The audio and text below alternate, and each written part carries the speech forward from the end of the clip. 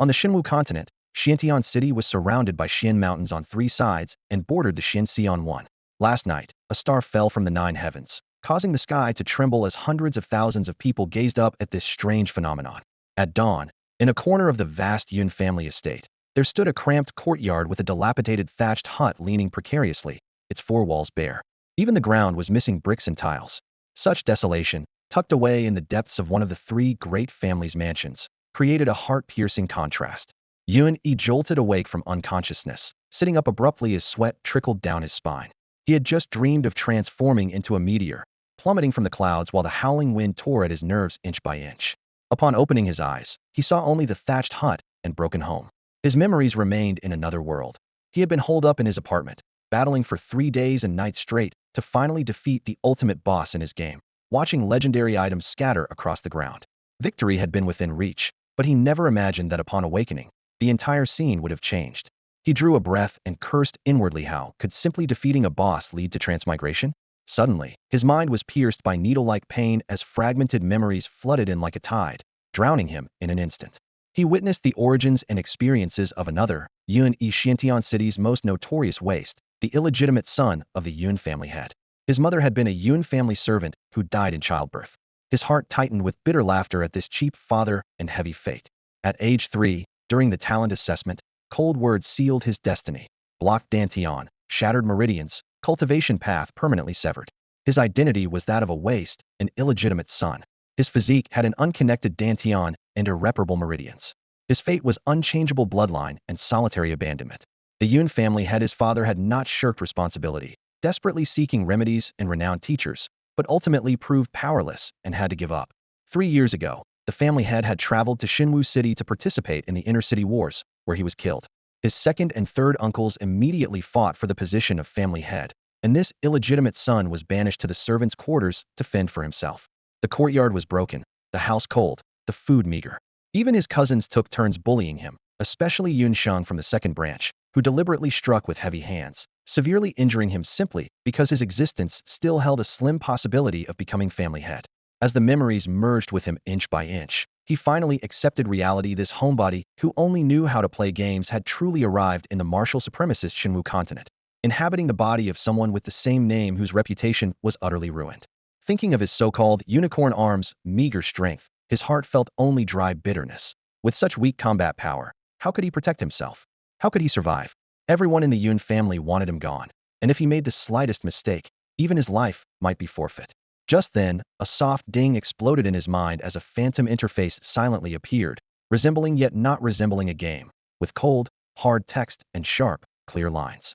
A mechanical, icy voice echoed in his consciousness. The most powerful, most impressive, most miraculous super god upgrade system in the endless worlds has bound to the host. Do you wish to activate immediately? His heart lit up like a lamphey, never expected transmigration to come with benefits. With the system in hand, his fate might yet be reversed. His gaze focused as his emotions lifted from the depths, determined to race against time. Activate, immediately, right now.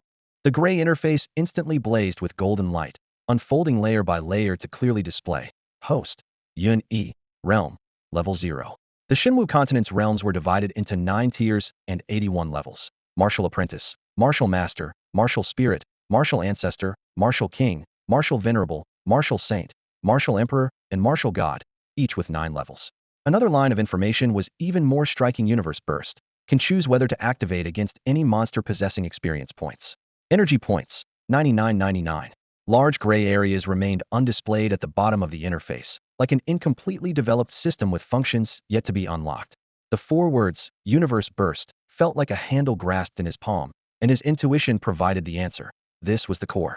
This was a killing weapon, a lever, a path. 0 level could be broken, 0 experience could be filled. As long as he could trigger the burst, as long as experience could pour in, he could be different from others. He remembered the ultimate boss battle in that other world, using the first burst attribute to turn the ground into golden light. Now with the system in his body, his thoughts were clear. Because of this ability, he no longer had to be waste. Who would have thought that encountering the system would transform him into a dragon, capable of testing his wings even above the 9 heavens? The door creaked softly as a young girl pushed it open. She wore a coarse cloth dress with her hair pinned up with a wooden hairpin, her face delicate and her eyes black as ink. Her slender form had not yet fully matured, but her curves already showed promise of fullness and grace. Seeing Yun Yi's open eyes, joy surged within her as she rushed to the bedside, tears streaming, calling him young master.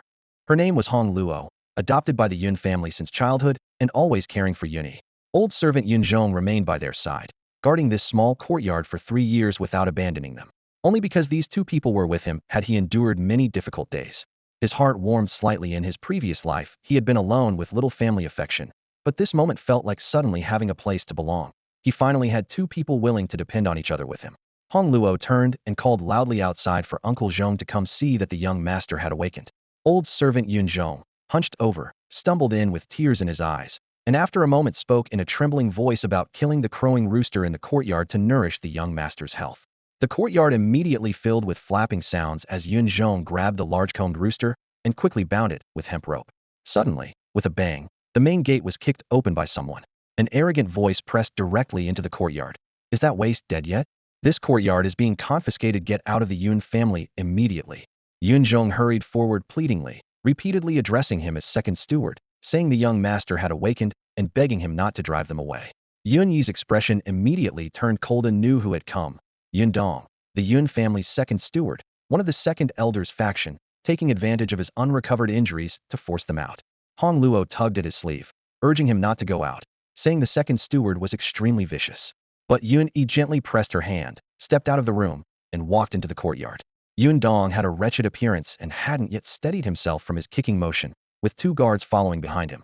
Yun Zhong had already been kicked to the ground, his forehead bleeding from the impact, yet he still clutched the bound rooster tightly in his hands. Yun Yi helped Yun Zhong up, his gaze steady and cold. Looking up at Yun Dong, his voice was short and sharp. "Yun Dong, who gave you the audacity to barge into your master's home and assault people?" Yun Dong first froze, then laughed, casually spitting as his expression filled with contempt. He squeezed out a few mocking words. What right did a waste who couldn't cultivate have to call himself master? And an illegitimate son at that? What qualification did he have to point fingers at him? His tone shifted as he ordered Yun Yi to immediately get out of the Yun family and stop claiming the Yun surname.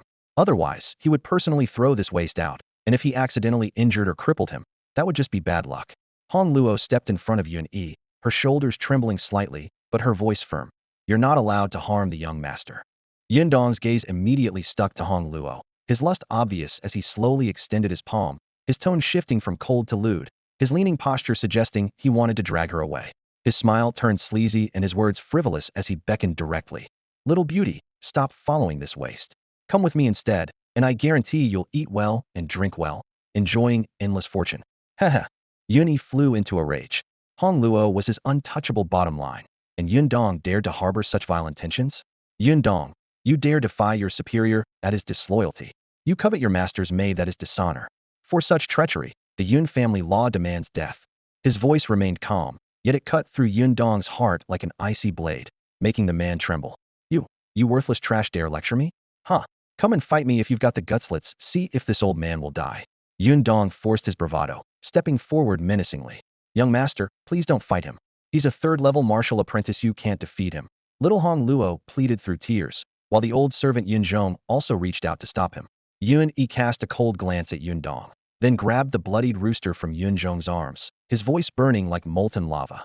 "A mere third-level martial apprentice, nothing but an ant." With that, he violently snapped the rooster's neck and pressed the universe explosion button on his interface. Ding system notification. Host has killed one rooster, gained 1 experience point. Ding, congratulations. Host has advanced to first-level martial apprentice. Ding, host has activated special skill, universe explosion, obtaining god tier technique, thunderous roar. Learn immediately. The triple notifications rang like celestial music in his ears as Yun Yi's eyes blazed with excitement. A god-tier technique, something rarely seen even in years of gaming, had dropped from a single rooster. It was like drinking ice water on the hottest summer day. "Learn immediately," he confirmed without hesitation. Yun Dong laughed maniacally. "Trash will always be trash, only good for killing chickens. Haha, what are you spacing out for? I'll stand right here and let you hit me if you can harm a single hair on my head. I'll kneel and kowtow." Yun Yi tossed aside the poor rooster and suddenly opened his mouth. Boom. A vast, majestic golden sound wave shot forth like lightning, instantly striking Yun Dong's chest and hurling him over 30 feet, smashing through a large tree in the courtyard before he crashed to the ground, coughing up blood violently. Yun Yi approached step by step, looking down at the wretched Yun Dong, and pronounced coldly, "By the blood of the Yun family, I judge you guilty of death." You wouldn't dare kill me. Yun Dong screamed in terror. I belong to the second elder. If you kill me, neither the second elder nor young Master Shang will spare you. Yun Yi's emotionless fist answered him. Bang! The punch struck squarely on his forehead, shattering Yun Dong's skull and killing him instantly.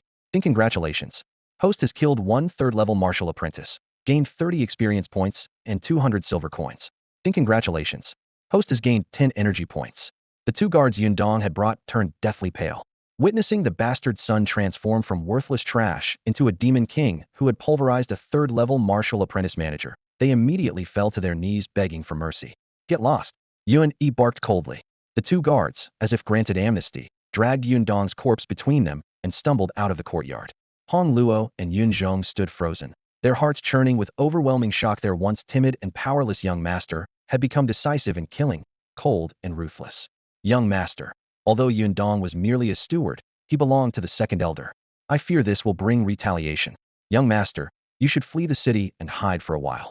Old servant Yun Zhong's initial joy turned to worry as he began fearing for his master's safety.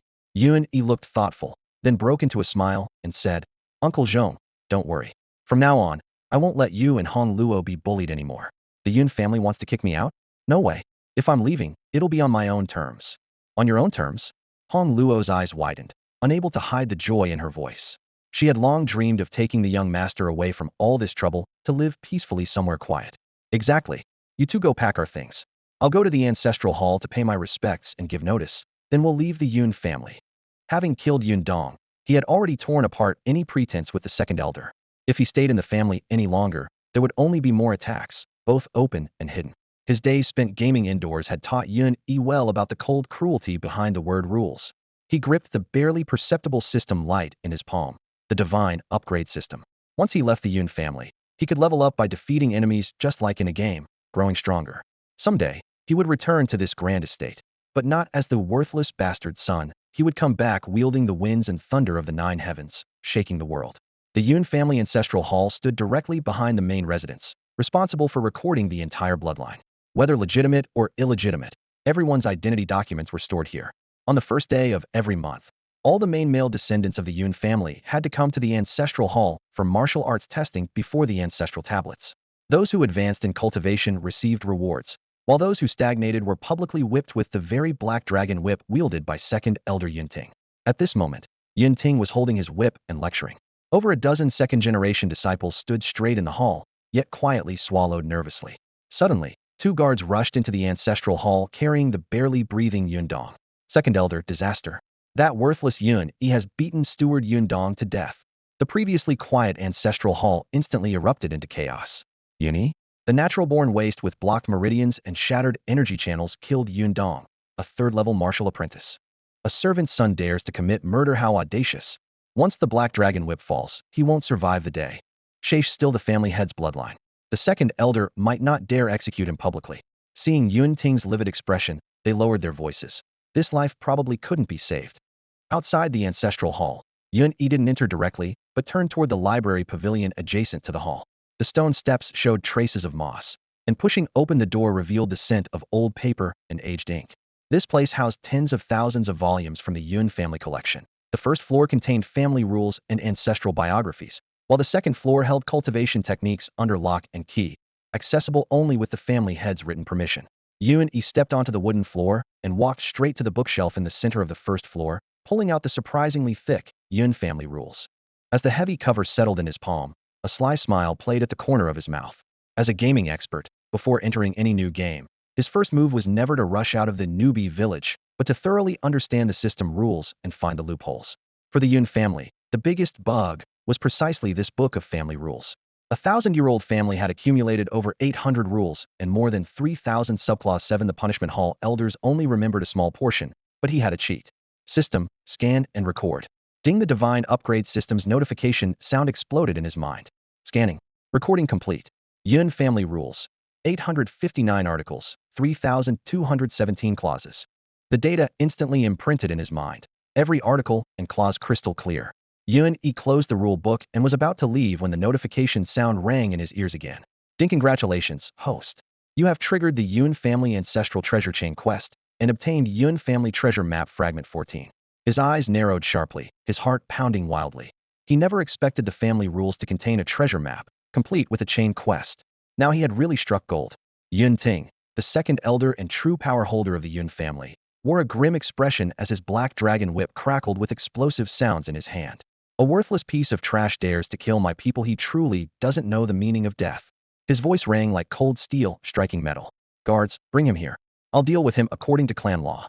The guards responded in unison, about to step forward when the ancestral hall doors burst open with a thunderous crash. Yun strode through the threshold with his head held high, his voice clear and bright. Second elder, no need to search. Come myself. The lamplight cast his lean yet upright silhouette as he walked step by step toward the center of the ancestral hall under dozens of watchful gazes, facing Yun Ting, who held the black dragon whip aloft without so much as blinking.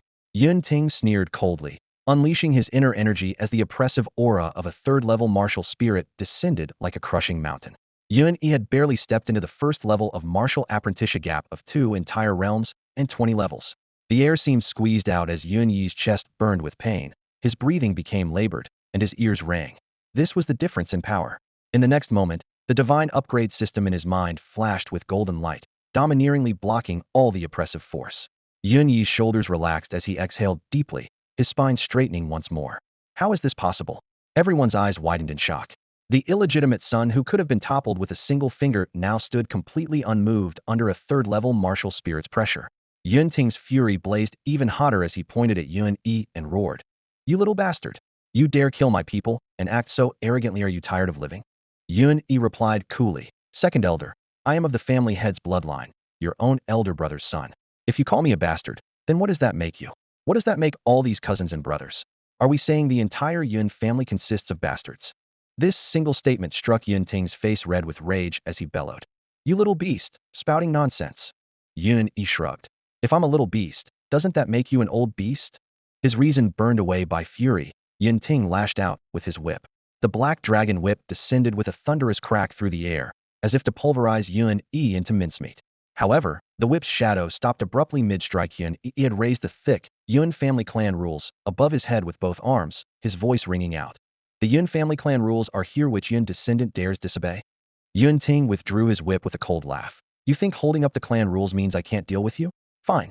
Now, as acting family head, I sentence you for disrespecting an elder and killing servants indiscriminately. 100 lashes of the black dragon whip. The younger family members broke out in cold sweat. 100 lashes? A single strike could be fatal. The second elder clearly intended to whip Yun into powder. Yun opened the clan rules, his pace unhurried. Yun family clan rules, Article 9. The family head may not arbitrarily punish disciples without the agreement of half the elders in the elder hall. Yun Ting froze, his expression instantly stiffening. He couldn't remember the specific articles and could only glare at Yun. Yun family clan rules, Article 23.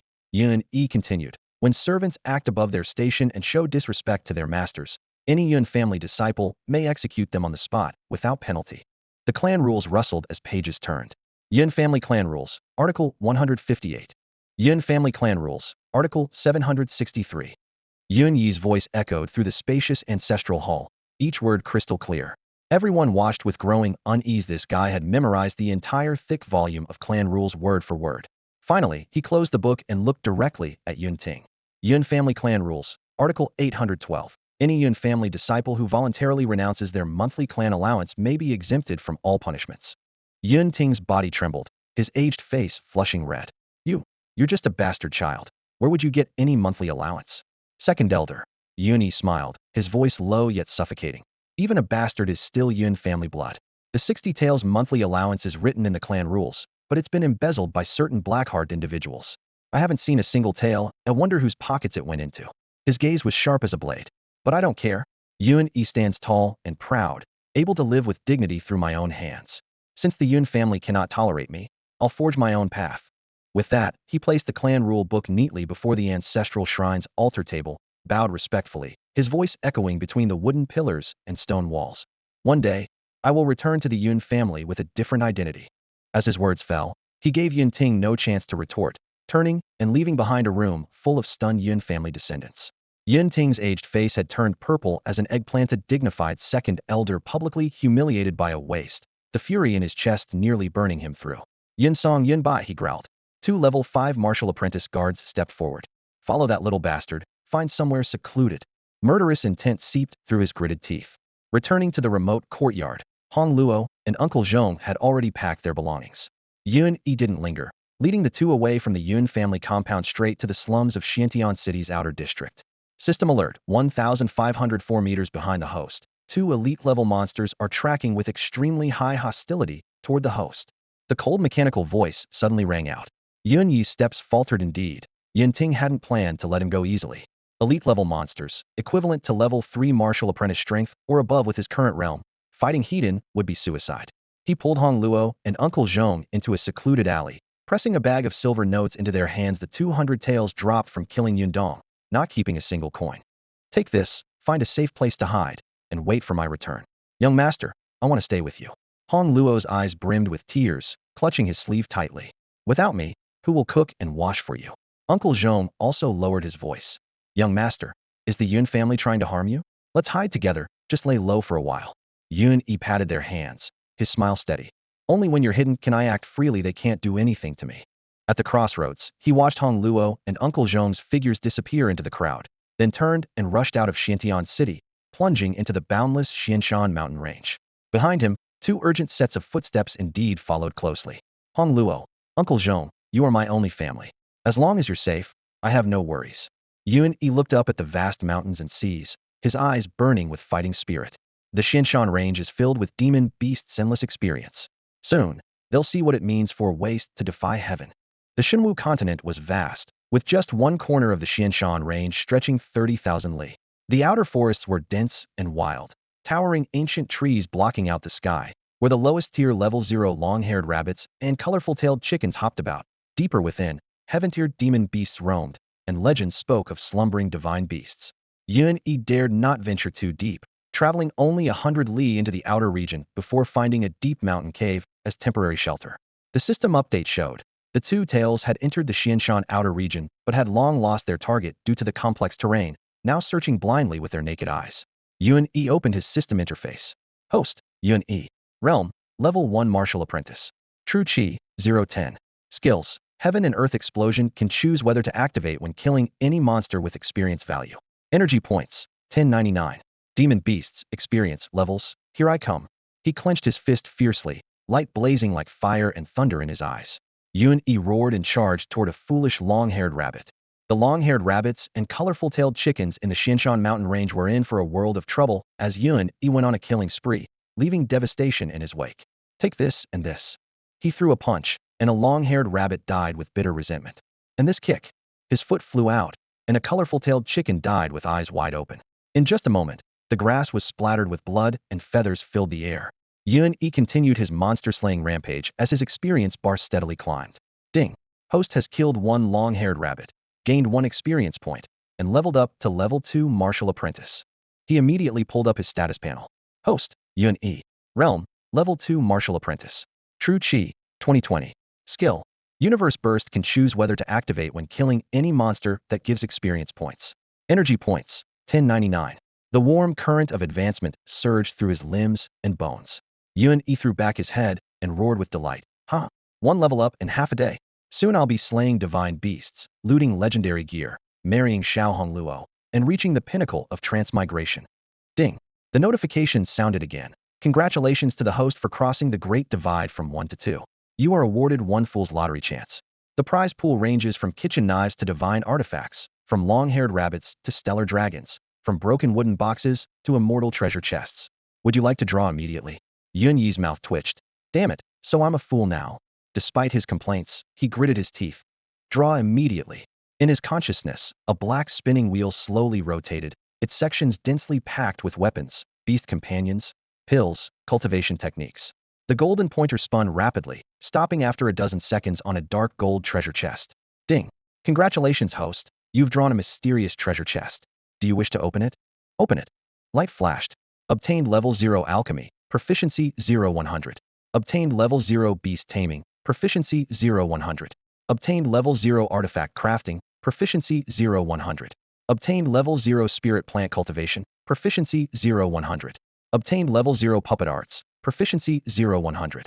Obtained level 0 talisman arts, proficiency 0-100. System evaluation. Become an omni-professional with limitless potential. Yun Yi's face darkened as he spat. All level 0. And you call this limitless potential? What a crappy starter pack. After his rant, he continued charging deeper into the forest. Wherever his fists and feet passed, chicken feathers flew and rabbits fled in terror. For the first time in the vast Xianshan Mountains, level 0 demonic beasts experienced a great exodus. Ahead, several long-haired rabbit ears poked out from a grass nest. He rushed over with a flurry of punches and kicks, and the poor family instantly became experience points. While wiping his sweat, a bright red ant by his feet startled him, and he instinctively stomped down hard. Ding! Host has killed one fire ant, gained 1 experience point. Haha, even ants count as monsters. Yun Yi's eyes lit up as he rushed to a nearby ant nest and began stomping frantically at the entrance. Ding ding ding. The notifications rang out like rapid fire, and his experience points shot up. When no more ants crawled out of the nest, he was close to reaching level 3 martial apprentice. Yun Yi was exhausted, his back aching and legs sore. Despite becoming a level 2 martial apprentice, he was still just a weakling and remained rather feeble. At this moment, he crouched beside a crystal-clear mountain spring on Xian Mountain, cupping water in both hands and gulping it down desperately. The icy liquid flowed down his throat, barely suppressing the overwhelming fatigue churning within his body. After drinking his fill, he plopped down onto a protruding gray-white boulder by the spring's edge, gasping heavily. The dripping spring water struck the rock's surface with crisp sounds, as if urging him to continue his journey. Suddenly, a chill ran up his spine. Yun Yi's neck stiffened as he whipped around. Holy shit! Not far away, a massive wild boar weighing at least 1,000 pounds was pawing at the mud. Its tusks jutted outward, gleaming coldly, while foul-smelling hot breath accompanied its heavy panting as it bore down on him. Its eyes were blood red, locked firmly on Yun Yi. Ding! The system notification suddenly chimed. Warning host. Encountered level 5 mini-boss tusked rage boar. Danger! Damn it! Yun Yi cursed silently as cold sweat instantly beaded on his forehead. Where were you earlier? You only warn me when I'm about to get gored by a pig. A level 5 mini-boss. He was merely a level 2 martial apprentice with pitiful true Kihi's fists and feet probably couldn't even scratch the creature's thick hide. In a split second, he quickly weighed his options. Reasoning for world peace was out of the question. He could only fight desperately. But fight with what? Charge Hedon? That was suicide. His only trump card flashed through his mind, the divine grade technique, Thunderous Roar. At this thought, he gritted his teeth, spreading true chi from his heart to forcibly steady his wildly beating heart. The tusked rage boar let out a low growl, kicked off with all 4 hooves, and mud exploded as its massive body charged forward like an avalanche. The ground shook and debris flew. Yet in this instant, Yun Yi became strangely calm. After all, he'd faced bosses thousands of times in games, and panic equals death was an iron rule. He took a deep breath, planted his feet firmly, arched his back like a drawn bow, and suddenly opened his mouth wide. Thunderous roar. A golden beam of light exploded from his throat, shooting forth with a thunderous roar. The brilliant golden radiance pierced between the 2 black tusks, instantly exploding into countless petals of light within the wild boar's skull, like 10,000 peach blossoms blooming in fury. Thud! The massive pig's body lost all strength. Without even managing a grunt, it crashed down with a bang, mud splattering everywhere. Ding! The pleasant system sound echoed like celestial music. Host has slain level 5 mini-boss tusked rage boar, gaining 600 experience points and 1 energy point. Congratulations! Host has advanced to level 3 martial apprentice and obtained the Yun family martial technique Cloud Waterfall Fist. Would you like to comprehend it immediately? Do you even need to ask? Immediately. Yun grinned and agreed without hesitation. He knew the legend of Cloud Waterfall Fist by heart. The founding ancestor of the Yun family had once meditated under the cascading heavenly waterfall of Xian Mountain for 3 years, creating this fist technique. The fist's momentum was like a waterfall falling from great heights, capable of accumulating power through 99 layers, plus 18 more, for a total of 99 layers. Unfortunately, later generations lacked sufficient talent. The highest record in family history was only 6 layers, yet even that could split mountains and crack stones, shaking all of Xintian City. He eagerly pulled up the system interface. Host, Yun Yi. Realm, level 3 martial apprentice. True Chi, 30-30. Skill Universe Explosion. When killing any monster that yields experience points, can choose whether to activate. Energy points, 1199. Martial Technique. Cloud Waterfall Fist LV1 Proficiency 0-100. Seeing the updated stats, Yun Yi threw back his head and laughed wildly. Haha, I've finally escaped poverty. Level 0 small fries only gave experience without energy, constantly blocking the next use of Universe Explosion. Now that energy points had arrived, he no longer worried. The outer edges of Xian Mountain were overgrown with thorns, where level 0 demon beasts were cowardly and easily controlled. Going deeper, level 1 and 2 demon beasts were everywhere, each one highly aggressive. Yun Yi clenched his fists and stepped into the deep forest. The true chi of a level 3 martial apprentice flowed into his new palm technique, and fist shadows fell like cascading waterfalls. Anguished howls rose and fell throughout the mountain forest as demon beasts collapsed in droves, transforming into data streams that flowed into the system. Ding. Host has slain level 1 demon beast Great Horned Rock Sheep, gaining 10 experience points and 1 energy point. Ding. Host has slain level 1 demon beast Stone Piercing Armored Beast, gaining 10 experience points and 1 energy point. After an unknown amount of time, golden light surged from within his body once more. Ding. Congratulations, host. Advanced to level 4 martial apprentice. 3 consecutive level ups, absolutely exhilarating. Host. Yun Yi, realm. 4th level martial apprentice, true chi, 7,070 points, heaven and earth burst. Can choose whether to activate when killing any monster with experience value. Energy points, 7999, martial technique. Cloud waterfall fist level 2, proficiency 199200, can stack 2 layers of fist power. Looking at the changes in his interface, Yun Yi was overjoyed and roared loudly. Now who dares to call me trash? As soon as his roar faded, a sinister voice drilled into his ears from behind. You worthless trash, you actually fled this far, making us search for you for 2 whole days. Yun Yi turned around to see 2 guards emerging from the woods, one fat, one thin Yun Song, and Yun Bai. 2 days ago, they had followed Yun Yi into Xian Mountain but quickly lost track of him. Not daring to face the second elder empty-handed, they could only wander aimlessly around the outskirts, nearly getting lost themselves. Now they had finally cornered their target. After suffering for 2 days, all their resentment exploded at once. Trash, you really can run. Yun Song spat and cursed continuously. How dare you kill the second elder? You're nothing but a bastard child, a shameful thing, just like your lowly mother. Today we'll skin you alive and pull out your tendons, Yun Bai chimed in with a cold tone. Then we'll find that old slave Yun Zhong and bury him alive. And that little maid of yours, I'll take good care of her for you. After I've had my fun, I'll sell her to the Wind and Rain Tower, where she'll be ridden by thousands. Bastard, trash, lowly. Each word pierced Yun Yi's eardrums like sharp thorns, and the flames in his chest instantly erupted.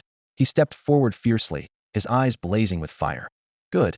Let me show you how trash kills dog slaves. Seeing his expression suddenly change, Yun Song became even more arrogant. Trash, you. Before he could finish speaking, Yun Yi's figure flashed, and his level 2 cloud waterfall fist with 2 layers of stacked power slammed into Yun Song's chest. A muffled explosion rang out as his fat chest instantly caved in, his internal organs pulverized by the fist force. His entire body flew back several yards and died on the spot. Yun Bai's eyes nearly split with rage as he screamed back to his senses. No, impossible. You're trash who can't cultivate at all. How could you have mastered the cloud waterfall fist? Fist like hanging clouds, momentum like a waterfall. Yun Yi's second punch smashed down violently.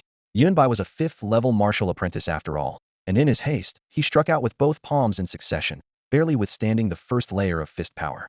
Just as he was about to counterattack, he suddenly realized the opponent's force was surging again, actually stacking to double strength. Otwo layers of cloud waterfall fist. Before his horrified cry could finish, Yun Bai's bones from palms to shoulders shattered completely. His entire body was thrown like a rag doll, then crashed heavily to the ground with both arms hanging limply, all bones pulverized. Yun Yi stepped on his throat and leaned down with fury in his eyes. Now tell me, who's the trash? Yun Bai had already wet himself in terror, his hands flailing wildly as he stammered incoherently. Young Master Yi, please spare me. It was the second elder who sent us to kill you. It really has nothing to do with us. You worthless dog. Yun Yi pressed down slightly with his foot and sneered coldly. Not even a backbone. You're nothing but trouble alive. Crack. With a surge of force, Yun Song's throat was instantly crushed. Ding Host has eliminated 2 level 5 martial apprentices. Congratulations on gaining 1,200 experience points and 20 energy points. Current energy, 9,999. Congratulations. Host has obtained 200 taels of silver and 2 Yun family identity tokens. Killing really is the fastest way to level up. Yun Yi looked at the interface with satisfaction. These 20 points fill me up perfectly. Finally have enough energy for the heaven and earth explosion. All the pent-up frustration in his chest burst forth as he threw back his head and roared. Who else dares call me trash? Just as his roar faded, a clear female voice suddenly rang out from the distance. Trash, quickly stop it. Yun Yi nearly stumbled. Damn, calling me names again. He looked up toward the sound, which came from behind the forest, but couldn't see anyone. Then it dawned on him she wasn't referring to him. Anyone who could make the word trash sound so pleasant was clearly a girl with a lovely voice. He quickly dragged away the corpses, wiped away the bloodstains, then crept through the trees and emerged into a wide clearing. Cut it off. Don't let that beast escape. To the east, use our by family's golden silk beast net. Miss, get back. That's a level 6 demonic beast, an ironhead gray wolf. Let this old servant handle it. In the center of the clearing, 7 or 8 burly men in white martial attire formed a crescent formation. Flashing blades and swords trapped a massive wolf nearly a meter tall at the shoulder, its steel gray fur matted with blood in several places. Yet it still bared its fangs, charging the encirclement like lightning, its howl shaking the forest. Behind the guard stood a white-haired elder holding a dragon head staff. The system scan showed level 8 martial apprentice. The elder stayed close to a young woman in white robes. She was tall and graceful with a slender waist and long legs, her face veiled in thin silk, though her silhouette alone revealed extraordinary beauty. Her voice rang out clearly as she issued commands, clearly the one in charge. 2 guards seized the opportunity to cast out a large golden net together, the mesh falling like a golden waterfall from above. The giant wolf was locked in combat with the elder's staff shadows and couldn't dodge in time. It was caught and crashed to the ground with a thud. The guards roared as they tightened the net, instantly trussing up the ironhead gray wolf like a golden dumpling. The elder stepped forward slowly, lifting the wolf's muzzle with his staff to examine it closely. After a moment, he turned back with a stroking of his beard and smiled. Miss, this ironhead gray wolf is less than 2 years old. With the Bai family's beast taming arts, it can be kept as a pet, perfect as Mrs. First Battle Beast. The veiled young woman also approached the wolf and laughed like tinkling bells. Uncle Yang, thank you. Now father can't say I'm just eating for free anymore. Uncle Yang replied heartily. The family head was only joking. Our Bai family's beast mastery dominates Xiantian City, and second miss is a beast taming genius seen once in a century. The Bai family? Second miss. Yun Yi was secretly shocked. Among Xiantian City's 3 great families, the Yun family excelled in martial arts, the Tu family in weapon forging, and the Bai family in beast taming. The woman before him was clearly the second-ranked beauty on the beauty list by Lingji, second miss of the Bai family. What a shame that level 6 demonic beast was being taken by someone else.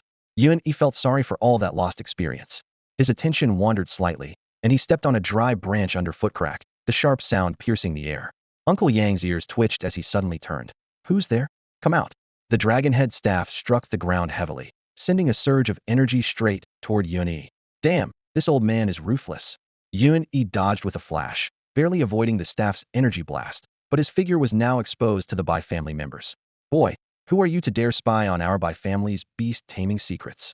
Uncle Yang's eyes gleamed with killing intent as his dragon head staff trembled slightly, ready to strike again at any moment. 7 or 8 burly Bai family men closed in upon hearing this, forming a wary circle around him, ready to swarm at the first sign of trouble. Yun Yi scratched his head, feeling frustrated. Hey, you guys keep catching your wolf, I am just passing through. Won't bother you, see you later. He was eager to grind monsters and level up, accumulating 99 energy points so he could find a fiercer demon beast for his universe explosion technique. That was the real priority. Although this Bai family girl was indeed stunning, she really wasn't his type, and it wasn't worth the trouble. Stop right there. Uncle Yang channeled his spiritual power, using his dragon head staff to block the path again. Are you following us to steal our pet beast? I don't want to mess with you, but do you really think I'm scared? Even if you're an 8th level martial apprentice, this young master has god-tier techniques and fears nothing. A mere 6th level demon beast really doesn't impress me. Yun Yi rolled his eyes. Humph, quite the big talker. Bai Lingji snorted coldly, her light veil covering her face, revealing only her rosy lips. In Xiantian City, 6th level pet beasts can be counted on one hand. Aside from our Bai family, there are maybe 8 or 10 others. As she said this, the corners of her mouth curved up, showing a hint of spoiled pride. Yun Yi sighed inwardly. This girl just caught a 6th level pet beast, and she's already this arrogant. If she goes up 2 more levels, won't she be absolutely insufferable? He shook his head and turned to leave. The dragon head staff swept across, forcibly blocking his chest. Uncle Yang said coldly, Boy, sneaking around like that means you're definitely up to no good. Come back with me to explain your origins. Otherwise, don't expect to leave the Xianshan mountain range alive. Well, this old man is really arrogant. Does the Xianshan belong to your Bai family or something? Just as Yun Yi was about to retort, a system warning suddenly echoed in his mind. Warning host, elite level monster boss approaching rapidly. Elite level boss. That would be a high-level, high-combat powerhouse. Yun Yi immediately thought of the only possibility nearby, this giant wolf's leader. Hey, don't say I didn't warn you. You caught the little one. Now the big boss is coming. Considering Bai Lingji's looks, he kindly gave them a heads up. Bai Lingji was startled and looked Yun Yi over. Who's big boss? You talk so strangely. And if you dare look at me lecherously again, I'll have Uncle Yang grab you and give you a beating. Still worried about whether I'm looking at you at a time like this? Yun Yi grumbled internally. If you weren't drop-dead gorgeous, I wouldn't look even if you begged me to. Before he finished speaking, branches and leaves in the deep forest began swaying wildly, accompanied by fierce winds, as a giant wolf half the height of a person burst out. Holy crap, now that's a real giant wolf. The previous one was practically a puppy. Yun-E gasped. In his system vision, silver light flashed above the giant wolf's head, and its attributes clearly appeared. Monster, Ironhead Giant Wolf Elite Boss, Level 9. Skill, Ironhead Charge, with stunning effect. As the notification flashed across Yun-Yi's interface, he looked up to see a level 9 gray wolf leader bursting out of the bushes. Having barely managed to grind his way up to level 4 martial apprentice, running into this kind of monster was practically a death sentence. As a gaming expert, he knew the fundamental truth of combat. If you can win, fight with everything you've got. If you can't win, run with everything you've got. Don't just stand there, run, he bellowed, taking off at full speed. Yun-E ran like the wind, but the 7 or 8 guards from the Bai family weren't so lucky. With their highest level being only 4, they didn't even have time to scream before half of them were instantly pounced upon by the Wolf King, blood splattering everywhere. The remaining few turned to flee in terror, but the Wolf King's speed was terrifying. With just a few strikes, it tore all the guards to pieces, their bodies tumbling into the grass.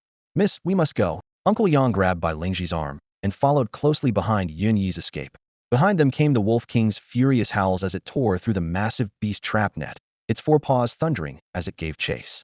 Yun-E cursed under his breath. What rotten luck, nothing good ever comes from running into people wearing white. He had to find somewhere to hide. Ahead stood a dead ancient tree with thick, sturdy branches at the top. He scrambled up and sat in the fork, gasping heavily. Surely even the fiercest wolf couldn't climb trees, right? Uncle Yang, protecting Bai Lingji, also rushed to the base of the tree. Seeing Yun-E climb up, he followed without hesitation. The three of them sat side by side high above, while the gray wolf leader below bared its fangs and claws, circling around. After several failed leaps to reach them, it could only growl and keep watch, refusing to leave. Sigh, it's not leaving. I say, why are you following me? We'd have a better chance if we split up and ran separately, Yuni complained. Bai Lingji, still shaken but maintaining her young lady's dignity, huffed. Humph, why don't you say you're the one following us? The little girl's legs were shaking badly, but she remained stubborn. Yun-E glanced at her. Her white dress had been torn in several places by the branches, revealing glimpses of her jade-like skin, and his anger immediately cooled by half. Ahem, just a spoiled little girl is the host of the super god leveling system. He couldn't be bothered to argue with her. But his eyes couldn't help stealing a few more glances, earning him a series of cold snorts from Bai Lingji. The bright moon rose in the sky, and the Wolf King still crouched beneath the tree. Yun-E grew increasingly restless.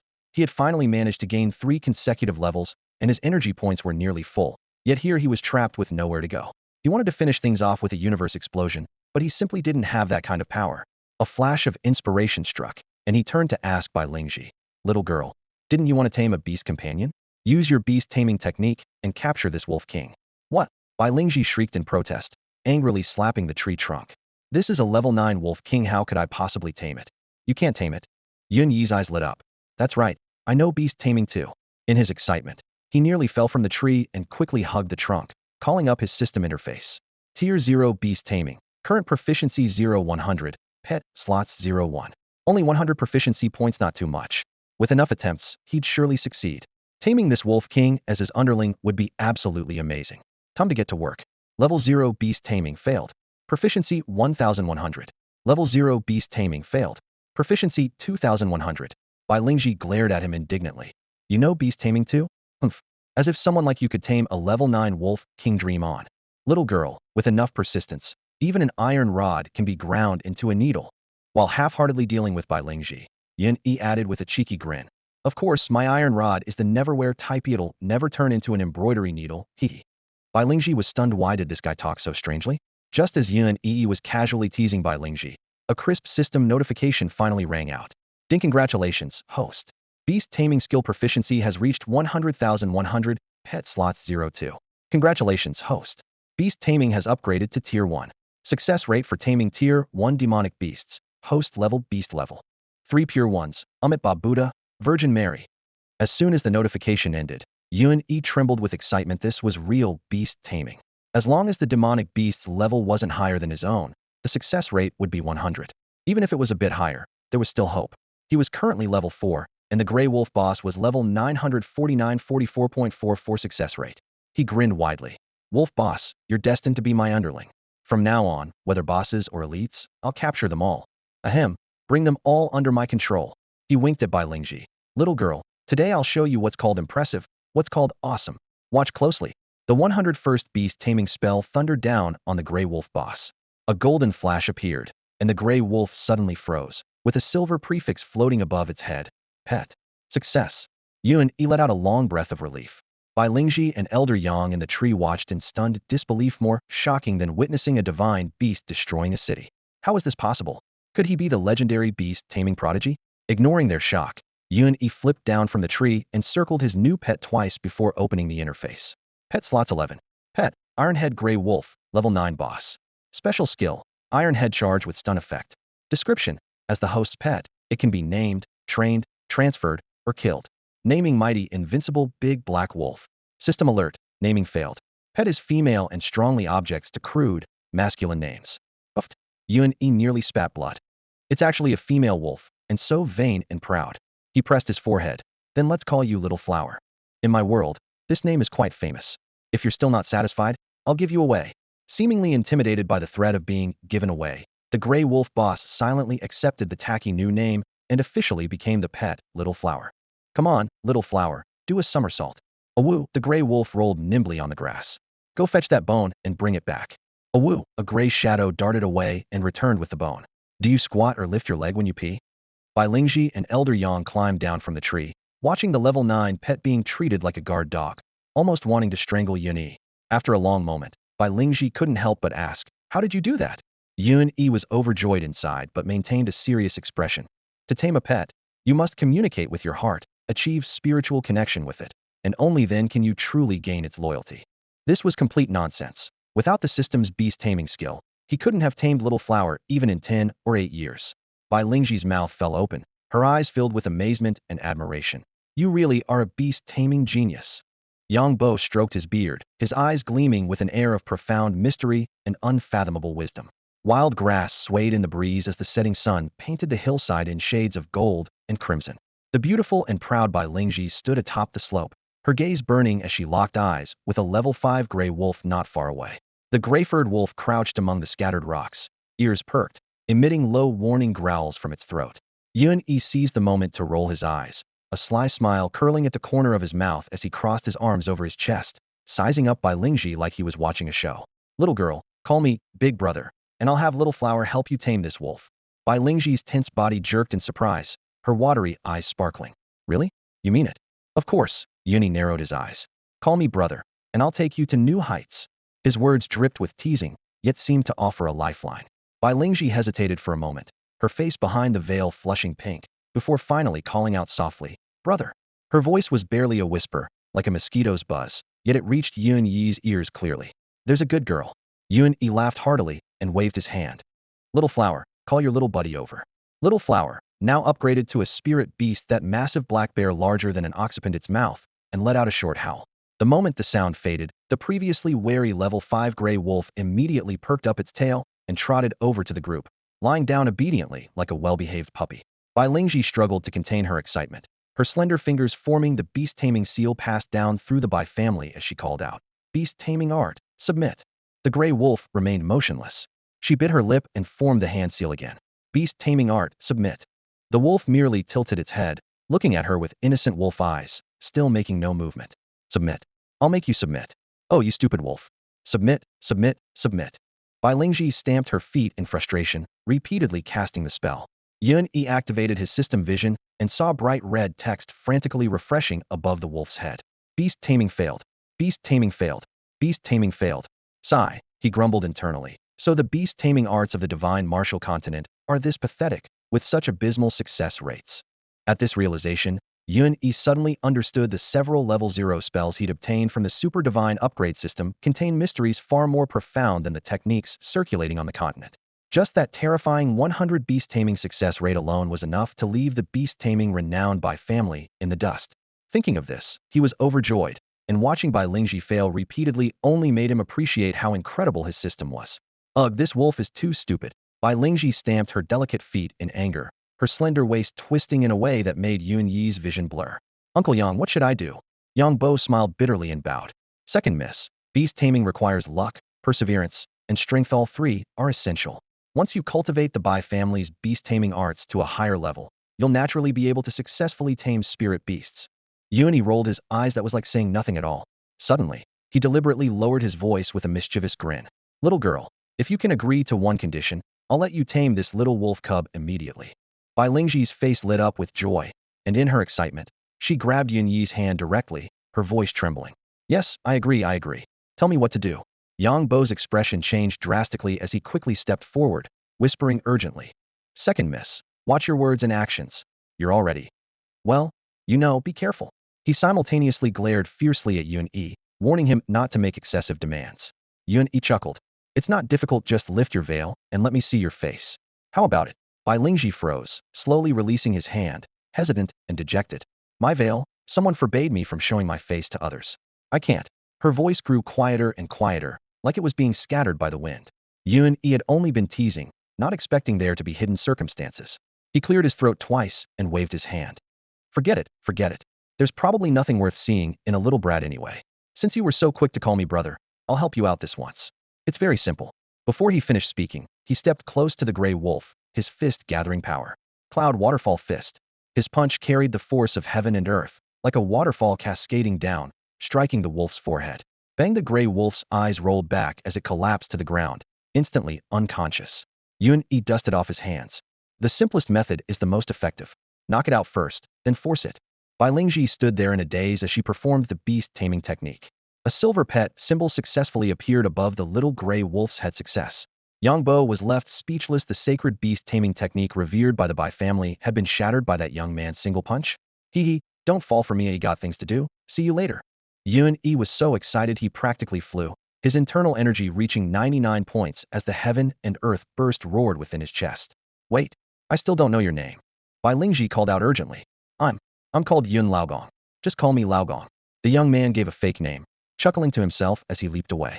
The level 9 boss Xiaohua transformed into a black lightning bolt, following close behind. Long after Yun Yi's figure had disappeared, Bai Lingji still stood frozen in place, gazing in that direction. The wind lifted her veil, revealing half of a breathtakingly beautiful face, though her eyes held an unmistakable trace of melancholy. If anyone had passed by at that moment, they would surely have been stunned by such beauty. Willing to brave fire and flood just to earn a gentle smile from Hershey was absolutely a beauty capable of toppling kingdoms. Yang Bo, do you think I'll see him again? Her voice was dejected. Yang Bo's face showed reluctance as he sighed.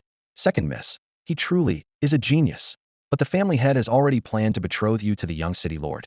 The city lord's mansion of Xiantian City is too powerful. The Bai family cannot afford to offend them.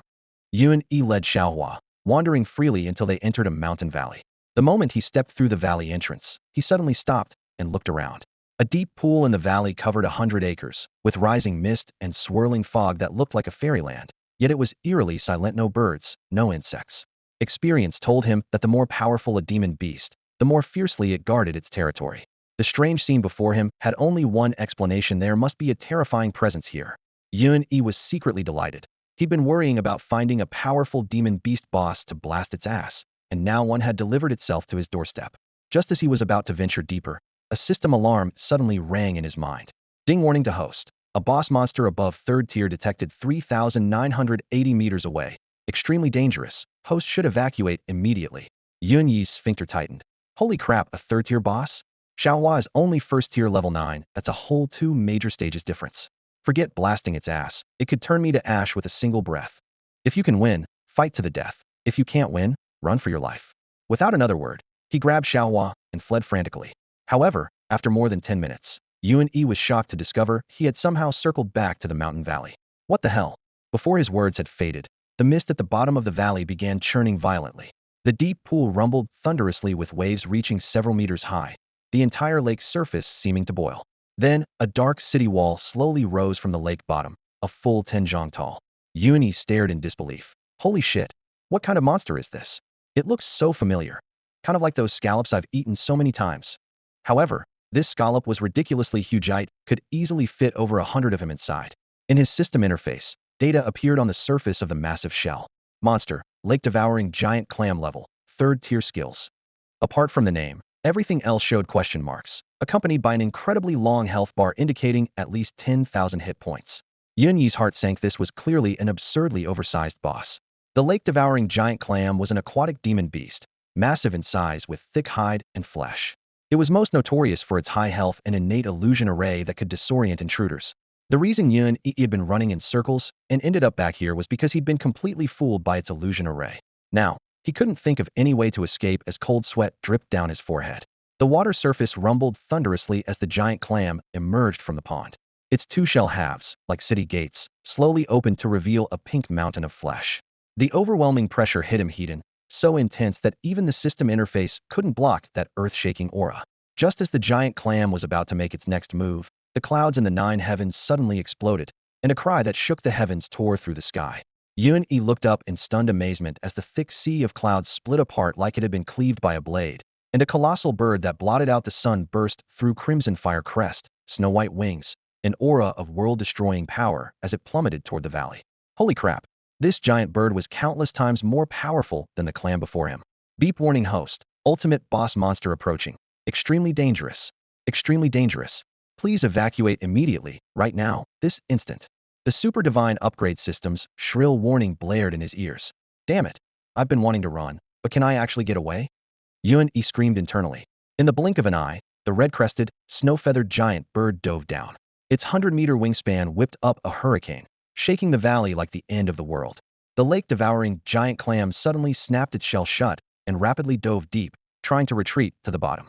But the giant bird's speed was terrifying. Its 7 or 8-meter-long beak, like a heaven-cleaving divine sword, struck lightning fast into the gap of the closing shell. Boom! The pond exploded with towering waves as the giant clam clamped down hard on the bird's beak, desperately trying to drag it to the bottom. Being a flying creature, the giant bird was relatively light, and having dove at high speed, it couldn't stop its momentum and Timite was forcibly dragged into the water. Yun Yi felt dizzy. If such demon beasts flew over Xiantian City, they could probably destroy half the city with just a few wing flaps. No wonder the system directly classified it as an ultimate boss. In the divine martial continents classification system, this was definitely a divine beast. Compared to it, that dinner plate-sized, giant scallop seemed pitiful. Taking advantage of the two giant beasts being locked in underwater combat, Yun Yi desperately pulled Xiao Hua along as they fled. If either side's aftershock hit him, he'd die instantly. After running 3 or 4 miles, the sound of rushing wind suddenly pressed down from overhead. Yun Yi looked up, his pupils contracting sharply. That 10-meter-tall, lake-devouring giant clam was actually being carried by the giant bird, lifted from the pond into midair. The two colossal creatures blocked out the sun like a moving mountain, falling toward his location. Holy shit! The giant bird couldn't fly anymore. Was he about to be crushed into meat paste? Yun Yi mustered every ounce of strength he had and finally escaped the fate of being turned into mincemeat. The swallowing lake giant clam crashed down like a falling meteor in the distance, shearing off half a mountain. The earth churned for hundreds of miles around, and forests collapsed. Rocks and broken branches danced wildly through the air before gradually falling back down. Yun Yi hid behind a towering tree that was now only half its original height, poking his head out to peer toward where the two demonic beasts had fallen. The first thing that caught his eye was the divine bird, its wings drooping, lying motionless on the ground. Its massive beak had pierced through the open shell of the swallowing lake giant clam, pinning the mountain-sized pink flesh to the earth. Yun Yi felt his hair stand on end. By all the gods and saints, these two terrifying beasts had actually perished together. He quietly activated his system interface and discovered that the long health bar above the great bird's head had been completely depleted, while the giant clam had only the thinnest sliver of health remaining. Damn, it's still not dead, he muttered, pulling his head back and waiting a while longer, but there was still no movement. Hell, fortune favors the bold. From his past gaming experience, he knew well the principle of striking while the enemy is down. Now that two super bosses lay gravely wounded, this was truly a heaven-sent opportunity that couldn't be missed. So he crept forward step by step until he was within 100 meters. Only then could he see the true culprit. A dark golden giant sword was embedded in the great bird's back, about 5 to 6 meters long. The blade was covered in intricate runes that seemed to flow like rolling waves of symbols, continuously corroding the bird's body. Dragons coiled around the hilt as if living dragons were breathing forth the sword, and the dark golden light was piercingly cold. With such an impressive appearance, if this wasn't a divine artifact, then there truly were no divine artifacts in this world. No wonder this great bird, despite possessing divine beast combat power, hadn't been able to instantly kill the giant clam. It had already been gravely wounded. After confirming the area was safe, Yun Yi held his breath and circled around to the two demonic beasts. Their massive bodies were like mountains, forcing him to crane his neck to look up at them. Taking a deep breath, he reached out and gently touched the giant clam's cold shell. Ding, the system notification suddenly chimed. Congratulations, host. You have discovered a dying third-tier level 8 demonic beast swallowing lake giant clam. Please choose. 1. Kill the dying demonic beast to gain experience points and energy. 2. Subdue it using beast taming arts. Due to the beast's dying state, its resistance is extremely weak, giving you a 0.01 chance of making it your pet. The information thundered through his mind. This wall-sized giant clam could be tamed as a pet. This was combat power equivalent to an 8th level martial spirit. If successful, forget about strutting through Xiantian City. Even his late father, that 9th level martial spirit known as the greatest expert of his time, would have to take notice. Tame it, I must tame it. Yuan Yi gritted his teeth and desperately cast his beast taming arts at the giant clam. A string of glaring red text immediately appeared above the swallowing lake giant clam's head. Beast taming arts failed. Beast taming arts failed. Beast taming arts failed. Damn it. Even on the verge of death, this thing is still so hard to tame, let alone that divine beast bird. Not even a hint from the system. It's like a direct verdict. No chance. Yuan Yi couldn't help but feel regretful. If he could capture the divine beast into his beast pen, that would be absolutely spectacular. Just as he was thinking this, he caught sight of the divine beast bird's wings trembling slightly out of the corner of his eye. Startled, his hand shook, and the beast taming technique that was originally aimed at the lake-swallowing giant clam went off course, striking the great bird instead. His blood seemed to freeze instantly, with only one thought in his mind. Holy crap, no risk, no reward. But now I'm going to wake up the big bird. This is really going to be the death of me. Ding. A crisp system notification suddenly rang out. Congratulations, host. Level 1 beast taming technique has successfully tamed a pet beast. Heaven and earth stood still. Time and space froze. Yuan Yi was completely dumbfounded. What the hell? Successfully tamed? Didn't the beast taming technique hit the divine beast bird? Is the system messing with me? Before he could fully process what happened, he saw the great bird's abdomen convulsing violently. Then, its rear opening as wide as a city gate suddenly spread open, and an egg over 3 feet tall rolled out, its shell still steaming with heat. Above the egg, a massive silver symbol floated and flickered with 2 words: pet beast. Damn it, I actually tamed a giant egg as my pet beast. Yuan Yi cursed, but his heart was already churning with excitement. Before his shock could subside, the divine beast bird suddenly spread its wings and shot skyward. Just a few meters off the ground, its entire body began trembling. The runes on the dark golden sword embedded in its back suddenly went berserk, and overwhelming pressure instantly descended, pinning the great bird down. Accompanied by a bird cry that shook the heavens, its wings curled into a ball, and the crimson fire plumes on its head suddenly transformed into blazing flames that enveloped the entire bird. In an instant, the flames burned as bright as a second sun, then dissolved into wisps of mysterious energy that scattered into the air. Whoosh! The dark golden sword, having lost its support, fell from the sky and embedded itself in the ground, its runic light blindingly bright. Yuan Yi stared in amazement. The divine beast bird had actually burned away before his eyes, returning to nothingness. So even death could be this cool, this spectacular. With the suppression gone, the lake-swallowing giant clam struggled frantically. Its 2 city wall-sized shells were cracked like sieves, yet it still desperately tried to close a terrifying sight. Yuan Yi's eyes blazed like fire. If I can't tame it, then I'll destroy it. Fortune favors the bold. Experience points are worth risking life for. His thoughts flashed like lightning as he leaped up, aiming at the pink mountain of flesh in the center of the giant clam's shells, and unleashed his divine-level technique, Thunderous Roar. Golden sound waves thundered forth, instantly penetrating the flesh mountain and exploding it into mush with a bang. The terror of divine-level techniques lay in their ability to instantly kill opponents of higher levels. The lake-swallowing giant clam, already pierced by the great bird and severely injured from the heavy fall, finally collapsed with an unwilling crash. Ding! A notification as pleasant as celestial music echoed in his mind. Within 0.1 seconds, Yuan Yi activated his years-perfected Qilin arm divine technique, his hand speed exploding as he clicked, Universe Burst. At this moment, his energy bar was maxed at 99 points, just enough to trigger it. Host has slain 1 lake-swallowing giant clam, gaining 100,000 experience points and 1 energy point.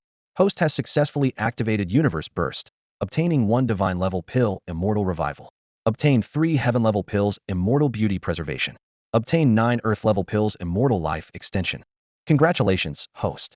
Due to taming a special pet beast, Level 1 Beast Taming Technique has gained the special function transfer. You may transfer the system's beast taming technique to others. Quota 01. Each advancement increases quota by 1. The second Universe Burst directly produced all the Immortal series divine pills. Absolutely amazing. He also gained the beast taming technique transfer function. Yuan Yi was completely stunned by this explosive loot drop. As the blazing light faded before his eyes, 13 pills floated in his system inventory. The names of 3 grades: divine pills, heavenly pills, and earthly pills were arranged in a row, with flames dancing around them so brilliantly they nearly brought tears to his eyes. Yuan Yi stared with his mouth watering and quickly pulled up his character stats. Host, Yuan Yi. Realm, Level 1 Martial Master. Second tier, True Chi, 10001000 points. Heaven and Earth Explosion. Can choose whether to activate when killing any monster that gives experience. Energy points, 199 points. That lake-swallowing giant Mirage had not only dropped divine pills, but also boosted him 6 levels straight, catapulting him from a first-tier martial apprentice directly into the martial master ranks in Xiantian City. This already qualified him as a minor expert. The Yun family was renowned for martial prowess. Yet even third uncle, the highest-ranked member of their household, was merely a third-tier level 6 martial spirit, while the lord of Xiantian City had just broken through to level 8 martial spirit. Thinking of this, Yuan Yi felt thoroughly satisfied with his gains from this Xianshan expedition. Finally had the power to protect himself. But immediately after, his attention was drawn to that human head-sized egg beside him. A pet beast that was just a freshly laid egg? Or something left behind by a divine beast before its death? He had never heard of anything so absurd. If he really had to summon his pet beast by tossing out an egg and watching it roll toward enemies, just imagining it was bizarre enough to make Yuan Yi shudder as he desperately tried to shake the image from his mind. He recalled that crane-like divine bird. It had clearly been near delivery, but was severely wounded by the runic giant sword, dragging its injured body who knows how many thousands of miles. When its strength was exhausted, it had casually caught a river clam for lunch, but then its injuries flared up and it perished on the spot. His own fumbled beast-taming technique had gone astray and directly absorbed the unhatched egg from its belly into his pet beast slot. Thus, he ended up with this divine beast egg. But eggs were meant to hatch eventually. He couldn't really use it as a throwing weapon, could he? The whole mother-hen brooding approach definitely wouldn't work. He sighed helplessly and turned his attention to that runic giant sword. The massive sword gleamed with brilliant gold, its dark golden runes flowing across the blade like living creatures. After just one extra glance, Yuan Yi's consciousness nearly got sucked into the endless vortex of those runes. He quickly shut his eyes, his heart pounding like war drums. Anything capable of killing a divine beast was definitely no ordinary item. He immediately activated his system interface to investigate its origins, but the screen only displayed rows of question marks which made him spit blood in frustration. Damn useless system. Come out here, so I can curse your entire family. Ding! The Super Divine Upgrade System's notification chimed in first. Congratulations, host. You have obtained a Super Divine Artifact. Due to host's insufficient level, information about the Super Divine Artifact cannot be accessed at this time. System recommendations. 1. Hide it away until reaching Martial Emperor Realm to fully unleash the Super Divine Artifact's power. 2. Discard it if you can't use something it's not worth keeping. 3. System will suppress 99.99% of the Super Divine Artifact's power, allowing temporary use as an ordinary weapon. Please make your selection. Yuan Yi was too exhausted to curse anymore and felt like the system was just messing with him. Throw away a Super Divine Artifact. Unless his brain had been flattened by a door. Without hesitation, he replied, Option 3. Congratulations, host. The Super Divine Artifact has been suppressed to 99.99% of its power and is now available for use. Right before Yuan Yi's eyes, the massive runic sword that had been 20 feet long rapidly shrank down, finally transforming into a mere 6-inch dagger. System, get your ass out here. Rage flared in his heart as he shouted his demand. Blocking 99 of the power, does that mean shrinking it down to 1? This damn thing's become a pedicure knife. Fury surged through him, and he felt a sweet taste in his throat before spitting out another mouthful of blood. His vision darkened, and he nearly fainted from sheer anger. This time, the divine upgrade system gave no response whatsoever, as if shrugging with an attitude of take it or leave it. If you despise this divine pedicure knife, then just throw it away. Sigh. Yuan Yi took a deep breath and picked up the dagger with 3 fingers to examine it. No matter what, it was still a divine artifact. It would definitely make pedicures quick and would last a lifetime without breaking. Looking closer, he saw the dagger was entirely dark gold. All the runes that had previously danced across its surface had vanished, leaving only a single lightning-shaped rune on the dragon-carved hilt. The grip fit perfectly in his palm, cold yet solid. Yuan Yi gave it a couple of light swings, and the air hummed in response, gradually lifting his spirits. In the divine martial continent, legends of divine artifacts had long been widespread, but super divine artifacts belonged only to the gods above the 9 heavens or the demons below the 9 netherworlds.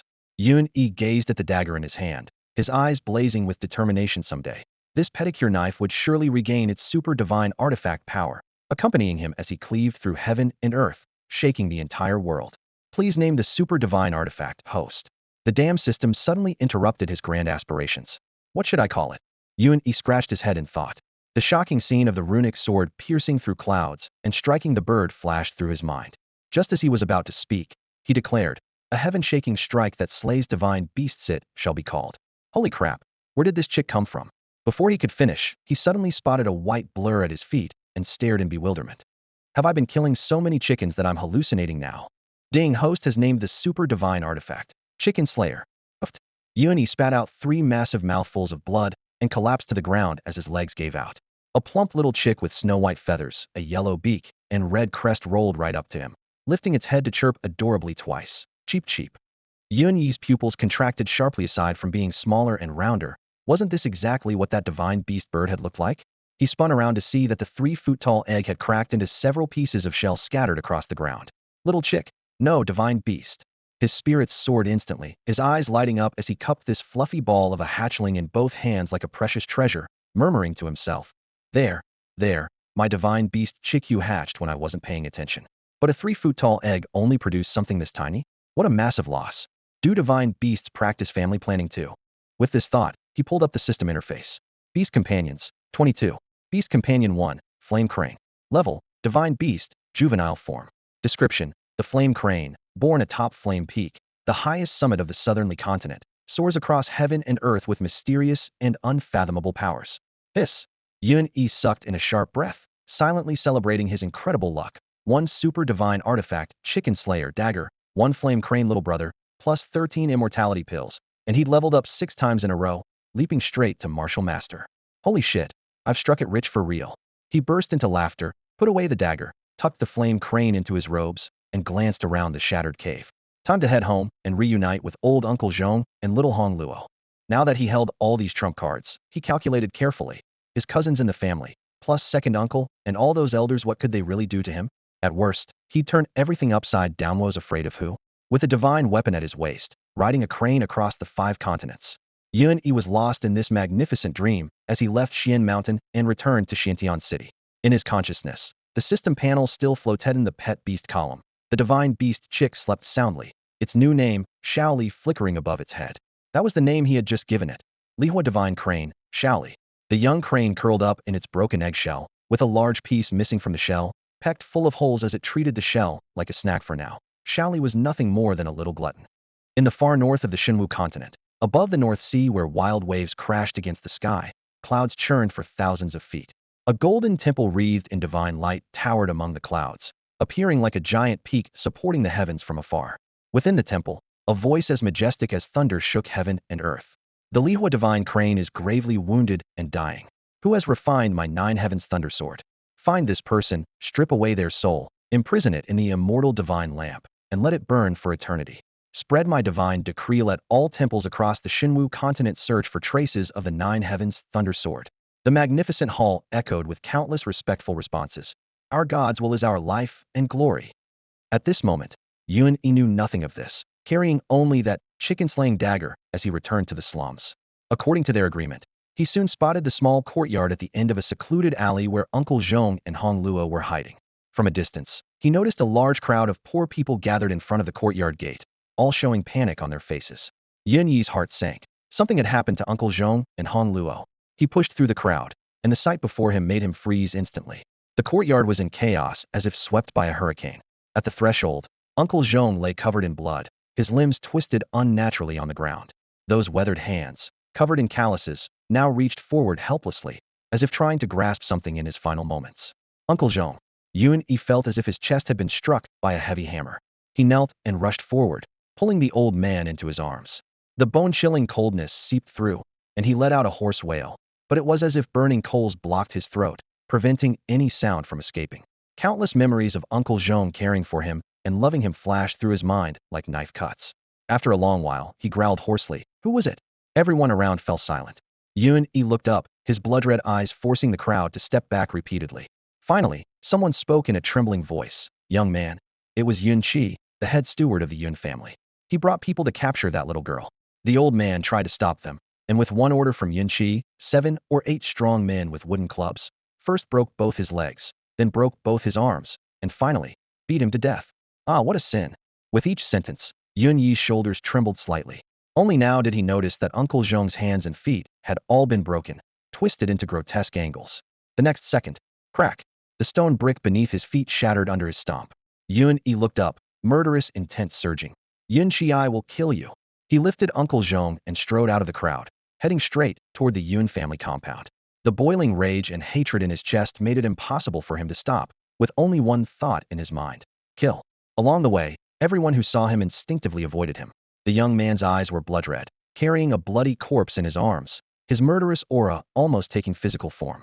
No one dared meet his gaze, as if a god of death had descended, making it hard to breathe just from a glance. Crossing the boundary of the slums, he suddenly stopped and looked down at the old man in his arms. Just now, inadvertently, he had touched his chest and seemed to feel a trace of warmth. He quickly set Uncle Zhong down and carefully felt his chest and abdomen. Sure enough, there was still a barely perceptible warmth remaining in the center of his heart. Yun Yi's mind jolted violently. He slapped his forehead, cursing himself for being blinded by hatred. Without time to think further, he immediately activated the system and focused on Uncle Zhong. He could see that Uncle Zhong's health bar was pitifully short, nearly empty, ready to hit zero at any moment. By the three pure ones, Buddha and Mary above, Yun Yi took a deep breath and without hesitation pulled out the freshly obtained Immortal Soul Revival Divine Pill from his inventory. He pried open Uncle Zhong's jaw and shoved the entire pill inside. This was one of the rarest divine-grade pills in all of the Shinwu continent, comparable to a divine artifact yet at this moment. He was feeding it like an ordinary steamed bun to a dying old man. If any martial artist or alchemist had been present, they would have beaten their chests in fury, cursing Yun Yi for such wasteful extravagance. A single divine pill could create a martial spirit master, yet he was casually using it to save a dying old man. The divine pill dissolved instantly upon contact, and rich medicinal fragrance filled the air as if heaven and earth were contained within it. Just then, an old yellow dog with patchy fur crept timidly past. Attracted by the medicinal aroma, it took several deep breaths, then suddenly shuddered. Its loose skin flakes fell away like dust, and in the blink of an eye, thick, glossy yellow fur grew back. The entire dog became robust, its eyes gleaming with intelligence, and it actually wagged its tail as it walked over to Uncle Zhong's side, gently licking the back of his hand with its tongue. Yun Yi stared intently at Uncle Zhong. Within just a few seconds, his pale, withered skin quickly flushed with healthy color. His broken limbs automatically realigned. Even his long bald scalp began sprouting black hair. Young master, quickly, little Hong Luo has been captured by them. Uncle Zhong's eyes suddenly snapped open. He grabbed Yun Yi, his voice trembling with urgency as he jumped straight up from the ground. Uncle Zhong, you're alive. Yun Yi's throat tightened as he embraced him fiercely, his eyes red-rimmed. Only then did Uncle Zhong remember that his limbs had been completely broken and he had been on death's door. Looking down at his perfectly intact limbs and touching his newly grown black hair, he stammered in shock. What? What happened? Am I dreaming? Uncle Zhong, I obtained a miraculous pill at Xian Mountain and just gave it to you. Not only are you healed, but you've grown younger too. If we didn't tell anyone, people would think you're only in your 40s, Yun Yi explained through tears. Old Uncle Zhong stood stunned for a long moment, then suddenly cried out. Little Hong Luo was captured by Steward Yun. That child has such a fierce temperament. If she's violated, she definitely won't survive. A cold gleam flashed in Yun Yi's eyes, murderous intent rolling forth like churning storm clouds. Uncle Zhong, find somewhere safe to hide. I'm going to rescue Hong Luo. As long as I'm here, nothing will happen to her. Ignoring Uncle Zhong's attempts to stop him, he sprang up nimbly, leaped into the air, and headed straight for the Yun family compound. Old Uncle Zhong watched Yun Yi's figure disappear into the horizon, standing dazed for a long while before breaking into a relieved smile. He murmured to himself, Madam, can you see? The young master has already reached the martial master realm.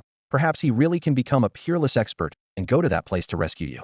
Before he finished speaking, the rejuvenated yellow dog licked his hand again. Oh, my old dog have grown young too, huh? Come on, let's go back and wait for the young master and little Hong Luo. Yun Yi arrived at the Yun family's main gate with surging killing intent. The chicken-slaying dagger in his hand flashed with a brilliant golden light, and the lightning-shaped dark gold runes suddenly began to writhe and move. In Xiantian City, for major powers held sway. The strongest was the city lord's mansion, which ruled over the entire city with absolute authority. Rumors claimed that the city lord had mastered the black profound arts to perfection, breaking through to the 8th level of martial spirit, making him the acknowledged strongest expert in Xiantian City. With countless talented individuals under his command, his dominance over the city was unquestionable. The other three major powers, the Yun family, the Bai family, and the Tu family, kept each other in check, sometimes joining forces against the city lord's mansion, sometimes fighting among themselves. Their complex relationships had been intertwined for years. 3 years ago, Yun Lei, the head of the Yun family, died in a foreign land, causing the family's rapid decline, though they remained a formidable clan that could not be ignored in Xiantian City. The Yun family's mansion gate stood majestically, flanked by a pair of 10-foot black jade lions. The broad bluestone steps before the mansion were guarded by 8 burly men positioned on either side. All 8 wore blue martial artist robes with white cloud patterns embroidered on their chests, each displaying 4 distinct cloud marks, the symbol of 4th-level martial apprentices. A 4th-level martial apprentice could shatter stone tablets with one hand and crush rocks with a single kick. Their fists and feet could break lions and tigers, let alone 8 of them together. If unleashed, they could easily massacre several large villages. The leader was named Yun Wu, a man with broad shoulders and a bear-like build, his muscular arms bulging with veins as he glared with wide eyes, guarding the mansion gate. Whenever any idle passers-by approached, he would immediately roar, frightening them out of their wits. Having just scared away 2 young beggars, he was laughing with his companions when he suddenly sensed something amiss. The bustling street across from them, lined with shops, now seemed as if an invisible giant hand had swept away all the noise, with the clamor quickly fading from far to near into silence. What's happening? Could the Bai and Tu families be joining forces to attack us?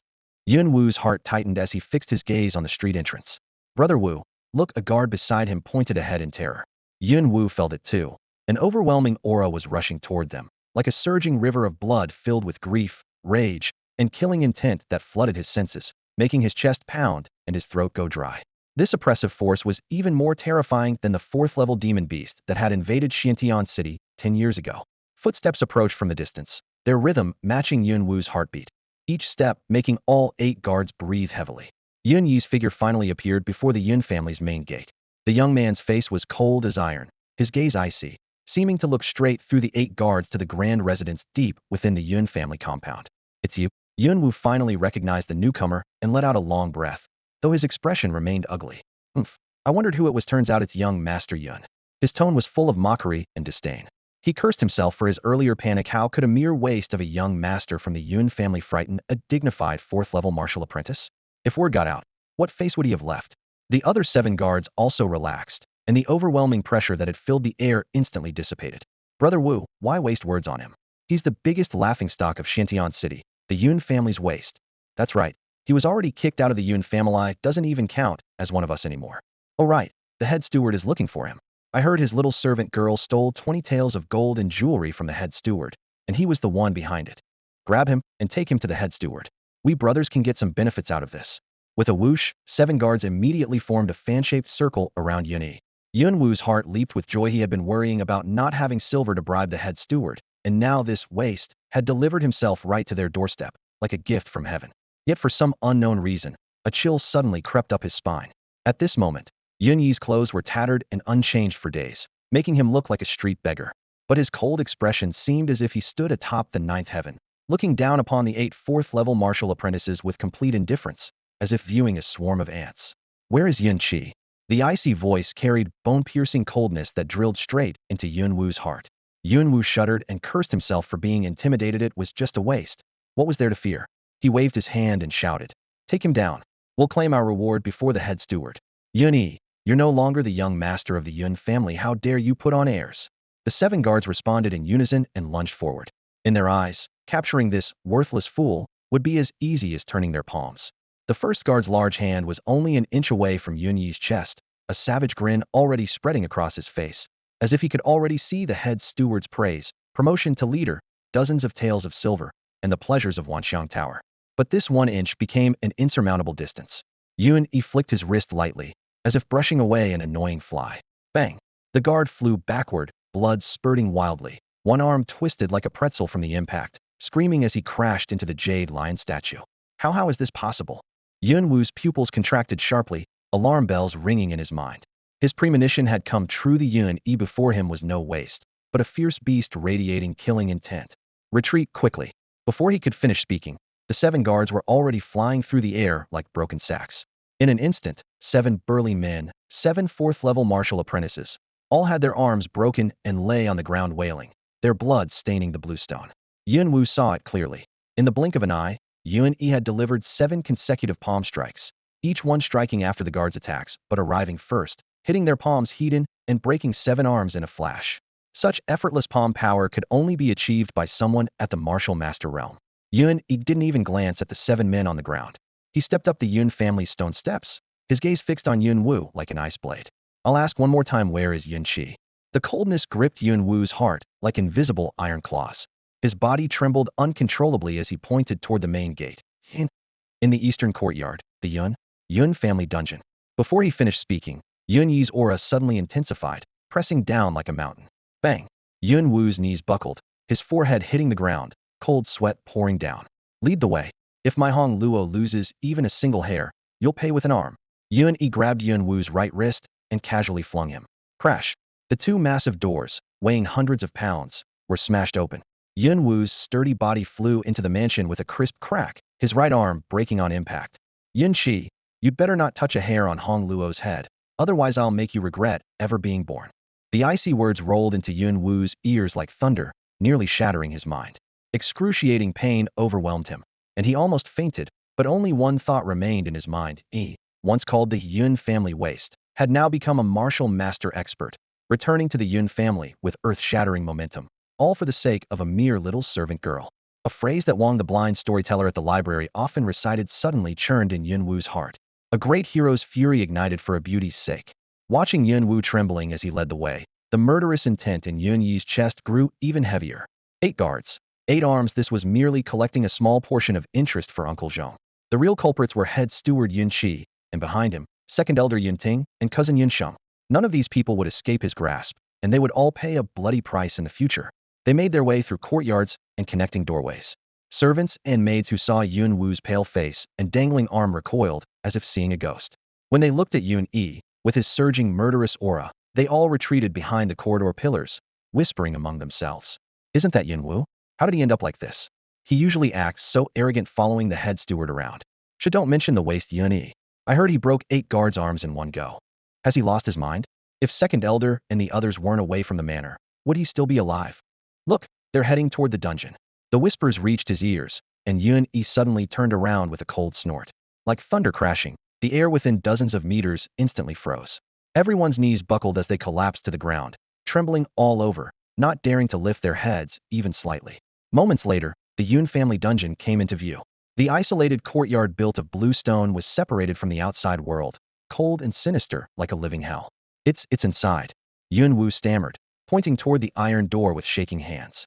A cold gleam flashed in Yun Yi's eyes. Thinking of gentle little Hong Luo imprisoned in this place, rage instantly blazed up. He lifted his foot and kicked violently. Yun Wu didn't even have time to scream before crashing into the door with a thunderous bang. Who dares break into the dungeon? Do you have a death wish? The small window in the iron door opened, and a guard poked his head out, shouting angrily. Yun Yi had no patience for idle chatter. The divine chicken-slaying blade, in his hand, slashed down through the air, cutting through the half-foot-thick iron door like paper. The guard who had poked his head out nearly got split in two and was so terrified he wet himself. With the gate wide open, Yun Yi stepped inside, casually breaking several more arms along the way, letting the screams echo around him. He headed straight for the depths of the dungeon, breaking through doors and snapping arms wherever he went. Within moments, he had fought his way to the 3rd level, stopping before a torture chamber lit by torches. Haha, Hong Luo, what a shame about that delicate body of yours. Following that waste Yun Yi and daring to betray the Yin family? If you don't suffer, who will? From inside the torture chamber came Yun Qi's voice, both smug and lecherous. But I, Yun Qi, have always been merciful and will give you a chance to live. Just obediently become my personal maid, and I'll spare you from experiencing even one of the 28 forms of torture. If you refuse, I'll take you by force.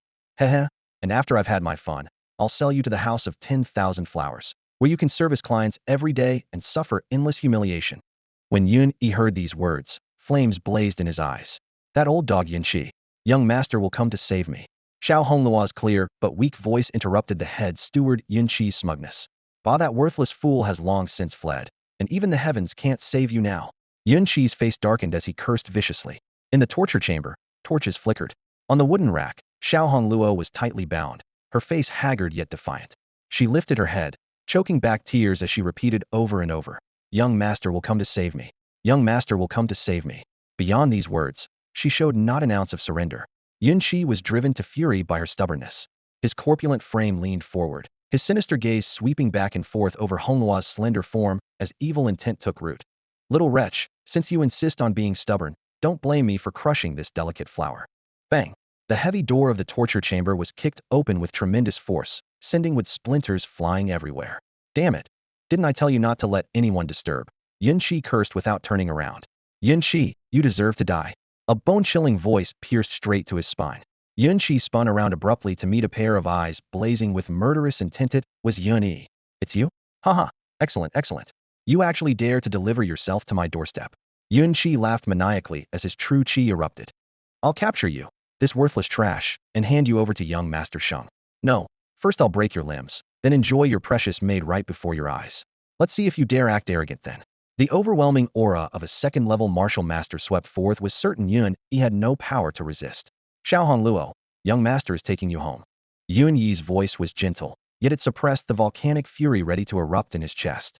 His gaze was tender as he looked at the girl on the wooden rack, not even sparing a glance from the corner of his eye for Yun Qi. Young master, run quickly. Don't let them catch you. They even killed Uncle Zhong. Honluo wept tears of joy, the water washing away the grime on her face like a jade spirit flower blooming with morning dew. Worthless fool, die. The ignored Yun Qi roared in rage, extending his right arm as surging true qi poured into it.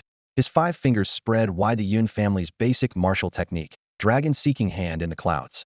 Eagle Claw momentum instantly covered a 3-meter radius, striking directly at Yun Yi's shoulders with intent to shatter every bone. Fierce winds rushed toward his face. Yun Yi suddenly raised his hand, his 5 fingers also like a dragon, like an eagle. The same dragon-seeking hand in the clouds met the attack heat in. Bang! In the deafening collision, the wooden beams of the torture chamber shook violently as both men retreated 3 steps simultaneously.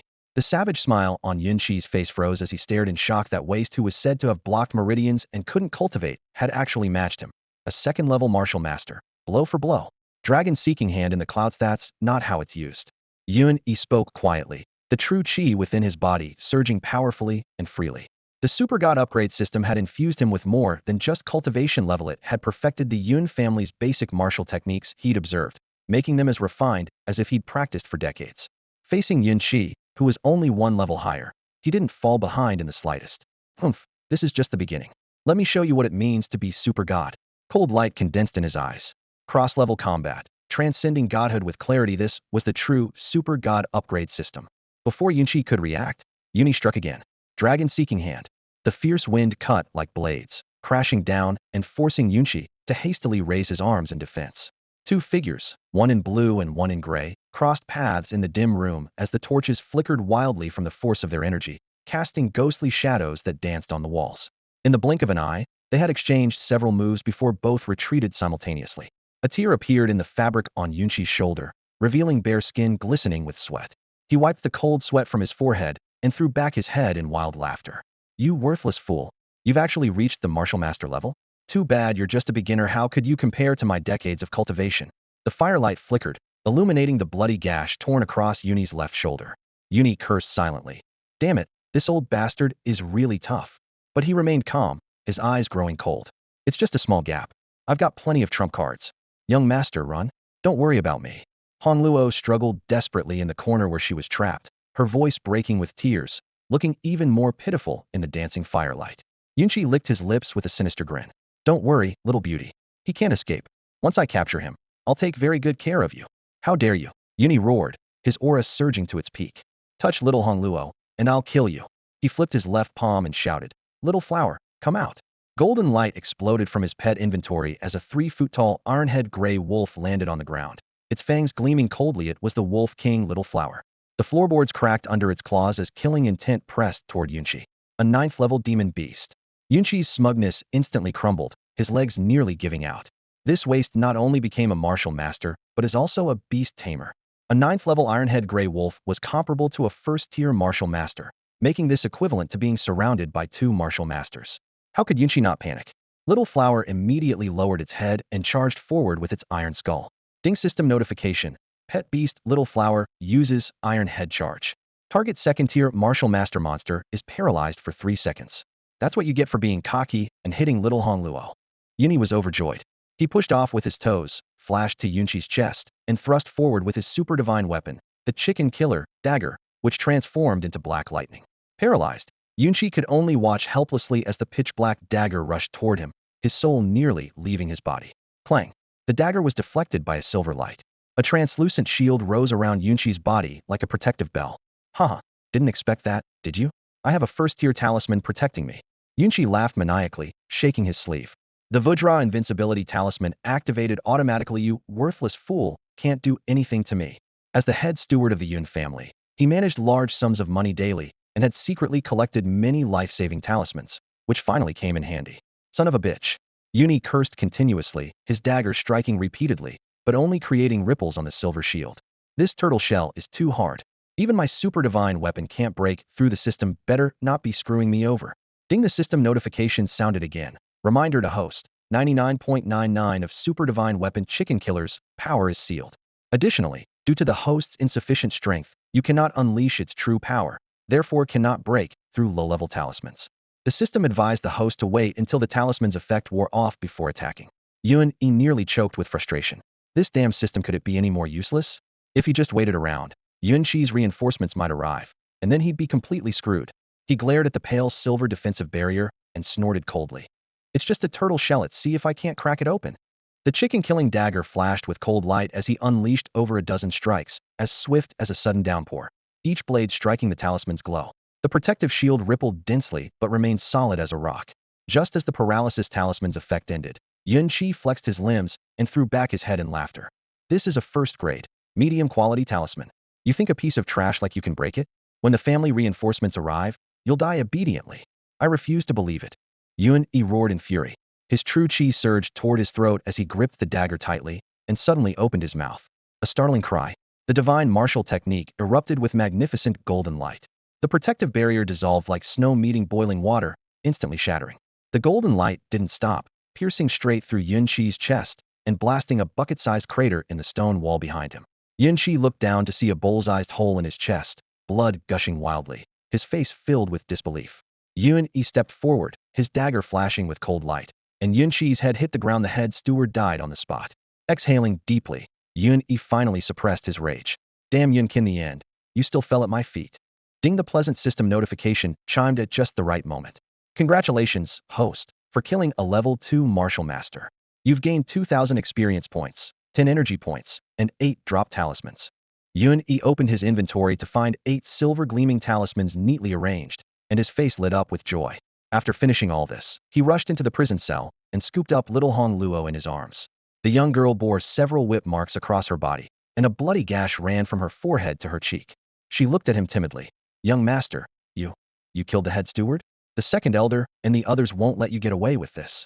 Yun Yi's heart clenched painfully as he gently touched her face.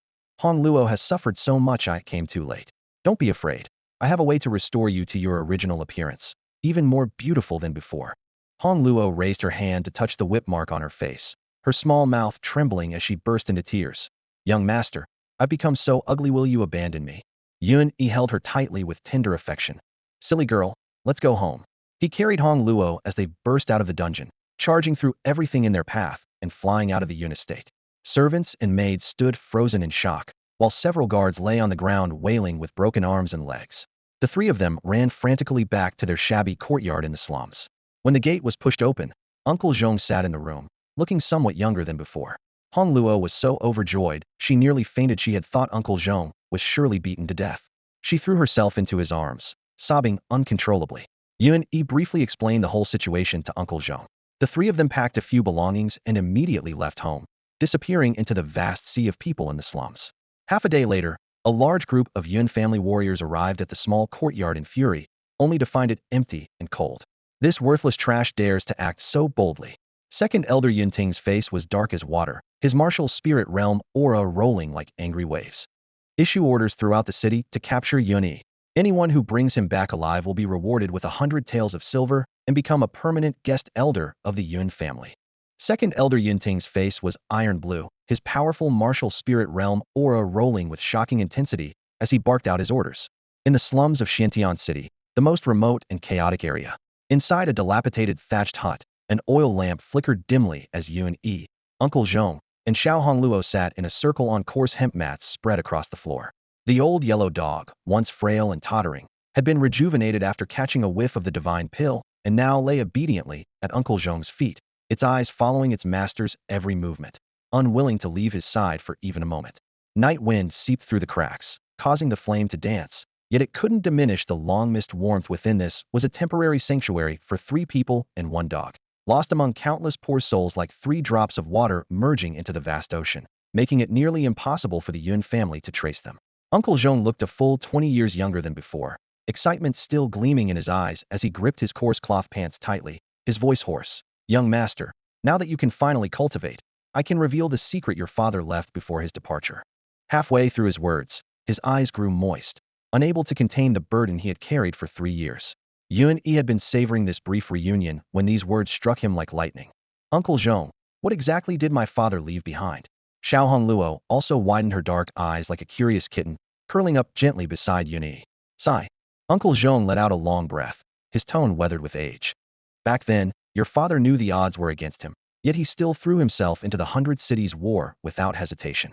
He wanted to secure a higher status for the Yun family in Xintian City, but more importantly, to fulfill the grand ambition passed down through generations of our clan." He slowly recounted their ancestors' history. The Xuanwu continent was filled with countless sects, dynasties, and city-states, with Xintian City being merely a drop in the ocean. The 10 greatest sects were known as the 10 sects of Xuanwu, each controlling territories spanning 100,000 li, with disciples who swept across all directions. Among them were no shortage of martial lords and martial saints, and rumors spoke of martial emperors presiding over them, commanding entire regions. The Yun family's ancestor had once belonged to one of these sects, the Yun sect. Hundreds of years ago, for unknown reasons, the ancestor left the sect and traveled far to establish his own foundation in Xintian City, giving birth to the current Yun family.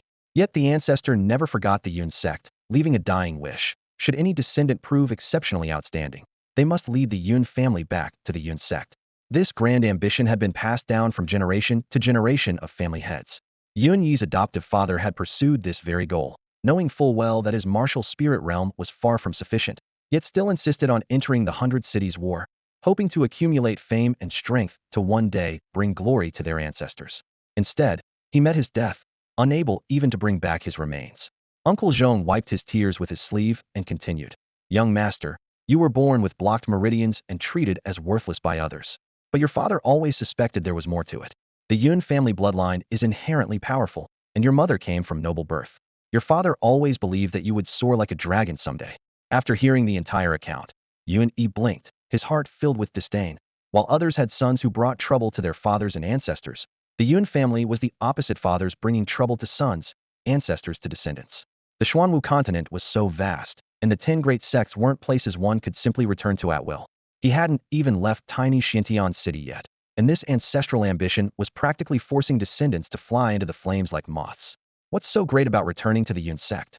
I'm too lazy for such foolishness," he grumbled internally, calculating how he could spend his days caring for Uncle Zhong in his old age, accompanied by the little beauty, Xiao Hongluo. Such a carefree life be far more comfortable? Learning from those stubborn predecessors and going off to die? Not a chance. Just as he was complaining inwardly, his body suddenly trembled. Ding! The system notification sounded once again. "Congratulations, host, for triggering the main quest to return to the sect. Time limit, 3 years. Completion reward, 1 million experience points, and upgrade of the Heaven and Earth Explosion attribute. Friendly reminder, this quest is related to the previous Yun family ancestral treasure quest." Yun Yi nearly shot up from his bed. Holy crap, holy freaking crap. What the hell? First a father who screwed over his son, then ancestors who screwed over their descendants. And now even the system was screwing him over. The main quest was actually the Yun family's grand ambition to return to the sect. His chest churned like a stormy sea, as if 10,000 mythical beasts had trampled back and forth over him. But still, what kind of gaming expert would he be if he didn't accept the main quest? Not to mention the temptation of 1 million experience points and the Heaven and Earth Explosion upgrade. Gritting his teeth, he silently declared, "Even if there are tigers on the mountain, I must climb it. Uncle Zhong, rest assured, I will definitely fulfill this dying wish and restore the Yun family to the Yun sect," he declared solemnly, resentment and hope soaring together, shock and joy coexisting. Riding this momentum, he pressed further. "Uncle Zhong, you said my maternal bloodline is noble? But I remember mother was just a servant girl. How could she be noble?" Uncle Zhong lowered his hands and sighed. "This old servant doesn't know the details. Since the family head said so, there must be a reason. Young master will have to investigate this yourself." That night, Yun Yi tossed and turned, clutching his bedding and pondering until dawn without finding any clues. He could only console himself. With the system in hand and quests to complete, the truth would surface sooner or later. As morning light filtered through the window and he was about to get up, he heard hushed whispers outside his door. Little Hong Luo lowered her voice. Uncle Zhong, we only have less than one tael of silver left. In a few more days, we'll go hungry. Her voice was crisp but couldn't hide her worry. Uncle Zhong quickly said, "Don't let young master hear.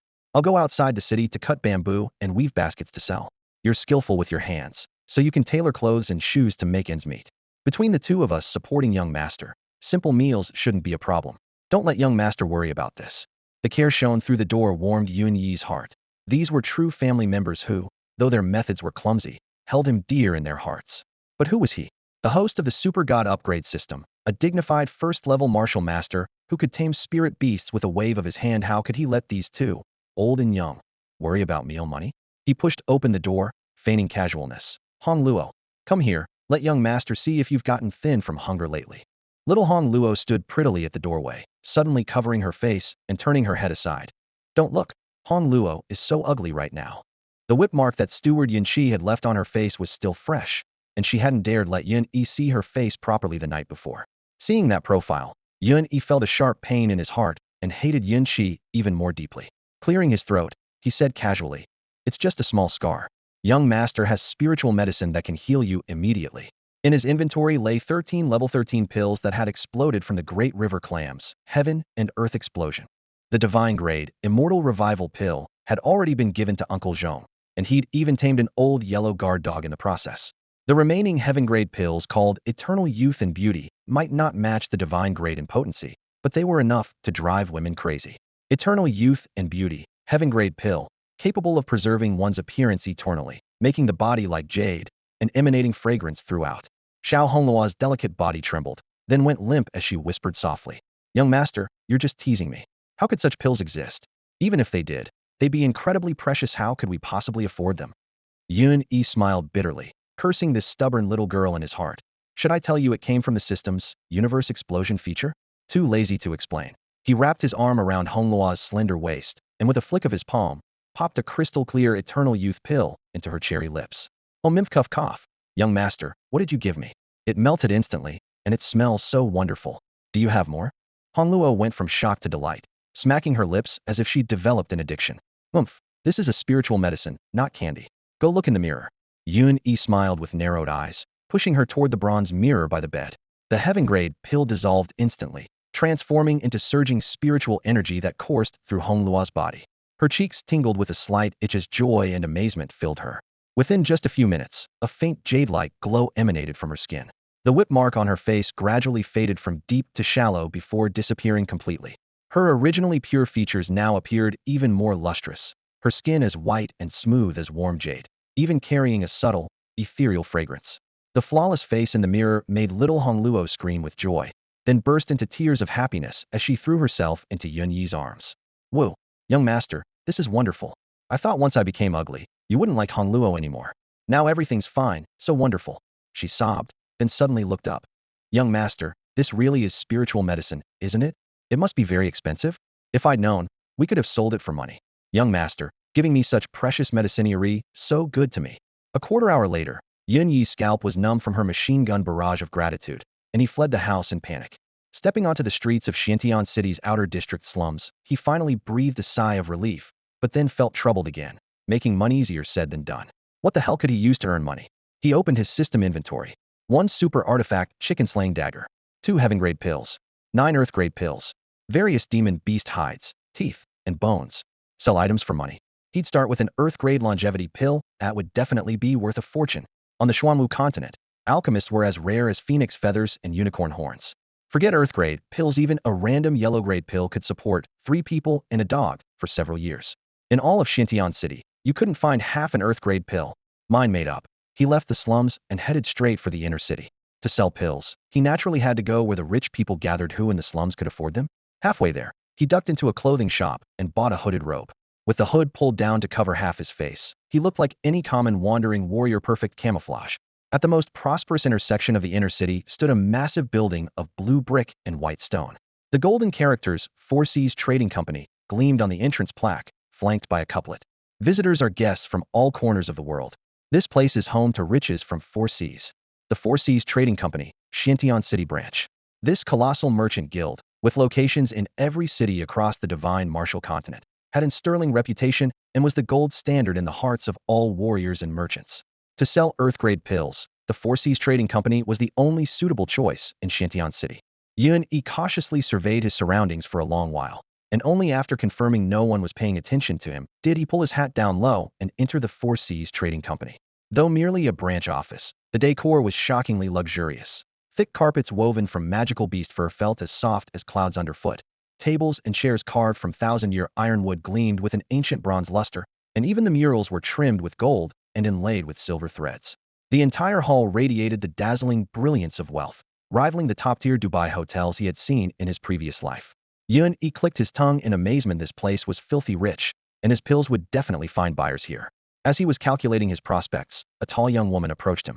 The girl had shoulder-length hair and wore a floor-length dress that swayed with each step. Her voice was sweet and clear. "Welcome, honored guest. What can I do for you? I'm Chao Xiaoyan, a greeter at the Four Seas Trading Company." She had delicate features and refined manners that immediately put people at ease. Yun Yi nodded approvingly to himself, then lowered his voice and affected an aged tone. "Do you have pills here?"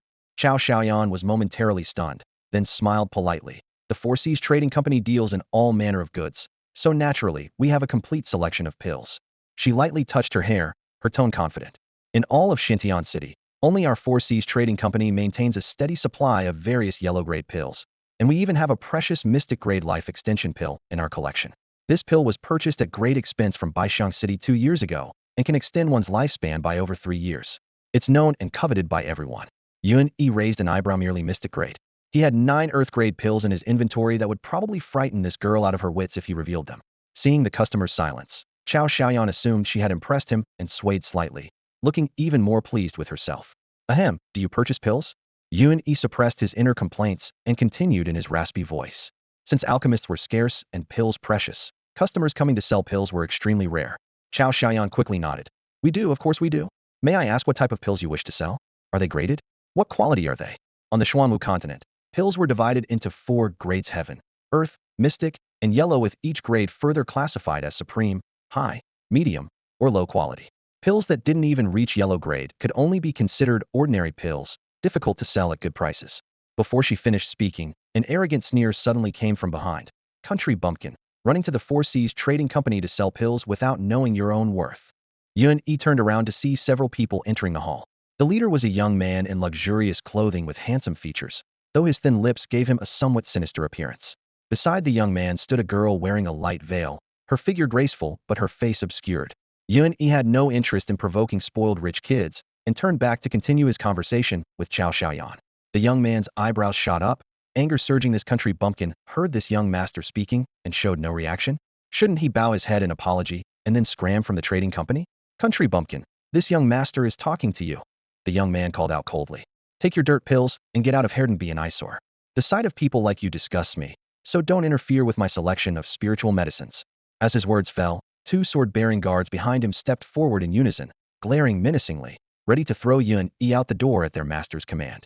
Yun Yi felt anger rising in his chest. Even selling pills could lead to trouble. What rotten luck, running into spoiled brats the moment he stepped out. Even drinking water would probably get stuck in his teeth today.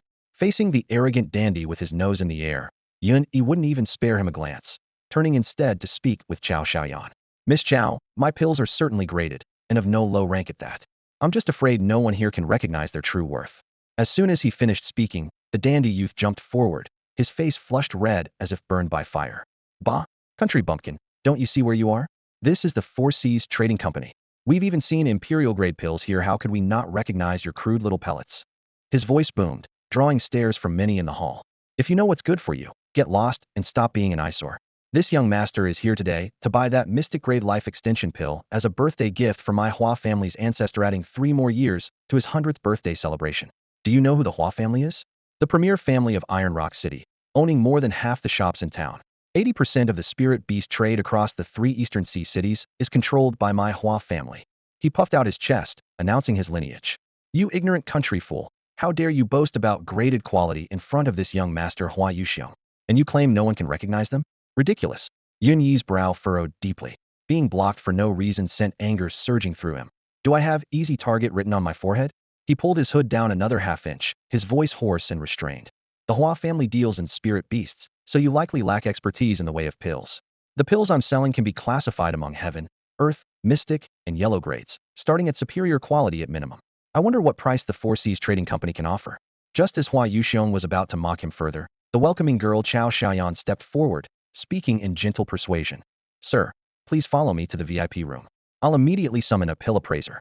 Young Master Hua, the mystic grade life extension pill you want is in the pill hall on the third floor, please. The girl's bright eyes sparkled with a clever smile, her tone both soft and appropriately measured. Hua Yuxiong, concerned about face, couldn't make a scene publicly and could only snort coldly before heading up the stairs.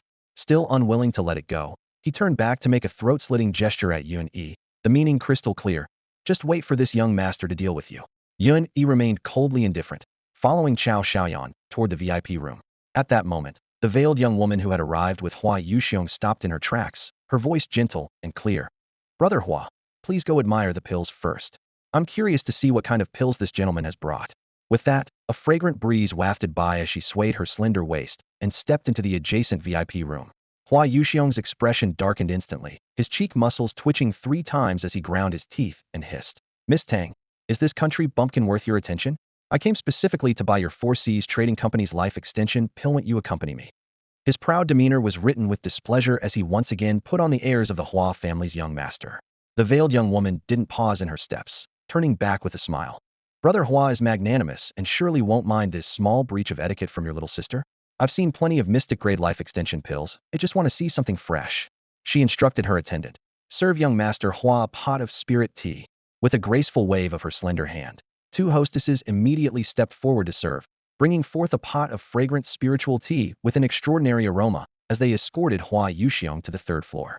Yun Yi's heart tightened, so this veiled woman was actually the person in charge of the Four Seas Trading Company. Throughout the journey, he deliberately remained silent, only lifting his spiritual tea to sip delicately. Yet he could feel her gaze like an invisible blade scanning over him inch by inch, as if trying to peer into the depths of his heart, making him increasingly vigilant. Upon reaching the VIP room on the 3rd floor, as soon as Yun Yi took his seat, the veiled woman silently sat down nearby. Chao Xiaoyan repeatedly apologized and hurriedly turned to fetch the pill appraiser.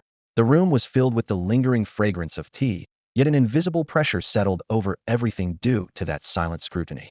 Moments later, Chao Xiaoyan pushed open the door and entered, followed by an elderly man with a goatee. She respectfully announced, "This is Master Zhou, the chief pill appraiser of our Four Seas Trading Company's Xiantian City branch." Master Zhou stroked his goatee, his face bearing traces of impatience and arrogance. What pill could possibly warrant my personal attention? If it's not at least a yellow-grade pill, then it's simply a waste of my precious time. Xiaoyan, you'll have to face punishment for this. Before he finished speaking, he actually reached out to touch the back of Chao Xiaoyan's hand, his manner resembling that of a street thug harassing innocent women.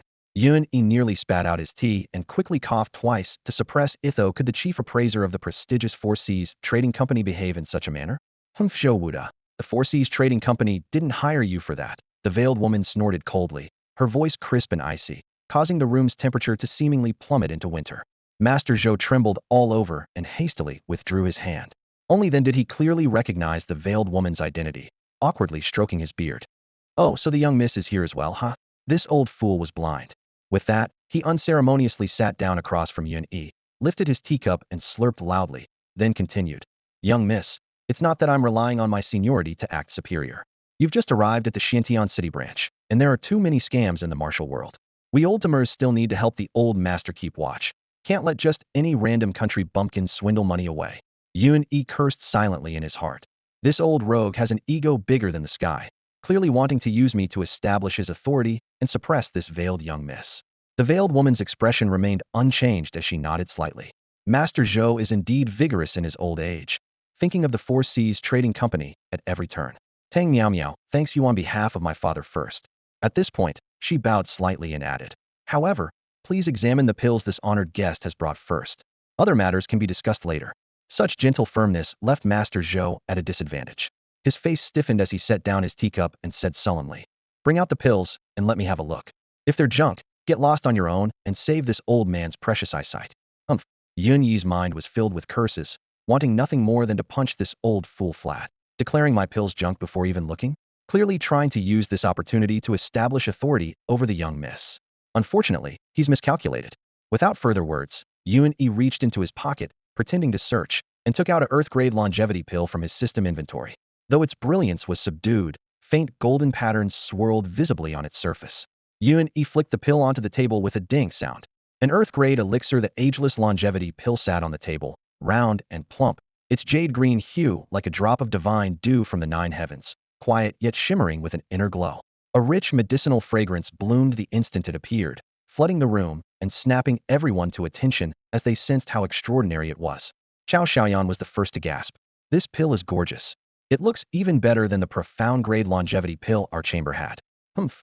Zhou Wuda, feigning disdain, cut her off with a cold snort. He flicked his sleeves, flared his nostrils, and said loftily, "What would a young girl know about the art of alchemy? Pills condense the spiritual energy of heaven and earth, and cannot be judged by appearance alone. The higher the grade, the plainer they look, subtle on the surface, power coiled within. This one may be easy on the eyes, but to me it's just a flashy showpiece. All guilt on the outside and rotten within." Yuan-Yi's temple throbbed as he clenched his fist, swallowing the urge to break the old man's nose with a single punch, and held his tongue. Unwilling to back down, Chao Xiaoyan mumbled, "But, Master Zhou, it even smells." Her words died under Zhou Wu's arrogant, professional stare, and she lowered her head in silence. Veiled in gauze, Tang Miao Miao spoke, her tone courteous but edged. "We should look before we judge. As the chief pill appraiser of the Four Seas Chamber of Commerce's branch, you, of all people, understand that a verdict should only follow a proper tasting, correct?" Inwardly, Yuan-Yi gave the young proprietor a thumbs up. Not a word wasted, and still perfectly polite. Brilliant. Zhou Wuda flushed, choked on his retort, then coughed, and put on the airs of a chief appraiser. He drew a pair of pristine silk gloves from his robe, slipped them on, and produced a crystal pince-nez. With meticulous care, he lifted the pill and began to examine it. He peered from above and below, left and right, front and back, turning it over and over no less than 36 times. As he stared at the emerald pill, his hand began to tremble, his breathing grew shallow, and shock layered over shock in his chest. Yuan-Yi basked in quiet satisfaction. "Look down on me, will you? If you don't know, don't grandstand. One casual Earth-grade pill, and you're shaking like a leafed hat's more like it." At length, Zhou Wuda set the pill down and fought to steady himself. Even Chao Xiaoyan saw it. If this pill weren't astonishing, the perpetually haughty Zhou Wuda would never lose his composure like this. This pill. I should count as ranked." He gulped down 2 mouthfuls of tea before he could speak at all. Rage surged in Yuan-Yi's chest. The old fox is already figuring out how to lowball it. "My judgment is that this is a high yellow-grade longevity pill," Zhou Wuda stammered at last. "You've got to be kidding me. An Earth-grade pill, and you call it yellow-grade?" Yuan-Yi shot to his feet, snatched up the ageless longevity pill, and snapped. "This is the Four Seas Chamber of Commerce's chief appraiser? Yellow-grade? What a joke. I'm not selling the pills anymore." With that, he turned to leave. Yuan-Yi's words cut through the atmosphere like a blade as he flicked his sleeves and prepared to depart. "Wait. Please calm down, sir." Tang Miao Miao glided in front of Yuan-Yi with graceful steps, her slender waist swaying as she blocked his path. The delicate scent of mint drifted into Yuan-Yi's nostrils, making him suddenly feel flustered. She didn't look at Yuan-Yi, but instead turned to stare coldly at Zhou Wuda. "Master Zhou, let me ask you, what are the characteristics of a yellow-grade pill?" Zhou Wuda's face flushed red when called out, panic flashing in his eyes before he forced himself to maintain his composure. "Is the young miss questioning my expertise? Yellow-grade pills, they contain inner radiance and emit medicinal fragrance that can spread up to 3 feet. And what about this pill?" Tang Miao Miao raised her hand, the dark green pill in her palm shimmering under the light, looking particularly enticing. Zhou Wuda snorted. "The fragrance spreads 3 feet, which perfectly matches yellow-grade characteristics." Chao Xiaoyan quietly pointed out, "That's not right, Master Zhou. I can smell the strong fragrance from 7 or 8 feet away." Zhou Wuda's face grew even redder, his neck stiffening. "I've been appraising pills for over 30 years. Would I lose to a little girl like you? This is a high-grade yellow-level pill, worth 3,000 taels. We'll purchase it at the standard price. Bring the money and leave the pill." Before finishing his words, he flicked his sleeves to leave. "Bah!" Yuan-Yi roared angrily, cold light flashing in his eyes. "Buying an Earth-grade pill at yellow-grade prices? Do you take me for a fool? You old scoundrel. How dare you spout nonsense in front of me? Aren't you afraid your tongue will get twisted? Acting like a gentleman on the surface, but rotten to the core inside." His crude directness nearly made Zhou Wuda faint from anger. Who was he? The chief pill appraiser of the Four Seas Commerce Guild branch. Everyone in Xiantian City, respectfully, called him Master Zhou. Now he was being openly cursed as an old scoundrel. This was outrageous. He roared, "Guards, throw this troublemaker out." With a rush of footsteps, 4 burly men in tight clothing burst through the door, broad-shouldered and thick-backed with fierce faces, all 4th-level martial apprentices. The four cracked their knuckles and grinned menacingly as they surrounded Yun Yi, clearly intending to do more than just escort him out. Yun Yi's eyes turned ice cold. Even the second-level martial master Yun Qi had died by his hand. These few apprentices weren't even worth a glance. Stop! Tang Miao Miao's delicate shout made the four men freeze in their tracks. Zhou Wuda's fury intensified as he shouted at Tang Miao Miao. Young miss. This man is trying to pass off inferior goods as premium ones, attempting fraud. According to the rules, his limbs should be broken. He should be expelled from the guild, and his pills confiscated. This is for the guild's benefit. Why are you stopping me? Don't tell me you truly don't respect this old servant. Tang Miao Miao suddenly smiled softly, her slender waist swaying as her eyes sparkled. Master Zhou is getting on in years. I'm worried you might have misjudged and damaged the Four Seas Commerce Guild's reputation. How about this? Let's bring out a profound grade life extension pill from the guild's inventory and compare it side by side with his life extension pill. If it's truly yellow grade, I'll personally serve tea and apologize. But if you're wrong, she narrowed her eyes, her smile revealing sharp teeth like a little fox. Cold sweat beaded on Zhou Wuda's forehead as he found himself trapped, finally gritting his teeth in agreement. Fine, let's compare. But we must have someone everyone trusts to judge, or I won't accept it. Yun Yi sneered. The old scoundrel wants to find a judge he's in cahoots with, planning to call black white. Fine, who do you want? Zhou Wuda lifted his chin, resuming his arrogant demeanor. The young master of Iron Rock City's premier family is here at the Four Seas Commerce Guild naturally. He's the perfect choice for judge. As soon as Zhou Wuda spoke those words, Yun Yi knew trouble was brewing. Anyone with half a brain could tell this old scoundrel was in cahoots with the Hua family's young master. This was clearly a rigged game against him. What would a spoiled playboy know about the art of pill refinement? He immediately voiced his strong objection. Tang Miao Miao merely pursed her lips in contemplation. While she was indeed well aware of Hua Yuxiong's true nature, having just taken over the branch of the Four Seas Trading Association, her authority was limited, and she struggled to find a suitable excuse to overrule Zhou Wuda. Suddenly, Chao Xiaoyan's bright eyes flashed as she spoke hesitantly. Master Lu Ding, Xiantian City's renowned alchemist, happens to be at the association today. Why don't we ask him to make the judgment? Zhou Wuda trembled slightly, his eyes darting about as he forced a dry laugh. Master Lu is a third-tier pill master and an elder of the Alchemist Association. How could we ask someone of his stature to lower himself to appraise a mere yellow-grade pill? Tang Miao Miao suddenly laughed melodiously. Master Lu is passionate about the pill Dao and will surely agree. Let's invite both Master Lu and young Master Hua then. I'll volunteer myself. The three of us will judge together. Without paying Zhou Wuda any further attention, she directly ordered Chao Xiaoyan to fetch Lu Ding and Hua Yuxiong. Zhou Wuda's goatee bristled with indignation, his face full of displeasure, but ultimately, he could only glare fiercely at Yun Yi and accept Tang Miao Miao's decision. A quarter-hour later, news spread throughout the Four Seas Trading Association that three influential figures, third-year pill master Lu Ding, Hua family's young master Hua Yuxiong, and Four Seas Trading Association's young proprietress Tang Miao jointly appraised pills. Even more bizarre was that this contest involved a mysterious pill of unknown origin competing against the association's treasured profound-grade life extension pill, stored for 2 years. As word spread, both the original guests and newly arrived cultivators swarmed toward the first-floor hall. When Yun Yi arrived, the vast hall was already buzzing with hundreds of well-dressed, distinguished guests, and even 2 elders from the Yun family could be glimpsed among the crowd. He quickly pulled his hood lower and slipped into a corner. At the center of the hall, Tang Miao Miao, her face veiled in light gauze, announced the contest details in a clear voice before taking her seat on the left side of the 3 judging chairs. On the right side, Hua Yuxiong, the young master of Tianqing's premier family, lounged against his chair back, his cold gaze surveying the 2 jade boxes on the table. His eyes occasionally met Zhou Wuda's, both flashing with excitement and anxiety. In the center seat sat an elderly man with white hair and beard, his hemp robe stained with ash, his chubby face smudged with the black residue of pill refinement. This was Lu Ding, Xiantian City's third-tier pill master. This old man came to observe the profound-grade life extension pill for some insights, but stumbled upon a pill contest instead. What incredible luck. Niece Miao Miao, thank you for thinking so highly of me. Let's begin quickly. This old man can hardly wait. When it came to pills, Lu Ding's eyes blazed with fervor, his entire being like an ignited powder keg. No wonder he was secretly called the pill maniac. Hua Yuxiong had no fondness for this ash-covered old man, frowning as he snorted coldly. What pill contest? Someone is clearly trying to pass off inferior goods as premium ones to swindle money. The Four Seas Trading Association's pill appraiser has already examined it. It's nothing but a yellow-grade pill that's beneath notice in my Hua family's eyes. Master Lu was stunned upon hearing this and asked with some displeasure. Yellow-grade pills? Indeed, they're nothing special. Even if they're top quality, they're still yellow-grade after all. Is it really necessary for this old man to get involved? Zhou Wuda seized the opportunity to bow deeply, his face full of flattery and ingratiation. Master Lu is absolutely right. There's no need for you to personally intervene. I've already appraised it.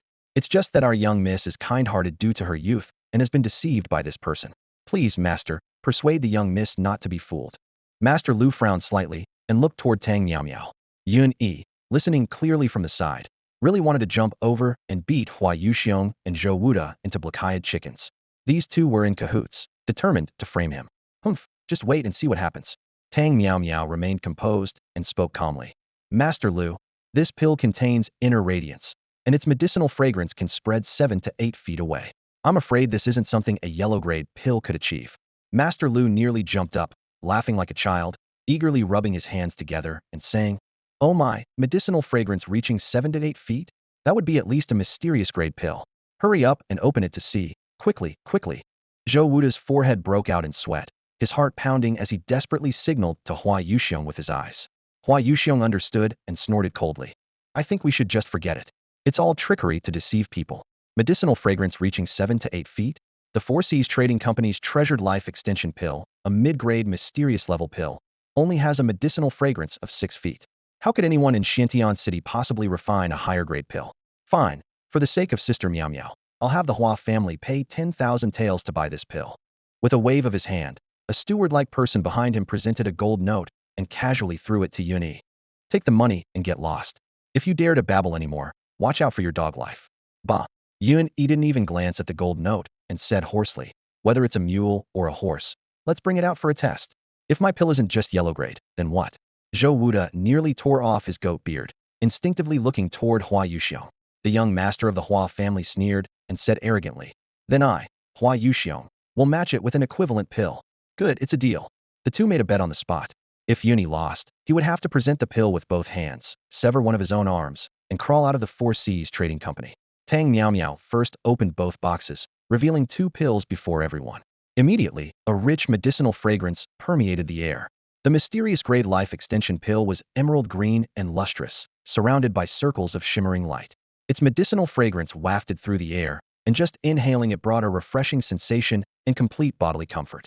Everyone in the hall collectively gasped, stunned by this genuine spiritual pill. The closest person, a middle-aged man from the Tu family, one of Xiantian City's 3 great families, stood up in admiration. Truly worthy of being a mysterious grade pill, living up to its reputation. "Everyone, look at that pale green medicinal orate has reached a 6-foot range. This is indeed a mid-grade mysterious level precious pill. Indeed, I've seen it several times before, and each time I still feel refreshed and delighted. Just inhaling its medicinal fragrance makes me feel like I could live a few more days." One of the 2 elders from the Yun family, whom Yun Yi recognized as Yun Ling, was also fond of pill refining and quite knowledgeable about pills. Everyone discussed animatedly, praising the pill that the Four Seas Trading Company had purchased at great expense. Suddenly, an exclamation drowned out everyone's voices. "Aha, this pill's medicinal fragrance reaches 1 zhang and 8 feet. Could it possibly be earth grade?" The voice carried infinite surprise, like a thunderclap reaching everyone's ears. All eyes focused on this person, only to discover it was none other than the 3rd-tier alchemist Lu Ding, sitting in the center, shouting with wild joy. Master Lu Ding, a 3rd-tier alchemist renowned throughout Xiantian City for his pill-making expertise, was now dancing with excitement, his hands and feet trembling uncontrollably. His eyes gleamed as if he had discovered a long-lost divine treasure. His disheveled hair nearly swept across the table as he threw himself over the jade box on the sandalwood desk, excitedly rattling off his appraisal like rapid gunfire. Perfectly round in shape, jade green in color, fragrant beyond measure. Natural patterns spiral in layers upon layers, this grants longevity. As soon as he finished speaking, he jerked his head up, his voice cracking with excitement. "There's no mistake, this is an earth-grade pill, and a supreme quality life extension pill at that. A single pill can extend life by 12 years. It's a priceless treasure." Lu Ding, known as the pill maniac, completely lost control and sprawled over the pill box that Yun Yi had just produced, muttering to himself.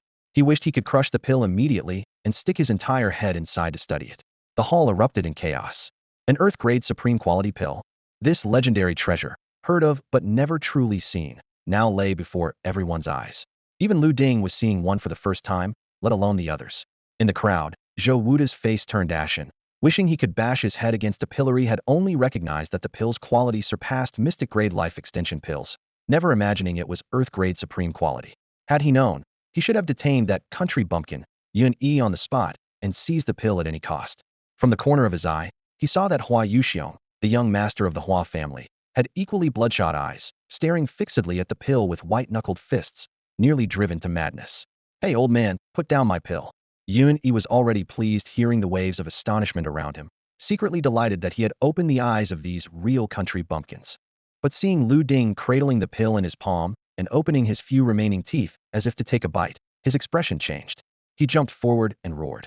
This old fool has gone mad, wants to steal and eat my pill. Lu Ding froze mid-motion, sheepishly closing his mouth and explaining with an apologetic smile. Young brother, don't be alarmed. I was just excited by what I saw and wanted to taste the medicinal properties. Just a lick, just one lick. Yun Yi showed no mercy, snatching the pill back and snorting coldly. You've already licked it, well, would buy it now?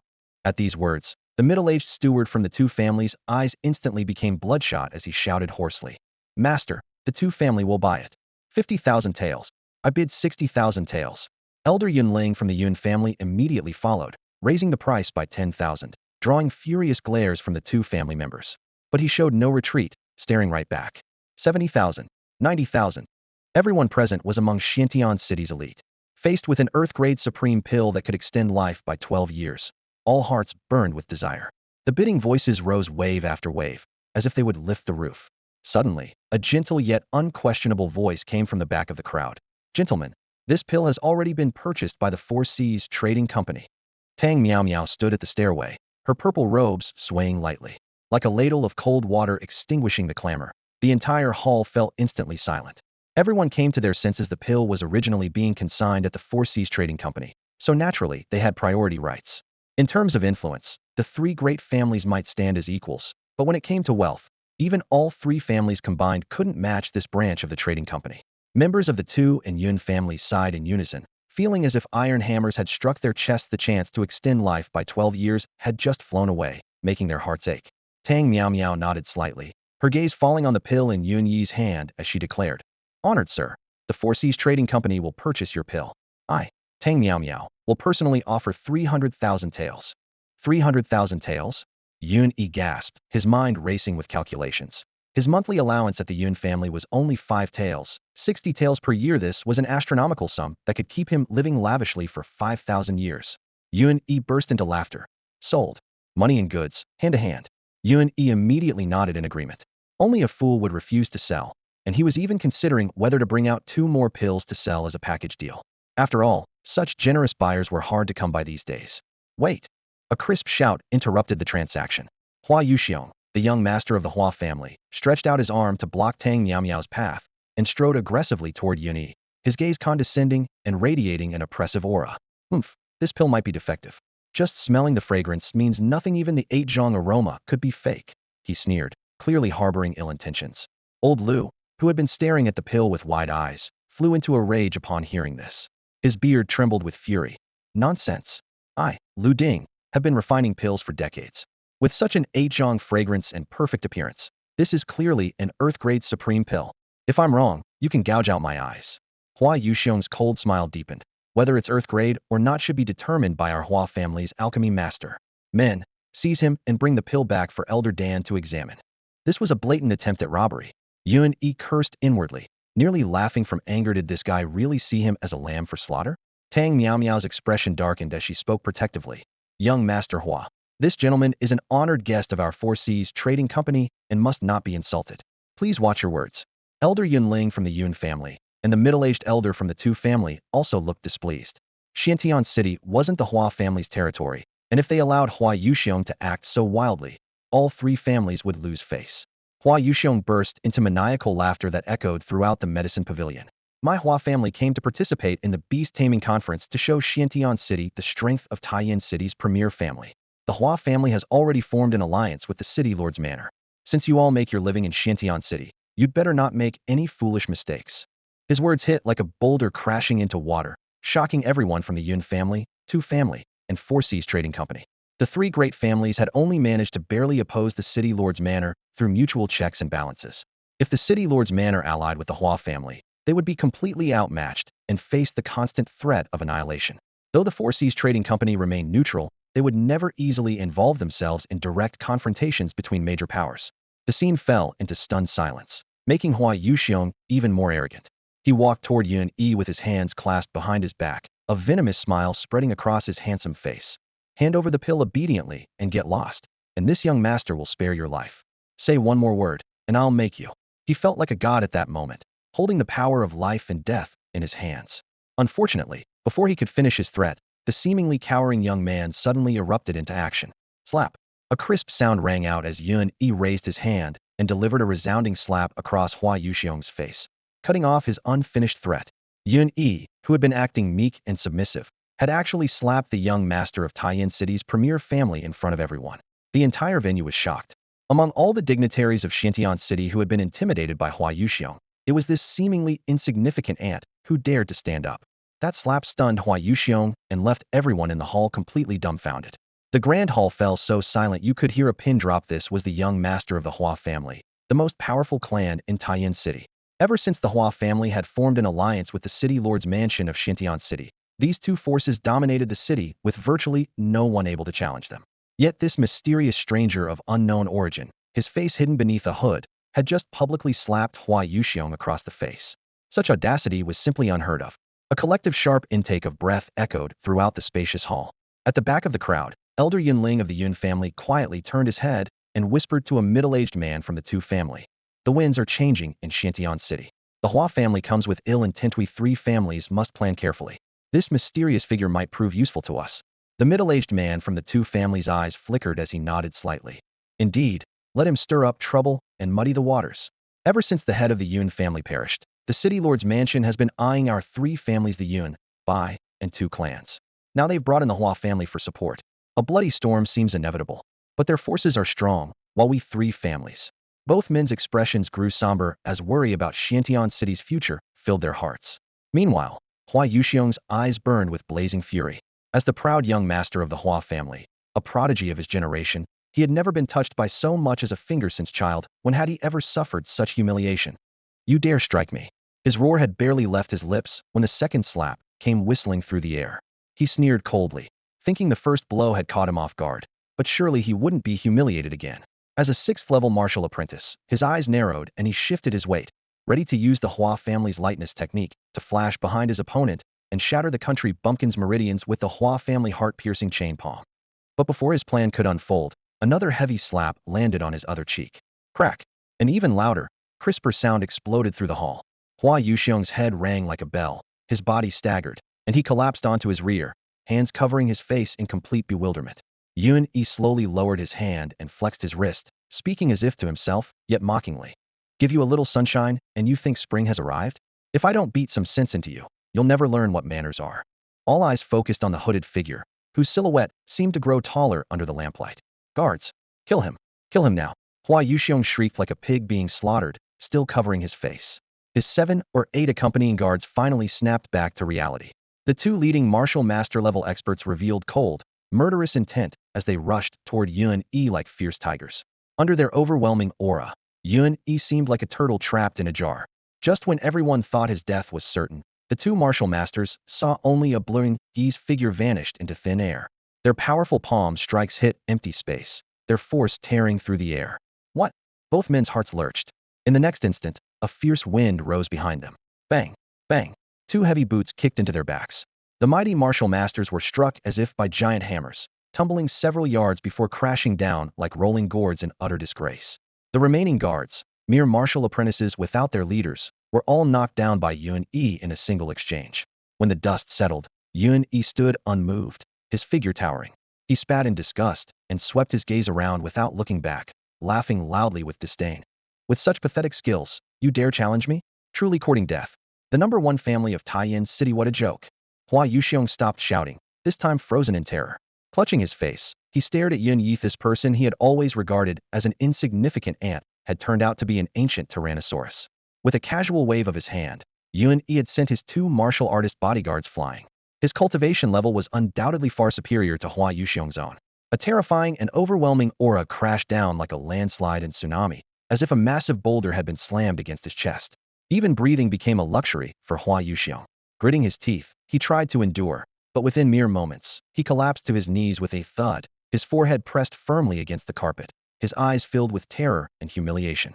Yun Yi stepped forward, placing the tip of his boot unceremoniously on Hua Yuxiong's cheek.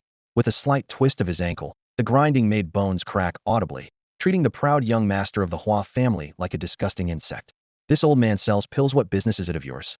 Ignorant, rude, butting in where you don't belong, acting all high and mighty, going out without using your eyes. With each word, his foot pressed down heavily. Hua Yuxiong's face was repeatedly ground into the thick, soft carpet, his mouth and nose stuffed with fibers until he nearly suffocated. Remember this in the future. If you dare defy me, I'll beat you until you submit. After more than 20 stomps, Hua Yuxiong's blood surged violently, his face swollen like a steamed bun. Everyone around had fallen silent as death. Only then did the pent-up fury in Yun Yi's chest finally dissipate. He brushed the carpet fibers off his shoe sole, his gaze ice-cold. Oh, and you said earlier that if the pills were real, you'd compensate me with something of equal value? Looking at your inexperienced appearance, you probably don't have any Earth-grade pills, so let's settle the debt with something else. With those words, he reached out and yanked off the jade pendant carved with fierce beast patterns from Hua Yuxiong's waist. Weighing it in his hand, he casually tucked it into his robes. Then, with a kick, he sent the young master flying like a broken sack to one side, turning to Tang Miao Miao and saying, "Hurry up, money and goods, hand over hand. This old man is pressed for time." Tang Miao Miao forcibly suppressed her shock and nodded gently. A maid quickly brought over a jade token. This is the Four Seas Trading Company VIP card, loaded with 300,000 taels of silver, which can be withdrawn at any major city bank. Behind her gauze veil, Tang Miao Miao's beautiful eyes burned like fire, locked firmly on Yuni. "Master, if you refine more pills in the future, please be sure to entrust them to the Four Seas Trading Company. I will purchase them at high prices." This card also represents guest elder status. Yun Yi was forced to lean back slightly by her sudden enthusiasm, his mind racing. She obviously took him for an alchemist capable of refining Earth-grade pills. No wonder she was so eager and desperate to win him over. Unfortunately, he was a fraud who couldn't refine even the most ordinary pill, let alone Earth-grade ones. Running his fingers over the jade token, Yun Yi's heart raced with excitement. In his previous life, he had been nothing but a shootin' gaming fanatic. Now, suddenly grasping such wealth, he felt his spine straighten with newfound confidence. Men, after all, only have real backbone when their pockets are full of silver. But reason quickly reminded him. The Hua family wielded enormous power. Having beaten their young master, if they sent a high-level martial artist, or even a martial spirit-level expert, he could be crushed with a single finger. This was no place to linger. He pulled his hood low, covering even his chin completely, and quickly left the Four Seas Trading Company. Ignoring the bewildered stares behind him, he disappeared into the bustling crowds of Xiantian City with a few swift movements. In the hall, everyone remained stunned, their faces showing clear reverence. Lu Ding, Xiantian City's premier alchemist, murmured, "A true Mystura dragon that shows its head but not its tail. To refine Earth-grade supreme pills, he must be at least a 5th-ranked Grandmaster alchemist." Tang Miao Miao, who had been closest, heard every word clearly. Her eyes blazed even brighter as she gazed long at the direction where Yun Yi had vanished. Meanwhile, Hua Yuxiong clutched his trampled and deformed face, spitting out venomous threats. "How dare he hit me and steal my beast-taming token? Go find Master Ching, tear that ant to pieces." His swollen cheeks made his face even more grotesque, his malice almost taking physical form. This grudge had grown deep indeed. In the slums of Xiantian City, inside a shabby thatched cottage, the small courtyard was overgrown with weeds, yet Xiahongluo bustled about like a busy little bee on the muddy ground. First sweeping fallen leaves with a broom, then carrying a wooden bucket to fetch water from the well, and upon returning, bending down to wipe clean the wooden table and bamboo chairs, working tirelessly with beads of sweat glistening on her forehead. Uncle Zhong stood hunched by the doorway, his large hand resting on the rough broom handle, his eyes full of pity. "Hongluo, take a rest. Don't wear yourself out." A plump and sturdy yellow dog circled around Uncle Zhong, its tail wagging like a fan, its glossy coat making it look even more imposing. Hongluo looked up, her face brightening with a radiant smile. "I want to make the courtyard even more beautiful, so when young master returns, he'll surely love it." Her voice was like a clear spring flowing over stones, instantly bringing warmth to this small courtyard in the slums. Just as she finished speaking, a harsh and arrogant voice suddenly came from outside the courtyard. "Of course this young master would love it. Little beauty, come with me and be my 11th concubine." Bang! The courtyard gate was kicked open. Over a dozen thugs swarmed in, some with crooked hats, others with squinting triangular eyes, fat and thin, tall and short, dressed in all manner of clothing they might as well have had villain carved on their foreheads. Leading them was Nian Laoda, the boss of the evil tiger gang, nicknamed Old Tiger Nian. He controlled territory with over 10,000 people and commanded hundreds of fighters, notorious for his vicious reputation. At this moment, he grinned, revealing yellow teeth. Little beauty, come with me obediently, and I'll guarantee you silk to wear and fine food to eat and suffer in this poor place. A few black hairs grew beside a dark mole on his right cheek, looking disgustingly greasy. Hong Luo shuddered and quickly hid behind Uncle Zhong. The news that Yun Yi's group of 3 people and 1 dog had moved to the slums had already reached the local gang's ears. Nian Laoda, lustful by nature, immediately brought his men upon hearing that a stunningly beautiful young woman had arrived, unable to wait even a second. Uncle Zhong suppressed his trembling, spreading his arms to protect Hong Luo, pleading, "Good sir, we're all poor people. Please show mercy and spare us." Before he could finish, one of Nian Laodao's thugs swung his palm and slapped Uncle Zhong across the face. "Get lost, old fool." Uncle Zhong staggered backward. The thug sneered. "Boss Nian, taking a fancy to your niece is your good fortune, yet you dare to make excuses? Today we're having a wedding no matter what." Hong Luo's chest heaved violently as she pulled the hairpin from her head, gripping it in her palm like a dagger, her voice trembling but resolute. "Don't come any closer. I'd rather die than go with you." The possessive desire in Nian Laodao's eyes was practically dripping. "Oh my, little beauty, don't be afraid if anything happens to you. Your big brother here would be heartbroken." Hong Luo tried to maintain her defiant stance. "My young master will return soon, watch out for your dog legs." "Huh." The gang of thugs burst into chaotic laughter as if they'd heard the funniest joke. Nian Laodao spat. "Just some fallen brat, and you call him young master? If he dares say one word of no, I'll cripple all 3 of his legs." With that, he suddenly lunged forward. The speed of a tuned-level martial apprentice was almost too fast for the naked eye to follow, and the hairpin was instantly snatched away. Caught off guard, Hong Luo cried out and stumbled backward several steps. Nian Laodao brought the hairpin to his nose. "Smells good." An evil smile crept across his face. "Be good, come with me." Hong Luo was like a cornered deer, dodging left and right, yet unable to escape Nian Laodao's looming shadow. Woof! A deep, fierce bark suddenly erupted. The yellow dog shot out like a cannonball, its sharp fangs mercilessly clamping down on Nian Laodao's wrist with a crack, blood spurting everywhere. "Ow! Damn it! This dog is vicious despite being a tuned-level martial apprentice." Nian Laodao couldn't dodge a mere guard dog. His heart filled with dread as he clutched his wrist and retreated, shouting for his men to grab their weapons. 7 or 8 thugs drew daggers from their coats, while others brandished wooden clubs, surrounding the big yellow dog in a vicious assault. The big yellow dog had previously caught the scent of the immortal revival pill, and its once loose fur had tightened, muscles bulging as its bloodline quietly transformed to rival that of a level 1 demon beast. With wind beneath its paws, the yellow blur darted between swinging clubs and flashing blades, snapping back with vicious bites whenever cold steel swept past. In moments, several thugs were writhing on the ground, clutching their bloodied legs and screaming in agony. "Damn it, can't even handle one dog." From outside the crowd, Boss Nian cursed furiously, pushing through with his blade drawn. "Move aside. I'm gonna skin this mutt alive." He unsheathed the steel saber at his waist, and the true chi of a level 2 martial apprentice erupted violently. The stone slabs beneath his feet cracked and scattered debris as he brought down a mountain-splitting strike aimed straight at the dog's head. The blade gleamed brighter than a cold star, and the big yellow dog couldn't dodge in time. The shadow of death rushed toward it. "No!" Uncle Zhong roared hoarsely, lunging forward to embrace the big yellow dog, his frail body shielding it from the descending blade. Clang!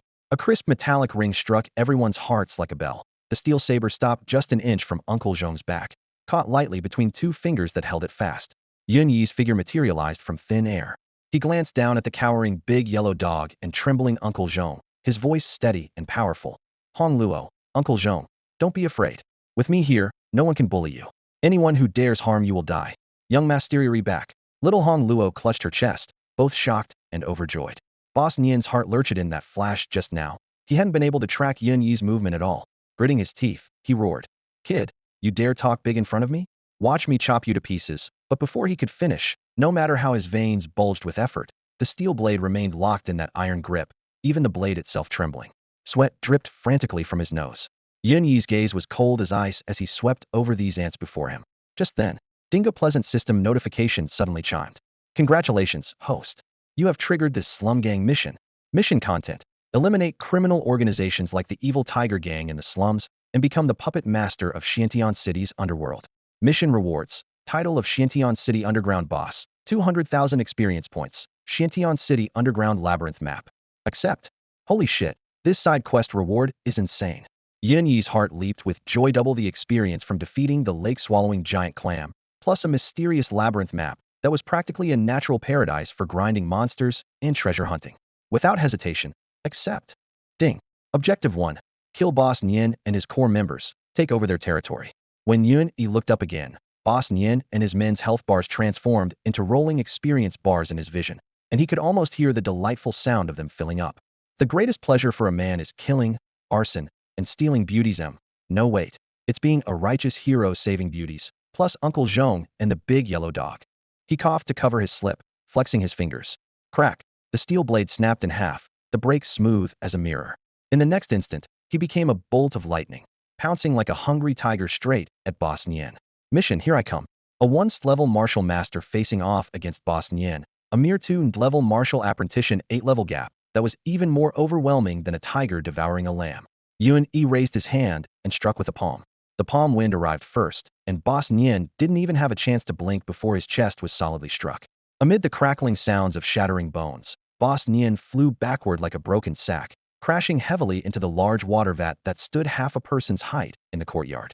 Beyond that shattered into pieces, clear water gushed out, and ceramic shards scattered everywhere.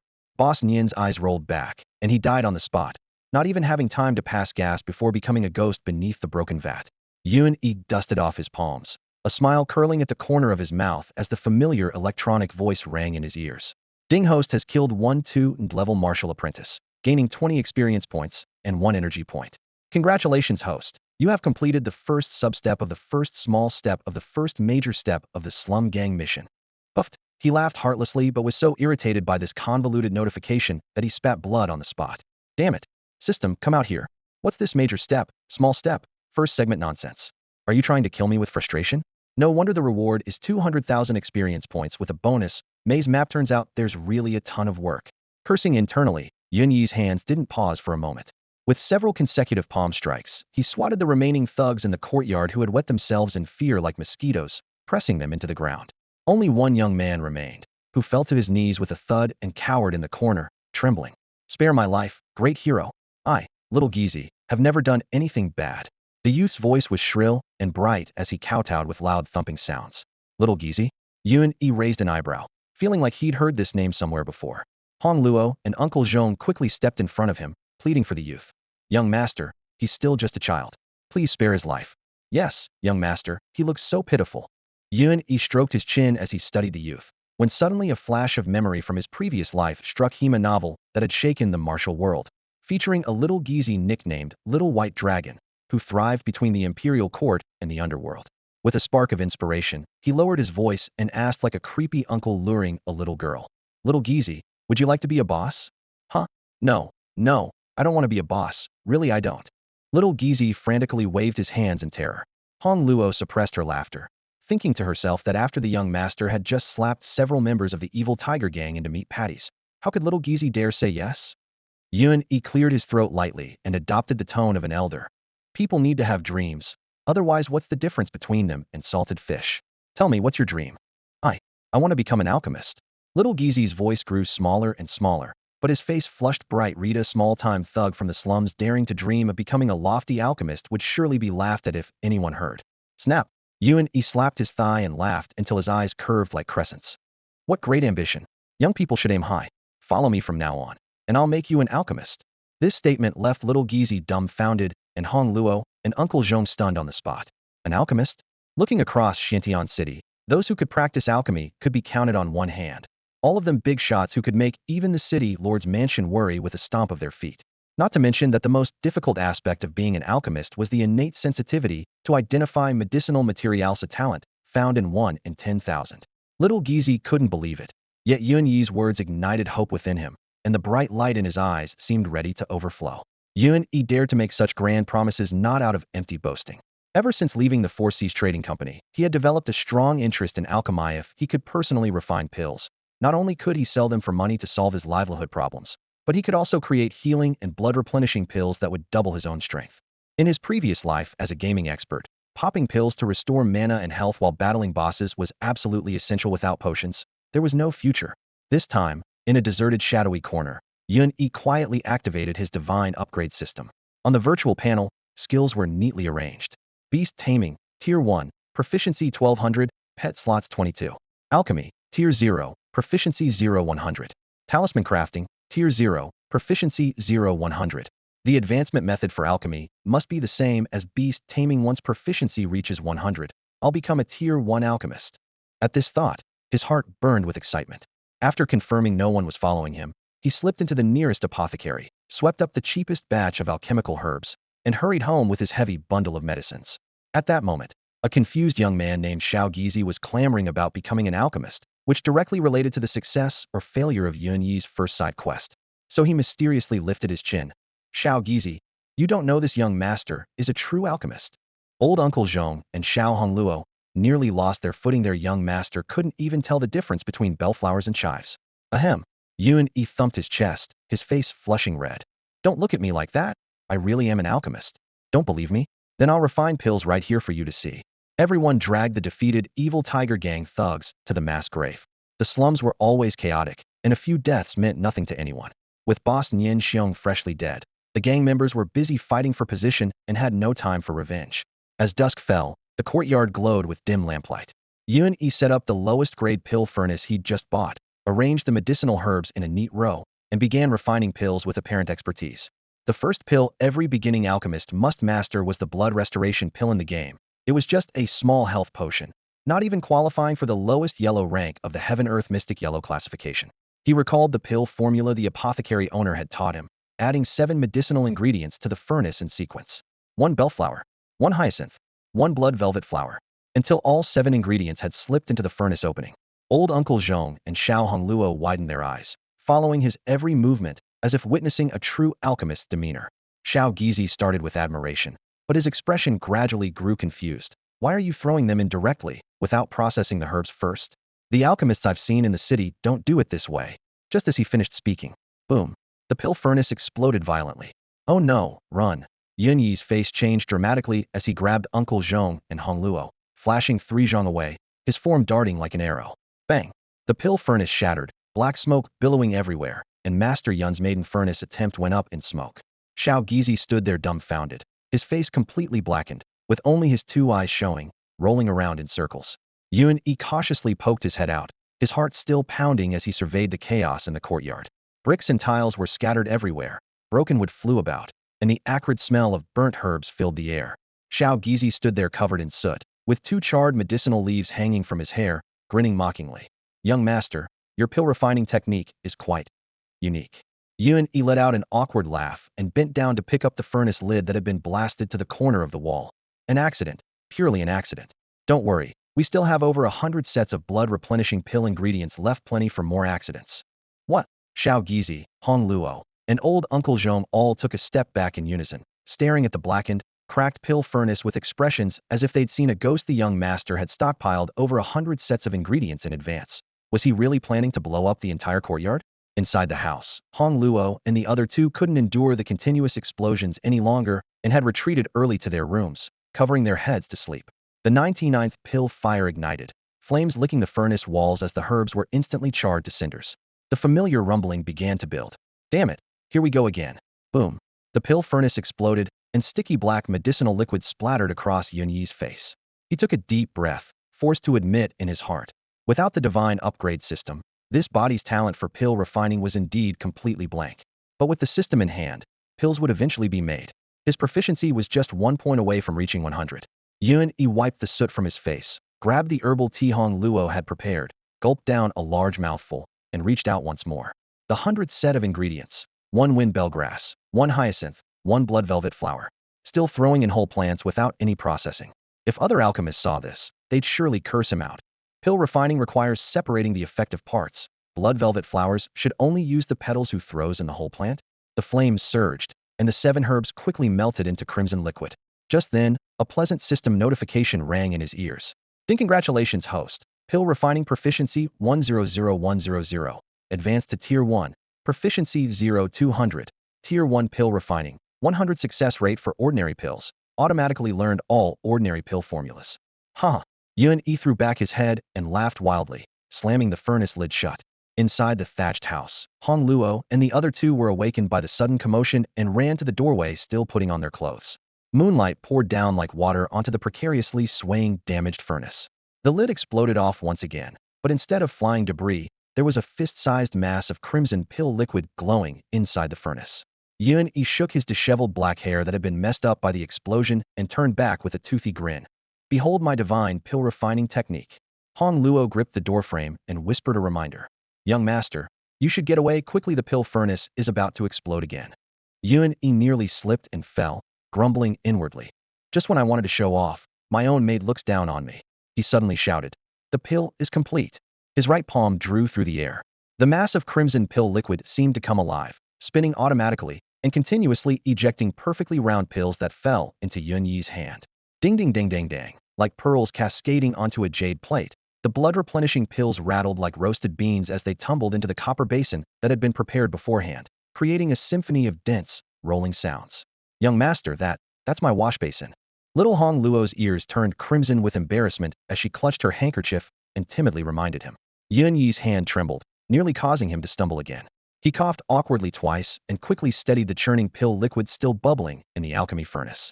His palms danced through the air in rapid succession, condensing the final traces of liquid into small, crystal-clear crimson pills that fell perfectly into the basin without missing a single drop. Damn it! Who told me to forget buying jade bottles for storing pills? I'll have to make do. He grumbled internally while methodically separating the liquid into over 200 pills. In the copper basin, 286 blood-replenishing pills rolled and clinked together, glowing like a basin of flames against the night, shimmering brilliantly. Under the moonlight, Yun-Yi couldn't help but look up to the heavens and sigh deeply. Holy shit, I'm finally an alchemist. A whole 100 attempts. This was way more exhausting than beast taming. Outside, the moonlight was cold and clear, but inside the room was steaming hot. Old Uncle Zhong's hands trembled as he rushed forward, staring at the basin full of pills with tears nearly spilling from his eyes. Master, Madam, if your spirits are watching from above, can you see this? The young master has successfully refined pills and become a true alchemist. The Yun family has an heir. Hong Luo blushed from her face down to her neck, pressing her lips together, her eyes filled with undisguised admiration. Although Yun-Yi had failed 99 times, in her heart, the young master was still the greatest in the world. Triumphant, Yun-Yi stood with his hands on his hips, his only regret being that while beautiful sleeves complemented pill-making perfectly, this wash basin really ruined the aesthetic. Suddenly, with a thud, little Guizi dropped heavily to his knees before him. The usually slick and roguish expression vanished completely, replaced by solemn gravity. Using the same force he had when kneeling before his parents' grave at age 7, he knocked his head against the ground 3 times. Bang, bang, bang, instantly drawing blood from his forehead. Young master, I, Yuan Gui, willingly become your servant, to follow you forever and never betray you. Ding, the system notification suddenly chimed, startling Yun-Yi. Congratulations, host. You have successfully gained the loyalty of level 0 minion Yuan Gui. Loyalty 90. What the hell? Yun-Yi's mind was full of question marks, taking a moment to process. The system actually had a loyalty mechanism, and recruiting followers directly displayed their loyalty rating? Haha, anything produced by the system was indeed top quality. He burst into laughter. Little Guizi, follow me, and you'll live the good life. Come, this young master will immediately teach you my exclusive alchemy techniques. Under the Super God Upgrade System interface, a line of text appeared next to Level 1 Alchemy. Transferable slots, 0-1. Each level increase adds 1 slot. After transferring to others, hosts required proficiency points double. Yun-Yi was overjoyed. Double proficiency points were nothing, compared to others who spent years getting blackened by smoke and fire without necessarily breaking through. This was practically cheating. He raised his hand and pointed. Transfer. Instantly, a golden light flew from the interface and entered little Guizi's body. The latter shuddered, his eyes suddenly brightening as countless alchemy knowledge flooded his mind. Herb properties, fire control techniques, pill condensation methods, everything was instantly branded into his memory like a seal. Little Guizi trembled with excitement, clenching his fists tightly before kowtowing frantically again. Young master, receiving your gift today, I've actually become an alchemist. From this day forward, little Guizi belongs to you completely. Ding, another system notification sounded. Level 0 minion Yuan Gui's loyalty has increased to 100, will never betray. Yun-Yi was overjoyed. His alchemy had succeeded, and he'd gained a loyal follower. Life couldn't get any better. He casually handed Hong Luo a basin full of perfectly round, gleaming blood-replenishing pills to store away, then tossed the remaining dozen or so sets of medicinal ingredients to Xiao Gizi. Take these to practice with. Tomorrow we'll buy a few hundred more sets for Yuru, alchemy studies. He'd almost let something slip, but fortunately Xiao Gizi couldn't understand the deeper meaning behind leveling up. Deep into the night, the small courtyard echoed once again with muffled explosions. Sparks from exploding furnaces cast flickering shadows across the dark walls. though this time, it was Xiao Gizi suffering through the ordeal. The next day, well past sunrise, a yawning Yuan Yi was shaken awake. Young master, I've used up all the ingredients and still haven't successfully made a single blood-replenishing pill. Am I just too stupid? Yuan Yi rubbed his eyes and rolled over, thinking, I needed 100 proficiency points and worked until midnight to get it right, while you need to accumulate 200 attempts and you expect to succeed already. Aloud, he simply patted Xiao Gizi's shoulder. Don't lose heart. Keep going. So the two went out and cleaned out several herb shops in the slums, returning with several large sacks of medicinal materials. For the next 3 days, explosions rang out continuously from the small courtyard, frightening even the neighbor's old dog into relocating overnight. At dawn on the 4th day, the door burst open with a bang. Xiao Gizi rushed in clutching his furnace, his face covered in soot but beaming with joy as he bounced around. I did it. Over 80 pills. Yuan Yi breathed a long sigh of relief. Half a basin of blood-replenishing pills sat piled on the table, with 3 ruined furnaces scattered nearby. Without the system, Xiao Gizi could never have refined even medicinal dregs in his lifetime, let alone blood-replenishing pills. Fortunately, the system automatically advanced proficiency once it reached maximum, meaning future refinement of ordinary pills would require no repeated practice. Yuan Yi had already surpassed all other alchemists by a full tier. The beginning was difficult, but smooth sailing lay ahead. Now he had a first-tier alchemist under his command, and a devoted one at that. Mission time had arrived. The underworld storyline was just beginning, perfect for bringing Xiao Gizi along to subdue the dozen or so gangs in the slums and bring some light to the poorest part of Xiantian City. Besides the Evil Tiger Gang, there were also the Blue Wolf Gang, Black Hand Gang, Small Blade Sect, Red Turban Society, and others. Having grown up on these streets, Xiao Gizi knew them all intimately. Under his guidance, Yuan Yi easily located the Evil Tiger Gang's headquarters boss, Nian's old residence. Inside the courtyard, weapons clashed as 5 senior leaders fought fiercely over the position of gang leader. Boss Nian appointed me, Yin Sanner, as deputy leader back in the day, so this seat naturally belongs to me. Yin Sanner, who stood half a head taller than most men with arms as thick as other people's thighs, slammed his palm on the table, sending wood chips flying. Bah, what gives you the right to be boss? The other 4 rose simultaneously, chairs and tables crashing to the ground. In this business, strength is everything. Either you take on all 4 of us alone, or wait for us to beat you down. Outside the door, Yuan Yi and Xiao Gizi listened while stifling their laughter. Yuan Yi raised an eyebrow and gave Xiao Gizi a meaningful look, whispering instructions. Go in there and take on all 5 of them. Win, and you'll be the Evil Tiger Gang's new boss. Xiao Gizi's face instantly turned deathly pale as he clutched desperately at Yuan Yi's sleeve. Young master, I can't beat them. Forget 5 am no match for even one of them. Please spare me. Look how cowardly you are. Would your young master really send you to your death? Little Flower, come out. From the pet inventory, the iron-head gray wolf boss named Little Flower, who had been slumbering all along, appeared before him in a flash of golden light, its fangs menacing and its presence majestic and domineering. As the golden light faded, the massive wolf body landed on the ground, stirring up wood chips and dust in the fierce wind. Little Gizi fell backward onto his bottom, pointing at the gray wolf with a trembling voice. Young master, is this your beast companion? Are you a beast tamer? Yuan Yi stood with his hands clasped behind his back, wearing a confident smile. Let Little Flower help you conquer the Evil Tiger Gang. Then we'll sweep through all the gangs. Not only will I teach you alchemy, but I'll also make you the big boss of the underworld. A string of novel terms made Little Gizi's eyes light up. Although he didn't fully understand what underworld or big boss meant, the fierce wolf before him instantly boosted his confidence. 1. Evil Tiger Gang. 3/4 of an hour later, Yuan Gui Little Gizi puffed out his chest and raised his head, leading Little Flower as they kicked open the doors of the Evil Tiger Gang. Inside, gaming tables flew through the air, wine jars shattered, and screams rose one after another. With one angry roar from Little Flower, several thugs along with tables and chairs were sent crashing into the wall. In just 3 minutes, over a dozen core members of the Evil Tiger Gang were pressed down and forced to kneel in a row, shouting in unison. Greetings, young master. Yuan Yi laughed heartily and waved his hand. Comrades, greetings, brothers. That day, the Evil Tiger Gang was officially disbanded and replaced by a group of burly men who were forced to go legitimate. A few who refused to submit were torn to pieces by the iron-head gray wolf boss Little Flower, and no one dared to speak out again. Little Gizi thus officially took the position of gang leader. 2. Sweeping through all gangs. Yuan Yi was in high spirits as he led hundreds of former Evil Tiger Gang members on a sweeping campaign. Small Blade Sect, destroyed. Red Scarf Society, destroyed. Black Hand Gang, destroyed. More than 10 forces that had entrenched themselves in various territories were swept away like withered leaves, leaving only the Green Wolf Gang. 3. Green Wolf Gang Black Wolf Gang base. At this moment, The Black Wolf Gang base was holding a pre-battle rally.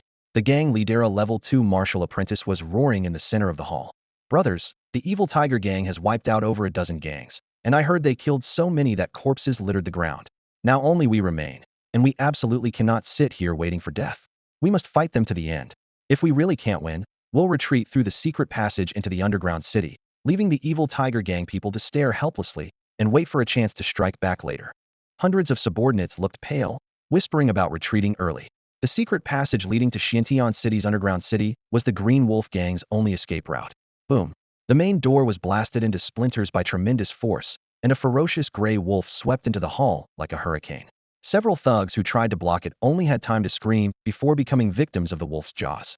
Gray wolf, demon beast, the gang leader cried out in shock. In less than half an hour, Little Flower had torn the Green Wolf Gang leader and 6 lieutenants to pieces. The remaining gang members were so frightened they turned pale and knelt on the ground. The last lieutenant wet his pants, his knees trembling. "Spare us. We surrender and are willing to reveal the secret passage."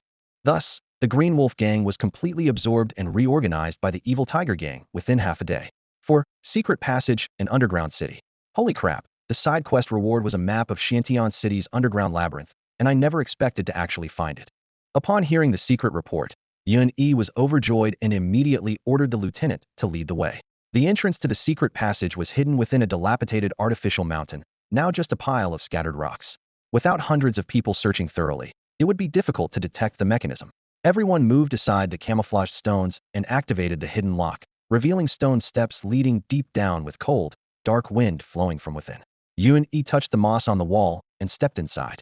The view suddenly opened up before him. Winding corridors led toward the shadows of a massive underground city. He had heard since childhood that beneath Xiantian City lay a vast underground city, and today it finally appeared before him. What Yun Yi hadn't expected was that the underground city beneath Xiantian City was truly a labyrinth. This subterranean world stretched vast and seemingly bottomless, with the Green Wolf Gang having previously explored only a single secret passage, while countless other areas remained buried in pitch darkness. What surprised him even more were the firestone pillars scattered throughout the underground city, glowing with a dark red light during the day and quickly dimming at night, creating an eerie cycle of day and night in the depths below. "Young master." Yuan Gui hurried to catch up, whispering his report in the dim red shadows. "The Green Wolf Gang members say that the deeper you go, the more complex the terrain becomes. Just a few turns, and you'll be completely lost. Moreover, countless demonic beasts dwell within, far more vicious than those on the surface. Many who ventured and never came back out. We should be careful." Holy shit, this is clearly a dungeon prepared just for me. Yun Yi's eyes lit up upon hearing this. Demonic beasts mean experience points and energy scattered everywhere, plus perfect targets for testing the heaven and earth explosion technique. He burst into laughter, his voice echoing through the spacious underground corridors. "From now on, we'll establish ourselves in this underground city. We'll claim the entire Xiantian City underground as our territory. Wealth, demonic beasts, everything will belong to the Cloud Gate." With that, finding the original name, Evil Tiger Gang, distasteful, he made an immediate decision to rebrand. "From this moment on, we're called the Cloud Gate. Little Gui, you'll be a hall master of the Cloud Gate, master of the Azure Dragon Hall." At this moment, he commanded over 2,000 followers and had complete control over the slums. The instant the gang was renamed, a pleasant system notification chimed. "Congratulations, host, on completing the side quest Slum Underworld Boss. Congratulations on obtaining the title Xiantian City Underground Boss Cloud Gate Sect Master. Rewards: 200,000 experience points. Xiantian City Underground World Maze Map. Congratulations, host, on advancing to level 2 Martial Master." The tingling sensation of leveling up shot straight to his bones, and Yun Yi couldn't help but clench his fists. Since his transmigration, he had finally completed his first quest, and that long-awaited sense of achievement made his blood boil with excitement. He immediately opened the Divine Upgrade System interface. A bronze-colored Cloud Gate Sect Master title now appeared before his name. His level had jumped to level 2 Martial Master, and the experience bar was just a sliver away from level 3 Martial Master. But the greatest reward was the maze map in his inventory. It pulsed with flickering dark red light. Yun Yi's heart raced as he immediately clicked on it. The next second, a three-dimensional virtual map projected into his field of vision, centered on his current position and extending in all directions, covering over 20 li branching paths, hidden chambers, broken bridges, underground rivers. Everything was rendered in perfect detail, as if the Xiantian City Underground had lifted a corner of its mysterious veil. He noticed multiple green dots scattered across the map, with the largest representing himself and the others marking his Cloud Gate subordinates. In the distant darkness, red dots clustered densely, varying in size. He randomly clicked on one of the larger red dots, and information immediately popped up. Second order level 1 demonic beast, lunar eclipse, soul worm. Holy shit, so many demonic beasts, and the nearest one is barely 10 li away. Yun Yi felt secretly relieved. Thank God the Black Wolf Gang only wandered around the perimeter and didn't dare venture deep. Otherwise, if they'd attracted a pack of demonic beasts, they would have been wiped out before I even had to lift a finger. The current map's clear range extended about 25 li from his position, with areas beyond shrouded in black foganly. By setting foot in those regions would the mist gradually recede. Yun Yi excitedly licked his lips. This is exactly like the mini-map from games in my previous Lithian essential tool for killing and mayhem. Within the dungeon, he possessed a god-see view, seeing everything clearly whether it was demonic beasts or enemies far stronger than himself. He stood firmly, in an invincible position. This is what I call having the map in hand and owning the maze. Yun Yi smugly closed the system panel, confident in his heart. Coming to this world, he finally had a true base and no longer needed to worry about being hunted down. If he encountered masters he couldn't defeat, he could simply retreat into the dungeon like a dragon entering the vast ocean. No one could touch him there. Over the following days, he worked tirelessly to establish the Cloud Gate's rules and personally organized over 2,000 members. The first rule, strictly forbid oppressing the poor. The second rule, those guilty of heinous crimes would be demoted to the lowest rank and sent into the dungeon to expand territory and explore unknown regions. To enforce these regulations, he appointed Yuan Gue as the Azure Dragon Home Master, specifically responsible for law enforcement and supervision, with severe punishments for violators. Once the rules took effect, tens of thousands of residents in the slums felt earth-shaking changes almost overnight. The gangs that once ran rampant completely disappeared, replaced by disciplined Cloud Gate disciples in uniform attire. No longer did anyone commit crimes. Instead, they became protectors of the people. Within just a few days, order was restored to the slums, with laughter and cooking smoke filling the streets, showing the early signs of prosperity. This morning, as soon as Yuni got out of bed, his number one subordinate, the newly appointed Azure Dragon Home Master Yuan Gui, was already standing in the courtyard. The young man knelt on both knees with his forehead touching the ground audibly, completely transformed from his former naive and cunning self, now bearing a sharp, intimidating aura. Young master, good morning. The full loyalty prostration secretly pleased Yuni. Yuan Gui raised his head to report. Young master, the Cloud Gate is developing too rapidly. Hundreds are already queuing to join. While brushing his teeth and rinsing, Yun Yi gave a thumbs up. Little Gui, well done, brilliantly done, absolutely fantastic. Yuan Gui scratched his head, looking troubled. However, there's one matter I'm truly powerless to handle and would like your guidance on. What is it? Speak freely. No matter how big the problem, it's nothing to me. Yun Yi was full of confidence. With 3,000 subordinates under his command and the underground world unified, what difficulty could there be? We have so many brothers, and even more elderly and children in their families, thousands of mouths to feed. Previously we relied on protection fees, but you've abolished that system, young master. Our expenses are a bit tight.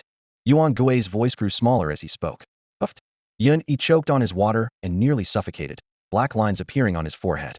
So the more subordinates he had, the more expensive it was to be a good person. He recalled the 300,000 taels of silver he'd earned from selling the Earth-grade, Eternal Youth pill. It had flowed out like water during this period, supporting disciples and helping the poor. Now his premium account held only a pitiful few thousand taels. The great tycoon had become a pauper. More people, more power, damn it. More people also means money disappears faster. Yun Yi sighed deeply. Just as he was feeling depressed, Yuan Gui delivered another blow. Young master, the brothers also need weapons. At least one steel blade per person, that's 3,000 blades. Puffed. Yun Yi sprayed water all over Yuan Gui's face again, coughing so hard his shoulders shook. Damn it, he'd have to go sell pills again. All right, how much more money do we actually need? Yun Yi rubbed his forehead and let out a long sigh. Being the boss was truly exhausting. Little Gizi wiped the sweat from his brow and replied sheepishly. At least 200,000 taels, and that's not even counting the weapons. There's really no other way. We have too many poor people to help, and everyone's living in misery. It's just silver. Yun Yi waved his hand dismissively, his tone confident. I'll figure out the money, and weapons won't be a problem either. He felt certain the super god system not only included beast taming and alchemy, but also weapon forging. Crafting ordinary weapons would be child's play for him. After instructing Little Gizi to continue expanding the underground city, he stepped out and headed straight for the Four Seas Trading Company, planning to sell another life extension pill for cash, then find a blacksmith shop to start forging weapons. Before leaving, he thought for a moment and brought along 100 newly refined blood replenishing pills, just in case. This time, He didn't bother hiding his tracks and entered the Four Seas Trading Company with his true face. He figured the Yun family was currently too busy dealing with the city lord's mansion and the Hua family from Iron Rock City to spare any effort hunting him down. The Xiantian City branch was still bustling with voices and crowded with merchants. Yun swaggered through the main entrance and immediately ran into an old man stroking his goatee with a thoroughly dejected expression. Zhou Wuda. The former chief pill appraiser was now dressed in the blue robes and small cap of a greeter, standing alongside the welcoming girl Chao Xiaoyan at the entrance to the main hall, with none of his former prestige remaining. Yun nearly burst out laughing on the spot. This old rogue had plummeted from executive straight down to doorman. A complete workplace catastrophe. Zhou Wuda was already fuming when he saw a young man with shifty eyes trying to barge in. He immediately blocked his path, speaking arrogantly. Kid, this is the Four Seas Trading Company, a place for wealthy merchants and tycoons. What's a poor country bumpkin like you with those sneaky eyes trying to do here? Yun looked him up and down and smiled warmly. Oh my, isn't this Master Zhou? How did you end up greeting guests at the door? Congratulations on your promotion. You brat. Zhou Wuda's face turned red with rage as he jumped up and down. How dare you mock me? If you don't get out of here right now, I'll break your dog legs. Before he finished speaking, Yun raised his hand and revealed a gleaming platinum card. The card's surface bore intricate patterns and dazzling light, instantly choking Zhou Wuda's fury in his throat. A VIP card? Where did you get a Four Seas Trading Company VIP card? You must have stolen it. He was so shocked he nearly yanked out his own goatee. Chao Xiaoyan's eyes suddenly lit up as she exclaimed, "That's the platinum card of the master who sold the Earth-grade life extension pill." Zhou Wuda's hand trembled, actually pulling out 3 whiskers, making him gasp in pain. He wailed and wardleth that pill-selling monster again. How could his luck be this terrible today? Chao Xiaoyan quickly bowed respectfully, her tone reverent. May I ask if you are that master alchemist? Yun slipped the platinum card back into his sleeve, speaking casually. Ahem, that's my master. He chuckled inwardly. Being his own master was indeed absurd. My apologies, so you're the master's distinguished disciple. Chao Xiaoyan immediately extended an invitation. The young miss has already given instructions that the master is our trading company's honored guest advisor and must be treated with the utmost care. Please follow me to the VIP room for tea. Zhou Wuda's eyes suddenly rolled as he stepped in front of Chao Xiaoyan. Xiaoyan, your regular client Miss Bai is arriving soon. Let me handle this, distinguished disciple of the master. Without allowing any argument, he grabbed Yin Yi's arm and half-dragged, half-escorted him toward the depths of the corridor. They entered the VIP room. Chao Xiaoyan tried to stop him from behind, but was too late. Just then, the sound of carriage wheels echoed outside the guild's main entrance as an ornate carriage came to a halt. It was Bai Lingji, the second young lady of the Bai family, one of the 3 great families of Xiantian City.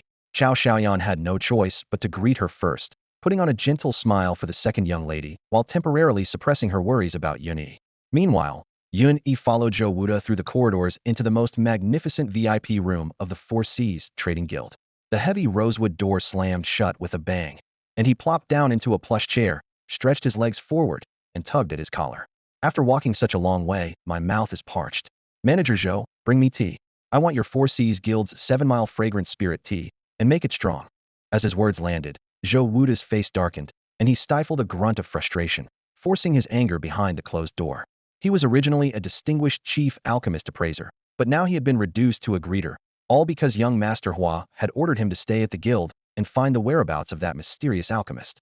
Now that the alchemist's disciple had appeared before him, what surged in his heart wasn't anger, but greed. If he could force out the master's location, he could curry favor with young Master Hua and achieve great success. You little brat, tell me, where is your master? Zhou Wuda closed the door, his face twisted with malice, his tone ice cold. Yun grinned. My master? Today he's gathering herbs in the eastern mountains. Tomorrow he'll be refining pills in the western ridges. He roams the world freely. Who knows where he is? You dare toy with me? Zhou Wuda immediately radiated murderous intent, his level 3 martial apprentice energy rippling from his body. If you don't speak clearly, don't expect to walk out of here standing. Before his words finished, he raised his palm like a blade and struck viciously at Yun Yi's knee.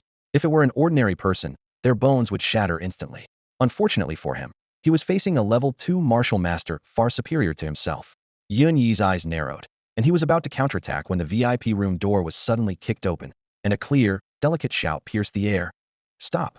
A fragrant breeze swept in as Tang Miao Miao, draped in light silk, rushed in wearing high-heeled cloud-patterned shoes. She stood in front of Yun Yi, her gaze cold as ice. Zhou Wuda, how dare you show disrespect to a disciple of our Four Seas Trading Guild's guest alchemist? Guards, seize him and punish him severely. 4 guards responded in unison, pinning Zhou Wuda down firmly. Despite his pitiful pleas, he was dragged out like a dead dog.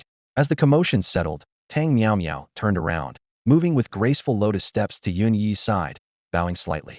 I had no idea the great master's disciple had honored us with his presence. To think someone dared to frighten Yu Miao Miao apologizes on behalf of our establishment. Her gentle voice carried the fragrance of orchids, close to his ear. Her skin was snow white, half concealed by the light silk. Any ordinary young man would have been completely enchanted. Even Yun Yi, who prided himself on having seen countless adult videos in his previous life and being battle-hardened, felt his throat go dry and his heart pound wildly. This girl is absolutely stunning. After exchanging pleasantries, Yun Yi explained his purpose and produced a lustrous pill. Oh, the master has refined another earth-grade pill. Tang Miao Miao was so delighted she nearly jumped up. It's only been a few days? This is incredible. Being able to produce an earth-grade pill every 3 to 4 years was already legendary, but now another one appeared in just a few short days. The value of the longevity extension pill was enough to drive any trading guild mad. A fervent thought flashed through Tang Miao Miao's mind. Their previous assessment of that alchemist had been far too conservative. He was clearly the Four Seas Trading Guild's golden goose. If they could firmly maintain this relationship, the rise of the Xiantian City branch would be just around the corner.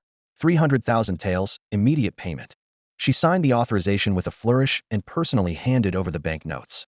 Her enthusiasm doubled. She actually sat down beside Yun Yi, her slender shoulder gently touching his arm, her fragrant skin brushing against him seemingly by accident. Yun Yi's nostrils filled with her sweet fragrance, his mind rippling with thoughts. Damn, this is a stroke of luck delivered right to my doorstep. Should I accept, or should I accept? Despite the light veil covering her face, her delicate features were still visible beneath. Tang Miao Miao had an elegant face with a slightly upturned nose and lips as red as rouge, her every gesture radiating countless charms. Her graceful figure swayed gently with each step, like a lotus flower in full bloom, her soft curves outlined beautifully in the candlelight. Yun Yi felt as if a wild deer had burst into his chest, his heart pounding frantically, his breathing becoming rapid, and his ears quickly flushing crimson. Tang Miao Miao secretly smiled to herself. This young man was still inexperienced, and with just a little manipulation, she could easily win him over and establish connections with that mysterious alchemist master. Her delicate hand unconsciously fell upon Yun Yi's shoulder as she spoke in a soft, gentle voice. Young master, I wonder if your esteemed teacher is still in Xiantian City? This humble woman would very much like to meet him again. Though somewhat intoxicated by her soft fragrance, Yun Yi suddenly became alert from their first meeting. He knew Tang Miao Miao was not to be underestimated, and he couldn't allow himself to fall into her trap. He quickly straightened up and lifted his teacup to calm his restlessness. Haha, after entrusting me to sell the pills, my master left the city to gather herbs. Upon hearing that the alchemist master had already left, a flash of disappointment crossed Tang Miao Miao's eyes. If she could have directly recruited that legendary alchemist into the Four Seas Trading Company, their future resources would have been secured. Just as she was feeling regretful, Yun Yi suddenly pulled out a palm-sized cloth pouch from his robes and tossed it onto the table. Miss Tang, these are some ordinary pills I refined myself. I wonder if your company would be interested in purchasing them. This was his first attempt at alchemy.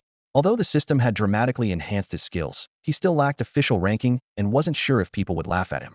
Nevertheless, he maintained the composure befitting a disciple of an alchemist master. Oh, young master, you're so young, yet already capable of refining pills. Tang Miao Miao was shocked. Alchemy was extremely time-consuming and resource-intensive. Just familiarizing oneself with a single formula required dozens or even hundreds of practice attempts. Anyone who could successfully produce even one type of pill could be called an alchemist. As far as she knew, the youngest alchemist in the 3 Eastern Sea cities was over 30. Could it be that the alchemist master behind this young man was so extraordinarily talented that even his disciple was a prodigy? She took the pouch, but her brow furrowed slightly. It was made of coarse cloth, and though the stitching was fine, it was still just a cloth bag. Who would store precious pills in such a thing? At the very least, specially made porcelain bottles should be used. Could these be inferior products carelessly refined? With doubt in her heart, she opened the pouch. The next instant, a fresh medicinal fragrance hit her face, and blood-red healing pills filled the bottom of the bag densely. Tang Miao Miao gasped and exclaimed in a low voice. These are blood-replenishing pills. Yuni nodded. Yes, they're blood-replenishing pills. Tang Miao Miao suddenly stood up from her chair, her delicate body trembling slightly, her voice shaking. Young master, did you refine all of these yourself? Yes, I refined them all myself. Yun Yi secretly rolled his eyes. Was it really necessary to make such a big fuss? He had seen plenty of these blood-replenishing pills in medicine shops. Almost every store displayed a few bottles for sale. They were common goods. Yet here was the young mistress of the mighty Four Seas Trading Company, acting so shocked. Tang Miao Miao suppressed her excitement, though her tone remained urgent. May I ask, young master, how many pills are there in total? How many batches did you refine? Yuan Yi noticed her questions were quite professional. When the system had upgraded his alchemy skills to the first tier, basic knowledge had already been forcibly implanted in his mind, making him officially an entry-level practitioner. How many batches was indeed a fundamental question for measuring an alchemist's skill.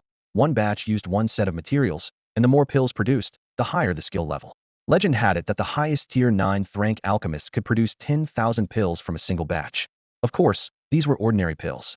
High-grade spiritual elixirs with proper rankings couldn't possibly be produced in such quantities. While others could produce 10,000 pills per furnace, he had only managed to refine a mere 286 pills, leaving Yuan Yi feeling somewhat insecure. He pushed the jade bottle containing the pills across the table and was about to explain. Well, here are 100 pills. I opened one furnace. Before he could finish, Tang Miao Miao suddenly let out a startled cry. You actually refined 100 blood-replenishing pills in a single furnace? A genius, an alchemy genius, an unparalleled genius. At her exclamation, Yuan Yi spat out his tea, choking until his chest felt tight. What? Just 100 pills makes me a genius? Then with my level of 286 pills, wouldn't that make me god tier? While he was still in a daze, a delicate fragrance wafted toward him. Tang Miao Miao leaped over the table and threw herself into his arms, wrapping her arms around his neck and planting a kiss on his cheek with a soft pop.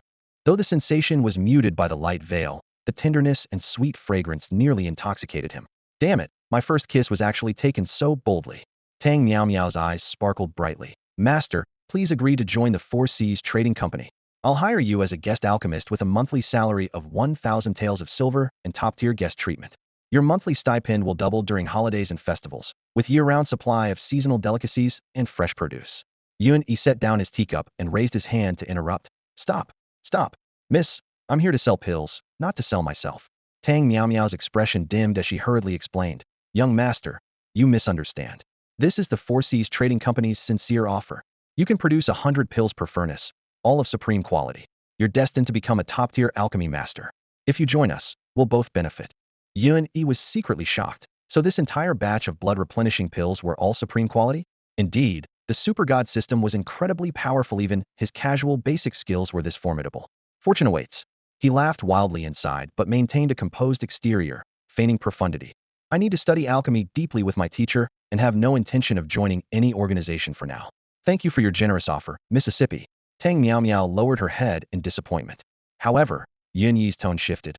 I can promise that any pills I refine in the future will be sold exclusively to the Four Seas Trading Company.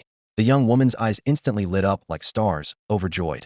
Then I thank you, young master. From now on, the Four Seas Trading Company will provide all the medicinal materials you need for alchemy at no cost, asking only that you let us purchase your pills at high prices. Such a peerless genius would be an inexhaustible gold mine in the future.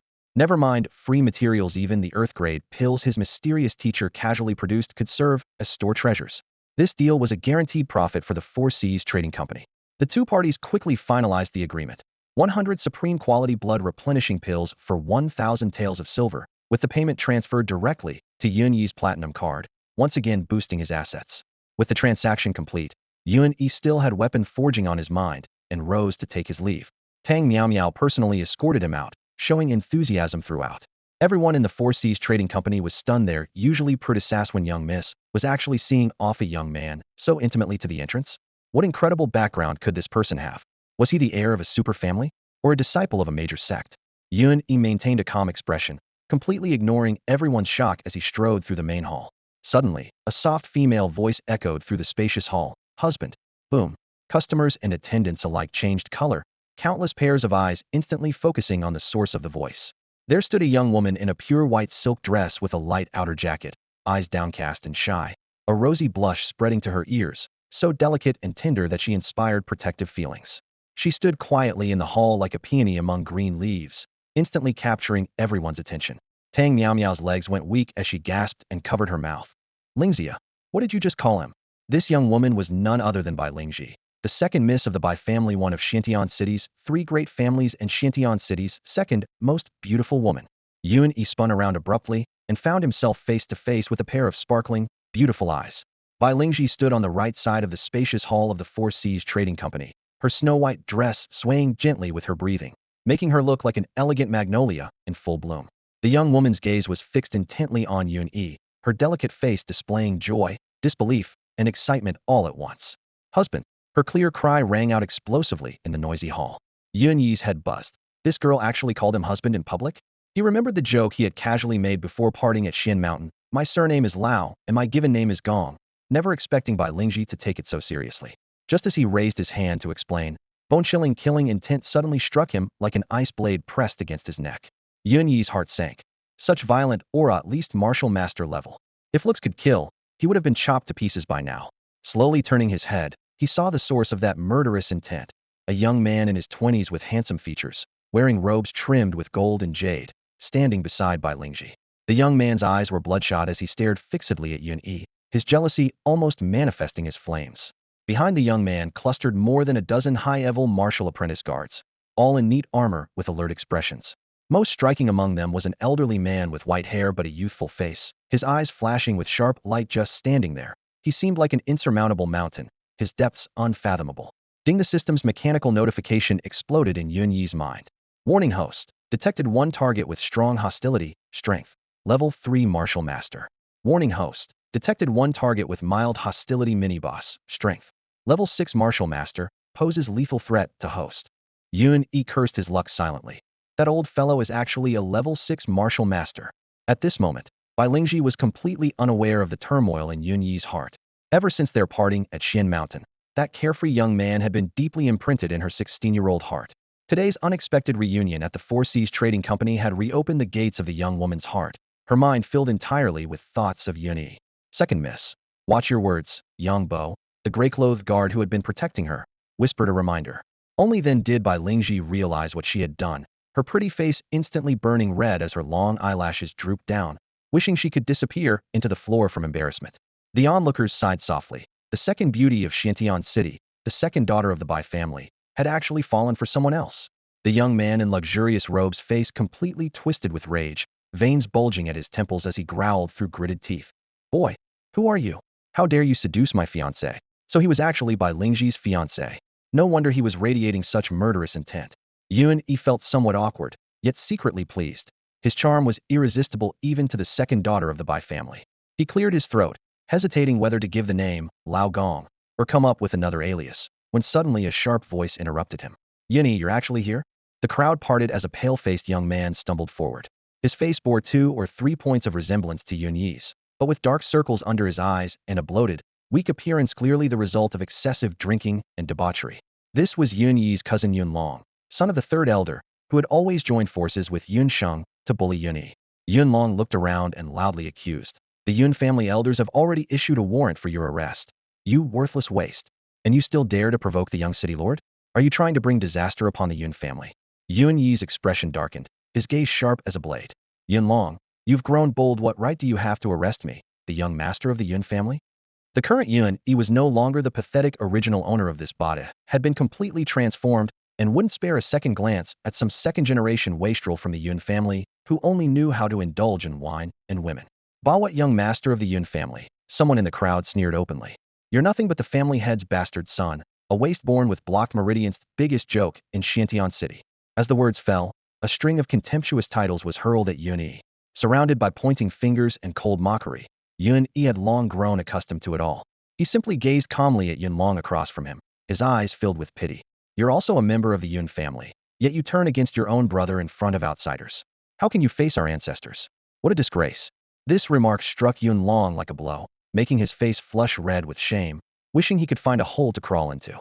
Yun Long smiled obsequiously as he complained to the black-robed young man beside him. Young city lord, this is the Yun family waste, Yun Yi.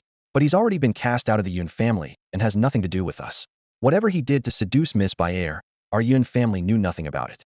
Please, young city lord, see the truth clearly. The black-robed young man who looked ready to tear Yun Yi apart was none other than He Zimo, the young city lord of the city lord's mansion, Xuantian City's most powerful force. He Zimo was the only son of city lord He Chun, and had been running wild throughout the city since childhood, relying on his status to commit countless misdeeds. Good, very good. He Zimo narrowed his eyes. A waste from the Yun family dares to touch the city lord's mansion's forbidden territory. For the sake of your Yun family bloodline, sever your own hands and feet, then cut out your tongue and become a complete cripple. I'll spare your dog life. Otherwise, today will be your death anniversary. Just minutes ago, his fiancée Bai Lingji had publicly called Yun Yi husband, causing him to lose all face. If he didn't completely crush Yun Yi into the dirt, how could he continue to establish himself as young city lord in Xiantian City? Yun Long hastily chimed in, shouting, Yun Yi, hurry up and do it yourself and cause more trouble for the Yun family. At this time, the Hua family of Taiyan City had formed an alliance with the city lord's mansion, making all three major families of Xiantian City, the Yun, Bai, and two families feel threatened. Some spineless opportunists had actively switched sides to the city lord's mansion, hoping to survive the coming upheaval. Yun Long was the representative pushed forward by the Yun family's surrender faction to curry favor with He Zimo. Yun Yi raised an eyebrow slightly, already sentencing Yun Long to death in his heart.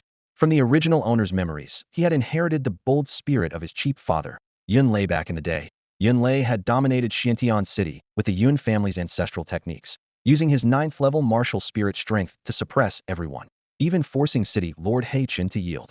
But now the Yun family was full of spineless cowards who feared death and groveled before others. Bah, you pathetic weakling, get lost. Yun Yi sneered. Yun Long's face burned with shame as he roared. Young city lord, this guy has eaten a leopard's gall. Please kill him yourself and rid the Yun family of this great menace. Damn you. Yun Yi scoffed. We're cousins after all, and you're really shameless enough. He Zimo smiled coldly. Such waste isn't worthy of my personal attention. Since he's of Yun family blood, I'll trouble brother Yun Long to righteously eliminate this family member. It's a perfect way to show your Yun family's loyalty to the city lord's mansion. Yun Long's whole body trembled, his legs shaking uncontrollably. If he really killed Yun Yi in public, his reputation would be completely ruined. When elders acted, it was family law, but if he did it, it would be fratricide. Yun Yi remained secretly vigilant. This He Zimo appeared to be a wastrel, but his moves were ruthlessly cunning. With one stroke, he forced Yun Long to take a stance, testing the Yun family's attitude while attacking him and clearing himself of responsibility, truly killing 3 birds with 1 stone. Bai Lingji's eyes reddened with anxiety as she bit her silver teeth. Young city lord, he's a good person, don't make things difficult for him. Besides, my father hasn't agreed to your marriage proposal yet. Shut up. He Zimo's face instantly turned the color of pig liver as he roared. Elder Su, kill him to wash away the shame of our city lord's mansion. Being publicly rejected by the woman he sought to marry, who then gazed lovingly at a worthless waste, such humiliation would be unbearable for anyone, let alone someone of the young city lord status. He Zimo exploded with rage on the spot, his eyes turning bloodshot. He swept his arm violently, his voice low but filled with murderous intent. Attack! The gray-robed elder standing behind him, steady as a mountain, stepped forward. As his foot touched the ground, the air trembled thunderously, and a heavy pressure swept out like an invisible hurricane across the great hall. Ordinary people cried out and retreated in panic, while even seasoned warriors with considerable cultivation turned pale and had to surge their inner energy frantically just to remain standing. The power of a 6th-level martial master was laid bare for all to see. The elder grinned, revealing 2 missing front teeth, his voice hoarse. Boy, if the young city lord wants you dead, then dead you shall be. As his words fell, he placed his right hand behind his back and raised his left arm. Dark light churned in his palm as he reached across the distance toward Yun Yi. The great black heaven hand, someone in the crowd cried out in alarm. This profound-grade martial technique had once allowed city lord He Chen to single-handedly suppress all of Xiantian City.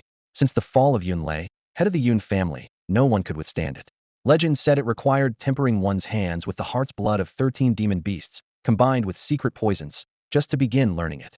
Once mastered, its black clouds could shroud 3 miles of sky. The tale of He Chen killing a 3rd-tier demon beast with a single palm strike still remained vivid in everyone's memory. Hearing this name, everyone's faces turned deathly pale simultaneously. Bai Lingji's face went white as she stamped her feet anxiously. Hey, be careful. Run, run. He Zimo narrowed his eyes sinisterly, his lips curving into a cruel arc, as if he could escape. He seemed to already see Yun Yi being crushed to pulp, his chest heaving violently with excitement that was almost tangible. The attacking elder Su spread his 5 fingers wide as his palm rapidly turned black as ink. Several meters of black mist surged forth, rushing toward Yun Yi. Dark clouds rolled with bone-corroding poison. Yun Yi's pupils contracted sharply as chills instantly crawled up his spine. Facing a 6th-level martial master, Hedon was impossible. He had to stake everything on one desperate gamble. His Dantian's inner energy spun wildly, his chest swelled, and he suddenly opened his mouth. Whoosh!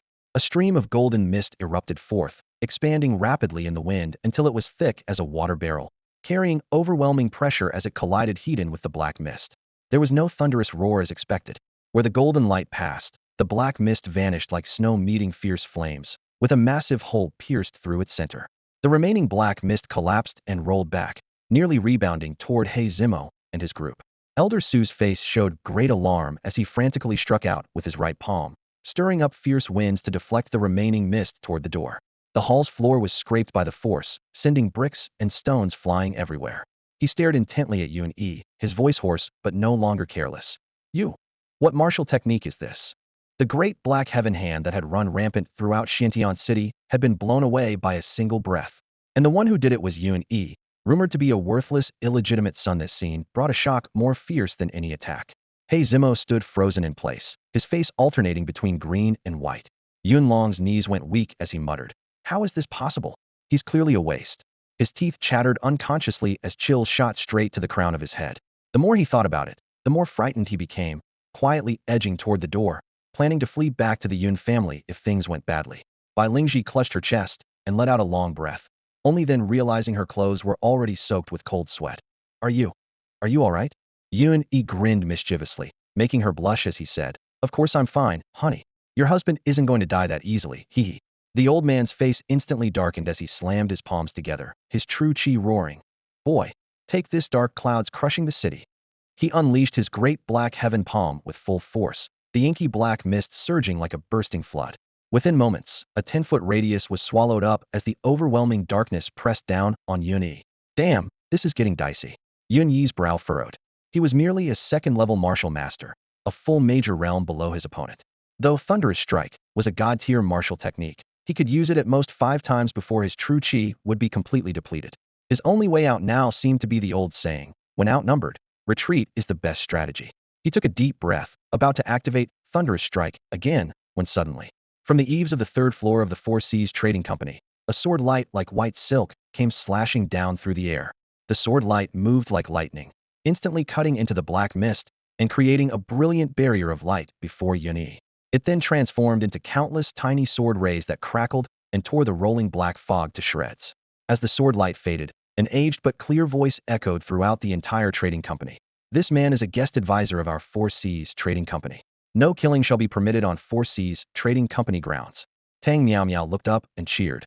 "Grandpa Yang, when did you arrive?" The aged voice immediately softened, carrying a hint of affection. "You little rascal, if this old man hadn't come, our Four Seas Trading Company's reputation would have truly been trampled."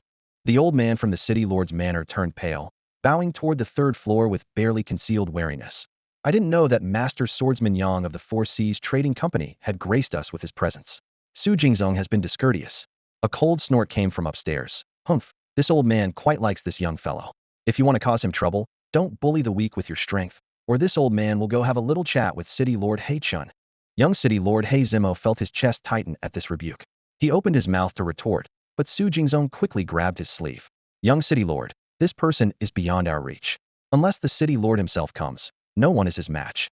Let's spare this boy for now and deal with him later." He Zimo's face darkened like dripping ink as he forced out through gritted teeth. "Boy, today you have Elder Yang of the Four Seas Trading Company protecting you. Consider yourself lucky. However, since you carry the Yun family bloodline, you'll surely have to participate in the beast taming tournament in a month. Don't you dare flee when the time comes." Yun Long at the entrance hurriedly interjected. "Young City Lord, he's no longer part of the Yun family. The City Lord's manor has decreed." He Zimo glared at Yun Long. "All direct bloodline descendants of the 3 great families must participate in the beast taming tournament. Even if you bring a guard dog, you must join the trials afterward. If Yun doesn't participate, none of the other Yun family members need to come either. Don't forget, the Hua family of Iron Rock City is co-hosting. Boy, do you dare to come?"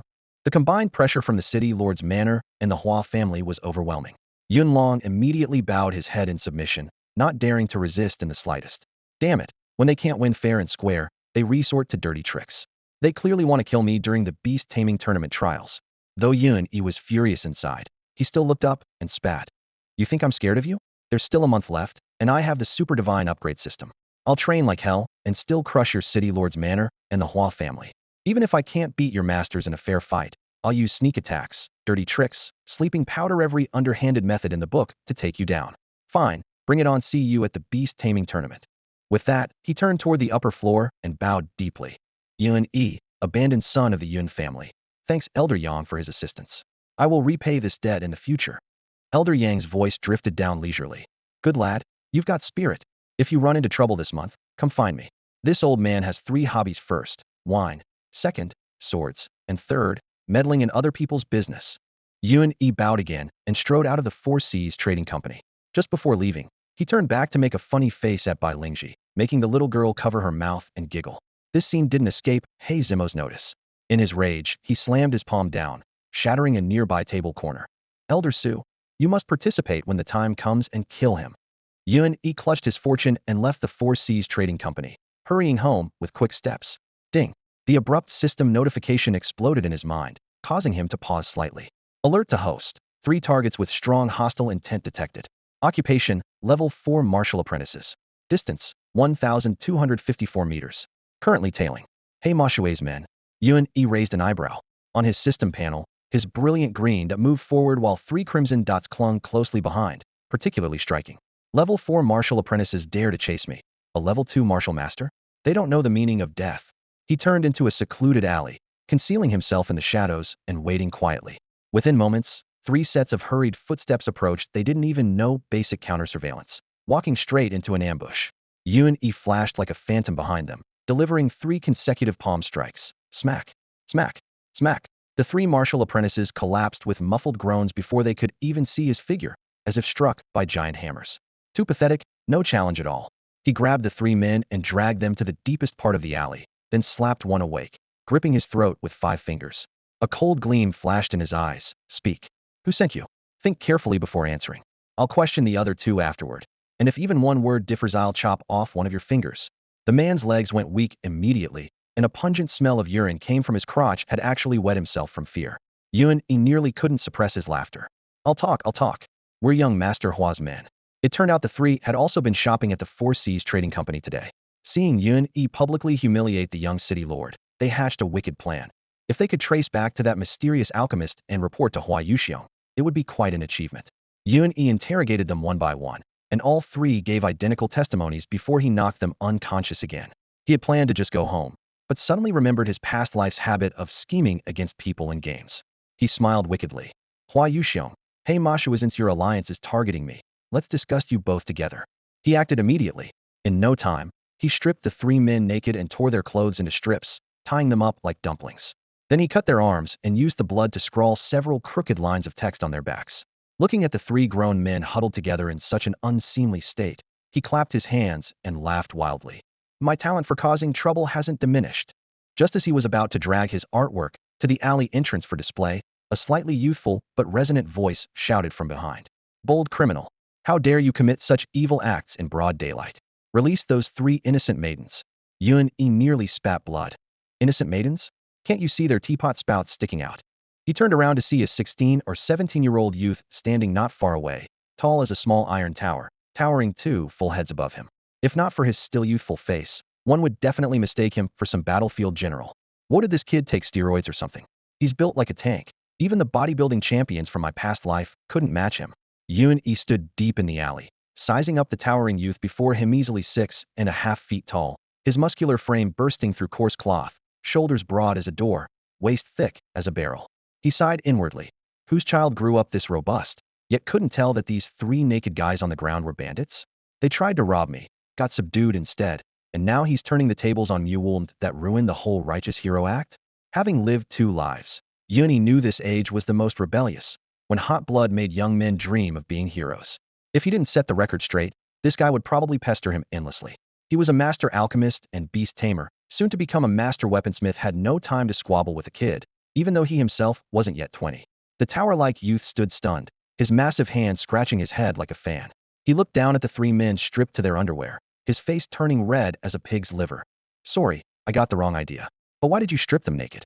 I thought you were one of those perverts the neighbor lady talks about who steals women's clothes. Sigh, this kid was 6'6", but not exactly bright. Yun Yi had to work his silver tongue, explaining with elaborate storytelling mixed with half-truths until he painted the whole picture. Finally, the youth's anger flared, and he switched sides, delivering several solid kicks to the 3 bandits' backsides. So they robbed travelers, and you wanted to make an example to warn their accomplices. The youth was filled with righteous indignation as he introduced himself. Good, I'm Qin Xiaodao, and I'll help you. With that, he flexed arms thicker than Yun Yi's thighs and lifted the 3 naked men into the air like chickens. What incredible strength! Yun Yi's eyes lit up. Wasn't this the legendary mighty warrior who could shake mountains with a flex of his arms?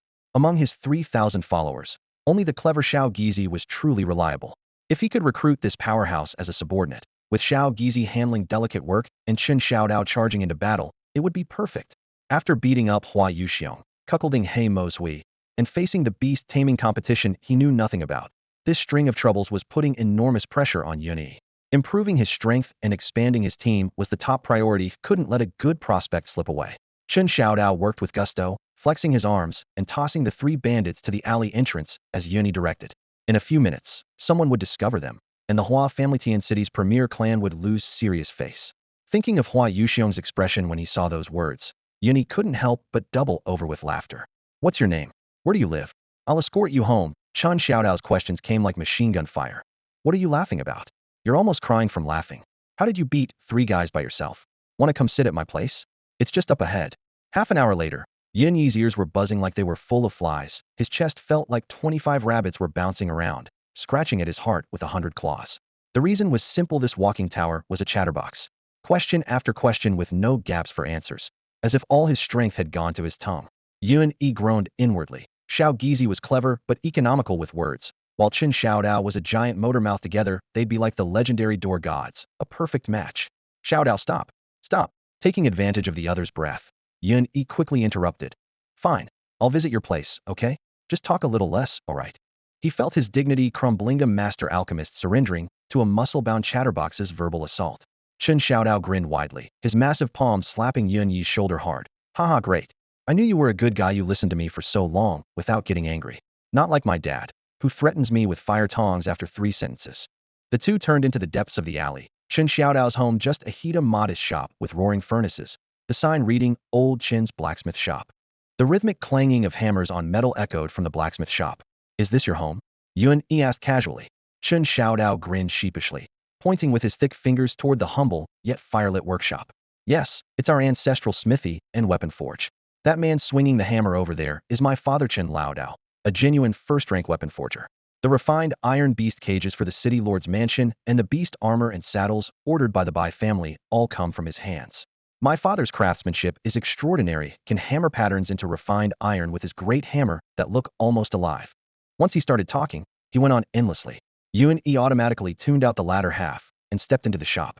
Beside the anvil, the firelight revealed a tall, middle-aged man, bare-chested with sinewy muscles, his bronze skin glistening with sweat. He gripped a red-hot blade blank with massive tongs, hammering away with thunderous clang, clang, clang sounds as sparks and hot air rushed toward anyone nearby. Seeing a stranger enter, the middle-aged man set down his fire tongs and smiled warmly. Well now, young master, are you here for ironware or weapons? We have swords, spears, blades, and halberds, everything you could want. You have such a distinguished bearing, a refined iron sword would suit you perfectly. Black lines instantly appeared on Yun Yi's forehead. So Chen Xiaodao's chattiness was hereditary, and this Chen Laodao was even more talkative. Fortunately, Chen Xiaodao followed him in and couldn't help but interrupt. Dad, this is my new friend's top, trying to sell him that junk. Chen Laodao's face darkened, and his bulbous nose snorted. You little rascal, so you do remember you have a home? And friends? I don't believe you could actually make friends. Haven't you been running off to learn that useless beast taming again? Yun Yi nearly burst out laughing. This father and son pair were truly a comedy duo. After some explanation, Chen Xiaodao finally convinced his father that Yun Yi was indeed a friend. Chen Laodao warmly welcomed them, producing 3 porcelain bowls as large as wash basins with his big hands and filling them with strong liquor. It's rare for Xiaodao to have a friend come. Let's drain 3 bowls first.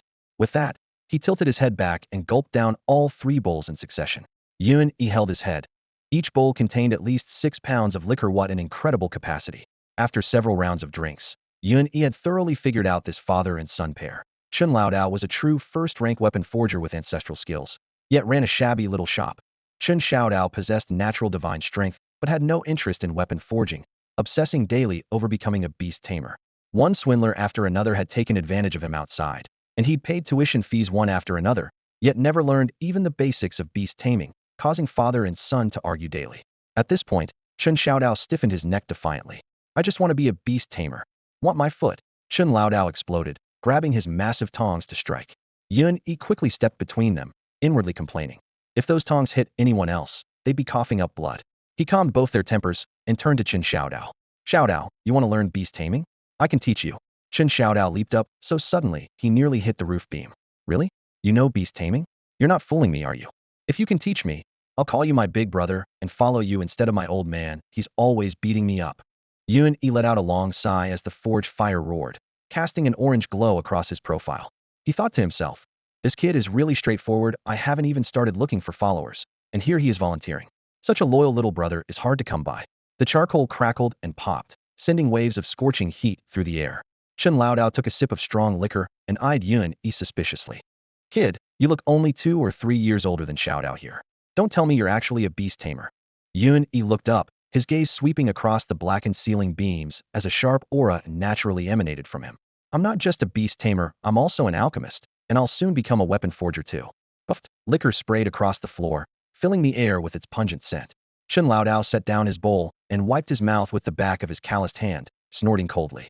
With that scrawny frame of yours, you dare claim you can forge weapons? I've been working with hammer and iron for 30 years and barely reached the threshold of a first-tier novice weapon forger. You little brat want to bite off more than you can chew? Go check if any weapon forging miracle herbs have sprouted on your ancestors' graves. Yuan Yi smiled slightly and pointed with his finger. A burst of golden light exploded as the iron-head gray wolf boss, Little Flower, suddenly materialized, its gleaming fangs less than 10 feet from the father and son. The massive wolf's body seemed gilded with gold in the firelight. After a moment of stunned silence, Chen Xiaodao's eyes lit up as he circled Little Flower more than 10 times, cheering like he'd discovered a rare treasure, wiping his drool-covered hands on his clothes. Big brother, from now on you're my big brother. Please teach me beast taming, I'll give you my life. Chen Laodao was equally stunned, finally exclaiming after a long pause. You really do have skills, kid. May I ask, are you from the Bai family? Yuan Yi stood with his hands behind his back, shaking his head lightly. I'm not a Bai family descendant. My name is Yuan Yi. Upon hearing this name, Chen Laodao's expression grew serious as he looked him up and down. Yuan Yi? The illegitimate son of the Yun family head. Yuan Yi nodded. Chen Laodao tilted his head back and downed a large gulp of liquor, complex emotions flickering in his eyes as he sighed. So the rumors were all lies. What a shame that the Yun family lost their head and couldn't even keep such a talented young genius. Alas, the Yun family has truly fallen. Yuan Yi felt a tightness in his chest as memories of the Yun family's former glory surfaced in his mind. His whole body ached inexplicably, yet he raised his head proudly. No, the Yun family will rise again. Because I'm still here. In that moment, he spoke the words he'd kept buried in his heart without reservation, perhaps driven by the deep attachment to his family from his memories, or perhaps spurred on by the return to the sect, main quest from his super god upgrade system. Chen Xiaodao pounded his chest, his voice making the bellows hum in the cramped smithy. Big brother, I'll help you. Anyone who dares bully the Yun family, I'll beat them up. But big brother, please teach me beast taming. To learn beast taming, I've suffered so much bringing gifts to the Bai family, kowtowing, running to every beast tamer around. They all said I'm too thick-head to learn. You have to teach me. Yuan Yi's ears buzzed like a swarm of flies, so he quickly raised his hand to stop the rambling. I'll teach you, and I guarantee you'll become a beast tamer right now. Immediately, this very moment. As his words fell, the smithy plunged into dead silence. The wine bowl clattered to the muddy floor, liquor splashing everywhere, but Chen Laodao didn't notice. Chen Xiaodao's mouth gaped wide enough to fit a fist, and both father and son stared at Yuan Yi in unison. Become a beast tamer immediately? Could beast taming techniques actually fall from the sky? In the divine upgrade system interface, beneath the beast taming skill, a massive transfer symbol glowed brilliantly, as if responding to the Chun father and son's questions. The forge fire danced in the blacksmith shop, casting a red glow across Yuan Yi's face. He smiled without speaking, calmly closing the interface, and said, Xiaodao, as long as we have a suitable demon beast, I can immediately help you tame a pet and officially become a beast tamer. His resolute voice carried absolute confidence, making Chen Xiaodao's eyes widen instantly, sweat forming in his palms. I have one. I have one ready. He slapped his chest and shouted excitedly. I've raised it for over 3 years. It's fat and strong, thick-skinned and sturdy, like a brother to me. It was meant to be my pet beast. Yuan Yi was stunned. Ordinary beast tamers either ventured into the mountains to catch demon beasts themselves, or bought them the Hua family in Iron Rock City, specialized in such trade. Chen Xiaodao had actually raised one himself? Then what are we waiting for? Bring it here quickly, and I'll teach you beast taming. Chen Xiaodao rubbed his hands together excitedly, agreed with enthusiasm, and rushed into the backyard like the wind. Only Chen Laodao and Yuan Yi remained in the shop. The old blacksmith raised his hand and took another large gulp of wine, though his lips carried a helpless, bitter smile. He gripped fire tongs thicker than a baby's arm, staring intently at the backyard entrance. Uncle Chun, don't you want Xiaodao to become a beast tamer? Yun Yi asked casually, noticing his strange expression. I just want my son to succeed, can do anything. I'm not some old fossil forcing him to inherit this weapon forge. Chun Lao sighed and lowered his voice. It's just the pet beast Xiao raised is a bit peculiar. Before he finished speaking, Chun Xiaodao's urgent shout came from the backyard. Don't run. Run again, and I'll skin you alive. Crash. Something massive burst through the back door. A black spot fat pig weighing at least 300 pounds charged in. Its two tusks protruded beyond its lips as it lifted its head and overturned a table, then knocked over chairs and rammed straight into the wall-mounted weapon rack, breaking it apart. Knives, swords, and metal parts scattered everywhere with a clatter, instantly turning the blacksmith shop into chaos. Chen Laodao was clearly accustomed to this scene, swinging his fire tongs and chasing the fat pig with fierce strikes. The tongs rang against the pig's back with dull thuds, but the pig treated it like scratching an itch, shaking its head and continuing to rampage. At that moment, the sweating Qin Xiaodao rushed in dragging a thick rope meant for binding demon beasts, chasing while shouting. "Ah Fei, be good. I can make you my pet beast right away. We brothers are about to strike it rich. Don't mess with Dad's treasures." The fat pig kicked wildly with all four hooves, knocking open a large square chest. With clanging and crashing sounds, over 100 rough sword and blade blanks scattered across the floor. Metal shavings flew everywhere as firelight illuminated the chaotic scene. Yun Yi was completely petrified. Good heavens. So the pet beast Xiaodao mentioned was actually this giant fat pig. The father and son, with their remarkable strength, finally managed to pin the fat pig down in the confined space of the blacksmith shop after much struggle, binding it tightly with thick rope. Brother, look how majestic Ah Fei is. How domineering. Isn't it perfect as my pet beast? Chun Xiaodao panted like a bellows, looking up at Yun Yi proudly, as if he were holding a divine dragon from the ninth heaven. Yun Yi, with black lines across his forehead, nodded mechanically. Very majestic. How could something this fat not be majestic? Very domineering. It nearly demolished the blacksmith shop. How could it not be domineering? And it really suits you. With your clumsy hands and feet, being able to carefully raise it for over 3 years, who could say it's not suitable? Chun Xiaodao grinned foolishly, barely able to contain his excitement. Big brother, hurry up and teach me beast taming. I promised Ah Fei we'd live the high life together as brothers. His face beamed with excitement, completely oblivious to his father's expression, which had darkened to the color of a burnt pot bottom. Yun Yi suppressed his laughter, as if summoning primordial strength to keep from bursting out laughing. He nodded solemnly. All right, I'll teach you now. The system interface materialized before his eyes. His fingertip lightly touched the transfer symbol, and a streak of golden light shot out, precisely entering Chun Xiaodao's forehead. Focus completely and channel this energy into Ah Fei. Feel its spirit with your heart. It's okay if you fail, just try a few more times and you'll. Yun Yi's words came to an abrupt halt. Silver light exploded from Chun Xiaodao's forehead as a brilliant beast-taming symbol instantly branded itself onto the fat pig Ah Fei's forehead. Bang! The spiritual contract was completed in less than a second. Yun Yi gasped, his scalp tingling with shock. Holy Mother Mary, 3 pure ones, and Ba Buddha? Even with his system advantages, he had failed several times when taming Xiao Hua and Xiao Li. Yet this rough, simple fellow had bonded with a 300-pound pig as easily as drinking water? A legend circulating in the beast-taming world of the Shenwu continent surfaced in his mind. Extremely rare beast tamers were born with nearly 100% affinity with a specific demon beast, their souls almost naturally united. They were revered as divine beast masters. Chen Xiaodao, simple to the point of being adorably dim-witted, was actually a divine beast master. No wonder he had failed everywhere he tried to learn beast taming. Divine beast masters only recognized one companion beast in their lifetime, bound together through life and death. They required special methods to awaken their talent and had to encounter their most compatible demon beast. Now, the system's beast taming transfer had automatically ignited his potential, and Ah Fei, whom he had long regarded as family, created the perfect convergence of circumstances that forged this future divine beast master. The system scan appeared. Chun Xiaodao rank 0 divine beast master. Ah Fei rank 0 companion beast. The fat pig didn't even qualify as a level 0 demon beast, naturally far from being a rank 1 beast tamer's companion. Clearly, there was still a long road ahead. Chen Xiaodao didn't understand these profound principles. He only felt a clear spiritual link had formed in his mind, and was so happy he nearly jumped up, circling Ah Fei over a dozen times. Dad, I'm really a beast tamer now. Oh my, it's like Ah Fei and I share the same body. Whatever I tell it to do, it won't run around anymore. Ah Fei, lie down. Thud. The fat pig obediently flopped to the ground. Ah Fei, bring me my shoe. The fat pig fetched the shoe and delivered it. Xiaodao grinned from ear to ear. Ah Fei. Old Chun watched with mixed emotions, both gratified and melancholy. He patted Yun Yi's shoulder and said quietly, "Young man, thank you. It's Xiaodao's fortune to have met you. Let him follow you from now on. Sigh, what a pity a Qin family's weapon-forging legacy will have no successor. Just as his words fell, Yunyi caught sight of over 100 iron blanks scattered in the cabinets around the room. His eyes suddenly lit up. Uncle Chun, I can forge weapons. What? You can also forge weapons. Old Chin the blacksmith stared at Yunyi in disbelief, his fire tongs clattering to the ground. This young man had just demonstrated beast-taming talent, awakening little Chun as a beast master in the blink of an eye, and now claimed he could forge weapons too? Even a prodigy couldn't possibly master both beast taming and weapon forging simultaneously. Each path required years of dedication, and many people never even reached the threshold in their entire lives. What kind of monster was this?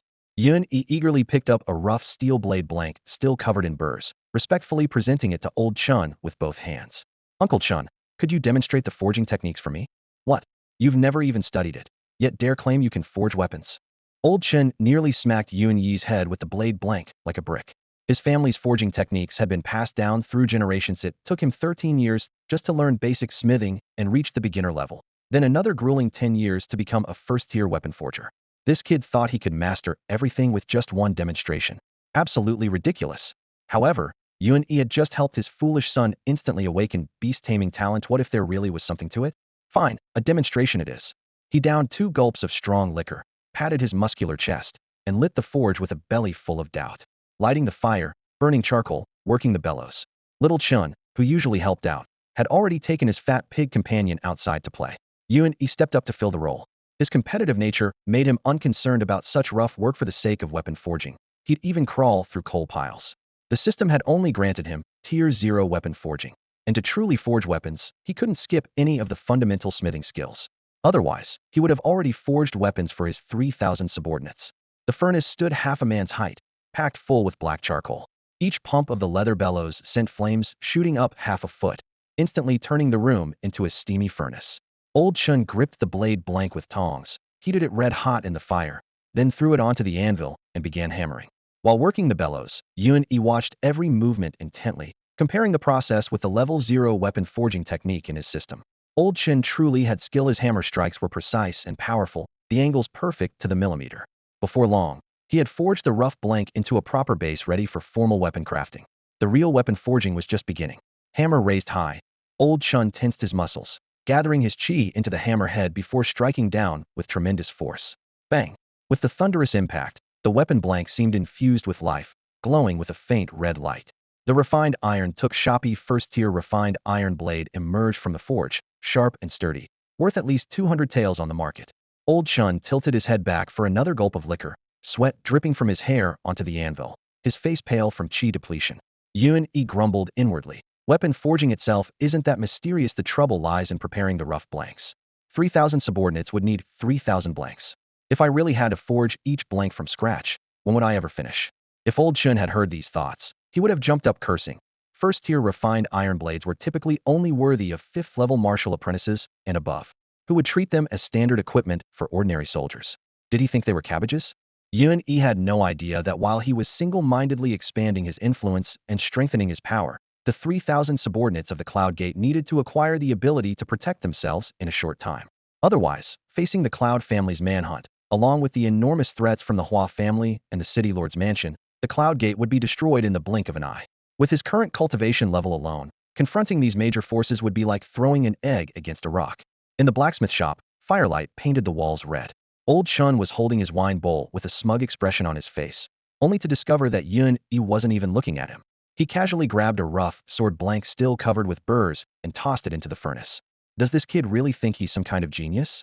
Old Chin's nose nearly twisted with anger as he snorted heavily and settled into his chair, planning to put on his master's airs after watching Yun-Yi make a fool of himself. Fierce flames licked at the sword blank, casting flickering crimson light. Yun-Yi reached for the hammer with movements so practiced they didn't seem like those of a beginner. Under the system's scan, the iron threads inside the rough blank appeared as clear as silk strands, and each of his hammer strikes landed precisely on the impurity nodes. Iron shavings flew, and after 2 minutes, a smoothly contoured weapon blank had taken shape. The strong liquor at the corner of Old Chin's mouth dripped down his beard onto his chest, but he was completely oblivious, with only the phrase "my ancestors above" echoing in his mind. Yun-Yi took a deep breath as the 0-tier weapon crafting technique flowed through his consciousness. He channeled his true chi into the hammer and struck the weapon blank with perfect form. Old Chin's eyes nearly popped out of his head. Perfect weapon crafting technique. With this strike, he was certain it would produce a one-style refined iron sword. Clang. The thunderous sound reverberated. Ding. System notification, weapon crafting failed. Zero-tier weapon crafting proficiency 1100. Old Chin plummeted from boiling excitement into an icy pit, nearly biting his tongue. How could it fail? Just as he was about to cough a few times to show off his master's authority, he saw Yun Yi's expressionless face as he used tongs to pick up the failed sword blank and throw it back into the fire. Heat it red again, forge it again, strike again without any pause whatsoever. The second time, failure. The third time, failure. The fourth time, the fifth time. Each process was textbook perfect, yet each ended in failure. Old Chun watched with sweaty palms, his wine bowl creaking under his grip. Had this kid gone mad? The frequency of his hammer rises and falls was heart-stoppingly fast. The furnace fire reflected in Yun Yi's eyes, yet his gaze remained as calm as fresh snow. With each strike, his weapon crafting proficiency increased by a point, and he silently recorded the climbing numbers. Failure, forge again, failure again, forge again.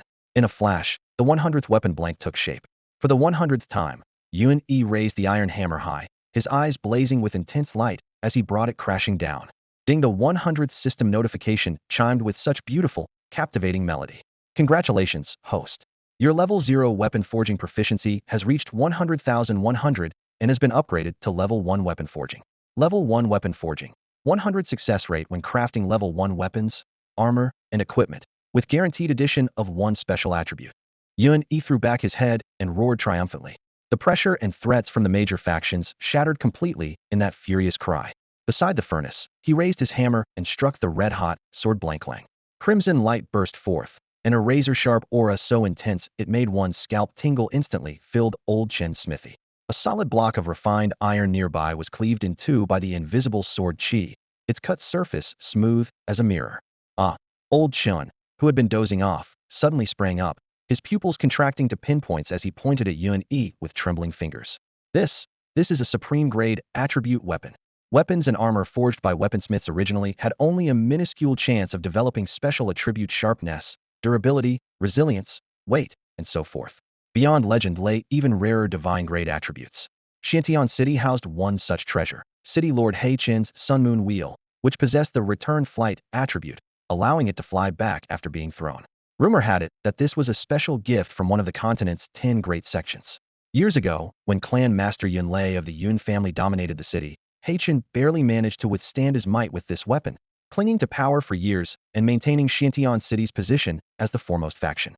Yet this young man before him had learned from scratch in just half a day, failed 99 times, and now succeeded with his 100th strike, even adding the sharpness attribute.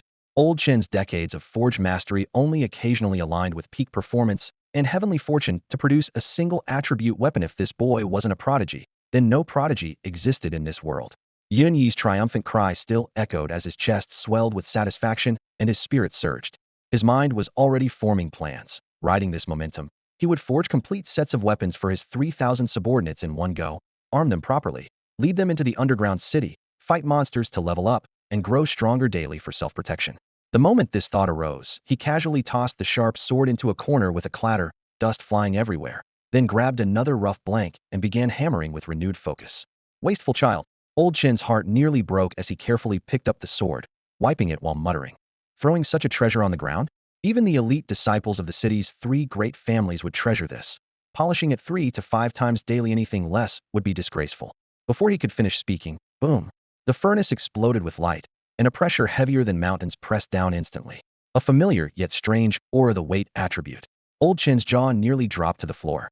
Over the next hour, the smithy blazed with alternating golden light, crimson radiance, and mysterious gleams as supreme-grade attribute weapons with sharpness, weight, durability, resilience, and more piled up on the workbench one after another. Old Chin's emotions rode like waves in a hurricane, surging to extremes. Finally, he clutched a pile of weapons taller than himself, eyes wide, drooling, completely losing his sanity. Since when did supreme-grade attribute weapons become as common as roadside cabbages? Was this even weapon forging? This was clearly wholesale business. When Yun Yi reached for another rough blank, he suddenly discovered that all 100+ rough blanks had been completely forged. The box that had been knocked over by the fat pig was completely empty, not a single piece remained. Damn, how are they all gone already? I'm still way short of 3,000 pieces. He frowned and looked up, shouting, Old Uncle Chun, do you have any more rough blanks here? I need more, bring me another 2,000 or so. Old blacksmith Chun stood there stunned, slowly raising his hand to point toward the corner. Several heavy wooden crates were stacked there. Yuni excitedly ran over and opened one, immediately freezing in place. The crate was packed full, and they were indeed rough blanks, but they were all kitchen knives, hoes, shovels, spades, and even stacks of iron pots and ladles. How is this going to work? He muttered, picking up a pitch-black iron pot and shaking it. He hurriedly pried open the remaining crates, only to find the same scene. The most peculiar crate contained nothing but three-pronged manure forks. With no other choice, he turned his gaze to old blacksmith Chun. The old smith sheepishly explained, "These are all rough blanks that we Chin family members ruined while practicing, about 3,000 of them." Yun-E scratched his head, then suddenly had a flash of inspiration and slapped his forehead hard. Who says weapons have to be swords, spears, and halberds?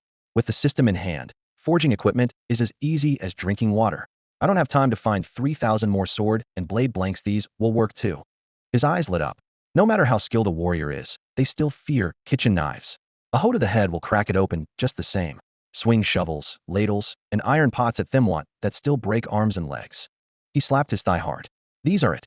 Besides the Chun family's century of accumulation, there's really nowhere else to gather so many rough blanks. Night fell, and the forge fire illuminated the entire blacksmith shop. The bellows roared and molten iron splattered. Yun-E worked with disheveled hair, throwing rough blanks into the furnace one by one, then pulling out red-hot semi-finished products, hammering away until the rooster crowed. Old blacksmith Chun was sleeping soundly in his chair when he was suddenly awakened by maniacal laughter that sounded like a wolf's howl. He opened his eyes to see Yun-E standing in the rising steam, his face covered with black soot from the forge fire, his hair as messy as dried grass, yet he was laughing toward the sky. At his feet was a mountain of miscellaneous weapons: kitchen knives, hoes, iron shovels, iron pots, manure forks, all glowing with an eerie red light, with a tribute text faintly visible. Chun Xiaodao returned home in the middle of the night and encountered this scene, equally dumbfounded. Yun-E was so excited his blood was boiling, and he immediately proposed to pay for all the finished products, but old blacksmith Chun waved his hand in refusal. No money needed, take them all. The old blacksmith had his own calculations encountering such a legendary prodigy. Asking for money was not as good as giving them as gifts. So they prepared a cart overnight and loaded it full with over 3,000 brand new attribute weapons. At dawn, Chun Xiaodao pulled the cart single-handedly, walking as swift as the wind, escorting Yun-E back to the Cloud Gate headquarters, which was the former Green Wolf Gang's stronghold and the entrance to the underground city. Little Hong Luo, old Uncle Zhong, and Big Yellow Dog had already moved to this location, so they could retreat into the underground city at the first sign of trouble. Seeing Yun-E return triumphantly, everyone came out to welcome him. Yun-E hastily washed his face and greeted Hong Luo and Uncle Zhong, then immediately ordered Little Gizi to summon all the sect members. Soon, in the spacious plaza that had been explored in the underground city, 3,000 subordinates formed 30 columns, with the formation stretching from the stone wall to the shadows on the opposite side. He stood on the high platform, hands on his hips, his gaze sweeping over each of his subordinates of various heights and builds, his chest surging with heroic spirit. Today, Cloud Gate reorganizes and re-equips. From now on, we'll focus entirely on developing the underground city and make this place our foundation. 3,000 people will form 30 branch halls. We'll establish rules, reorganize, train, and use the low-level monsters in the underground city for practice to comprehensively improve our strength. Azure Dragon Hall Master Yuan Gui, White Tiger Hall Master Qin Xiaodao. As his words fell, the two men stood beside him, chests out like spears. Qin Xiaodao was so excited he beat his chest with thunderous sounds. Yun-E suddenly kicked away the thick cloth covering the weapon pile, and crimson light surged like raging flames. Everyone, form lines to receive weapons. A mountain of supreme weapons came into everyone's view, and the air seemed filled with metallic screaming. The entire crowd gasped, and countless pairs of eyes instantly lit up. 100 of the strongest elites stepped forward first, selecting conventional weapons like swords and blades. The remaining disciples then received miscellaneous weapons, glowing with attribute like kitchen knives, hoes, iron pots, ladles, manure forks, and such. Thus, the 3,000 disciples of Cloud Gate transformed into 3,000 armored warriors. The 3,000 members of the Cloud Gate were a mixed bunch, half street thugs and ruffians, half young men from impoverished families. Despite their diverse backgrounds, they all shared one common trait: they were dirt poor. Poor folks had never seen the finer things in life, let alone the premium attribute weapons that only elite disciples from major factions could afford. On Weapon Distribution Day, 100 elite warriors held gleaming swords, spears, and halberds, their cold steel shining so brightly that everyone had to crane their necks skyward. The 30 hall masters each received an attribute weapon and were so thrilled their legs trembled with joy. The rest clutched an assortment of random items, their faces flushed with embarrassment. A short disciple from a family of thieves, with shifty eyes and a weasel-like face, held an iron pot with both excitement and mortification. Young master, this pot is sturdy, even a refined steel blade can't dent it, but it's for cooking rice. How am I supposed to fight with this? Though Yun-E felt his confidence wavering inside, his face showed no trace of doubt. He thumped the disciple's chest with his fist and declared in a booming voice, "Who says an iron pot can't kill? With a pot in hand, the world is mine. Cook meals in peacetime, swing it to bash skulls in battle unstoppable." He turned and pointed at a man clutching a hoe. The hoe is a farmer's treasure. Its blade cuts through iron, and when you swing it full force at someone's head, even tigers and lions would fall. Another disciple sighed mournfully while holding a cleaver. Yun-E chuckled. No matter how skilled in martial arts, everyone fears the cleaver. One stab to the belly, and it's game over. The last disciple held up a chamber pot, looking more miserable than if he were crying. Yun-E cleared his throat. The chamber pot isn't bad, either, no more getting up in the middle of the night when camping. Plus it has speed attributes. Tie a rope to it, and it becomes a meteor hammer, swing it out, and sweep away enemies. Though Yun-Yi's throat was parched, he praised the broken pots, hoes, and chamber pots to the skies. The 3,000 unworldly Cloud Gate soldiers listened with gleaming eyes, their emotions swinging from surprise to disappointment to explosive confidence. They waved their hoes, iron pots, and chamber pots in unison, shouting, "Young master is mighty. Cloud Gate is mighty. Our spirit shakes the mountains." With a grand sweep of his hand, Yun-E led the 3,000 soldiers in formation as they charged into the wide tunnel ahead. At that same moment, in a luxurious guest room at the city lord's mansion, Hua Yuxiong's face was livid with rage. Vases and furniture lay smashed to pieces throughout the room. 3 naked men knelt on the floor, their backs covered in writing. Men of the Hua family from Iron Rock City love this kind of thing. Handsome men and strong fellows. Cherish your lives, stay away from the Hua family. The sight made Hua Yuxiong's lungs nearly burst with fury. Yun-E, when I catch you, I'll flay you alive, extract your tendons, and have you torn apart by 5 beasts. In the underground labyrinth, Yun-E naturally couldn't hear the ranting. He spread out his map, clearly seeing the 25-mile range where large clusters of red dots were slowly approaching. Damn it, they're all experience points, equipment, and energy, pure power. Swift as the wind, he led the charge toward the densest concentration of demon beasts, the gathering area of first-tier level 1 to 3 lunar eclipse soul worms. The lunar eclipse soul worms resembled oversized earthworms, eyeless and earless, with only gaping maws full of razor-sharp teeth that could chew through even the hardest minerals. Yun-E, now a level 2 martial master, spotted an isolated demon worm and delivered a devastating punch. Bang! His fist struck the worm's head, sending numbing shocks through his knuckles. The lunar eclipse soul worm's head exploded instantly, dying on the spot and yielding 300 experience points and 1 energy point. Behind him, 3,000 Cloud Gate armored soldiers formed 30 squads based on their branch divisions, each surrounding a lunar eclipse soul worm. Wielding an assortment of makeshift weapons, they launched into a massive group beatdown. If they had encountered these ferocious demonic beasts alone, every single one of them would have turned tail and fled. But these soldiers, who came from street thug backgrounds, had always excelled at gang fights and bullying with superior numbers. Combined with their collection of shabby magical treasures with special attributes, their courage instantly soared to the heavens. "I'll hoe your granny." One soldier swung a hoe with sharpness attributes in a wide arc, viciously chopping toward the forehead of the nearest level 2 lunar eclipse soul worm. With a muffled thud, the hoe sliced through like a red-hot knife through butter, instantly tearing open a gruesome gash on the soul worm's head. Smash, smash, smash it all. An iron pot immediately followed up, its durability attribute exploding into action as it forcefully knocked the writhing, struggling demonic beast senseless with a massive bump on its head.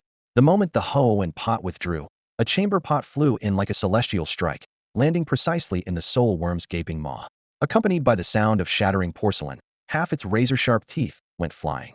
From behind, pots, bowls, ladles, basins, saws, knives, rakes, and nails, all manner of magical treasures came in succession. The mighty level 2 demonic beast didn't last long before being beaten to death by the mob, unable to even graze a single soldier's clothing before its demise. Seeing their first victory, the Cloud Gate disciples' confidence exploded. Holy crap, we're not even level 1 martial apprentices, yet we easily took down a level 2 demonic beast. What are we waiting for? Charge! 3,000 soldiers howled in unison like wolves, surging like a flood toward the demonic beast pack that had once terrified them. Yun-E, supervising from the rear, grinned from ear to ear. These 3,000 pieces of junk had taken him all night to forge, but their power was ridiculously overwhelming, truly transforming his subordinates into elite warriors. What delighted him even more were the system notifications that followed. Congratulations, host. Your subordinate has slain one level 2 monster. Due to providing weapons and leadership, you receive 1,100th of the experience points, totaling 2 points. Congratulations, host. Your subordinate has slain one level 2 monster. Due to providing weapons and leadership, you receive 110th of the energy points, totaling 0.1 points. The notifications came one after another, each ding representing another demonic beast successfully mobbed to death. Watching his experience and energy points automatically climb steadily upward, Yun Yi's excitement sent his adrenaline soaring. Holy shit, by the three pure ones and the Sacred Mother, my great system has finally unleashed some serious benefits. The steady income from his 3,000 subordinates made him want to howl at the heavens finally. He could sit back and collect experience, lying down while earning energy. However, he knew in his heart that time was running short. He had to enhance his pet beast's strength before tomorrow. With this thought, Yun Yi's eyes gleamed as he drew from the first slot of his inventory that super divine weapon, the chicken-slaying dagger. Oh, chicken slayer. Even though that damn system sealed away 99 of your power, reducing you to a pedicure knife, I can't let you disgrace the reputation of a super divine weapon. He flourished the blade in a sword flower pattern and chuckled darkly. The next second, his form shot up from the ground like a meteor, diving straight toward a lunar eclipse soul worm that was snapping its jaws wildly. The chicken-slaying dagger pierced the soul worm's head like red-hot iron through butter, meeting no resistance whatsoever. With a flick of his wrist, he sliced from top to bottom, splitting the 5-meter-long demonic insect from head to tail. Ding Host has killed one lunar eclipse soul worm. Congratulations on gaining 500 experience points and 1 energy point. The crisp notification sound was sweeter than heavenly music, filling Yun Yi with boundless energy. He brandished the chicken-slaying dagger and dove directly into the writhing mass of lunar eclipse soul worms. This is a robbery. Experience points, energy points, hand them all over to me.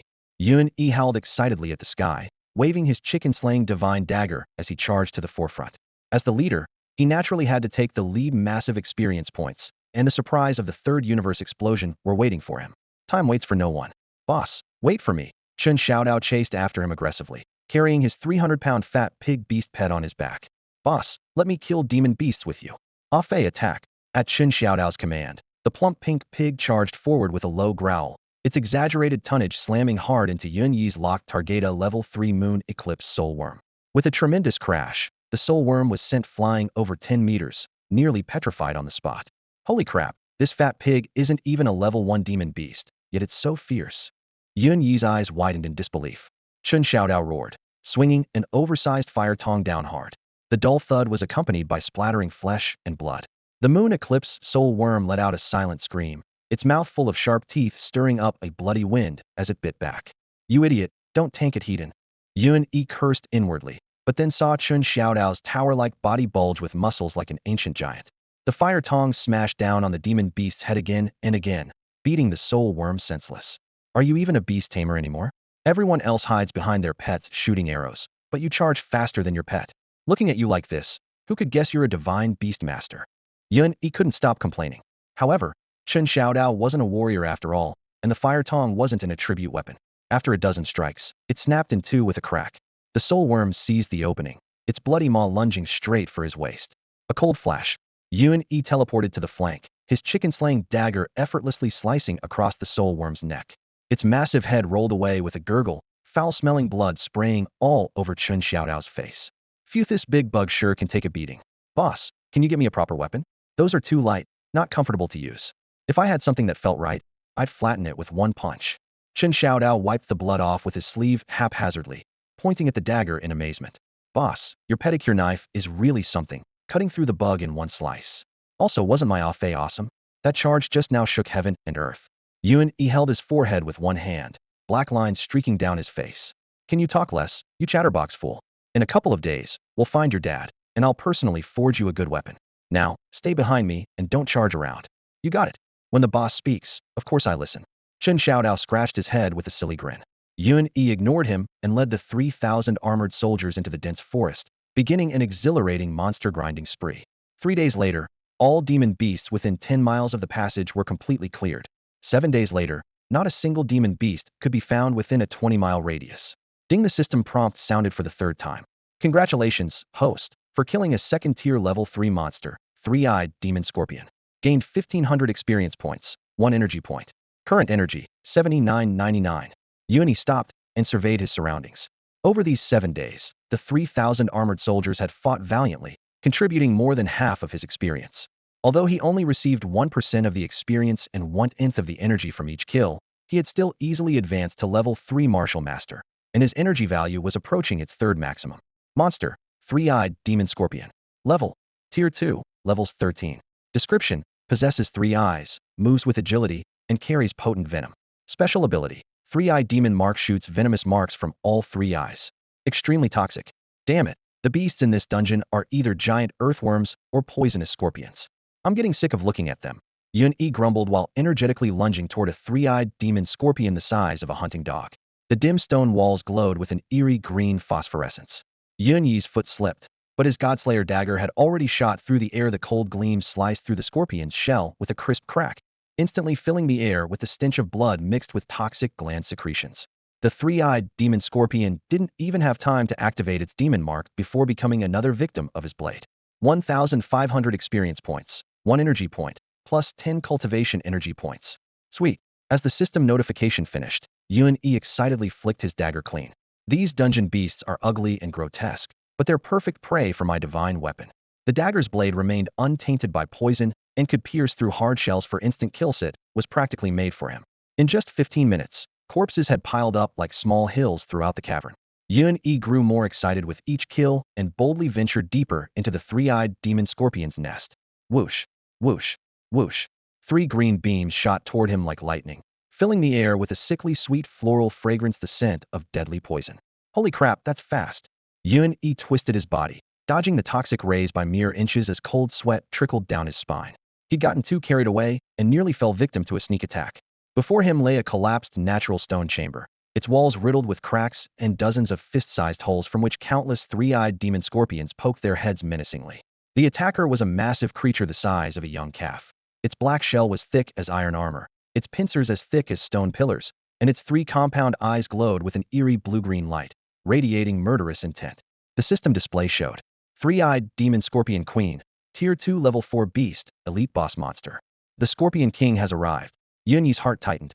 His opponent was 3 full levels above him, and an elite boss had combat power equivalent to a level 6 martial master. A direct confrontation would be suicide. He darted along the cavern walls, quickly dispatching several ordinary demon scorpions while rapidly calculating his strategy. Right? I still have the divine technique, thunderous roar.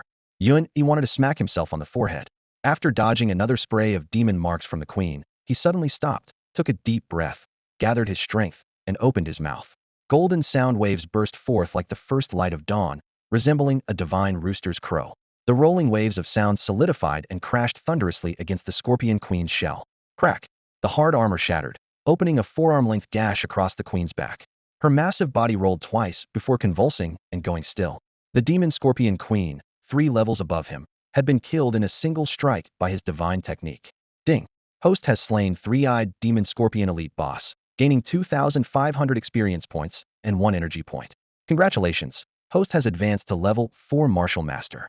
Congratulations! Host has obtained skill book, three-eyed demon marked. Oh wow, it actually dropped the skill book. Yuan was secretly delighted and immediately opened his inventory. A jade green orb of light floated quietly with the label, Three-eyed demon mark skill book, mystic grade technique. Options: learn, gift, destroy. This crappy system, always pulling the same tricks. Only an idiot would destroy a hard-earned skill book. Yuan glanced at his skill slots due available, with one occupied by thunderous roar. Damn, mystic grade? I'm not learning this garbage technique and wasting a slot. If it's not a true divine grade technique, I absolutely won't learn it. With 8999 energy points, his third, universe burst, was within reach, and he hoped for another top-tier technique. So he kept the skill book as backup, perfect for Chun's idea that guy needs to stop relying on his size and strength to tank everything.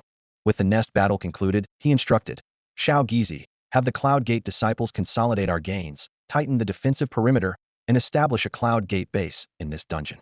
Then he patted Chun Xiaodao's shoulder. Xiaodao, your boss is going to get you a weapon.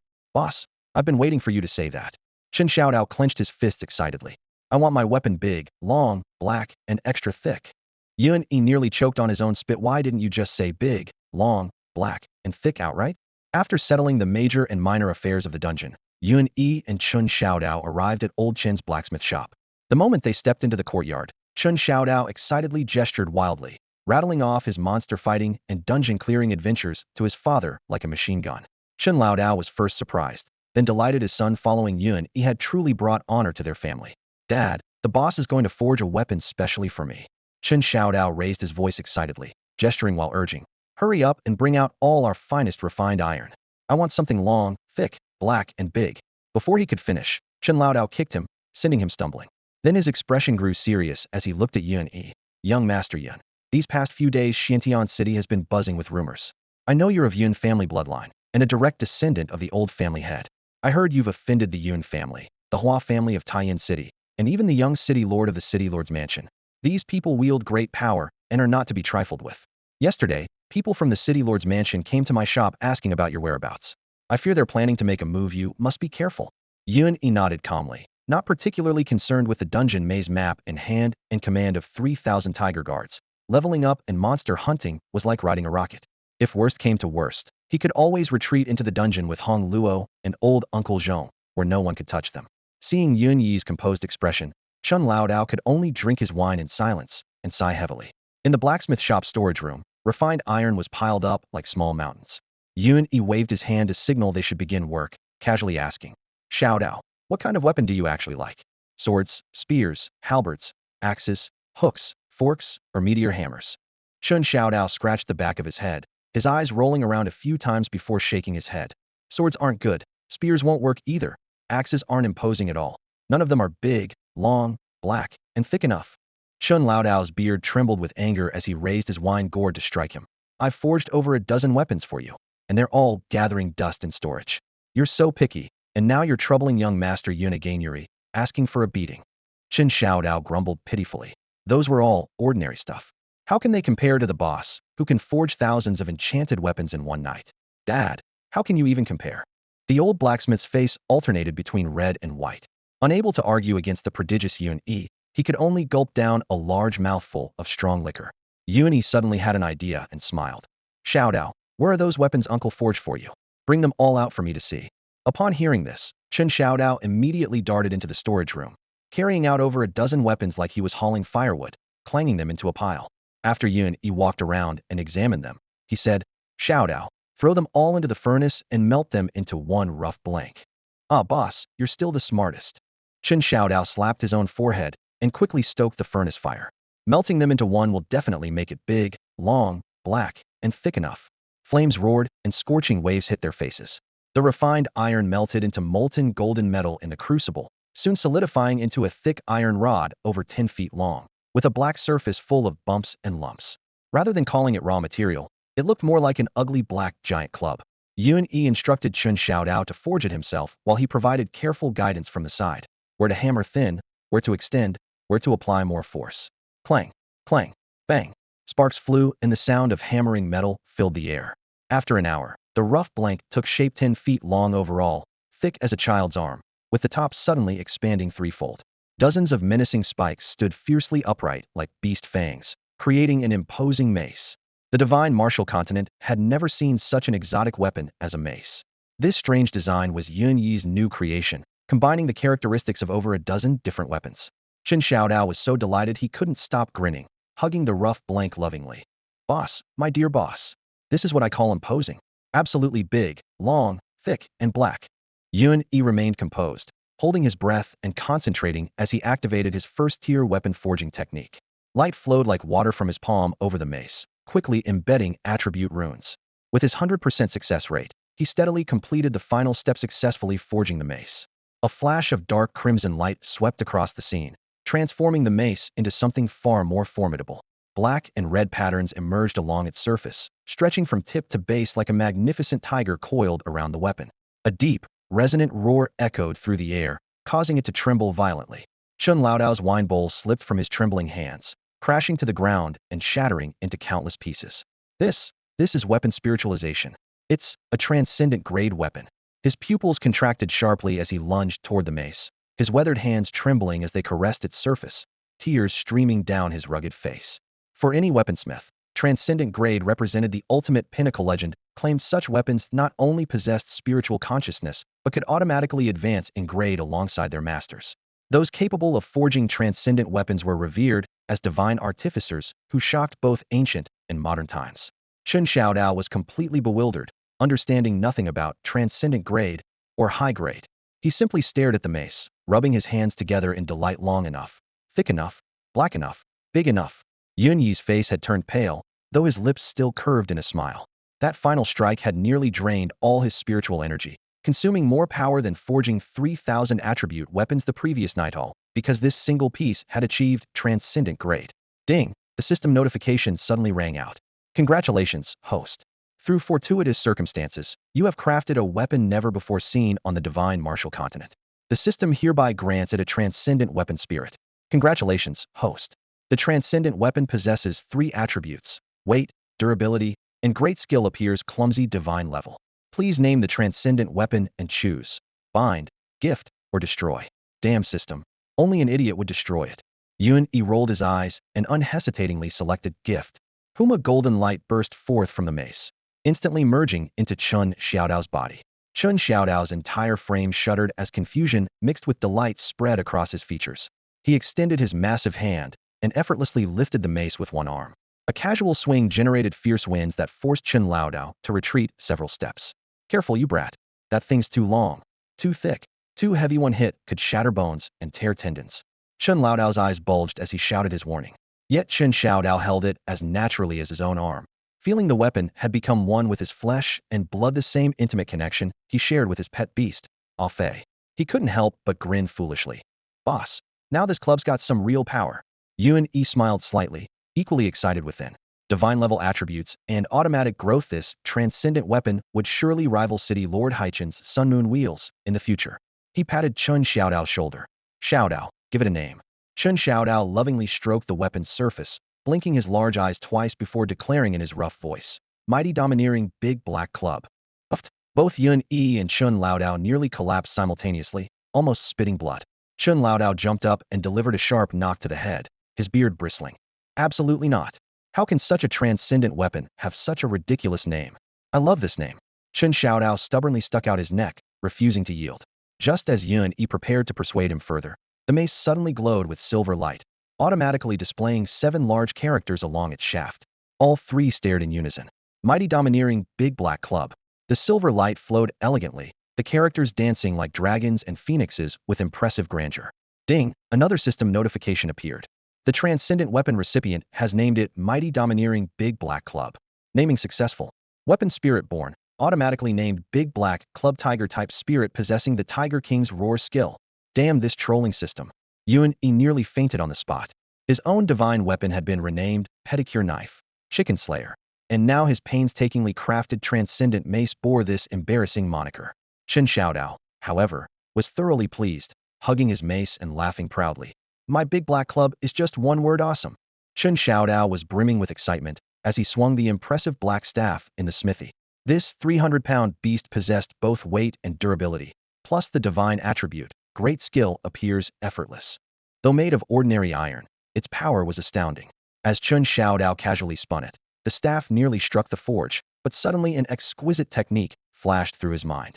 With a gentle flick of his wrist, the massive staff became as nimble as a feather, gliding past the furnace wall. In the cramped 20-square-meter smithy, he wielded the black staff with whistling force, yet didn't break a single brick or tile. The black staff traced perfect arcs, even passing through the rolling flames while avoiding every flicker, like a needle threading through silk. Chen Xiaodao laughed heartily, growing more spirited with each swing. Yun Yi watched in stunned amazement, instantly understanding that the divine attribute, great skill, appears effortless, not only granted the weapon terrifying destructive power, but also gave its wielder almost instinctive, masterful control. Even someone as burly as Chen Xiaodao became a true expert with the staff in hand. Combined with his natural divine strength, after just a few days of training, even as the lowest-ranked martial apprentice, he could defeat martial masters across ranks. Yet ironically, this guy was a beast tamer. Thinking of that fat pig that only knew how to charge blindly, Yun Yi couldn't help but grumble internally. This identity combination made no sense at all. Had to find a way to boost Fatty's abilities quickly. The moment this thought arose, Yun Yi suddenly felt a faint pull in his heart as if an invisible thread connected him to the spiked staff. With a gentle mental nudge, he confirmed that with just a thought, he could forcibly recall this superior-grade weapon he had personally forged. So the system did install a backdoor, he thought with secret delight, though he quickly relaxed. Chen Xiaodao's loyalty to him was 100, so this backdoor was just insurance and wouldn't be needed for now. Suddenly, another stream branched off from that pull, pointing toward the forge. Yun Yi rushed to the furnace and used tongs to sift through the debris. The flames crackled and sparked as he extracted a short, lightweight iron rod from the slag. Though less than a foot long, it gleamed with a cold luster and was surprisingly light. A second superior-grade weapon. Heaven and earth have yin and yang, positive and negative, mutual generation and restraint. After Yun Yi had smelted over a dozen rough pieces and the spiked staff took shape, the remaining impurities had somehow condensed into a companion weapon with opposite attributes. Ding! The system notification suddenly chimed. Congratulations, host, for discovering the companion weapon to the mighty domineering black staff. The companion weapon possesses 3 attributes: lightness, sharpness, and penetration. Divine attribute warning. This weapon's spirit has a vicious and unpredictable temperament, with an extremely high chance of backlash against its master, and possesses the special skill mental drain. Yun Yi gasped. Forging 2 superior-grade weapons at once should have been cause for celebration. But this sinister weapon could potentially drain its wielder dry if mishandled. Who would dare use it? Seeing this, Chen Xiaodao's eyes bulged as his grip on the staff trembled. Too monstrous. Superior-grade weapons can come in pairs. He leaned in for a closer look at the thin rod, then immediately curled his lip and snorted dismissively. This little thing is short and skinny, not mighty or domineering at all, nowhere near as good as my black staff. Anyone using this as a weapon would probably harm themselves first before even reaching an enemy. A single remark awakened the dreamer, and Yun Yi suddenly had an idea. That's right. Why keep this cursed weapon that brought misfortune to whoever used it? If he could get it into the hands of people like the young city lord He Mo's or that spoiled brat Hua Yuxiong from the Hua family, things would get interesting, could even secretly control the backdoor. With this thought, he immediately announced, "This thing is useless, let's sell it." Old Chun nearly dropped to his knees in shock, cursing Yun Yi as a wastrel in his heart. A transcendent grade weapon. Normal people would treasure it as a family heirloom to pass down through generations. Who would bear to sell it? But Yun Yi had made up his mind and asked with a grin, "Uncle Chun, what's the best way to sell this weapon?" You really want to sell it?" Old Chin's heart was bleeding. Of course. It should fetch a good price, right? Old Chin shook his head repeatedly. Transcendent grade weapons like this are beyond most people's means. I think if you send it to the Four Seas Trading Company's auction, it would definitely be the grand finale. No one in the 3 cities of the East Sea has ever auctioned a transcendent grade weapon before. Yun Yi slapped his thigh and made the decision on the spot. He then took Old Chun, both disguised to conceal their identities, and headed straight to the Four Seas Trading Company. They quietly sought out that sweet little hostess Zhao Xiaoyan. When Zhao Xiaoyan saw Yun Yi, she nearly cried out in alarm. She quickly led them into a private room, patted her chest, and whispered, "Young Master Yun, the Hua family and the city lord's people are searching the entire city for you, and you still dare to show your face." Yun Yi remained unconcerned, sitting down to sip his tea. "They won't find me. Even if they do, they'll have to wait until the beast taming competition to make their move. What I want to know is when is the Four Seas Trading Company's next auction?" Zhao Xiaoyan's round, sweet face was filled with worry. "Tomorrow night it's the biggest auction of the year. If young master wants to attend, you must be careful. All the major forces in the city, especially the city lord's mansion, will definitely be there. If you're recognized, you'll be in big trouble. Tomorrow night? Perfect." Yun Yi was delighted. "I happen to have something to auction. Please arrange it for me. You're a guest advisor of our trading company, so naturally there's no problem. I'll report to the young miss right away. May I ask what you wish to auction? Don't tell me it's another earth-grade pill." This girl really thought earth-grade pills were wholesale goods. Yun Yi coughed twice. "No, it's an attribute weapon." Zhao Xiaoyan was puzzled. Wasn't this person an alchemist? Why was he suddenly selling weapons? She asked cautiously, "What grade is your weapon, young master? If it's ordinary goods, you can just consign it at the trading company. With your guest advisor status, you'd even be exempt from commission fees and still get a high price." Too lazy to explain, Yun Yi directly pulled out that trash weapon and placed it on the table. 3 inches long, finger-thick, gleaming silver like a silver nail. Zhao Xiaoyan, being well experienced, widened her eyes and said hesitantly, "This is a first-tier supreme attribute weapon?" Yun Yi crossed his legs and corrected with a curl of his lip. "First-tier transcendent grade, with 3 built-in attributes, one of which is divine grade, plus weapon spirit skills." With a crash, Zhao Xiaoyan's hand trembled as she was about to pour tea for Yun Yi, and the teapot fell to the ground, shattering into pieces. Zhao Xiaoyan stood there in a daze, stammering, "So super grade? And divine level attributes. I'll go find the young miss right away. Please wait for me." Before the girl finished speaking, She lifted her skirt and rushed toward the door, leaving behind the shattered teapot fragments without a second thought. Yuan-yi shook his sleeves and looked at the wet floor, shaking his head. This girl has really never seen the world scared into dropping a teapot over just one weapon. Xiao Daoyu. Halfway through his words, he noticed Chen Xiaodao frozen in place, craning his neck high, his gaze glued to the slender figure disappearing through the doorway. Yun-yi's words seemed to hit cotton, producing no response whatsoever. Young men and their infatuations, Yun-yi understood immediately. He leaned closer and lowered his voice. Pretty, isn't she? Pretty. Chen Xiaodao blurted out. When he came to his senses, his face burned with embarrassment, his dark, rugged features flushing red as he stammered. Boss, what pretty or not pretty? Yun-yi burst into hearty laughter that echoed through the private room, making Chen Xiaodao wish he could carve a hole in the floor with his blade and crawl into it. Yun-yi thought to himself, this foolish boy is thin-skinned. I'll need to find a chance to play matchmaker. Before long, Tang Miao Miao, the young miss of the Four Seas Trading Company, arrived with a fragrant presence. She wore a thin veil over her face, her dark hair bound low, walking with composed steps that seemed to fall in rhythm like drumbeats. As soon as she entered, her voice preceded her.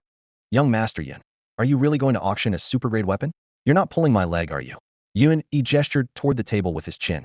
The item's right, there. What would I gain from deceiving you? The Four Seas Trading Company is wealthy and powerful. What could a poor soul like me possibly swindle from you? Tang Miao Miao had known him for some time, and over the past few days had secretly investigated his background. Yet Yun-yi's true capabilities remained increasingly mysterious to her. She smiled softly and picked up the thumb-sized silver needle, her slender fingertips trembling slightly. The needle's body was crystal clear throughout, radiating bone-chilling coldness. When she gently channeled her spiritual energy, intricate lightning patterns appeared on the needle's surface, accompanied by faint whistling sounds that rang in their ears. Not daring to be careless, she summoned 3 weapon-crafting appraisers. The group took turns examining it with their spiritual consciousness for a full hour, working up a sweat before reaching their conclusion. It was indeed a super-grade weapon.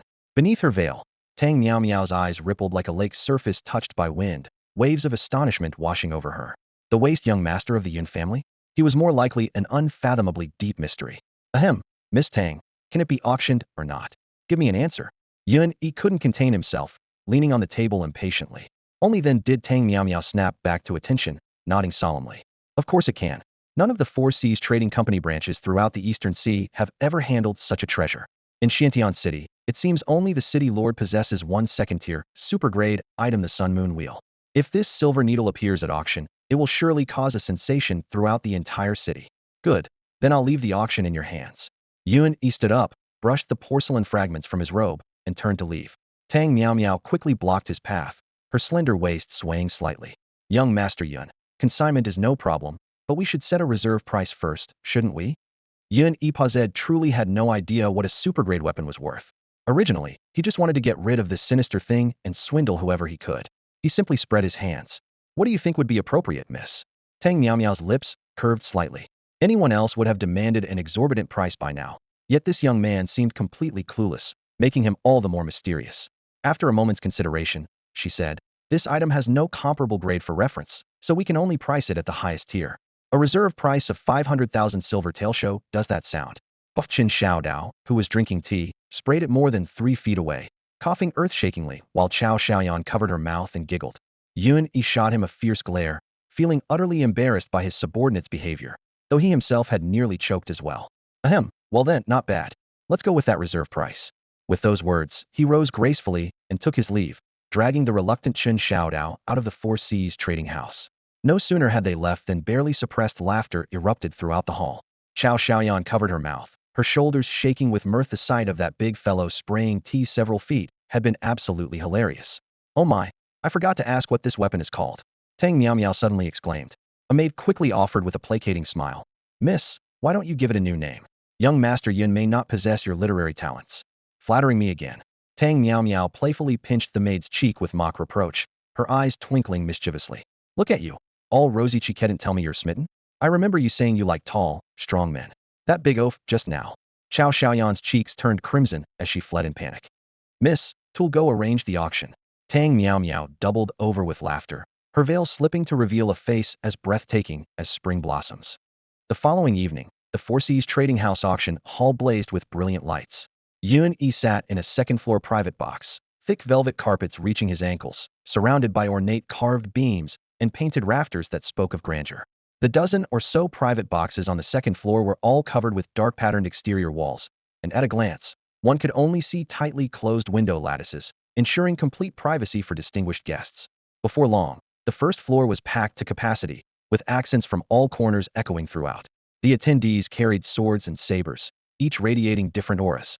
Using his system's vision, Yuan-Yi swept his gaze across the crowd and instantly identified over a dozen powerhouses at the martial master realm. This particular box had been specially reserved by Tang Miao, with Chao Xiaoyan serving tea and refreshments.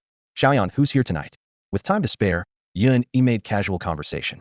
The young woman's sweet smile grew even brighter, though she dared not look directly at Chen Xiaodao, her mind echoing with her mistress's teasing as her ears grew warm. All the major powers of Xiantian City are present. The three great families Yun, Bai, and Tahavi all sent their stewards or even family heads personally. The City Lord's Manor has their permanent reservation in VIP box number 2. Additionally, young Master Hua from the Hua family of Taiyin City has also arrived, along with numerous smaller factions and independent cultivators. With all of Xiantian City's powers gathered, it was indeed a lively affair. Yuan-Yi signaled Chen Xiaodao not to be intimidated, and the latter mustered his courage to say 3 sentences to Chao Xiaoyan. Ah, yes. His wooden demeanor left Yuan-Yi feeling like he was trying to make steel from iron, and he could only sigh inwardly. Clang.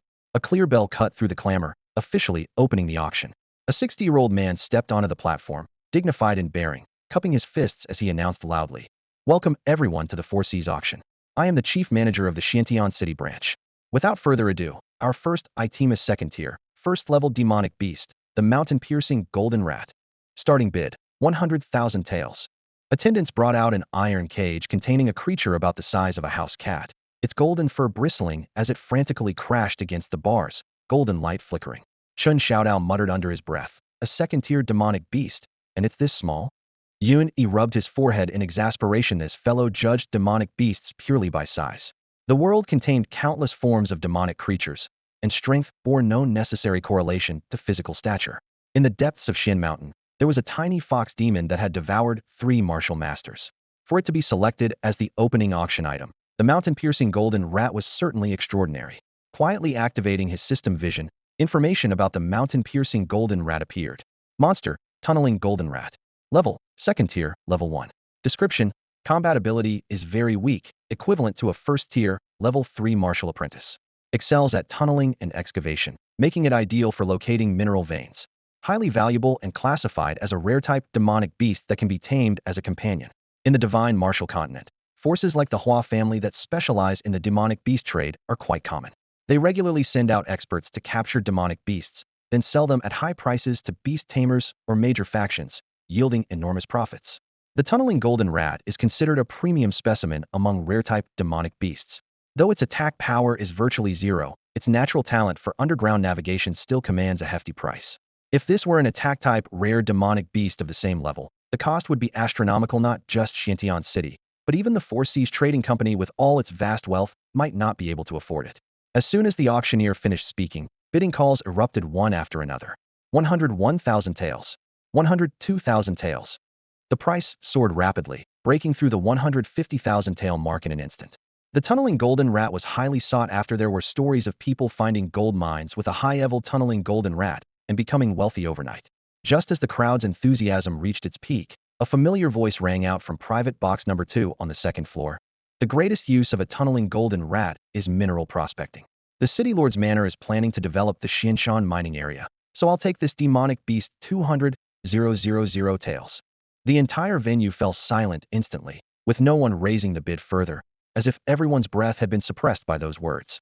Chen Xiaodao had been watching with great excitement, but seeing the bidding suddenly stop, he asked curiously, "Why isn't anyone bidding anymore?" It was getting so exciting. Chao Xiaoyan covered her mouth and laughed softly, explaining from the side, "The person in box number 2 is our Xiantian City's young City Lord He Zimo. The City Lord's Manor wields enormous power, and City Lord He Chun is the strongest expert in the city. Who would dare compete with the young City Lord for anything? Of course they'd back down." Ah, Chun Xiaodao turned toward Chao Xiaoyan, and despite usually being quite talkative, he could only squeeze out that one sound before falling silent. Yuan-Yi found this secretly amusing. Who would have thought the chatterbox would be rendered so docile in front of a beautiful woman? Chao Xiaoyan was clearly in good spirits and continued teasing Chen Xiaodao. Young City Lord He Zimo has incredible talent. He became a third-level martial master before turning 20. With his determination and skill, he's considered the natural choice for the next city lord and is regarded as the foremost among Xiantian City's younger generation. Chen Xiaodao suddenly snapped back to attention and whispered in protest. Just because of him, he dares call himself the best of the young generation? Boss is the real number one. If it weren't for relying on his city lord father, how could he be so arrogant? Cough cough. Yuan Yi listened with satisfaction. This little brother was truly loyal. The tunneling golden rat smoothly fell into He Zimo's hands. The auction continued with a succession of demonic beasts, pills, materials, equipment, and other varied items, though none had starting prices exceeding 100,000 taels. Yuan Yi gradually grew bored. His mind focused on the finale that Chao Xiaoyan had mentioned, the supreme-grade weapon. Suddenly, his system panel trembled slightly, and in the pets section, the divine beast Xiao Li, who had been sleeping for so long, became restless, as if wanting to burst out for some fresh air. He casually released Xiao Li, only to see that the little creature had actually grown much fatter, now the size of a plump duck. It waddled around the private box unsteadily, like it had been confined too long, and finally escaped to freedom. Yuan Yi held his forehead in his hand. If he hadn't personally witnessed it being born from the flame phoenix, he would seriously doubt whether this thing was a divine beast or just a glutton. The giant eggshell had been devoured completely, leaving nothing behind, and this little guy had grown as plump as a duck. Chen Xiaodao shuddered and asked in bewilderment, "Boss, when did you get another duck as a pet beast?" Yuan Yi nearly burst out laughing from frustration and raised his foot to kick him. "Duck my ass. This is a divine beast. It's just been eating too much lately and gotten a bit rounder." The chubby little Xiao Li had fur so glossy it looked oiled, immediately winning squeals of delight and hugs from the sweet girl Chao Xiaoyan. After getting Yuan Yi's permission, she cradled the plump little creature in her arms, kissing and cuddling it while beaming with joy. Chen Xiaodao's eyes turned green with envy, wishing he could transform into his big brother's duck pet beast too. On the auction stage, the auctioneer cleared his throat. "Our next item, mysterious demon beast egg. The seller wishes to remain anonymous. Starting bid 1,000 taels." A demon beast egg, somewhere between the size of a fist and a watermelon, was carefully placed at the center of the display platform. The shell was deep crimson throughout, with dark patterns subtly flowing across its surface, causing a stir among the crowd below. Auction houses occasionally featured items of unknown origin. Their value was always a gamble, either worthless junk or incredible treasure, much like betting on raw gemstones. Yuan Yi intended to ignore it, but suddenly Xiao Li stretched out its neck and began chirping, "GG, GGG," incessantly at the demon beast egg. This little gluttony, is it hungry again? It wants to eat every egg it sees.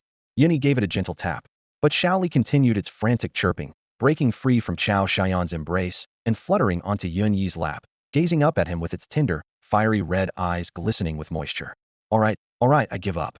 Yuan Yi's heart softened, deciding to bid on the egg while giving Chen Xiaodao a chance to show off in front of Chao Xiaoyan. Private Box 8 on the second floor. Chen Xiaodao's voice boomed. 1,001 taels.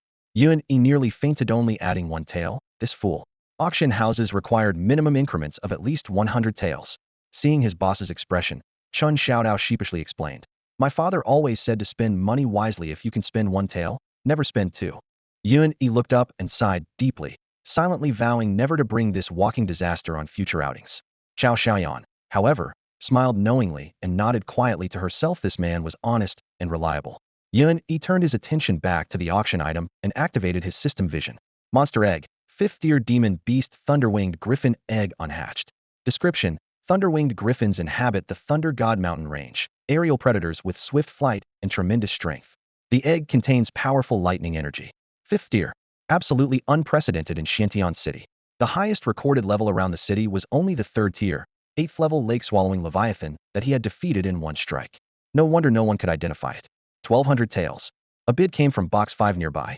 Yuan Yi recognized the voice. It was Elder Yang, who had escorted Bai Lingji into the mountains. The Bai family specialized in beast taming, and though they couldn't identify the thunder-winged griffin, they sensed its extraordinary nature. Chen Xiaodao looked nervously at Yuan Yi, waiting for a signal on whether to raise the bid. Yuan Yi's finances were currently comfortable, had just sold an earth-grade pill and blood-replenishing pills, and even after investing in the Cloud Gate's construction, he still had over 100,000 taels on hand. But saving money when possible was wise, and he didn't want to maliciously drive up prices against the lovely Miss Bai. His eyes gleamed as he leaned close to Chao Xiaoyan and whispered, "The people in box 5 are from the Bai family, right? Is Bai Lingji here?" Chao Xiaoyan nodded in response, confirming that Miss Baier was in private box number 5, representing the Bai family in today's bidding. According to the Merchant Guild's rules, servants weren't supposed to reveal the identities of guests in the private boxes, But since Yun Yi was a guest advisor to the Bai mansion practically family and given the subtle relationship between him and Miss Bai Air, Chao Xiaoyan didn't hesitate any longer. Yun Yi reached for brush, ink, and paper, his hand moving like a dancing dragon as he swiftly wrote a note, then handed it to Chao Xiaoyan. Xiaoyan, deliver this to box number 5 and place it directly into Bai Lingji's hands. Chao Xiaoyan hesitated last time. Yun Yi had caused quite a scene with Miss Bai Air in front of everyone, and now he was sending secret notes. Was he determined to completely offend the young city lord? But she was merely a greeting servant with no authority to interfere, so she could only bow her head, accept the note, and head to the Bai family's box. She returned moments later, reporting quietly, "It has been delivered. Brother Yun, are we raising the bid again?" Chen Xiaodao stared at the auctioneer on stage, sweat beading on his forehead.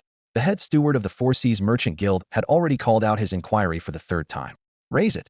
Yun Yi toyed with the bidding paddle in his hand, uttering the single word casually. Chen Xiaodao wiped away sweat, his throat dry. 1,201 taels. The entire hall erupted. Box number 8 had only added a single tael of silver. Either this distinguished guest was as stingy as a country bumpkin, or he was deliberately trying to spite the Bai family in box number 5. The head steward also paused, his gaze shifting back and forth, but box number 5 remained silent. After 3 calls, the gavel fell. Fifth-tier demonic beast, thunder-feathered griffin egg, 1,201 taels sold. To the buyer in box number 8.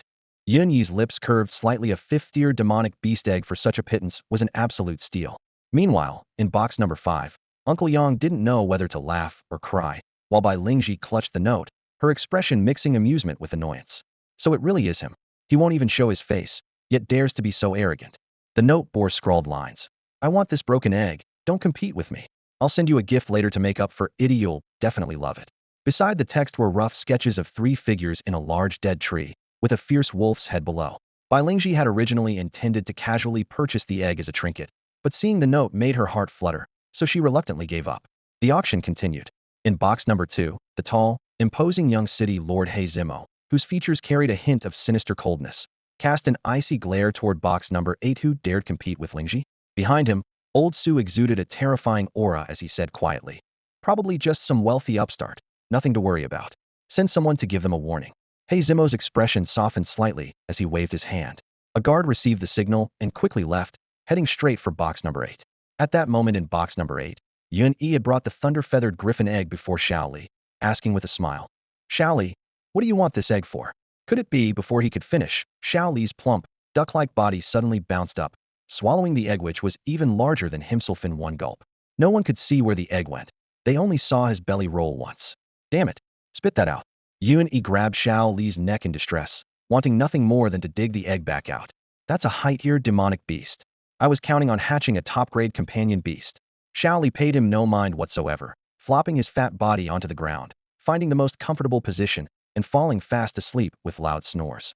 After struggling for quite some time, Yun Yi had no choice but to reluctantly return it to his beast storage space. He looked up at the ceiling and let out a long sigh, muttering to himself, "What sins have I committed in my past life? Raising a divine beast whose only job is eating one bite just cost me exactly 1,201 taels of silver. At this rate, it's going to eat me into bankruptcy." Before he could finish speaking, someone knocked on the private room door with a tap-tap. Chao Xiaoyan quickly opened it to find an arrogant-looking man standing outside. The man glanced around the room and spoke in a cold, harsh voice. "My master wants you to know your place and harbor no designs on Miss by Air, or else death." After delivering his message, he turned and left without even sparing them a sideways glance. Chen Xiaodao's anger flared as he rolled up his sleeves, ready to charge out, but Chao Xiaoyan grabbed him and held him back. She whispered nervously, "He's the personal guard of young city Lord He Zimidant. Be reckless." Feeling Chao Xiaoyan's soft little hand, Chen Xiaodao's rage was suddenly overwhelmed by his racing heartbeat. His face turned bright red as he froze in place. Yun Yi raised his eyebrows and snorted coldly, the flames in his chest blazing higher. He Zimith, that black ink stain, just wouldn't leave him alone. They had originally agreed to settle their score at the beast taming tournament, but since they'd crossed paths today, he might as well collect some interest first and show that black face what he was made of. As the words settled, the entire hall seemed to ignite with buzzing conversations. As the most significant item of the auction, at least half the guests showed burning interest in their eyes.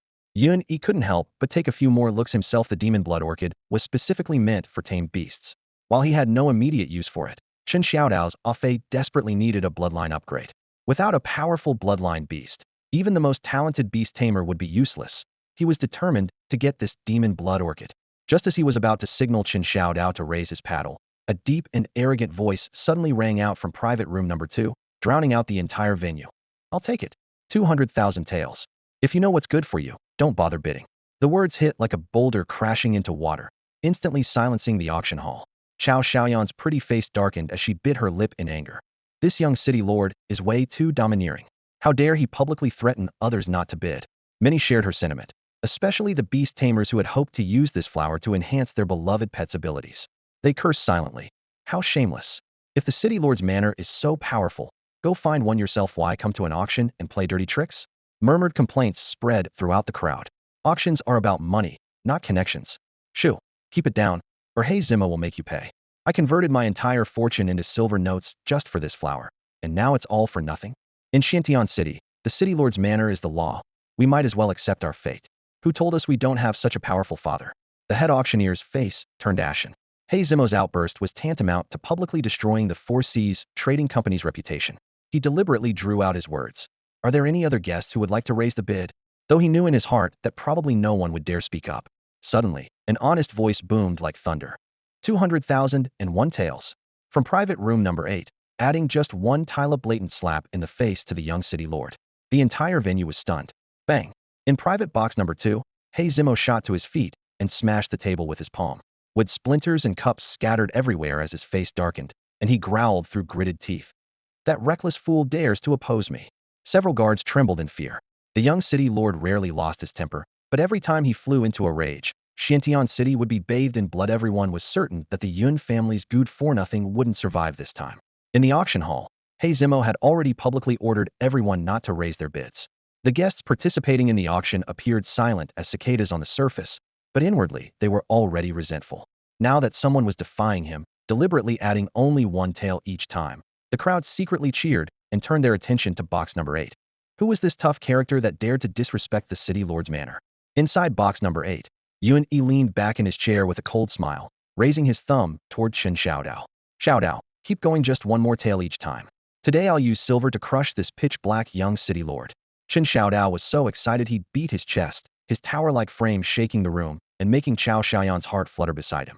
She had wanted to help Yuan Yi save money, but hadn't expected that adding just one tael would both save money and slap faces, directly turning Hey Zimo's face green with rage.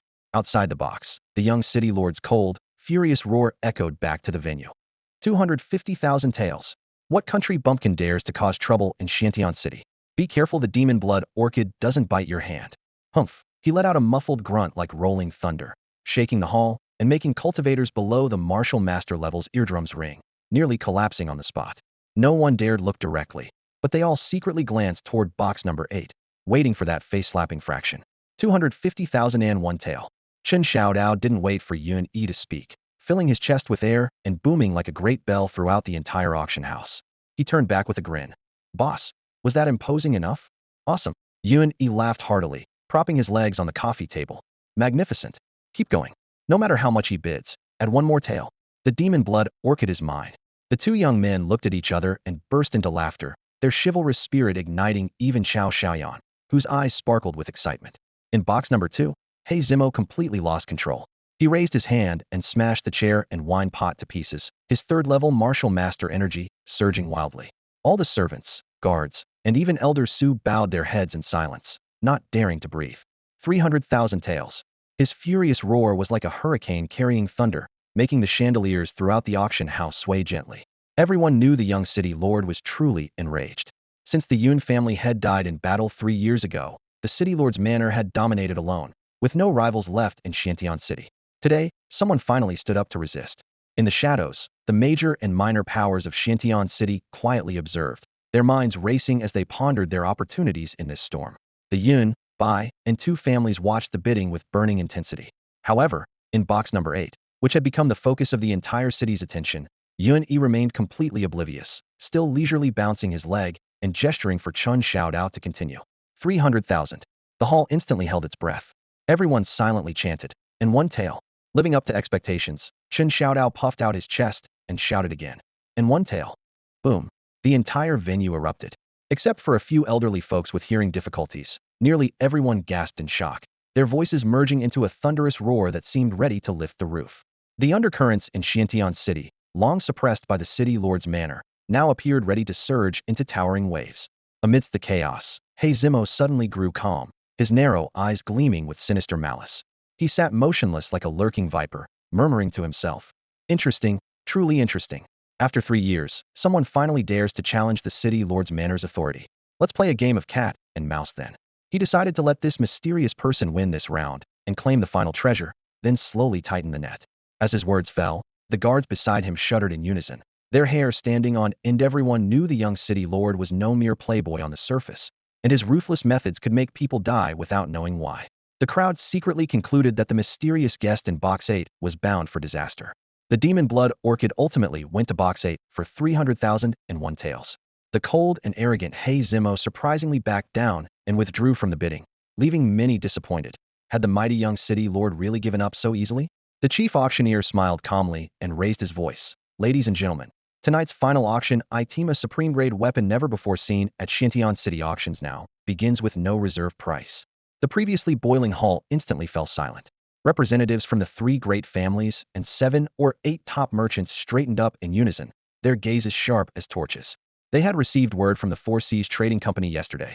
There would be a legendary weapon even more stunning than the Demon Blood Orchid as the finale, but no one had expected it to be supreme grade. The only true supreme grade weapon in Xiantian City was the Sun Moon Wheel in the hands of City Lord He Chun. Now that a second one had appeared, no one could remain calm. The chief auctioneer seized the moment to stoke emotions. Though this weapon falls short of the Sun Moon Wheel, it possesses 3 attributes: lightness, sharpness, and an even more terrifying divine attribute: unstoppable penetration.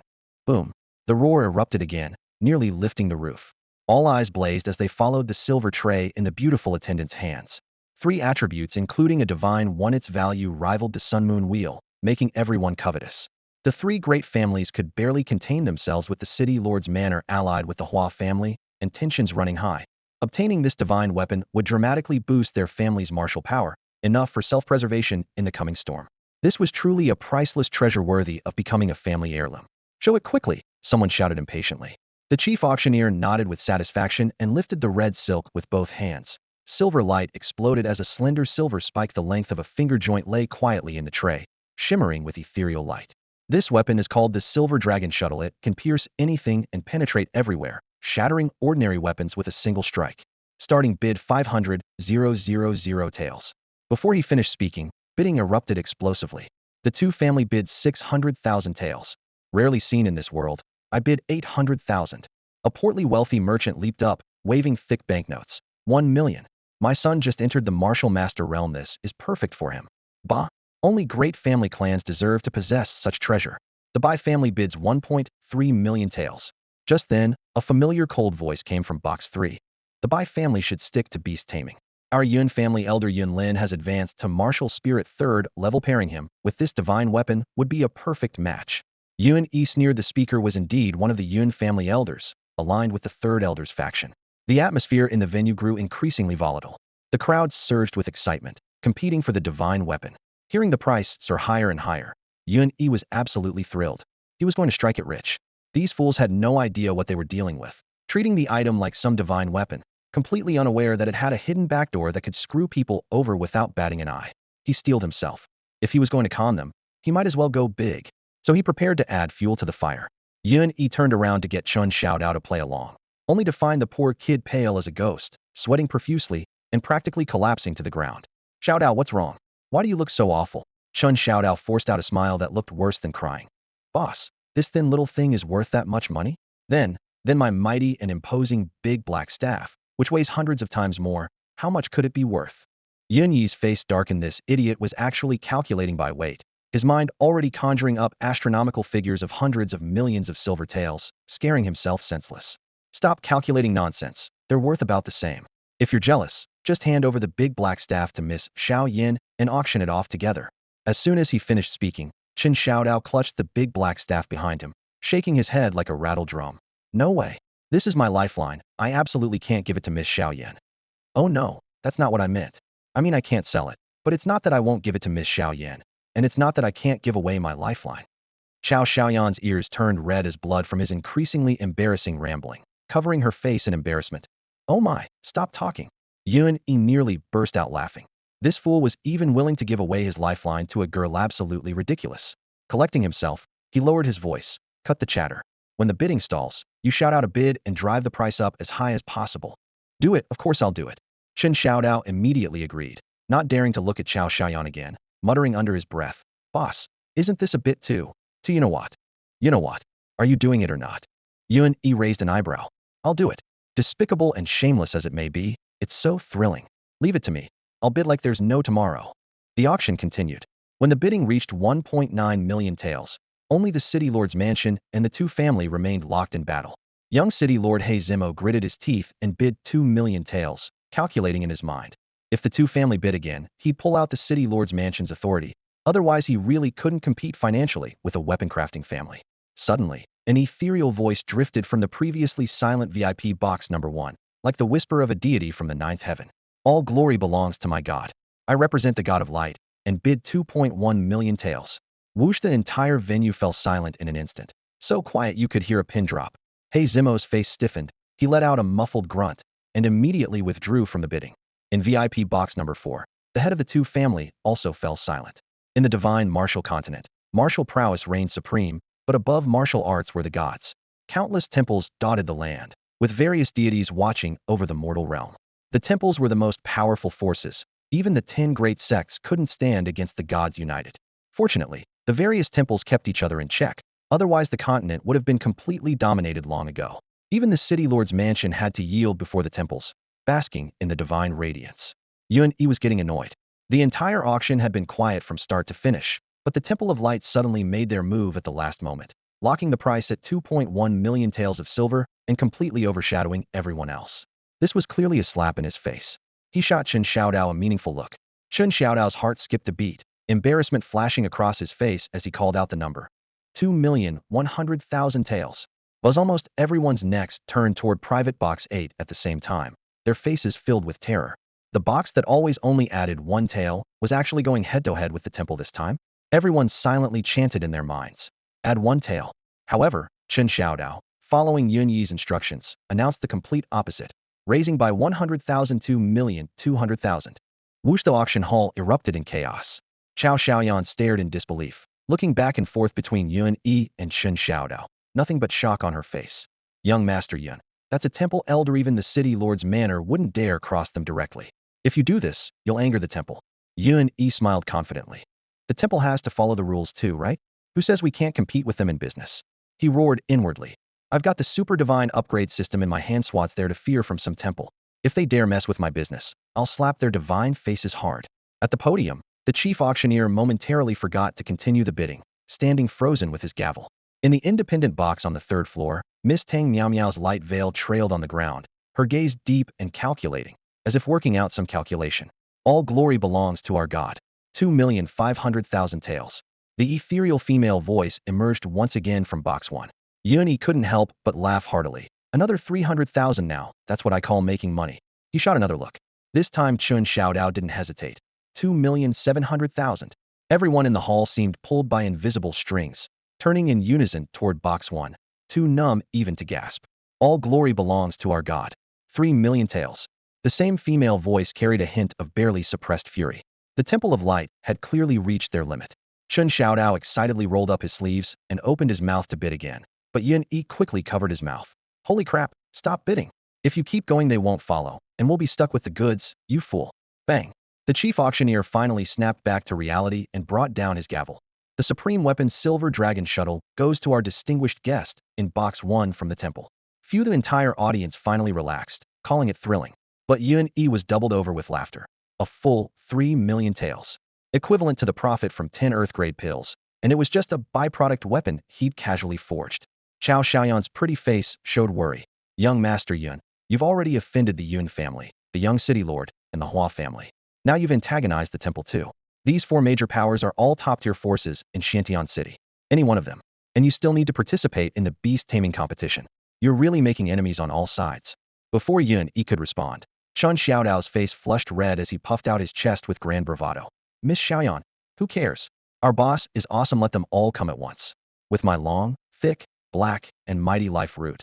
I can beat them until they're crawling on the ground looking for their teeth. Yuan Yi had just taken a sip of tea and sprayed it all over Chen Xiaodao's face. Is this how you flirt with girls? The auction had come to an end, and Yuan Yi walked away with quite the haul. One demon blood orchid, and a staggering 2,609,999 taels of silver. Along with the stack of banknotes tucked into his robes was a thunder-winged griffin egg, though Xiao Li had already devoured it as a midnight snack. As he left the venue, Yuan Yi clutched a thick stack of gold certificates from the Four Seas Trading Company in one hand and the blood-red, glowing demon blood orchid in the other, his mood soaring like a hot air balloon. This auction trip had been well worth it. Was about to become filthy rich overnight. Young Master Yuan, congratulations on your bountiful harvest, said Tang Miao Miao, the young mistress of the Four Seas Trading Company, as she stepped into the private box with gentle congratulations. Her long lashes fluttered behind her veil. Her gaze shifted with a knowing smile. Though you certainly know how to stir up trouble. You've managed to offend young city Lord He Zimo and the Grand Elder of Xiantian City's Temple of Light, all in one go. That's no small matter. Yuan Yi grinned from ear to ear. They started it. If they want trouble, I'll take them all on. Tang Miao Miao's eyes dimmed slightly as she warned again. He Zimo is cunning and ruthless. The Hua family has vast wealth and power, and the Temple of Light has divine connections. Even if you're not afraid, you should think about those close to you. With that, she swept her sleeves and gracefully departed.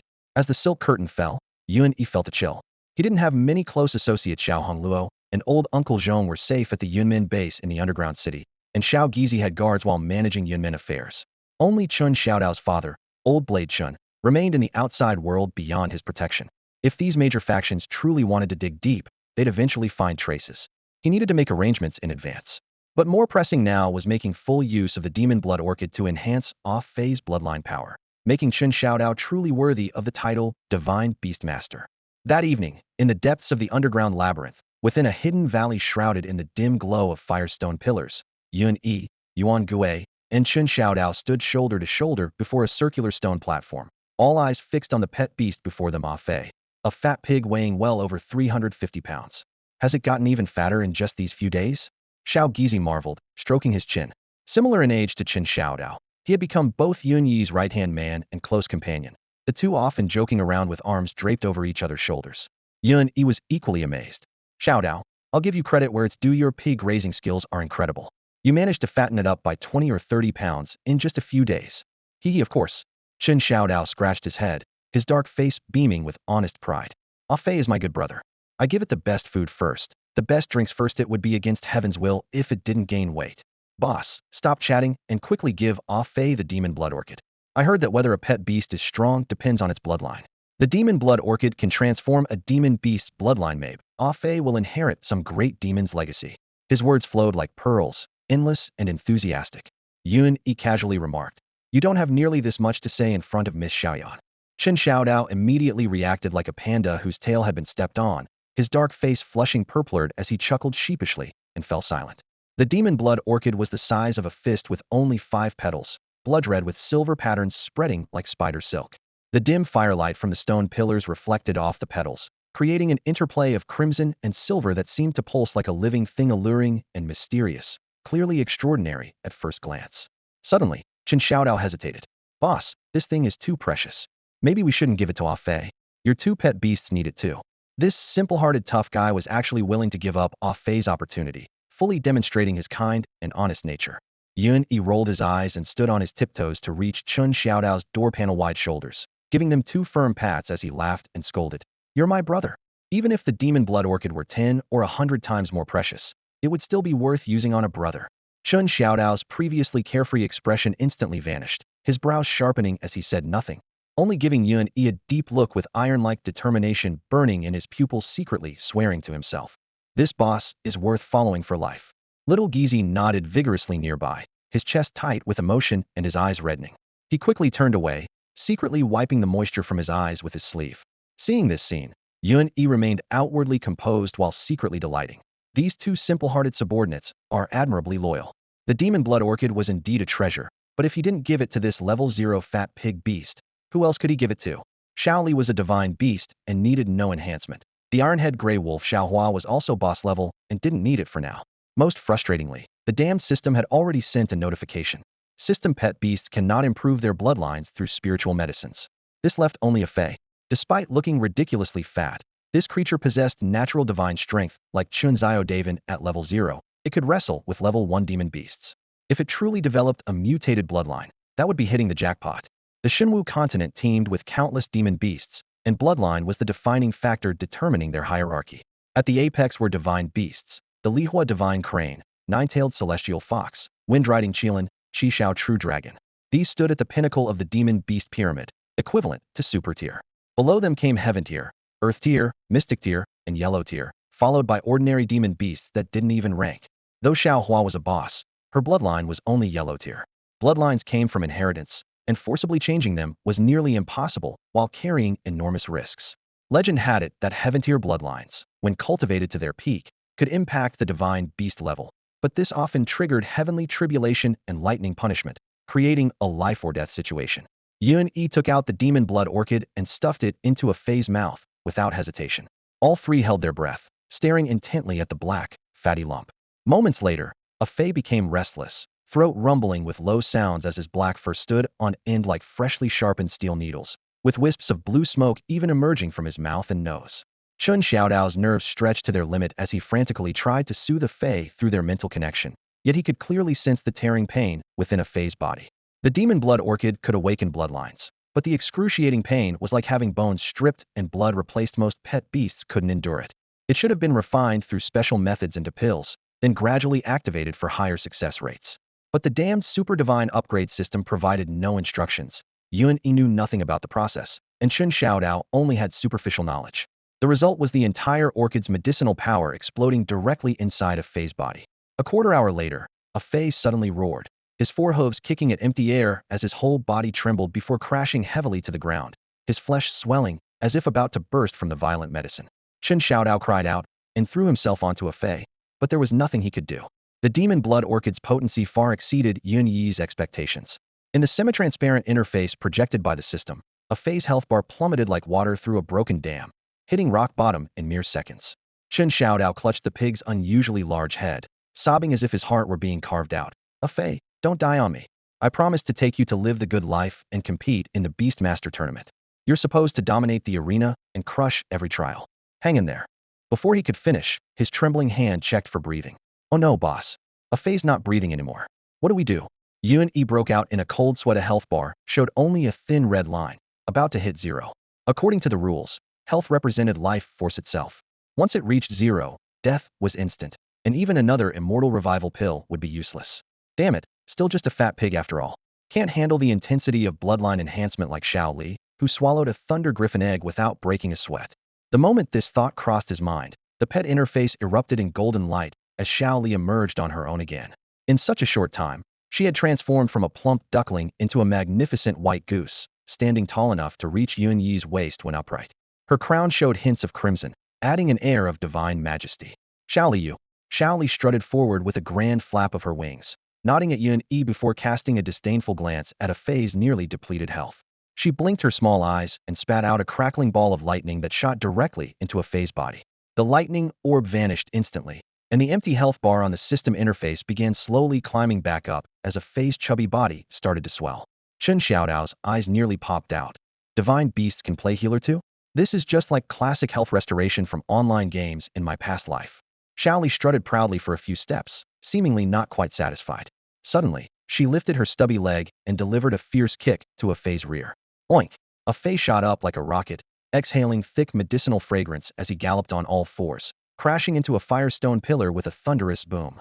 Dust clouds billowed, sending Qin Xiaodao and Yuan Gui into coughing fits. Yuan Yi, quick on his feet, had already dodged to the side, avoiding the shower of debris. Satisfied that a Fei was thoroughly awakened by her kick, Xiao Li contentedly flapped her short wings, yawned repeatedly, and transformed back into golden light before disappearing into the pet interface. This bird completely ignores her master, coming and going as she pleases. Is this even a pet anymore? Yuan Yi grumbled internally. Though he felt helpless, what could you do when dealing with a divine beast that chose to ignore you? The three stood slack-jawed as a Fei charged wildly, electricity crackling across his body with increasing intensity until he resembled a beast shrouded in thunder itself. Qin Xiaodao, his face streaked with tears and dust that he couldn't be bothered to wipe away, asked in bewilderment. Did a Fei swallow the thunder god or something? He's completely electrified. He's not going to die, right? Yuan Gui stood on his tiptoes to pat Chun Xiaodao's shoulder, equally stunned. He's definitely not dying's going to be incredibly powerful. A divine beast whose spit comes with lightning, Yuni muttered, equally mesmerized as he watched a fey.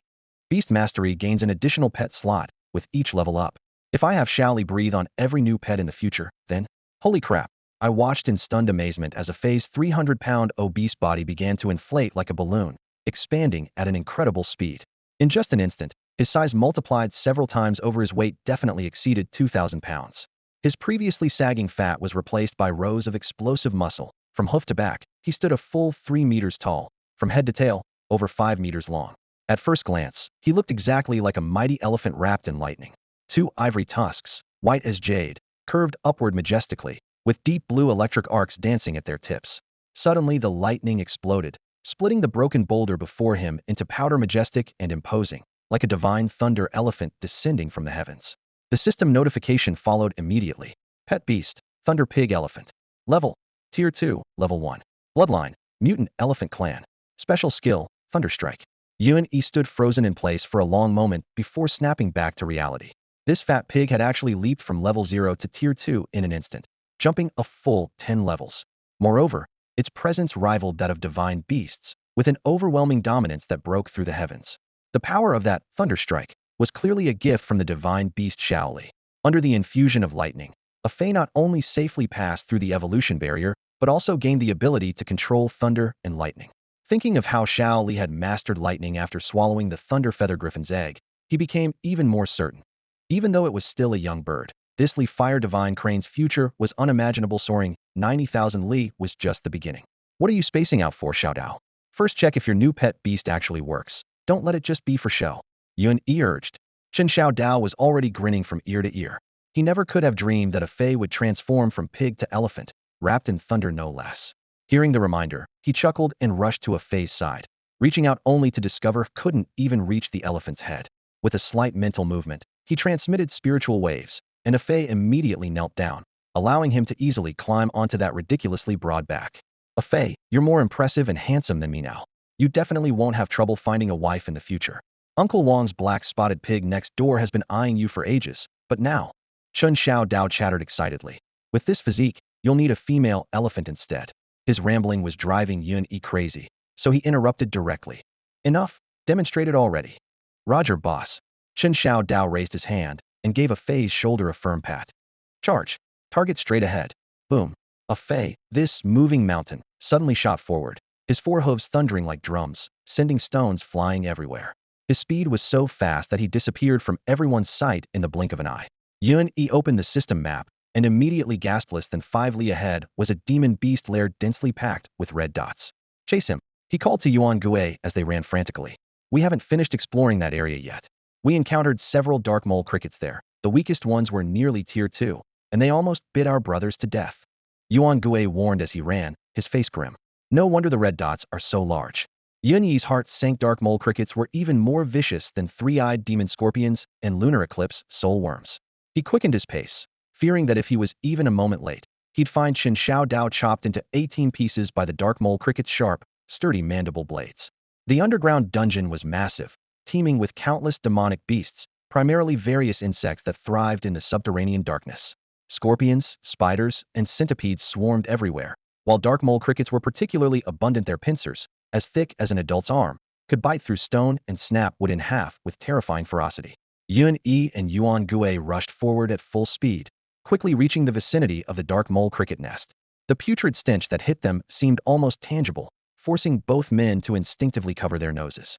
Through their retching, a blood-soaked passage paved with torn flesh and severed limbs came into view. Holy crap, these dark mole crickets, were they all killed by Xiaodao? Yuan Gui's eyes widened in disbelief. He knew that a third of these dark mole crickets were second-tier or higher in strength, enough to cause a bloodbath in Xiantian City and claim the lives of countless cultivators with their deadly pincers. Yet now, they had all been reduced to sticky pulp in such a short time, staining the ground crimson. Yuan Yi held his breath and examined the scene carefully, finally nodding. Definitely Xiaodao's handiwork. On the shell of a dark mole cricket that had been blasted in half, a fey's hoofprint was clearly visible. A single stomp had compressed the hard carapace into a thin sheet. Stepping through the viscous blood, the two men followed the gory path deeper into the nest.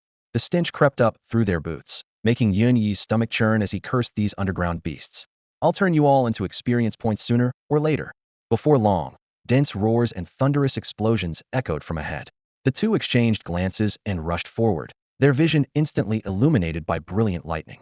Chen Xiao Dao sat astride a fei, one hand gripping a coarse bristle over a meter long, the other wielding a gleaming black staff as he charged through the swarm of dark mole crickets. The 300-pound black staff felt light as a feather under his divine strength, spinning and striking with explosive force, sending sprays of blood and chunks of reeking flesh flying in all directions. A fei was wreathed in purple-blue lightning, his forehooves pounding the ground as he swept across the battlefield with ease.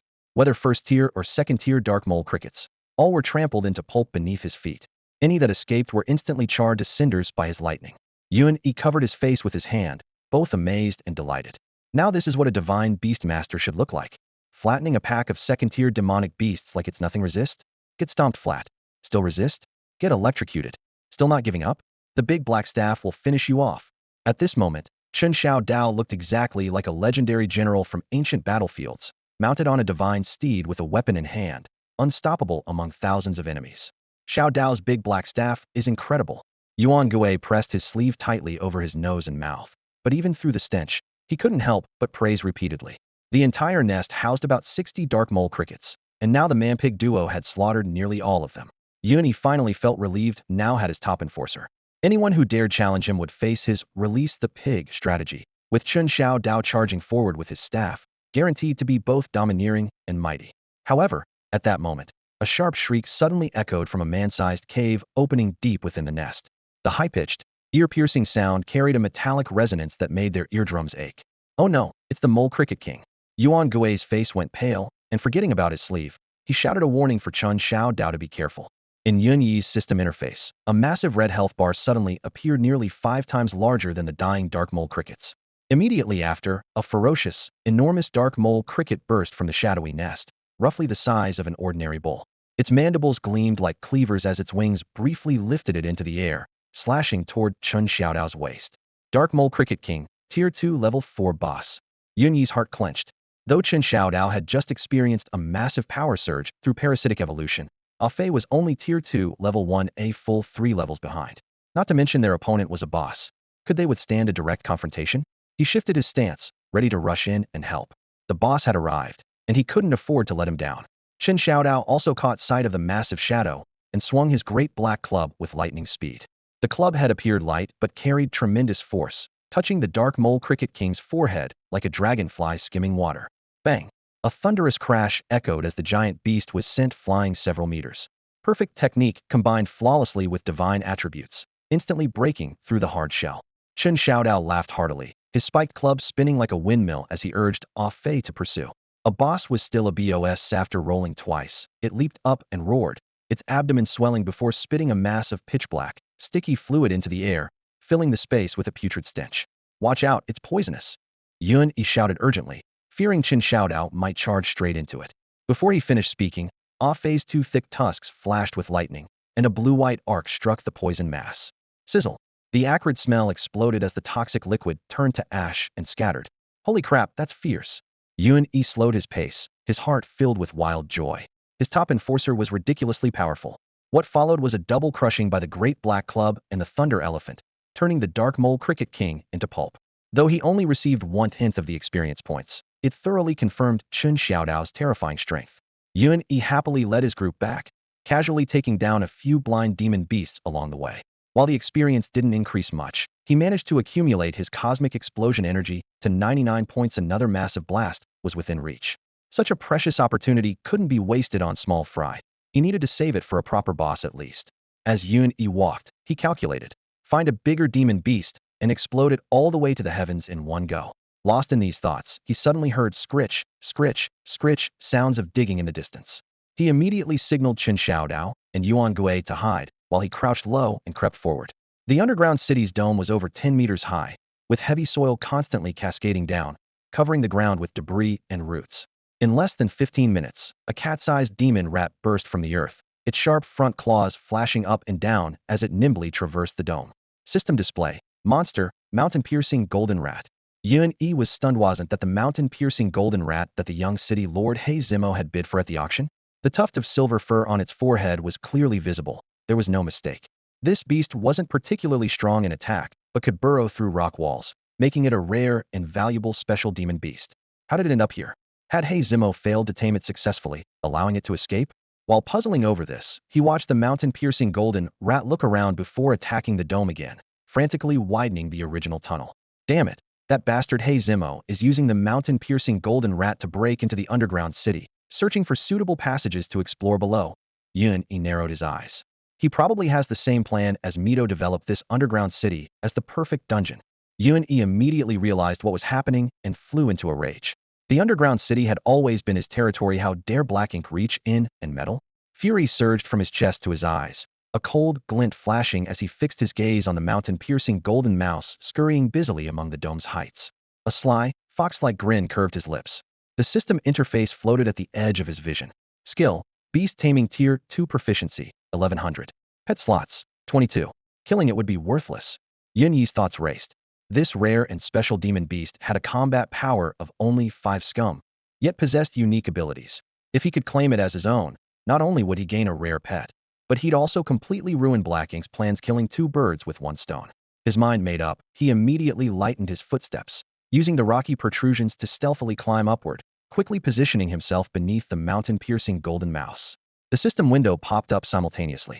Monster: Mountain-piercing golden mouse. Level: Tier 2, Level 1. Description: Rare special demon beast. Already tamed as a pet. Hint: Host's beast taming skill has a low probability of forcibly seizing this pet. Distance must not exceed 20 meters. This could work. Yun-E mentally slapped his thigh in wild excitement. The system's beast taming could even steal other people's pets. Absolutely heaven-defying. He immediately planned to push beast taming to Tier 3 to free up new pet slots. In his vision, the silver pet symbol above the mountain-piercing golden mouse flickered in and out. Yun-E gritted his teeth and pointed, unleashing his Tier 2 beast taming. Pale golden light enveloped the creature, and the mountain-piercing golden mouse's body suddenly stiffened, freezing motionless on the dome. Ding! Tier 2 beast taming failed. Proficiency, 2100. Hint: Attempt to seize owned pet failed. This pet's intimacy with original owner is below 50, entering 2-second confused state. Let's see you run now. Yun-E rejoiced. He'd originally worried the creature would be too agile and troublesome, but failure actually came with a confusion control effect, essentially an automatic stun, saving him most of the effort. Ding! Tier 2 beast taming failed. Proficiency, 3100. Ding! Tier 2 beast taming failed. Proficiency, 4100. He repeatedly cast beast taming on the mountain-piercing golden mouse, light continuously flashing, keeping it perpetually confused and obediently suspended. The silver pet symbol gradually dimmed, about to extinguish completely. Suddenly, the symbol flared with blinding silver light, as if forcibly pulled from afar. The mountain-piercing golden mouse abruptly regained its senses and shot down the passage. Damn! Yun-Yi's heart tightened, guessing that either Black Ink himself or one of his beast tamers had noticed something amiss and was recalling the pet. Reacting lightning fast, he pushed off the flint pillar with both feet, leaping into midair in 2 bounds, aiming beast taming at the mountain-piercing golden mouse again. But the golden blur moved even faster, disappearing into a hole within a few breaths. Shit, so close. Yun-E couldn't help cursing before landing, feeling frustrated yet helpless. Just as he touched down and steadied himself, a pleasant system notification chimed. Ding! Congratulations, host. Your 2 entire beast taming skill has reached 100,100 proficiency and upgraded to 3 retire beast taming. You can now tame demonic beasts below 3 retire with a 100 success rate. Congratulations, host. You have successfully tamed the golden pangolin rat as your pet beast. Current pet beasts, 33. By the 3 pure ones, Buddha and Mary. The golden pangolin rat ultimately couldn't escape the 20-meter range. Yun-Yi's leap into the air and consecutive beast taming techniques were perfectly timed. Sensing the faint mental connection and commanding the golden pangolin rat to return to his cupped palms, Yun-E couldn't help but throw back his head and laugh triumphantly. Black Ink, no matter how cunning and sly you are, you'll still have to drink my bathwater. He gently scratched the golden pangolin rat's head with his fingertip and declared, Golden pangolin rat, you now bear the surname Yun. From now on, you'll be called Little Gold. Little Gold let out a sharp squeak, spinning excitedly in Yun-Yi's palm. Go seal up the tunnel you dug. Don't let those people from the city lord's manor sneak into my territory. Little Gold responded immediately, shooting up to the ceiling like a golden streak of light and diving into the narrow earthen passage. Soon, accompanied by the muffled sound of collapsing sand and stones, the tunnel was completely sealed. The little creature obediently scurried back to Yun-Yi's feet. Yuan Yi nodded with satisfaction, reaching out to store it in his beast pouch. Little Gold is so capable. Well done. You're now my third great general. If young city Lord He Zimo were present at this moment, he would surely cough up 3 liters of blood and rage since, when had this underground city become Yun Yi's territory? After confirming everything was secure, Yuan Yi led Chen Xiaodao and Yuan Gui back to the surface in high spirits. Once above ground, he called Chen Xiaodao aside privately. Xiaodao, I have something good for you. With those words, a skill book with a dark green cover titled Three-Eyed Demon Pattern was tossed into Chen Xiaodao's arms. This is a mystic grade technique? Chen Xiaodao's hands trembled, terrified he might accidentally drop it. A mystic grade technique, Three-Eyed Demon Pattern. In all of Xintian City, those who possessed mystic grade techniques could be counted on one hand. Combined with Fatty's Thunder Strike, it's perfect for long and short-range combat unstoppable. Yuan Yi spoke casually, as if he were handing over a piece of candy. Boss, such a precious technique. You're giving it to me? Chen Xiaodao could hardly believe it. Look at your pathetic reaction getting excited over just a mystic grade technique. If I got you a heaven grade one, wouldn't you die of shock? Yuan Yi impatiently grabbed his hand and slapped the skill book directly into his palm. Take it since I'm giving it to you. Learn it quickly, you'll need it for the beast taming tournament. Emerald light exploded in Chen Xiaodao's palm and instantly merged into his body.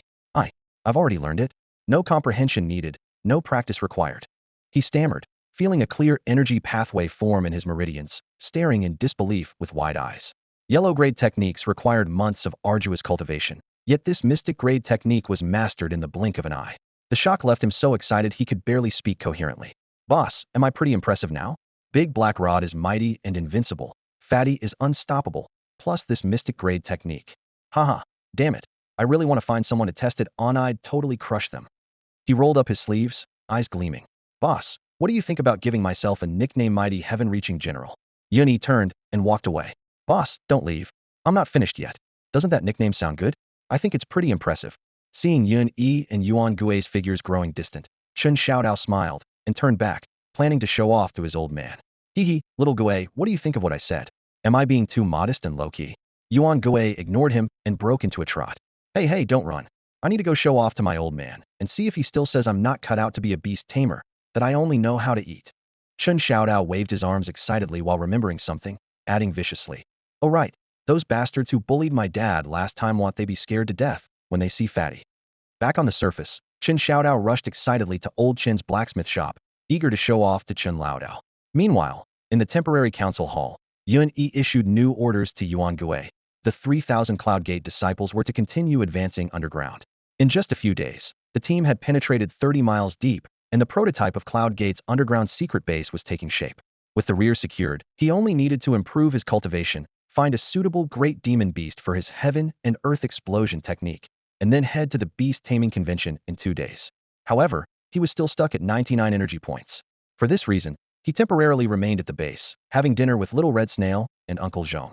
Little Red Snail was always sweet-tongued, and after a few teasing remarks from Yuan Yi, her little face turned bright red with embarrassment. Uncle Zhong held Old Yellow Dog, stroking the dog's neck with one hand while holding his wine cup with the other, squinting his eyes in contentment as he sighed. If only days like this could last another 100 years. The night was still young when a disciple on duty burst in, his face deathly pale. Boss, something terrible has happened. Brother Xiaodao is back, and he looks terrifying. I'm afraid something big has gone wrong. Yuan Yi's heart tightened, and before he could step out the door, he heard Chen Xiaodao's uncontrollable roar from outside the courtyard. Boss, I'm going to kill that damn young city lord. They've taken my father. The next instant, Chen Xiaodao's tower-like figure burst into the room, his eyes bloodshot, anxiety and fury intertwined, his voice trembling. Boss. His Adam's apple bobbed as he nearly broke into tears. Don't panic, tell me slowly. Yuan Yi said with furrowed brows, his voice low and grave. Chen Xiaodao took a deep breath, still unable to hide his trembling. Today I killed several demon beasts in the underground city and wanted to go home to show off to my father. But when I got there, the blacksmith shop was smashed to pieces, and he was gone. The neighbors said people from the city lord's mansion had just been there. They destroyed the shop without a word and took my father. Someone at the auction recognized my voice and knew I was looking for you, boss. That bastard young city lord ordered the arrest. He clenched his fists so tightly that his knuckles cracked audibly, his voice hoarse. Boss, if anything happens to my father, I'll twist his head off and use it as a ball. Let's take our people and storm the city lord's mansion to rescue my father. Watching Chen Xiaodao with his reddened eyes, fighting back tears, Yuan Yi felt the same murderous, intense surge in his chest. Chen Laodao had suffered because of him, but the city lord's mansion was filled with experts, including the martial spirit realm city lord He Chun, who wielded the supreme grade weapon, sun and moon wheels. With Cloud Gate's current strength, even all 3,000 disciples combined would be no match for them. They absolutely could not act rashly. Boss, I want to fight them to the death. Chen Xiaodao stomped so hard, he cracked the floor tiles. If not for the last shred of reason in his heart, he would have already charged toward the city lord's mansion single-handedly. Yun Yi suddenly grabbed his arm, his voice ice cold. If you go like this, you're just throwing your life away. Even if it means death, I'll go. I can't watch my father being tortured. Chen Xiaodao's eyes blazed with fury, his rage burning so intensely it seemed ready to burst into flames. If you still recognize me as your boss, then calm down. Yun Yi barked, grabbing Chen Xiaodao by the collar and pulling him close until their noses nearly touched. His gaze was sharp as nails as he spoke each word deliberately. Trust me, I will rescue Uncle Dao, and I'll make sure the city lord's manor pays dearly for this. He released his grip but jabbed his finger hard against Chen Xiaodao's chest. Remember this: if you can beat them, fight to kill. If you can't beat them, fight dirty. We can't match them, Heaton, so we'll hit them from behind with clubs and smash them with bricks from dark corners. We'll use every underhanded trick in the book. I refuse to believe the city lord's manor is invincible. Even if it's a solid iron plate, we'll bite off a few chunks of metal. Yun Yi's words hit like a bucket of ice water, dousing the fire in Chen Xiaodao's chest. He took several deep breaths and pounded his head. Boss, I'll listen to you. Whatever you say goes. Then he added through gritted teeth, that young city lord is obviously no good. If I get the chance, I'll flatten him with my big black club. To prevent Chen Xiaodao from seeking revenge in the middle of the night, Yun Yi arranged for him to stay at the Cloud Gate headquarters, specifically having Uncle Zhong room with him to keep him calm. Then he summoned his most clever subordinates and ordered them to gather intelligence through the night. Cloud Gate had 3,000 members, half of whom came from street thugs spread throughout the slums. They knew every type of person in the underworld, making their intelligence network exceptionally well informed. Before midnight, reports came back one of the hall masters had close ties with a guard at the city lord's manor dungeon and had managed to extract some information. 1. Chen Laodao hadn't been tortured after his arrest and was thrown directly into the dungeon. 2. The young city lord had personally ordered that he suffer in prison for a few days before interrogation. 3. After receiving some silver, the guard whispered that the young city lord had originally planned immediate questioning, but was suddenly called away on urgent business, leaving Chen Laodao temporarily imprisoned. Even the guard didn't know what the urgent matter was. Learning that Uncle Dao was at least still alive, Yun Yi felt a weight lift from his heart. He only worried that the stubborn Chen Laodao might endure severe torture and refuse to talk, potentially ending up executed. That night, he shared the latest intelligence with Chen Xiaodao, and the two planned late into the night, finally deciding to use the upcoming beast taming tournament as cover to infiltrate the city lord's manor dungeon and rescue their friend. The next morning, as dawn broke, Yun Yi and Chen Xiaodao finished washing up and hastily ate breakfast before heading to the beast taming tournament while discussing their opponents.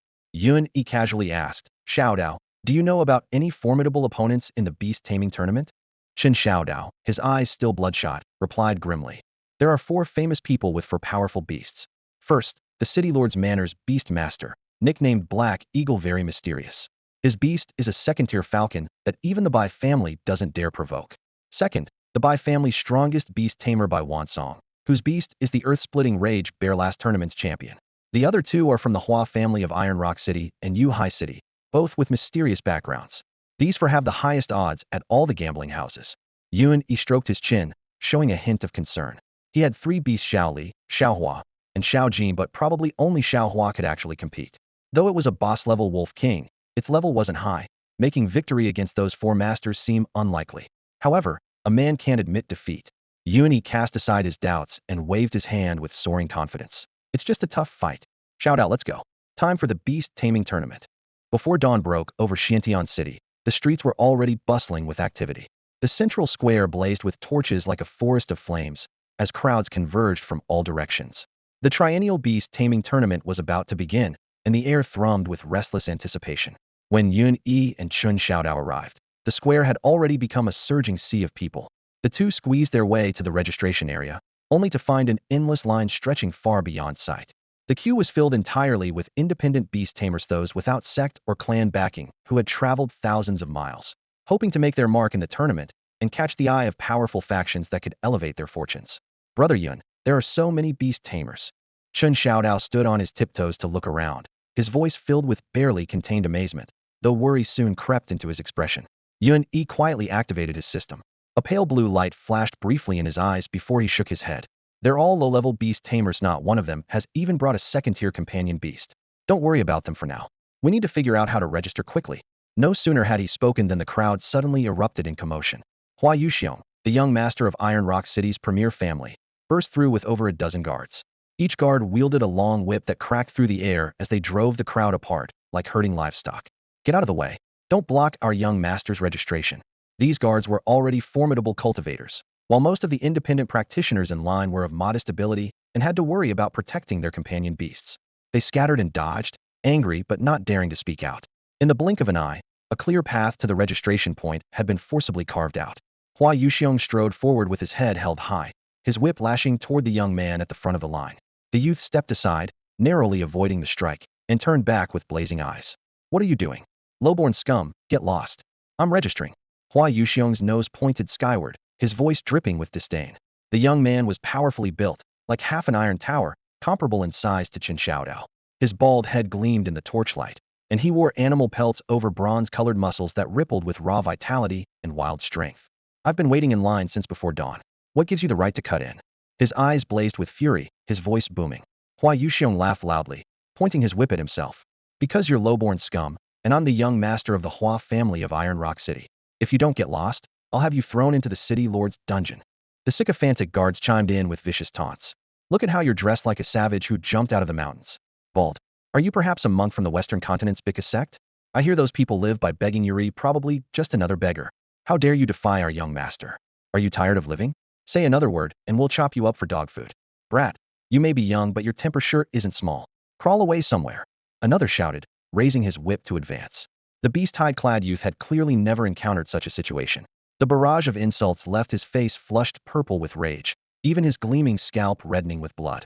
He still wanted to stand his ground and argue back, but his two companions held him back desperately. In the divine martial continent, social hierarchy was rigid. Noble families and sects stood high above, while common people who were beaten or killed often had nowhere to seek justice. A hunter's son from the remote mountains was no different from an ant before a colossal power like the Hua family. In the crowd, Yun Yi's eyes flashed as he murmured quietly to himself, the city lord's dungeon? Chen Laodao was thrown into the dungeon, the most terrifying hell in all of Xiantian City that struck fear into everyone's hearts. It was said that no one had ever come out alive. The dungeon was built beneath the black rock cliffs, densely covered with iron bars and runic inscriptions, permanently guarded by over 20 senior martial apprentices and at least one martial master. Even a mosquito flying in would be caught, and its gender determined. Rescuing Chen Laodao would be no easy task. However, an opportunity finally presented itself. With the beast taming tournament approaching, the city lord's mansion would have to deploy guards to maintain order, inevitably weakening the dungeon's defenses. For this very reason, Yun Yi forbade Chen Shaodao from acting rashly, had already devised a complete tactical plan in his mind. His vast gaming experience from his previous life made diversionary tactics and flexible maneuvering second nature to him. This, child's play, was merely effortless work. Lost in thought, Yun Yi suddenly noticed the personal guard beside Hua Yuxiong waving two dark golden iron tokens, his face full of smugness. To participate in the beast taming tournament, one needed numbered tokens for entry. Those two iron tokens were exactly such passes. Hua Yuxiong not only planned to compete personally this time, but had also brought along a high-ranking beast-taming master from his family as backup, so he had obtained two numbered tokens. Yun Yi exchanged a glance with Qin Shaodao, and they immediately abandoned the queue, silently following behind Hua Yuxiong's group. The guards turned into a secluded alley, their footsteps echoing on the stone pavement. The guard said obsequiously, "Young master, the beast-taming tournament doesn't start until this afternoon. Why don't we go have a few drinks and enjoy ourselves first?" Hua Yuxiong lifted his nose arrogantly and waved his hand. "Excellent. To the Jade Flower Tower. Call for two beauties to accompany us." That little Hong from last night was quite nice. Everyone burst into laughter, completely unaware that deadly intent lurked behind them. In his previous life's gaming experiences, Yun Yi had ambushed and looted countless times, so doing it again now felt like familiar territory. His steps were light as falling leaves as he crept behind the guard, slightly lowering his shoulder before delivering a heavy punch to the guard's neck. The guard collapsed with a muffled grunt, unable even to cry out. Yun Yi reached into the man's robes, accurately retrieving the two iron tokens, then crossed paths with Qin Shaodao and vanished at the alley entrance in a flash. Moments later, when Hua Yuxiong's group had settled at the Jade Flower Tower and were waiting for beauties to pour their wine, they suddenly realized one person was missing from their party. The guards were shocked and scattered in all directions to search, but Yun Yi had long since disappeared with the iron tokens. Meanwhile, deep within Xiantian City's City Lord's mansion, the atmosphere in an ornately decorated luxurious room was tense. Young City Lord He Zimo was releasing the pressure of a second-level martial master, his cold aura causing the surrounding temperature to plummet. His eyes were sharp as needles, fixed on the black-robed elder before him. Outrageous. What exactly happened to the golden tunneling rat? It's been so many days without any news. The black-robed elder respectfully replied. Young City Lord, the golden tunneling rat is extremely intelligent, and having been tamed for such a short time, defection wouldn't be unusual, or perhaps it encountered a demonic beast attack underground. As he spoke, the black giant eagle on his shoulders slightly opened its eyes, cold lightning flashing momentarily. Hey Zimo snorted coldly, his fists clenched until his knuckles cracked. I had planned to use the golden tunneling rat to develop the underground city, strengthen the city lord's mansion, then seize the opportunity to eliminate the Yun, Bai, and two families, helping my father unify Xiantian City. Now the plan must be postponed. He fell silent for a moment, then lowered his voice. Father will emerge from seclusion in just a few days. After a full year of closed-door cultivation, he will surely break through to the 9th level of martial spirit. After the beast taming tournament and the subsequent Xiantian trials, I will completely eradicate the three great families and make the city lord's mansion the sole hegemon of Xiantian City. As his words fell, he shattered the rosewood table before him with one palm strike, with splinters flying everywhere. His gaze was sharp as a blade, sweeping coldly across the room. The Yun and two families are nothing but ants.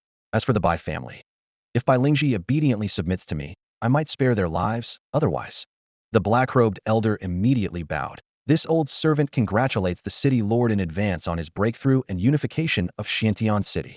The black giant eagle on his shoulders suddenly spread its wings, with streaks of lightning coursing through its feathers like a divine eagle descending to earth. After Yun Yi succeeded, Chen Xiaodao gave him a number plate and told him to participate in the beast taming convention first, while he quietly made his way to a secluded alley beside the city lord's mansion. Due to the beast taming convention, Xiantian City was completely deserted, and the alley was so quiet that even footsteps echoed. Yun Yi raised his wrist and activated the system interface. The 2,000-meter scanning range instantly revealed the entire city lord's mansion in his mind. Like a dissected view, the guards were still heavily stationed. Even though most of the personnel had been withdrawn, hundreds of guards remained in the mansion, with at least 3 martial master realm experts distributed throughout. The dungeon's location was crystal clear, more than 10 meters underground. Dozens of separate prison cells connected to the outside world by only one iron door, with 3 sides sealed by thick rock. Escaping from inside would be nothing short of a pipe dream. Following the cursor, Yun Yi quickly located Chun Laodao, who was imprisoned in the smallest cell. Hee, found you, he muttered to himself, a sharp gleam flashing in his eyes. Hey Mosui, you'd never dream that I'm going to use the gift you delivered to rescue someone. Come out. A golden flash appeared, and the golden tunneling rat, Xiao Jin, landed in his palm. Yun Yi scratched its soft head, grinning mischievously. Xiao Jin, ever since you've been with me, not only have you had good food and drink, but you've also gotten massages every few days, and I'm even planning to find you a female rat. Now, it's your time to shine. The golden tunneling rat was extremely intelligent, making its affinity difficult to increase. Even with the system's assistance, Xiao Jin's affinity toward him was still under 60, meaning there was still a risk of betrayal. The smarter the beast, the more it needed to be coaxed. So Yun Yi continued his flattery. Ding. Congratulations, host. Due to your respect for pet beast Xiao Jin, you have gained Xiao Jin's favor. Affinity increased to 60. Holy crap, flattery actually got me to 60. Yun Yi was secretly delighted and unconsciously summarized. Pet beasts, the more you pamper them, the more familiar they become. He didn't realize that he had touched upon the essence of taming beasts on the divine martial continent. Well done, Xiao Jin, dig for me. Openly cultivate beasts, secretly infiltrate the dungeon. Xiao Jin stroked its whiskers with both paws, squeaked twice, and burst forth with dazzling golden light. Mountain-piercing, earth tunneling. This was the golden tunneling rat's special skill. Digging speed increased by 300, rock and mineral excavation power surged by 500, and tunnel diameter expanded by an additional 100. Without affinity breaking 60, it would never automatically use this skill. Yun Yi was both surprised and delighted. This is the divine skill that flattery brought out. Unfortunately, this technique was only useful for digging holes.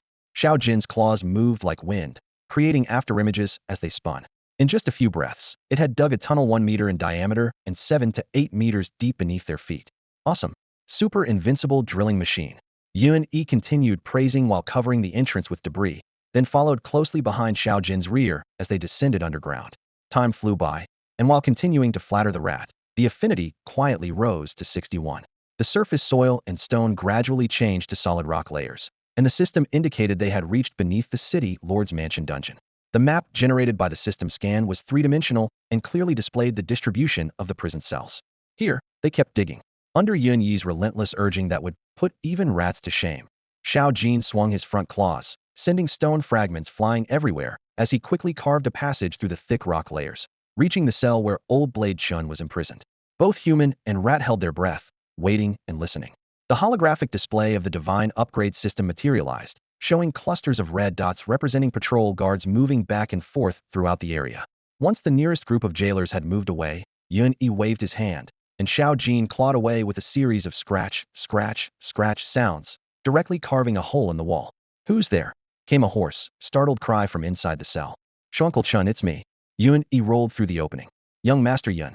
Old Blade Chun had thought his old bones would rot in this dungeon, never expecting Yun Yi to break through the underground wall to rescue him.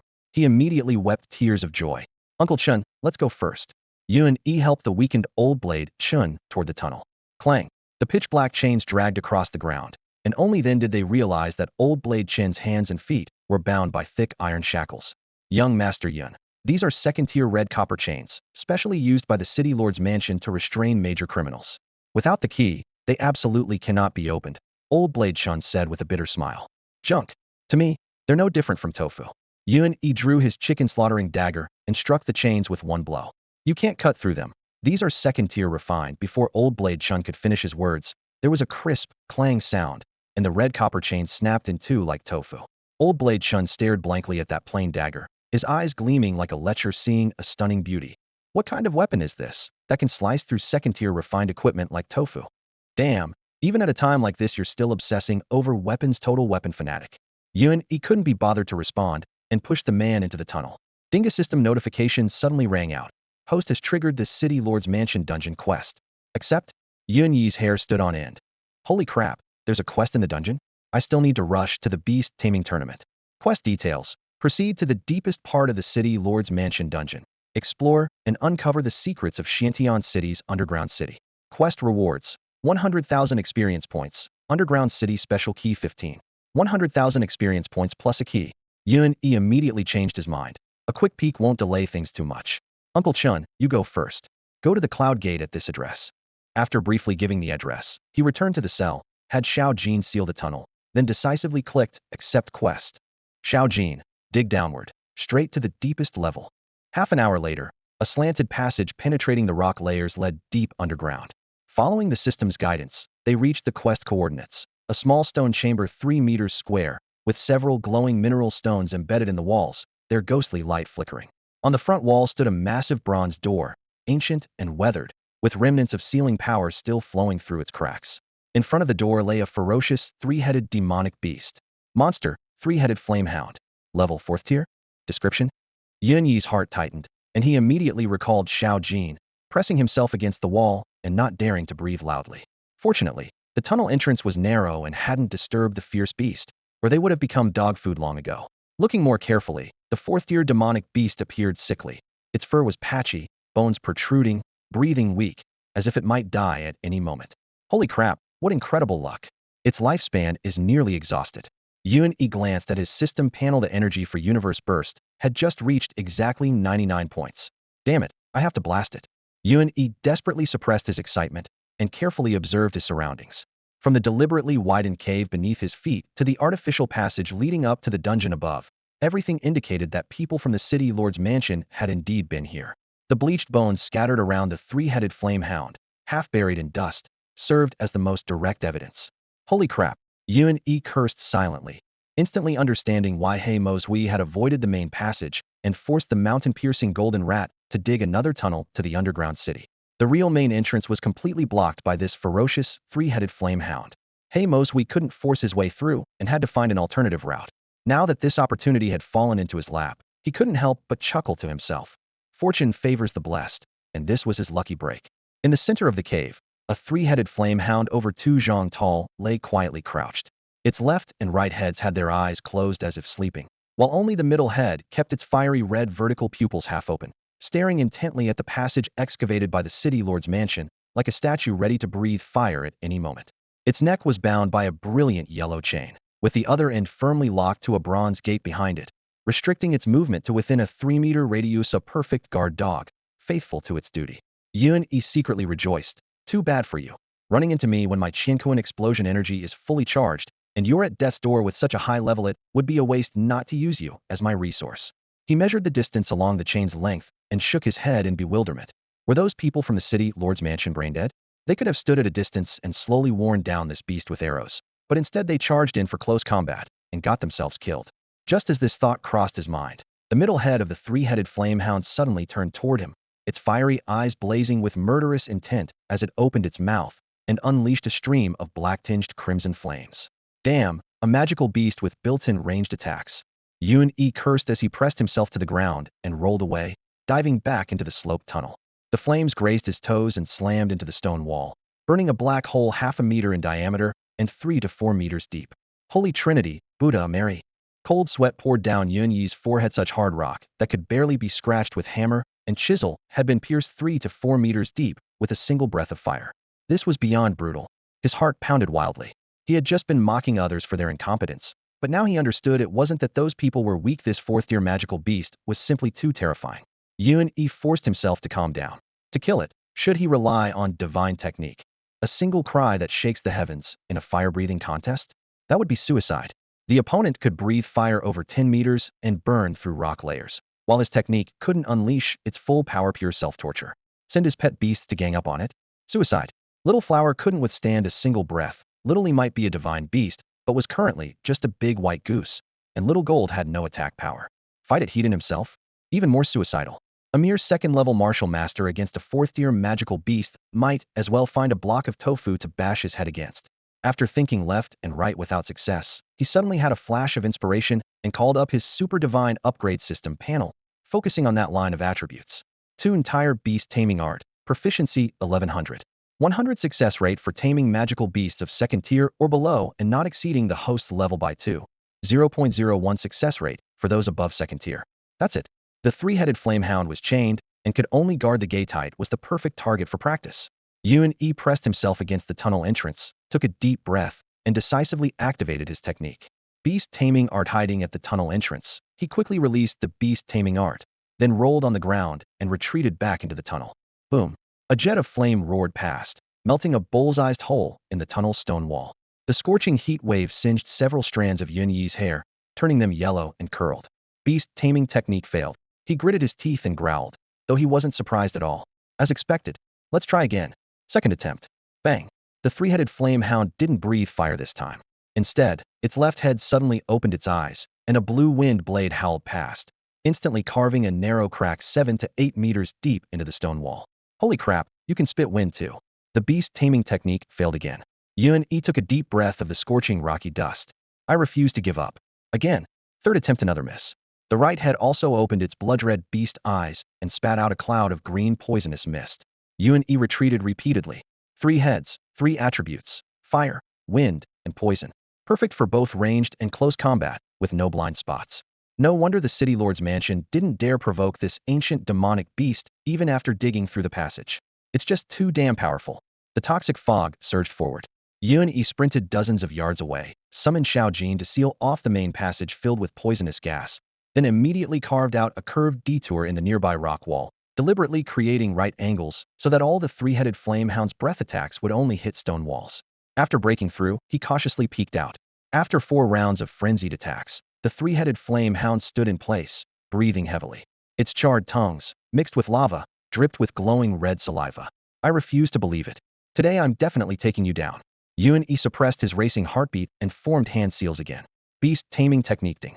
A crisp notification cut through the air. Absolutely beautiful. Congratulations, host. Beast taming technique has been upgraded to tier 3. Beast taming technique leveled up. Ding. Congratulations, host.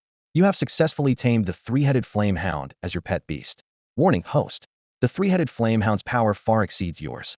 Affinity is at 0. It will rebel immediately. He had somehow hit that 1 in 10,000 success rate, but with 0 affinity, the fleeting sense of control was like trying to grasp flames. Yun Yi's mind raced. Waiting for another chance like this would take hundreds or thousands more attempts. Damn it. I didn't use the beast taming technique because I actually wanted you as a pet, but because A sinister smile curved his lips as he decisively pressed the kill button in the pet interface. At the same time, he triggered Universe Explosion without hesitation. Ding Host has chosen to kill Pet Beast, Three-Headed Flame Hound. Ding Pet Beast, Three-Headed Flame Hound has rebelled. Hatred toward Host has reached 100. Ding Host has killed the Three-Headed Flame Hound. The three vicious heads roared toward the sky as fire, wind, and poison erupted simultaneously. The entire underground space rumbled and shook. Yun-E flashed into the depths of the side passage, holding his breath and waiting. 3 minutes later, the world fell silent. System notifications rang out in succession. Congratulations, host. Mission, City Lord's Mansion Dungeon completed. Gained 100,000 experience points and Underground City Special Key 15. Congratulations, host. Killed Three-Headed Flame Hound. Gained 350,000 experience points and 1 energy point. Congratulations, host. Leveled up to level 5 Martial Master. Congratulations, host. Universe Explosion activated. Obtained God Tier Martial Technique, 9 Heavens Sword Art. Congratulations, host. Universe Explosion activated. Obtained Divine Artifact, Wind Fire Divine Boots. Congratulations, host. Universe Explosion activated. Obtained God Tier Material Miraculous Bone. Congratulations, host. Universe Explosion activated. Obtained Heaven Tier Treasure, Immunity to all poisons. Congratulations, host. Universe Explosion activated. Obtained various dog bones, dog hide, dog fur. Yun-E examined the drops, his hands trembling with excitement. That explosion was absolutely incredible. But seriously, what the hell are dog bones, dog fur, and dog hide supposed to be? The next second, the mental backlash from killing his pet beast struck like steel needles, piercing his brain. His whole body convulsed as cold sweat poured down his forehead. Damn it, pure pleasure and pain combined. The third explosion erupted, filling his coffers to the brim and leaving him thoroughly satisfied. 3 minutes later, the lingering pain in his meridians from killing the beast completely faded. Yun-E nearly jumped with excitement and immediately summoned the Super God upgrade system. On the screen, his attribute data instantly unfolded. Host, Yun-E. Level 5 Martial Master. True Chi. 14001400. Skills, Divine Technique, Astounding Strike, Proficiency 23100. Divine Martial Art, 9 Heaven's Sword Technique, not yet learned. Learn the sword technique first. With that thought, golden light burst from his fingertips and shot into his forehead. A sharp sword intent pierced through his chi, and Yun-E felt as if a long sword had materialized in his chest. With this, he had mastered the first level of the 9 Heavens Sword Technique. This technique had 9 levels in total, with power doubling at each level. Legend said that at its peak, one could slay the gods of the 9 heavens with a single strike. The chicken-killing dagger in his hand perfectly complemented the first level's sword intent, radiating deadly killing intent. Suppressing his sword intent, Yun-E checked his inventory, and surprises came one after another. 1. Divine Artifact Windfire Divine Boots Base, Speed 100, once daily, Windfire Rush, Burst Speed 500. 2. Mysterious Dog Bone Divine Grade Material, Effects Unknown. 3. 100 Poisons Immunity Necklace strung from the fangs of the three-headed flame, hound's poison-spewing head, grants immunity to all poisons when worn. 4. Various dog hide and fur. Divine Artifact first. He took out the Windfire Divine Boots. The boots had a dark cyan base with flame patterns that seemed to writhe like living creatures. The moment he put them on, his legs felt so light they might leave the ground. With a gentle tap of his toes, 2 gusts of wind erupted from beneath his feet, instantly doubling his speed. Yun-E grinned from ear to ear with these boots. Even enemies a full realm above him would never catch him. Next, he picked up the grayish-white dog bone. Mysterious dog bone. Effects unknown? What the hell? A broken bone counts as divine grade material. He muttered, stuffing the bone back into his inventory, having no time to study it now. He then slipped the 100 Poisons Immunity Necklace around his neck. The cold dog fangs against his skin gave him considerable peace of mind. If he encountered poison-spewing beasts again, he could tank their attacks heat-in. As for the scattered dog hide and fur, he didn't even bother looking at them, leaving them to gather dust. After tallying his gains, Yun-E stood tall with the Poison Immunity Necklace around his neck, Windfire Divine Boots on his feet, the chicken-killing divine artifact in hand, and sword intent surging within him, the picture of might and majesty. Just as he was about to head for the dungeon exit, he inadvertently caught sight of the bronze door leading to the underground city. His eyes gleamed, and a wicked smile spread across his face. Through the system's vision, he could see a beast lair behind the door, over 100 second-tier ordinary three-headed hounds, plus several third-tier elites. If I open the door, the thought flashed through his mind like lightning. A minute later, he quietly pushed the bronze door open just a crack. The next moment, he stomped hard with the Windfire Divine Boots, triggering Windfire Rush. His figure transformed into a streak of fire and wind, blazing through the tunnel Little Gold had dug. Bursting out of the ground, he immediately released Little Gold, ordering it to completely collapse and seal the tunnel entrance. Only then did he bend over, gasping for breath. Damn, those three-headed hounds went crazy like their ancestors died. Wait, I guess their ancestor really did die. Recalling the pack of reed mad dogs, cold sweat still trickled down his spine. If not for the Windfire Divine Boots' burst speed, he might have been devoured alive by 100 hounds. Hee, the City Lord's manor is going to be in chaos now, with over 100 mad dogs. Thinking of his mischievous prank, Yun-Yi rubbed his hands gleefully. Looking up at the sky, the sun was already tilting westward. Crap, the beast taming tournament must have started already. If I miss the competition, there goes the championship and the mission rewards. With a curse, he sped up again, kicking up dust as he rushed toward the arena. While Yun-Yi was racing toward the beast taming tournament at breakneck speed, Chen Xiaodao stood on the fighting platform, his eyes blazing with fury as he stared at his opponent Hua Yuxiong, the young master of Iron Rock City's premier family, the Hua clan. The beast taming tournament had been underway for over 2 hours.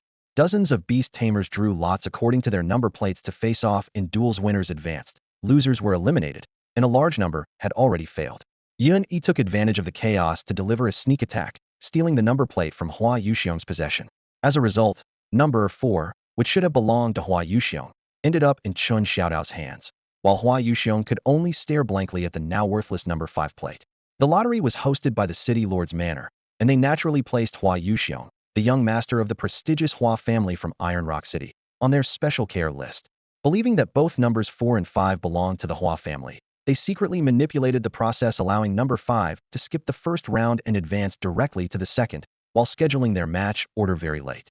The truth only came to light when Hua Yuxiong, his face bulging with veins, stormed to the City Lord's manor demanding answers. Thus, when the second round matchups were announced, Chen Xiaodao's opponent had suddenly become Hua Yuxiong. When enemies meet, their eyes burn with hatred. Seeing Chen Xiaodao holding the number 5 plate, Hua Yuxiong's rage nearly erupted. The young master of Iron Rock City's premier family had been publicly ambushed and robbed of his number, with someone else taking the stage under the Hua family name. This made him feel his dignity had been torn to shreds. Ignoring the advice of his accompanying guards and attendants, he stepped onto the arena in a few strides, swearing through gritted teeth to devour that stupid, big, dark thief alive. Chen Xiaodao's anger was equally blazing. The Chen family had already completely fallen out with the City Lord's manor and the Hua family. He was still holding back his energy to settle scores with the young City Lord He Zimo, and now seeing the Hua family's young master voluntarily walking into his path, he had one direct thought: fight. However, with his father Chen Laodao still imprisoned in the City Lord's manor dungeons and no news yet of whether his elder brother had successfully rescued him, he dared not easily reveal his trump cards. He could only adapt to whatever came his way. Both parties, summon your companion beasts, the referee announced loudly, declaring the match's start. Hua Yuxiong's gaze was coldly sinister, a cruel arc hanging at the corner of his mouth. He raised his hand and slapped his companion beast card, and a shadow leopard materialized from Black Mist second tier, 3rd level, with smooth muscle lines throughout its body and steps as light as a ghost. That rare companion beast that had originally belonged to him had been seized by some detestable alchemist, trampled underfoot, and beaten severely, along with its companion beast card. To participate in this beast taming tournament, he had to spend a fortune, begging the family's beast-taming Grandmaster Chung to select this shadow leopard before him. Thinking of that peculiar companion beast he had borrowed, through manipulation, now lost forever, Hua Yuxiong's heart bled, yet all his fury poured onto Chen Xiaodao. Lowborn, release your inferior companion beast and die. His words were sinisterly vicious, almost grinding his teeth to powder. Chen Xiaodao scanned the area below the stage, but still couldn't see Yun-Yi's punchable figure anywhere. He could only take a deep breath and summon his companion beast Afe. Thud! A heavy object hit the ground, and the arena shook violently several times. Thunder Pig Elephant 3 meters tall, 5 meters long, over 2,000 pounds, its body flickering with faint lightning arcs, 2 curved tusks protruding from its lips, utterly domineering. The spectators simultaneously gasped, hiss. This war elephant companion beast is too magnificent. We've never seen anything like it in Xiantian City. Not just Xiantian City, even including Iron Rock City and Yuehai City. No elephant-type companion beasts have ever appeared. Unfortunately, its level is low, so it probably can't beat that shadow leopard. Discussions rose and fell in waves, and Hua Yuxiong's face instantly alternated between pale and flushed. The dignified young master's shadow leopard actually looked like an unweaned cub compared to Afi. How unfair. His chest felt as if it had been torn open, jealousy and resentment nearly burning his reason to ash. Shadow leopard, tear him apart. Hua Yuxiong's face contorted as he shrieked wildly. The leopard's shadow darted out, black mist trailing like afterimages, its speed swift as lightning, charging straight at Chen Xiaodao. Chen Xiaodao touched his toes to the ground and dodged behind Ah Fei's massive body, using the thunder pig elephant's giant frame as cover, moving with the war elephant steps to avoid the shadow leopard's rapid-fire attacks. His father's life or death remained unknown, his elder brother's whereabouts uncertain. Would exposing all his trump cards cause both the Hua family and the city lord's manor to target him together? On the arena, the shadow leopard's low growls continued incessantly. Ah Fei's lightning patterns flickered, and killing intent filled the air. Chen Xiaodao clenched his fists, a low roar echoing in his heart. Should he go all out? Chen Xiaodao was worried about his father and couldn't fight freely, while the thunder pig elephant Ah Fei also became hesitant and cautious. Its massive body kept circling to block the shadow leopard's attacks, and within a short time, it was clawed with over a dozen wounds by the shadow leopard's sharp claws. Fortunately, due to its large size, the injuries weren't severe, but everyone knew that over time, these small wounds would accumulate and it definitely wouldn't be able to hold on. Hua Yuxiong laughed heartily and taunted arrogantly. Lowlife, little thief, big fool, where did you get such a stupid, big, black, crude beast? It's just as dumb and clumsy as you. If you have the guts, stop hiding and face my shadow leopard Hedon. Yes, bite it, give its belly another strike. Under his command, the shadow leopard darted left and right, circling around Ah Fei, continuously adding wounds, with the deepest one nearly slashing open its belly. Ah Fei began to gradually lose strength, lightning flickering on its two long tusks as it couldn't help but prepare to unleash its thunder strike. Ah Fei, hold on a little longer. The boss hasn't returned yet. We still can't. Chen Xiaodao choked back tears, forcibly restraining the thunder pig elephant, his heart feeling like it had fallen into a pot of boiling oil, almost making him spit blood. Lola, needn't be afraid. The shadow leopard's teeth are very sharp. It'll only take an instant, and you won't feel fear anymore, haha. Hua Yuxiong stood with his hands behind his back, toying with Chen Xiaodao's spirit like a cat playing with a mouse. Suddenly, Chen Xiaodao's eyes lit up as he stared straight toward the area below the arena. The dense crowd parted to both sides, and a figure broke through the sea of people, rushing to the base of the arena before suddenly stopping it was Yun Yi. Boss, Chen Xiaodao shouted excitedly. Xiaodao, mission accomplished. No need to hold back. Beat him hard. Yun Yi arrived at the base of the arena and immediately assessed the situation, shouting loudly to Chen Xiaodao. Chen Xiaodao suddenly turned around, tore off his shirt, revealing his muscular chest, and let out a furious roar toward the sky. The sound was like muffled thunder, causing the shadow leopard to pause momentarily. The thunder pig elephant Ah Fei, sensing its master's rage, roared simultaneously, lightning crackling around its tusks with thunderous rumbling. Thunderstrike. A bolt of lightning instantly struck the shadow leopard. The shadow leopard had no time to dodge and let out a miserable shriek, black smoke rising from its entire body. It rolled on the ground, half its body turned to charcoal, and when blown by the wind, became black ash that scattered away. The shadow leopard was killed in one strike. The wild laughter on Hua Yuxiong's face instantly froze as he screamed in disbelief. No, this is impossible. You must have cheated. Yes, cheated. Referee, immediately disqualify him from the competition. All the spectators below the arena let out a gasp of amazement almost simultaneously, followed by roars of laughter. Idiot, claiming others cheated just because you lost. Damn, just because you're rich and powerful you can twist the truth like this? Nonsense. Thousands of eyes were watching. How could anyone cheat? Beat him up. Too despicable, too shameless. Everyone was scorning Hua Yuxiong, especially those beast tamers from poor backgrounds who couldn't afford to tame high-level beasts. They cursed the Hua family's young master even more viciously. Suddenly, a shoe flew from the crowd, its sole thick with mud, hitting Hua Yuxiong squarely in the face, instantly turning his pale face into a patchwork of colors. Hua Yuxiong was furious and glared down at the crowd, searching for whoever threw the shoe, but was immediately buried under countless shoes and clods of dirt thrown by the emotionally charged crowd, leaving him in a sorry state. Yun Yi acted as if nothing had happened, pretending the shoe that had just been thrown wasn't his doing. He raised his arms high in the crowd, shouting, "Down with the Hua family's spoiled brat. Uphold justice in the beast taming tournament. We firmly oppose bullying and abuse of power." The stands immediately erupted into chaos, with roars of approval creating waves of sound that crashed toward the arena. At the center of the ring, Chen Xiaodao laughed heartily, though the hatred in his eyes burned even more intensely.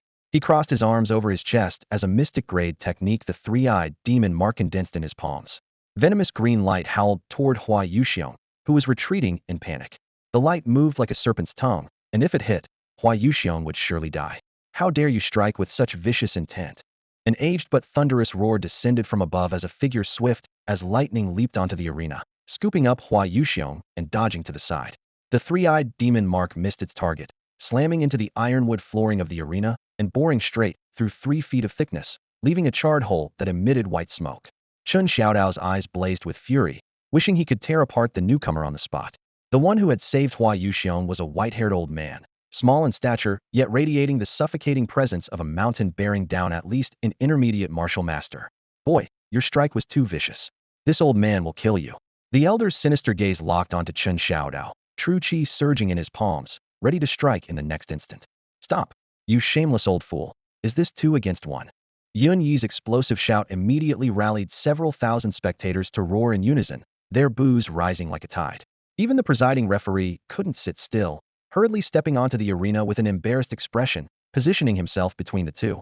Master Chong, acting this way openly violates the beast taming tournament rules. This won't be easy to explain.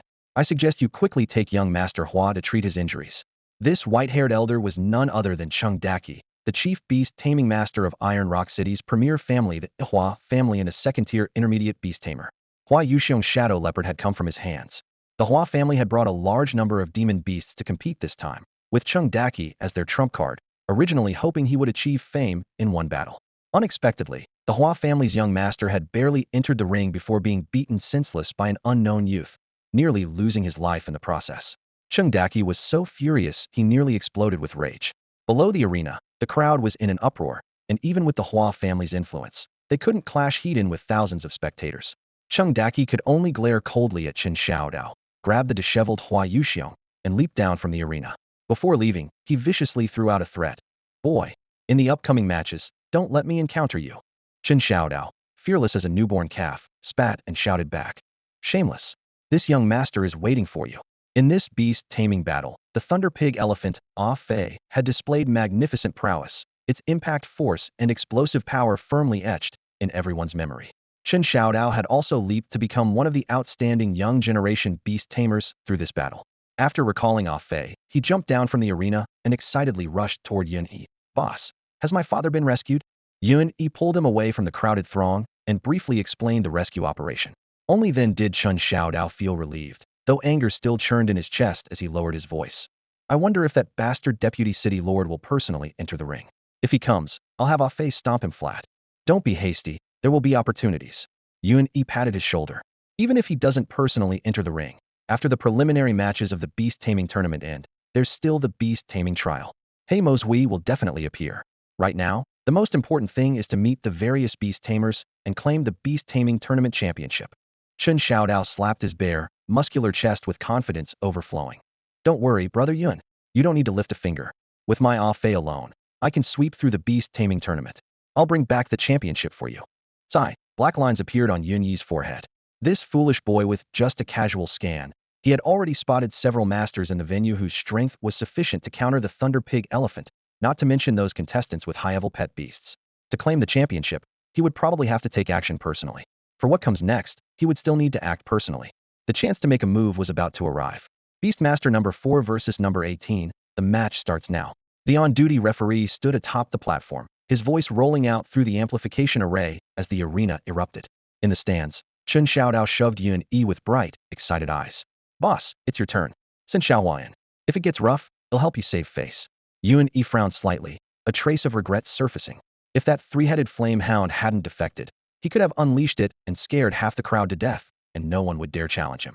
Now he could only field Xiaohua, and if he wanted the championship, he might really have to rely on Chun Zaidao's Fei. Suddenly, Chun Xiaodao stared fixedly at the platform, his tone turning odd. Brother Yun, you'd better use that little rooster. Your opponent is. Yun Yi followed his gaze and could only laugh helplessly. At the center of the platform stood a girl in a snow-white long dress, waiting quietly. A gauzy veil covered her face, her posture tall and graceful like a newly opened lotus. She was the belle of Xiantian City, the Bai clan's second young lady, Bai Lingji. You've got to be kidding me here? Yun Yi groaned inwardly. No wonder Chun Xiaodao looked strange. She had called him husband in public, and going all out against her would be too much. Number 4, get on the stage now. The referee urged again. Under Chun Zaidao's sympathetic gaze, Yun Yi dragged his feet onto the platform. It was his first formal appearance at the Beastmaster tournament. Across from him, Bai Lingzi's slim fingers clenched the hem of her dress as her heart fluttered. She had thought her uncle, the clan's Beastmaster Grandmaster Bai Wansong, would compete. The Bai clan's beastmaster arts were renowned in Xintian City, and Bai Wansong was the top beastmaster in town. His Earth-split Rage Bear was Tier 2, Level 8, and he had taken the previous Yuehai City Beastmaster tournament by storm. However, to appease the young city Lord He Zemo's anger, the clan and the city lord's manor struck a secret Dialto let the championship go to the Beastmaster under He Zemo's command. They then announced to the Bai clan that Bai Wansong was unwell, and the newly minted prodigy Bai Lingji would take his place. Her thoughts churned. At the auction, a grinning boy had given her a level 2 Azure Wolf, publicly provoked He Zemo, and even handed her a heavenly grade pill. Would he show up to compete? If he did, the city lord's manor would likely play dirty. What should she do? Lost in thought, she suddenly saw that boy stepping onto the platform. Her eyes widened, and she almost cried out. Yuan Yi lifted the number 4 entry tag and gave her a squinting smile. Miss Bai, we meet again. It was the same teasing grin, just as casual as before. Her heart thumped, and after a moment she answered softly. Yes, we meet again. The referee was already impatient and cut straight to it. Summon your beasts. The match begins. Bai Lingji snapped to attention and quickly drew her beast token. With a flash of silver, a level 2 Ironhead Azure Wolf landed, bared its fangs, and growled at Yuan Yi with impressive swagger. Yuan Yi scratched his head, looking troubled. This little wolf had ties to him, and his own beast, Xiaohua, was its boss. If he brought out Xiaohua, the result would be obvious. Looking at Bai Lingji again, even her chin beneath the light veil had turned red. How could he bear to embarrass such a shy and adorable girl? Well, Miss Bai, the Beast Taming Tournament Championship is very important to me. Could you perhaps? Yuan Yi lowered his voice, pleading carefully and cautiously. Bai Lingji lowered her head, her voice soft as a gentle breeze. All right. I couldn't beat you anyway be the way. What's your real name? Yuan Yi or Lao Gong? Yuan Yi touched his nose tip, grinning sheepishly as he apologized. That was just a little joke last time. I'm the famous good for nothing of the Yun family, Yuan Yi. You're such a terrible person. Bai Lingji shot him a reproachful glance, stamped her embroidered shoes, and pouted her small mouth high. At the edge of the arena, the presiding referee was completely dumbfounded. While everyone else was fighting to the death, these two seemed to be flirting under the moonlight. Bai Lingji's calculations were quite simple. Her family had already decided to forfeit the match. Losing to anyone was still losing, so she might as well let this rascal benefit. In the center of the VIP section, young city Lord He Zemo's face instantly turned ashen, his emerald green noble's crown trembling slightly. Who in Xintian City didn't know that the second young lady of the Bai family was discussing marriage arrangements with the city lord's mansion? Though nothing was finalized, the mark of young city lord's wife was already stamped on Bai Lingji's head. Yet this Yun family waste kept bothering her repeatedly. Damn him. Master He, get on that stage immediately and kill this bastard. He Zemo gritted his teeth. Beside him, an elderly man with a magnificent black eagle perched on his shoulder stood and bowed. Young city lord, if I enter the stage now, it would violate the beast taming tournament rules. I am the rules. Just go. I'll notify the Bai family to surrender this match's qualification and let the city lord's mansion take their place. He Zemo's voice was ice cold. On the arena, Yuan Yi was chatting and laughing with Bai Lingji when this outburst interrupted them, causing his brows to furrow immediately. Miss Bai, you should go down first. I'll treat you to tea when we have time later. Bai Lingji also glared angrily at He Zemo, but knowing it wasn't appropriate to say much in public, she could only nod and turn to leave. Before she left, Yuan Yi reminded her. Oh, by the way, make sure you take that pill I gave you yourself and give it to anyone else. Bai Lingji's ears turned red with embarrassment as she nodded gently, thinking sweetly to herself. Of course I won't give it to others, I just can't bear to consume it. After her figure disappeared into the distance, Yuan Yi put his hands on his hips and looked up at the VIP section to curse. Which blind bastard is butting in? Don't you know any manners? How did your parents raise you? People should speak politely. Look at your pathetic appearance. Not even a shred of proper upbringing. Don't play dead. I'm talking to you. That guy wearing the green hat. He ranted for several minutes straight, turning He Zemo from a pale-faced pretty boy into a dark-faced brute. Bastard. I'll tear you to pieces. He Zemo nearly jumped down from the viewing platform. Boy, the second young lady of the Bai family is feeling unwell. The city lord's mansion will replace the Bai family in this match. The black-robed elder's voice was hoarse, yet penetratingly cold. This old man will face you. I hope your beast is as formidable as your mouth.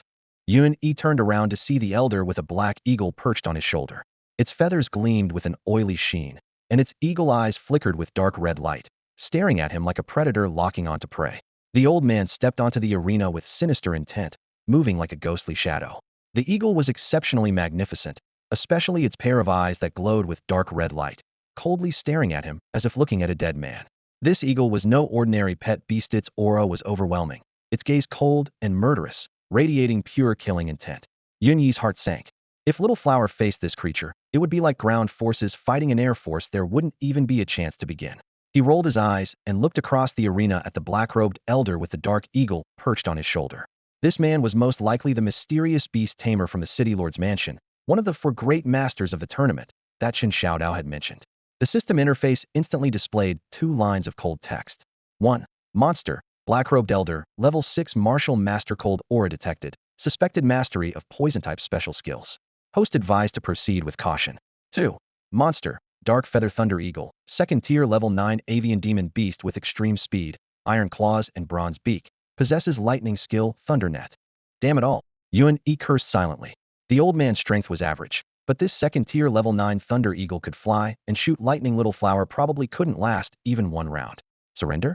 That would be humiliating, and the opponent might not even give him the chance to speak.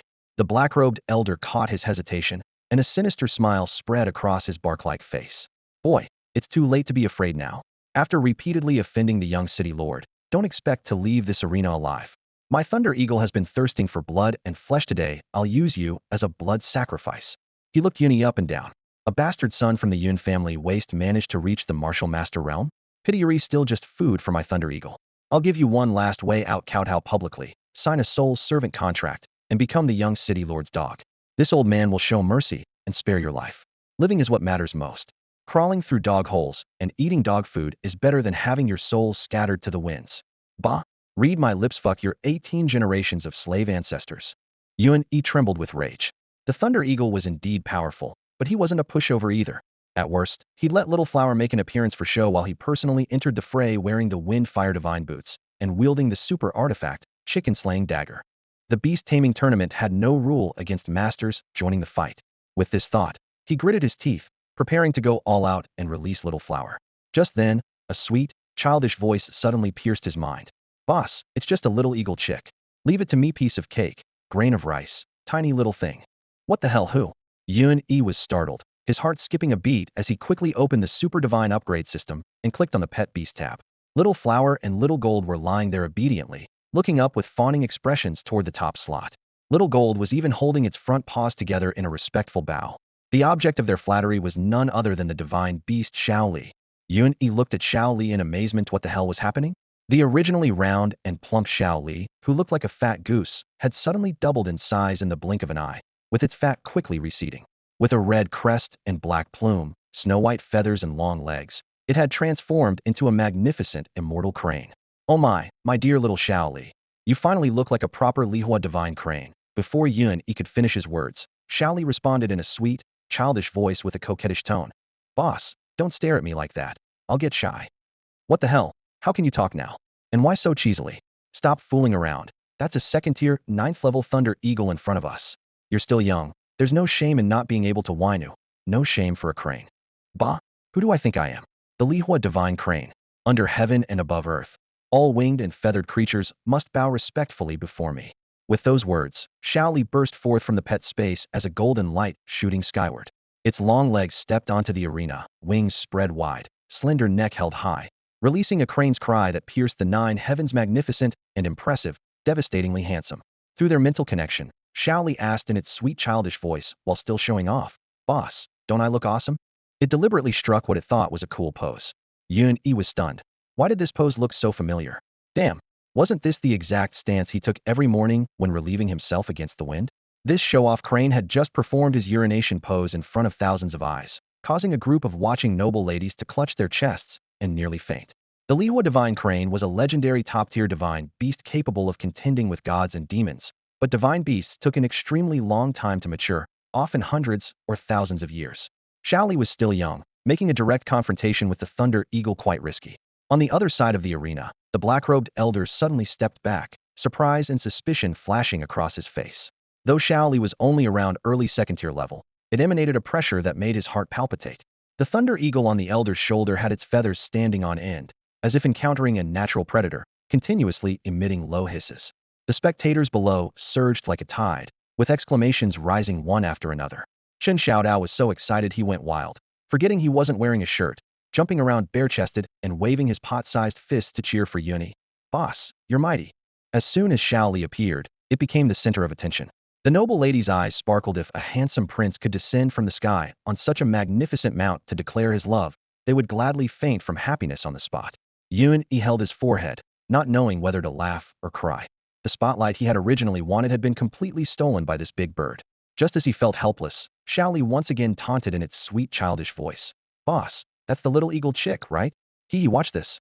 I'll pluck all its feathers first and make it so ashamed it'll bash its head against the wall. Yun nearly spat out blood-good grief. How could the Lihua divine crane, a dignified divine beast, turn out to be such a rogue hooligan crane? The divine beast Xiao Li spread its two snow-white feathered wings to either side, striking the classic. White crane spreads its wings posed toward the black eagle, tilting its head and letting out a sharp crane cry. Damn, that move looked familiar. If you replace the crane cry with Ada, it would be perfect. The black-robed elder's eyelids twitched violently, having never encountered such a bizarre spirit beast.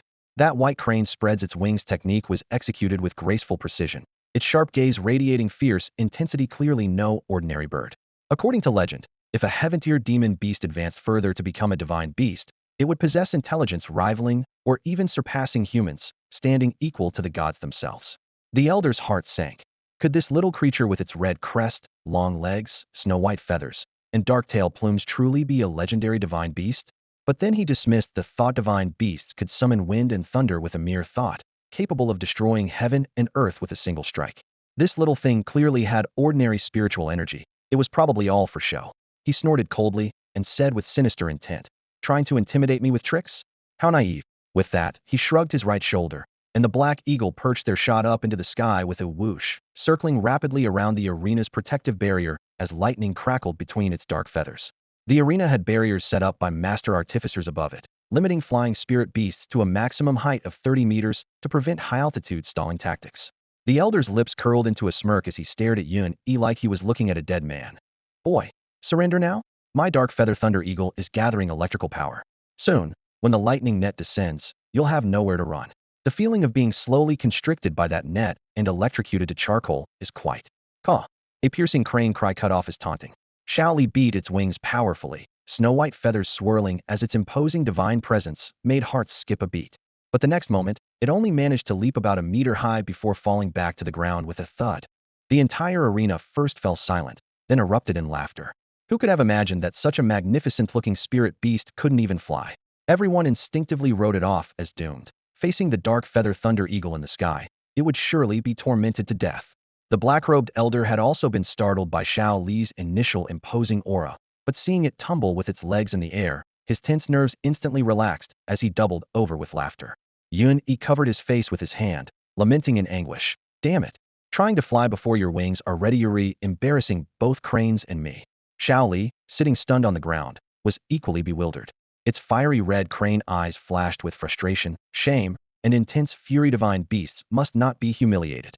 It raised its head high, gathering power in its chest, and released a crane cry that tore through the heavens. The black eagle, wreathed in lightning high above, suddenly trembled violently, its soul crushed by an irresistible pressure that brought it to an abrupt halt. Its wings flapped uselessly twice before it plummeted toward the arena like all strength had been drained from its body. No thunder eagle fly. The black-robed elder shared a mental bond with his dark feather thunder eagle, and the same spiritual pressure crashed into his consciousness, causing him to clutch his head and scream in agony. But his urging was useless. The black eagle fell like a lead weight, its descent unstoppable. Boom. The arena shook violently as the black eagle crashed down. Xiao Li held her head high with elegant poise and majestic bearing, walking up to the black eagle. She suddenly spread her wings and began slapping the half-dead black eagle's head. Slap, slap, slap, slap, slap, slap, slap, slap. 10 crisp sounds rang out in succession, as clear as a human delivering slaps across the face, sending the dark feather thunder eagle's head swaying back and forth. Below the stage, Yun Yi's mouth dropped open in an O shape. Wasn't this exactly like when he had furiously slapped Hua Yuxiong at the Four Seas Trading Company? He suddenly realized that Xiao Li, as a divine beast, should have commanded heaven and earth with the same majesty as her mother, the vermilion fire divine crane. Yet now she had picked up some roguish habits all learned from him. At this thought, he crossed his arms proudly, beaming with joy. This little one has potential. She takes after me. On the other side of the arena, the black-robed elder was completely stunned. His carefully cultivated dark feather thunder eagle had been brought crashing down to the platform by a single cry from a strange bird that couldn't even fly, offering no resistance whatsoever. This isn't a dream. Rage burned through his chest after the humiliation, and he roared, "Thunder Eagle, wake up and kill them!" Drawn by his master's fury, the dark feather Thunder Eagle flapped its wings, trying to stand up again. But before it could even lift its head, a lean crane leg suddenly stomped down, pinning it firmly to the ground. Immediately after, Xiao Li's long beak struck like lightning, pecking and plucking, forcibly pulling out tufts of black eagle feathers. In the blink of an eye, a bald patch had appeared on the Thunder Eagle's neck. Yuan Yi watched with delight, nodding repeatedly. Pluck them all.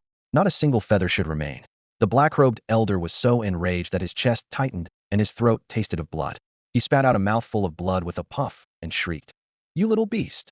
His figure shot up from the ground, wrapped in fierce winds, with lightning crackling from both palms, instantly forming fist-sized balls of electric light that he hurled viciously at Xiao Li, who was focused on plucking feathers. "Thunder lightning orbs," someone in the crowd exclaimed. "A mystic-grade technique." A cold gleam flashed in Yun Yi's eyes. He instantly activated his wind-fire divine boots, doubling his speed, and leaped behind Xiao Li in one stride, raising his killing intent dagger to meet the lightning orbs. First form of the Nine Heavens sword technique. Sword pierces the crimson sky. True chi poured into the dagger, and crimson sword light blazed 2 feet longer, striking directly at the center of the lightning orbs. The arena thundered as red sword chi and electric torrents clashed, light raging wildly. The spectators below could only hear explosions and cries of alarm, unable to see the details of the battle clearly. After a full minute, the electric light and sword chi gradually dissipated. As the dust settled, four figures reappeared. Yuan Yi stood unharmed in the center of the arena, one hand behind his back, the killing intent dagger pointing diagonally toward the ground, his robes fluttering in an indescribably graceful manner. Directly in front of him, the black-robed elder lay sprawled on the ground, his clothes torn to shreds by lightning and fire, half his hair gone, looking like a mangy scalp, blood foam spraying from the corners of his mouth. The elder asked hoarsely, "Boy, you're only a 5th-level martial master. How could you possibly defeat me?" Before he finished speaking, a completely plucked bald eagle crashed down in front of him with a thud, its body completely bare, looking exactly like a featherless chicken. The divine beast Xiao Li stretched her neck toward the sky, one wing behind her back, one wing pointing diagonally at the ground, mimicking Yun Yi's pose exactly, standing proudly erect. Yuan Yi threw back his head and laughed heartily, his voice shaking the surroundings. "Who says that being lower level than you means I can't beat you? Frog in a well." He looked up toward the VIP seats and shouted arrogantly, "I ask you, who else dares to challenge me?" This statement was arrogant, domineering, and mighty. It shocked the entire venue into dead silence, and everyone's gaze followed Yuan Yi as they turned to look at young city lord He Zimo in the VIP section. Crack! A muffled sound rang out as He Zimo's knuckles turned white with force, and the armrest of his chair instantly shattered, sending wood splinters flying. The veins on his forehead throbbed violently as he stared fixedly at that figure below the arena.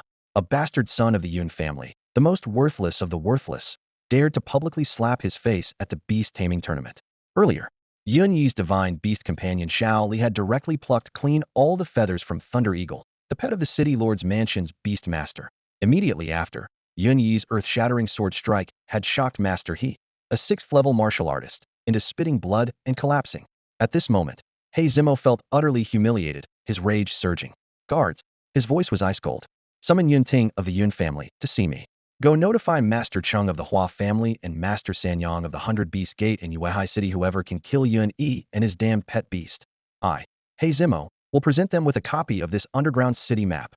His eyes gleaming darkly, he continued in a low voice, delivering the final blow. "The beast-taming trial in 2 days will take place in the underground city. Whoever gets the map will gain the advantage, and may even find the martial lord's treasure." Beside him, Guard He Sanner's face changed dramatically as he trembled and tried to dissuade him. "Young master, you mustn't. That map cost the city lord's mansion hundreds of lives to obtain, and it's crucial to the master's expansion plans. The 3-headed flame hounds at the entrance are nearing the end of their lifespan, which is why we plan to use the combined strength of hundreds of martial artists at the beast-taming tournament to break through the main entrance. If we leak the map, how can we monopolize the underground city?" He Zimo's eyes were as cold as an ice cellar. "Times change. If I don't kill Yun Yi, what face do I have left? Besides, it's just a temporary measure. The underground city ultimately belongs to my He family, and no one can take it away."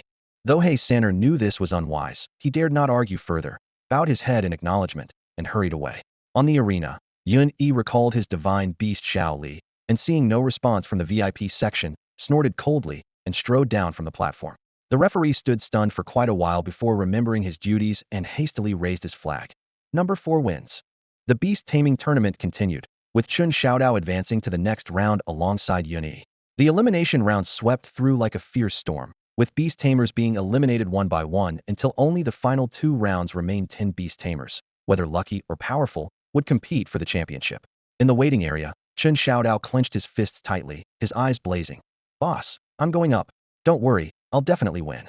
This blacksmith's son had made it to the top 10 and was brimming with unprecedented confidence, his expression now showing hints of a true divine beast master's sharpness. His opponent stood over 10 feet tall, built like an iron tower, wearing animal pelts over his shoulders, his bald head reflecting cold light. It was the young hunter who had refused to yield when Hua Yuxiong cut in line during registration. The two faced each other and first exchanged names. The beast skin-clad youth declared loudly, I'm Changshan, a hunter from the deep mountains outside Shantian City. I've lived among wild beasts since childhood and have high affinity with them. You dared to stand up to Hua Yuxiong. I remember you. Chun Xiaodao responded boldly. I remember you too. You didn't give that spoiled brat any face back then. You're truly tough. Hunter-born Changshan chuckled. What I admire are heroes without power or influence who dare to fight heathen. The two youths were of similar age and shared the same hot-blooded spirit, becoming kindred spirits after just a few words. Ahem, please summon your pet beasts and begin the match. The referee cleared his throat as a reminder, inwardly scorning these two country bumpkins who were actually making friends on the arena stage. How ridiculous. However, he didn't dare say much aloud, as Chun Xiaodao's Thunder Pig Elephant had a fearsome reputation and wasn't someone to be casually offended. Chun Xiaodao burst into hearty laughter, patting his chest. Haha, Brother Chong, let's bond through our beast companions and have a friendly match. Win or lose, I'll treat you to drinks. Oh, and I'll introduce you to my boss, the hero who plucks fur from pet beasts. Chong Shan's face lit up with joy, his boldness and laughter erupting together. Great, it's a deal. Win or lose, I'll treat you to drinks and meet that. Ahem, miraculous hero. As their words fell, both young men raised their hands simultaneously, each summoning their pet beasts. Chun Xiaodao's contracted beast, Ah Fei, materialized first. The Thunder Pig Elephant weighed several thousand pounds, its dark tusks crackling with blue-white electric arcs.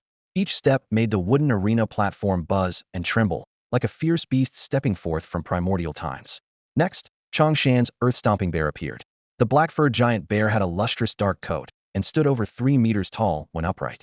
Its heavy paws striking the arena sent fine cracks spreading along the wooden boards and ripples.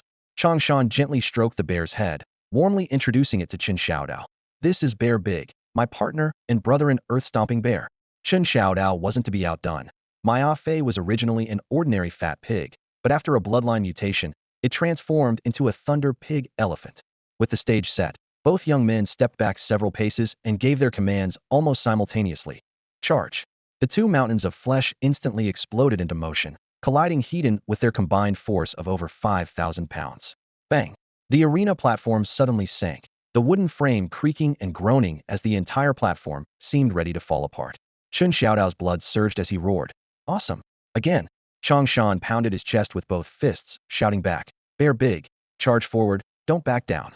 Thus, the pig elephant and giant bear engaged in straightforward, repeated charges without any fancy moves. The thunderous impacts of flesh and bone echoed continuously, truly demonstrating what pure collision of power meant. Below the stage, Yun-Yi covered his forehead and sighed deeply. Sigh. It's really a fool meeting an idiot, slapping each other senseless. In his view, this match was both boring and dangerous. No technique, no footwork. Even if these two fools won, they'd be severely injured and definitely miss the next round. Yet watching this pair of lovable brutes, Yun-Yi couldn't help but smile. He'd have to properly train them as his underlings later, teaching them the true essence of fight to kill when you can win, run for your life when you can't, plus learning to strike from behind and show off in public. With this thought, he automatically categorized the bald young man Changshan into his underling roster, secretly giving Chun Xiaodao a mental thumbs up. This silly kid sure knew how to recruit people. Yun-Yi calculated in his mind. After drinking heartily with Changshan later and revealing his trump card for training pet beasts, wouldn't this bald strongman Bear Big immediately bow down in submission? The audience around the arena was now in a frenzy. The deafening collision sounds ignited every heart, and the city's cheers roared like landslides and tsunamis. Ah Fei, Bear Big, these two giant beasts had become the beloved favorites in countless hearts. After dozens of consecutive collisions, the Thunder Pig Elephant, with its deeper foundation, managed to topple the earth-stomping bear in the final charge. The earth-stomping bear struggled several times, but still couldn't get back up. The referee announced loudly, Chun Xiaodao wins. With victory decided, the two hot-blooded young men looked at each other and smiled. embracing firmly with such force that the air itself seemed to echo with the dull sound of bones colliding. Chen Xiaodao jumped down from the arena and grabbed Changshan, leading him straight to Yunyi. Brother Yun, this is my newly sworn brother Changshan. Can he join our group? Yunyi's expression turned solemn as he spoke each word deliberately. Xiaodao, you're wrong. It's not about joining our group, but about sharing fortune and facing hardship together as life and death brothers. Damn it, to be a leader, you have to be brothers, sharing life and death otherwise. How can you keep attracting new followers? Yun Yi's show-off tactics worked like a charm. Changshan, towering like an iron tower, felt his eyes well up with tears. He dropped to his knees with a thud, clasping his hands together and shouting, Boss, you treat me like a brother, and I, Changshan, swear to follow you to the death. Even if it means climbing mountains of blades or diving into cauldrons of oil, I won't even flinch. Damn, what an honest and simple kid, Yunyi thought warmly. The pure-hearted passion of his past life as a student seemed to boil over instantly. This kind of loyal follower was exactly what he needed more of. After just a few pleasantries between the three, it was Yun Yi's turn to take the stage. He waved to Changshan and Xiaodao, then turned and stepped onto the arena. Standing across from him was a familiar face, Daki, the white-haired old man from the Hua family, the most powerful clan in Iron Rock City. He was the same person who had previously rescued Hua Yuxiong from Chun Xiaodao's three-eyed demon mark. Alarm bells rang in Yun Yi's mind. Among the four powerhouses of the beast-taming tournament, aside from Bai Wansong from the Bai family, who hadn't shown up, he had now encountered the second one. If no one was pulling strings behind the scenes, that would be a miracle. He was almost certain the mastermind was none other than the young city lord, He Mosui. But since they were sending these pawns his way, he'd crush them all underfoot and beat them so badly their own parents wouldn't recognize them now. That would be a real slap in the face. A mere bastard child dares to oppose my Hua family's young master. You don't know your place. Chung Daki immediately launched into a dark-faced tirade. Lowborn scum will always be lowborn scum. Before Iron Rock City's premier family, you should only kneel and beg for mercy or face certain death. The old man spoke as if he were some divine judge from the heavens. Yun Yi impatiently waved his hand. Enough already. At your age, save your breath, you'll need it for crawling into your coffin. This is a beast-taming tournament, not a debate competition. Let's fight. Fine, then die. Long-armed white ape, appear.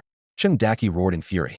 A flash of spiritual light revealed a snow-white ape with arms hanging to its knees, landing on the arena. Among demon beasts, apes were the most intelligent, some possessing wisdom comparable to humans. They could cast spells and wield weapons. This long-armed white ape carried a 100-pound iron staff in one hand, swinging it as light as a feather, its presence truly intimidating. Holy crap, a monkey with a staff. Is this supposed to be havoc in heaven? Yun Yi muttered in disbelief as the system panel popped up. Monster, long-armed white ape. Level, Tier 2, Level 9. Description, intelligent ape demon beast, skilled in staff techniques, possesses tremendous strength. Special skill, 1,000-pound strike. Another Tier 2, Level 9, and it knows staff combat. Can Xiaoli handle this? Should I release Xiao Hua Tu for its own? He quickly calculated. Just as the thought crossed his mind, the divine beast Xiao Li had already jumped out on its own. Golden light flashed as Xiao Li with snow-white feathers, black wing tips, a red crest, and long legs landed on the arena. It casually draped one wing behind its back, held its head high toward the sky in an incredibly stylish pose that drew thunderous cheers from the audience. Who had ever seen a pet beast preen and show off? Who had ever seen a pet beast strike cool poses? Behold this bizarre yet magnificent Wanio Faken Xiao Li. Through their mental connection, Yun Yi grumbled to the posturing Xiao Li. You show off. Always stealing my spotlight every time you make an entrance. Xiao Li spoke in his adorable childish voice, yet showed no mercy whatsoever. Boss, I'm just more handsome and cooler than you. Damn, I've never seen such a show-off crane. Yun Yi's temple twitched as he pointed across the way. You're not even fully grown yet. That monkey over there knows how to wield a staff. Let me have Xiao Hua help you. Boss, you're totally underestimating me. What's the big deal about wielding a staff? I know martial arts too. Xiao Li flapped his wings and stretched his long neck defiantly. Just sit back and watch how I beat this monkey until its face blooms like peach blossoms, and let it know why flowers are so red.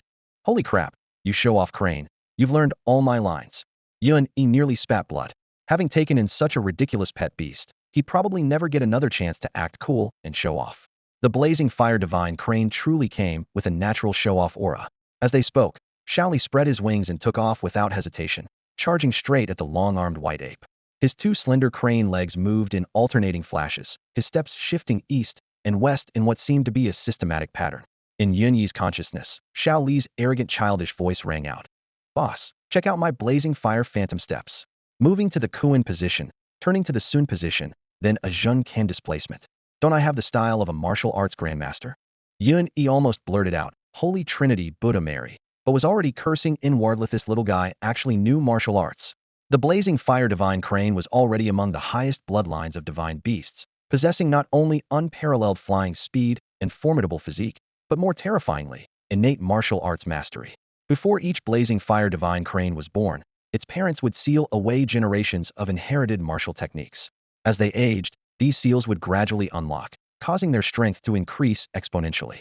Shaoli had pecked clean his exclusive baby meal as Eggshell and devoured the Thunder Feather Griffin egg, completing his fledgling growth period and incidentally comprehending basic divine crane martial arts, including this world-renowned blazing fire phantom steps. The long-armed white ape gripped its refined iron staff and should have possessed tremendous strength, yet at this moment it looked completely bewildered and at a loss.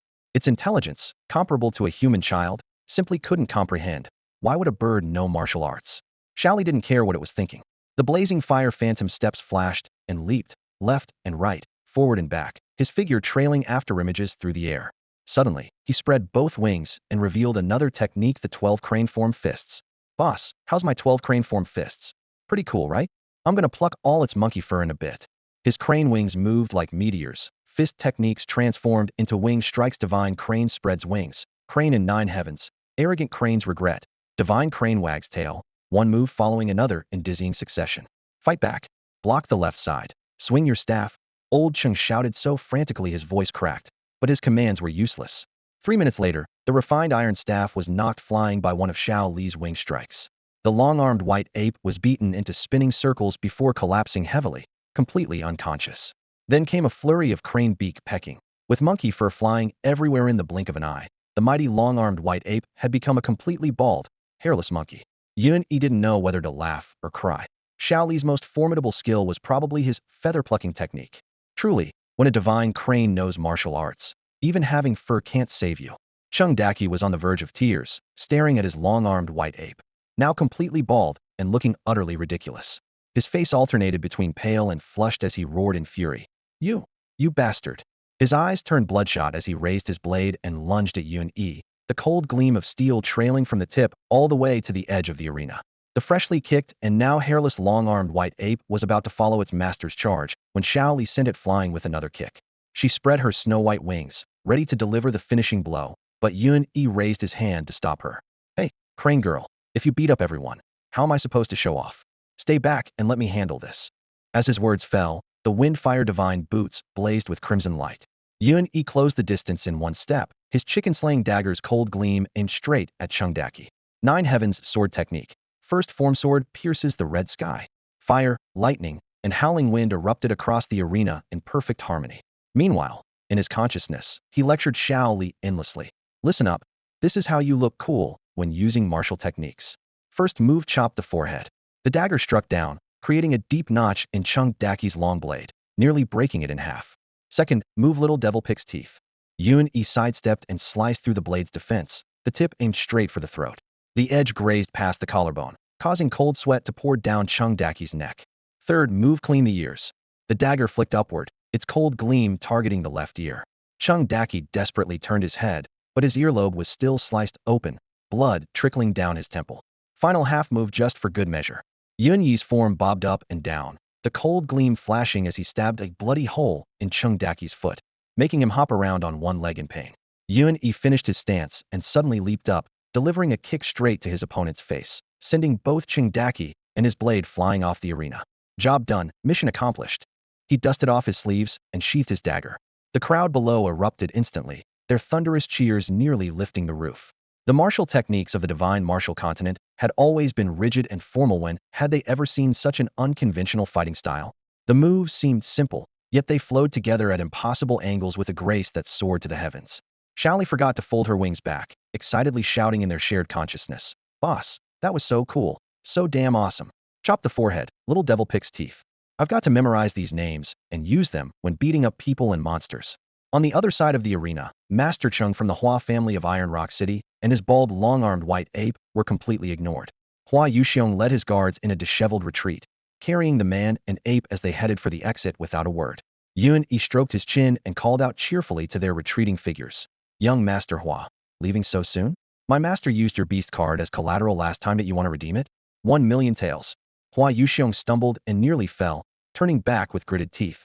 If you've got the guts, come to the Hua family in Iron Rock City. The Hua family will settle this score with you face to face. With that, he led his people away in a panic, as pathetic as a pack of stray dogs. Yuan Yi watched them disappear, and suddenly his heart stirred. Going to Iron Rock City was already a necessary part of his branch quest. One of the 4 pieces of the treasure map left by the Yun family ancestors was hidden there. A smile played at the corner of his mouth as he murmured to himself, "Surname Hua, it won't be long before I visit Iron Rock City to settle accounts with you properly." Chang Shan rushed forward, his face full of admiration as he clasped his fists. "Boss, you're incredible. I, Chang Shan, am completely convinced." The towering Chang Shan and Chun Xiaodao rushed over, excitedly expressing their admiration for their new boss with words that flowed like an endless river. Dinga Crisp system notification echoed in Yun Yi's mind. "Congratulations, host. You have successfully recruited loyal subordinate Changshan. Loyalty level 90. Haha, just as I thought. To make subordinates willingly submit, you've got to put on a show that reaches the heavens." Yun Yi rejoiced inwardly. Only one final round remained before the beast taming tournament concluded. Yun Yi looked at his 2 newly recruited followers and instructed, "Xiaodao, Changshan, you 2 fought each other fiercely just now. Although Fatty won, he's badly injured and probably won't last through the next round." Chen Xiaodao waved dismissively. "Big brother Yun, that's nothing. I, Chen Xiaodao, made my name and established my reputation in the arena, and gained good brothers too. I have no regrets. The championship? Well, that's what we have you for, boss." Yun Yi felt a pang in his heart. Was this naive kid genuinely carefree or just pretending? If only he could live so simply. But then again, he thought, as their leader he was pretty foolish too. If he didn't keep a close eye on these 2 simpletons, they'd probably get sold off to the non-Li continent someday, and still help count the money. Whatever, let them enjoy their foolish happiness drinking heartily, fighting freely, while he handled all the worrying. At this moment, only 4 beast tamers remained on the stage. Yun Yi's semi-final opponent forfeited the second-tier intermediate beast master from a minor sect, declared before the referee that he absolutely refused to face a beast that knew martial arts, claiming such behavior violated the glorious traditions of beast tamers on the Shinwu continent. Everyone knew the truth. He was terrified of Yun Yi's specially plucked, notoriously fierce bird, fearing his own beast would be stripped bald too. Half an hour later, the championship battle officially began. Number 4 Yun Yi versus number 2 the mysterious beast tamer nicknamed 3 Sheep. All that was known about her was that she came from the renowned 100 Beasts sect of Yuehai City, which had deep connections with the beast taming sect, one of the 10 great sections. Among the thousands of official beast tamers across the 3 major cities of Xiantian, Taiyan, and Yuehai, most hailed from this sect. When Yun Yi stepped onto the stage, he discovered that 3 Sheep was actually a mature woman with lingering charm, around 40 years old, wearing a pleated gauze dress adorned with bird patterns. Her eyebrows were painted like artwork, her lips crimson red, and her spring-water eyes swept across the audience below, causing countless men to swallow hard. The referee stole glances at her, swallowed with difficulty, and announced loudly, "Contestants, please summon your beasts. The championship battle begins." 3 Sheep covered her lips with a light laugh, her voice sickeningly sweet. "Is this young man from the Yun family of Xiantian City? Sister has heard so much about you." Her entire being radiated seductive charm. Yun Yi frowned slightly, having no fondness for women who played young like this. "Are you really the family head's illegitimate son? And a waste who can't cultivate? TSK, you really can't judge a book by its cover. Even waste can make it to the final." Sister is truly shocked. She smiled brilliantly, but her words cut like knives. "Come, let sister teach you how to be a proper waste." Before she finished speaking, 3 Sheep raised her hand, and 3 pet rings lit up simultaneously, instantly releasing 3 identical beasts with jade-like, fur-moon-veiling jade sheep. "Little waste, how do you like sister's 3 beasts? Damn it, this slutty woman sure has a lot of beasts." The moon-veiling jade sheep are beautiful yet dangerous demonic beasts with formidable strength, and here were 3 of them. A blue screen from the system interface hovered in the air, clearly displaying. Monster, moon-veiling jade sheep. Level, 2nd tier, level 6. Description, beautiful jade-eating demonic beasts that condense jade essence in their horns. They excel at horn combat with their signature skill, minor horn fighting technique. 3 pristine white jade sheep stood side by side, their horns gleaming with flowing light, clearly all masters of horn combat. No wonder that shameless woman dared to expose Yun Yi's weaknesses in front of everyone, calling him trash and bastard with every breath. "Hey there, trash boy." The woman laughed brazenly, as if trying to nail Yun Yi to a pillar of shame. "Don't let my little sheep beat your martial arts bird so badly it can't find its own teeth. My 3 moon-veiling jade sheep are nicknamed 3 Sheep bringing fortune. The speaker was none other than San Yangzi, a prospective elder of the Beast Gate from Yuehai City. Though she smiled sweetly like a blooming flower, frost gathered in her eyes. The underground dungeon map was crucial to the Beast Gate, and she had to bring it back. As long as she killed Yun Yi, the sect master would surely grant her the elder position. Hei Zimo had also invested heavily, seeking nothing but Yun Yi's death. Yun Yi glanced at her casually, then suddenly burst into laughter. My dear auntie, you're truly remarkable. Taming 3 pet beasts, are you planning to ascend to heaven? Auntie. San Yangzi's face flushed red with anger. I, San Yangzi, am as beautiful as a flower. Countless men have fallen at my feet, and you dare call me auntie. Yun Yi's smile faded, his voice instantly turning cold. 3 pet beasts aren't few, but numbers alone don't guarantee victory. As his words fell, he raised his hand with a wave, golden light exploding from his palm. Shao Li, come out. Boom. The divine beast, Shao Li, burst forth through the air. It raised its head skyward, one wing casually folded behind its back, while the other fluttered its nody yet full-spread colorful feathers, striking a magnificent pose. Boss, just these 3 little sheep? Watch me pluck all their wool, and make a wool cloak, it'll definitely be warm. Shao Li spoke in a childish voice, yet with extreme arrogance, its gaze fixed solely on the thick, dense wool of the moon-veiling jade sheep. Yin Yi didn't know whether to laugh or cry.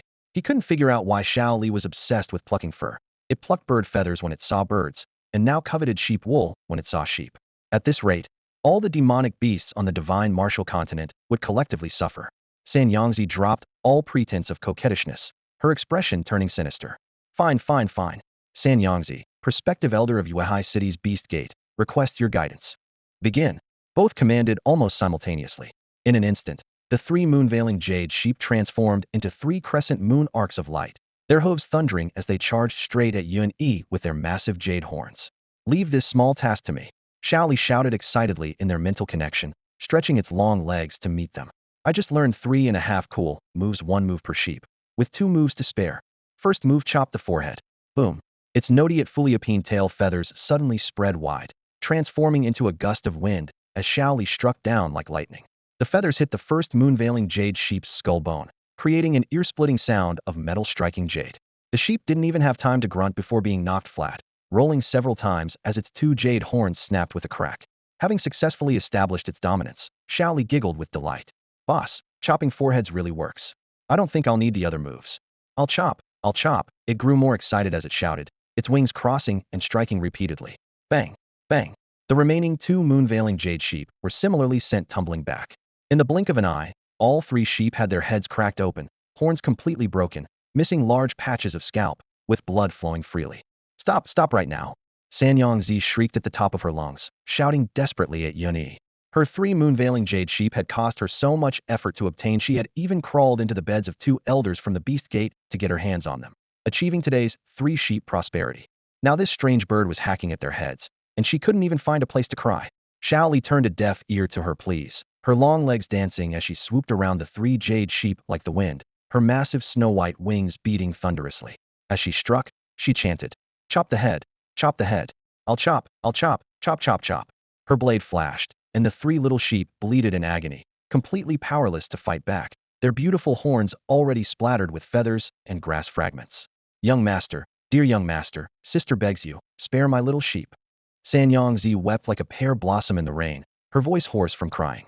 I'll do anything you ask, agree to any demand quickly, make it stop. Yun Yi looked at the pitiful woman before him and thought, where did that vicious demeanor from earlier go? He really was soft-hearted when it came to women, even middle-aged ones. Helplessly, he called out, Shao Li, stop. Shao Li was just getting into the rhythm of her assault and turned back with her childish voice. Boss, I haven't plucked the wool yet. You want a wool cloak? There's plenty of wool.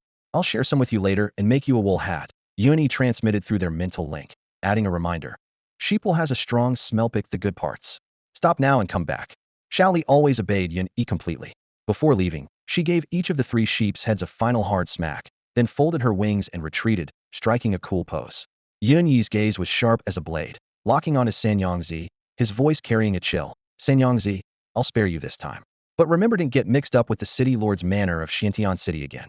I don't care about your undefeatable dealings, but anyone who dares bare their fangs at me will get all their teeth knocked out. Anyone who tries to lay a hand on me will get their paws chopped off. The cold intent penetrated to her bones, making San Yangzi shudder as she forced out a smile. Young master, you jest. I absolutely had no intention of going against you. I'll return to Yuehai City right away and won't overstay my welcome. She hastily recalled her 3 moon-veiling jade sheep, bowed her head, and hurried off the arena platform, leaving without looking back. The crowd immediately erupted in applause and cheers, celebrating Yun Yi's victory. Never before had any beast tamer cultivated a companion beast with such incredible martial skills. A young master was rising like a comet once known as the useless, illegitimate son of the Yun family. He was now staging the perfect underdog comeback. Recalling his companion beast, Yun Yi transmitted through their mental link. Well done, you struck hard enough. You could actually bring yourself to hack at such pretty little sheep. Shaoli laughed proudly. Hee, who told that old hag to boast about her 3 sheep prosperity and act so arrogant? I gave her 3 sheep split skulls instead. Boss, that head chopping technique you taught me is really awesome. Yun Yi was almost amused to anger, gritting his teeth as he replied. Each move more awesome than the last, absolutely awesome. You little crane girl, who did you learn to hold grudges from? Surely not from someone as petty as me. Applause, flowers, cheers, all went to Yun Yi. The head judge personally presented him with generous rewards, 200,000 taels of silver, and the gold medal for first place in the beast taming competition. However, Yun Yi couldn't care less about this money. He was waiting for the system's mission completion reward. Ding, the system notification chimed right on schedule. Congratulations, host, on completing the side quest Xiantian City Beast Taming Tournament. You have gained 20,000 experience points. Congratulations, host. Your beast taming skill has advanced from Tier 3 to Tier 4. Yun Yi's eyes lit up, his chest feeling like it had been struck by a blazing wave. 20,000 experience points, plus a tier advancement in beast taming, absolutely exhilarating. His beast taming skill was advancing far faster than his level. Once he reached the martial spirit realm, he could tame 3rd-tier demonic beasts with complete certainty. Upon entering the martial sect realm, 4th-tier demonic beasts would be just as easily within his grasp, even colossal creatures like the lake-swallowing giant mirage. But upon reflection, this reward wasn't particularly generous. To claim victory in the beast taming tournament, he had played all his trump cards, fighting his way through a crowd of formidable opponents. Only to receive this modest return, it was rather disappointing. If it weren't for young city lord He Zimo's behind-the-scenes manipulation, throwing all the most vicious opponents at him, he would have faced at most one opponent at San Yanzi's level and wouldn't have struggled so much. Just as he was happily receiving his reward, He Zimo suddenly stepped onto the arena platform. What the hell is he up to? Yun Yi narrowed his eyes. The beast taming tournament is overdue. He still want to cause trouble? On the platform, He Zimo's face was dark as he surveyed the surroundings, his voice rolling across the plaza like muffled thunder. Everyone, I am He Zimo, young city lord of Xiantian City. Please allow me to say a few words. Below the platform, besides ordinary citizens, there were thousands of martial cultivators. Upon hearing this, all those who had been preparing to leave stopped in their tracks. He Zimo raised his voice. Beneath the dungeons of Xiantian City's city lord's mansion, an ancient ruin has been discovered, rumored to contain a martial venerable's treasure. Boom. The crowd erupted, with at least 1,000 martial artists' eyes turning red as if ignited by fire. Someone shouted loudly. Young city lord, why are you making this information public? What's your angle? As the voice faded, the plaza gradually quieted. Everyone suspected, had He Zimo lost his mind? If there truly was a martial venerable's treasure, he should have quietly sealed off the information. Why announce it publicly? He Zimo sighed deeply. I won't hide it from you all. The ruin was originally guarded by a 4th-tier demonic beast, a 3-headed flame hound. But just today, its lifespan came to an end, and it has died. Someone else immediately shouted. Then perfect. The city lord's mansion can just go in and claim the treasure. He Zimo put on an exaggerated expression of frustration. But the 3-headed flame hound's descendants, over 100 second and 3rd-tier 3-headed hounds, are blocking the entrance. With the city lord's mansion's power alone, we simply cannot break through the ruin's gates. He paused, his voice striking the crowd word by word. Therefore, my father has decided the trial following this beast taming tournament will be set in the underground city. Besides Xiantian City's 3 great families and the city lord's mansion participating as usual, all martial artists from the beast taming tournament may register. Anyone interested can immediately go to the city lord's mansion to sign up. Finally, he took a deep breath, his voice shaking the air. The martial venerable's treasure shall go to whoever is destined to claim it. Before his words had fully faded, the 1,000 martial artists erupted completely, killing intent and greed intertwining as they nearly rushed the platform. Yun Yi almost burst out laughing upon hearing this. Beneath the city lord's mansion dungeons, that bronze gate clearly led to the underground city, yet the cunning He Zimo had spun it into some martial venerable's treasure and ancient ruin. It was obvious that the pack of 3-headed hounds had begun charging out of the dungeon, wreaking havoc on the city lord's mansion. Yun Yi stood on high ground, watching as the 3-headed flame hounds smashed through the courtyard walls, sending debris flying everywhere. He immediately understood. He Zimo's heart was blacker than ink itself. He was deceiving all those warriors who had gathered, using them as cannon fodder to blast open the entrance to the underground city, Lord's Chamber. Originally, He Zimo had planned to use the beast-taming tournament to gather people and drive them to eliminate the three-headed flame hounds. But Yuan Yi had struck first, killing their leader, which instead stirred up an even larger pack of their offspring. Now with the three-headed hounds running wild and the city lord's mansion in complete chaos, He Zimo quickly changed his tune, dangling the bait of martial sovereign's treasure. The rumors of the martial sovereign's treasure immediately ignited the enthusiasm of at least 700 to 800 warriors. They swarmed to the edge of the arena, holding their breath as they listened to He Zimo's explanation about unifying forces and opening the ruins' gates. That young ambitious leader spoke his lies with such conviction. The treasure lies beneath the city lord's mansion. To avoid future conflicts during exploration, I'm establishing a few rules here. First, all willing participants must register at the city lord's mansion. Second, disciples under 30 from the 4 great families of Xintian City He, Tu, Bai, and Yun may enter the ruins for trials. The crowd erupted in excitement. However, Yun Yi quietly slipped away with Chun Xiaodao and Chang Shan, squeezing out of the encirclement and returning to the Yun sect's base. Inside the hall, Chen Xiaodao saw his father Chen Laodao covered in wounds and began cursing the city lord's mansion and He Zimo. But Chen Laodao shook his head. Life is most important, be reckless. During introductions, Yun Yi brought Chang Shan over to meet Yuan Gui. The 3 young men chatted casually for a few moments before throwing their arms around each other's shoulders and drinking together.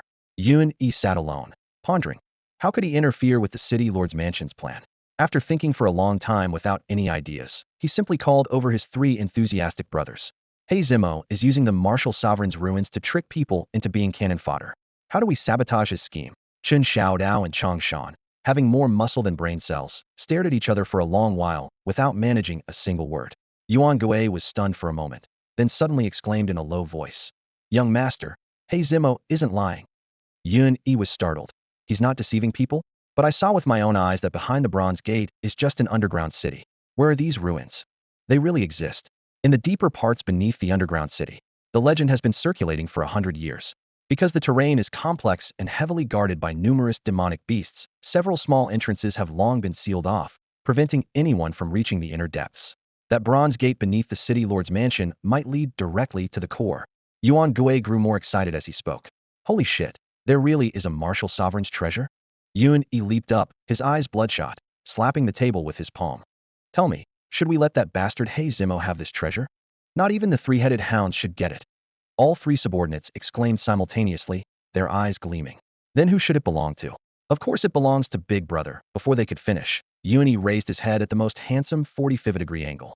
Wrong. Completely wrong. Yuan Gui, Chen Xiaodao, and Chang Shan looked at each other in confusion. It should belong to our Yun sect, to all of us brothers. Anyone who dares to steal it will beat them so badly their own parents won't recognize them. The 2 hotheads felt their blood surge instantly.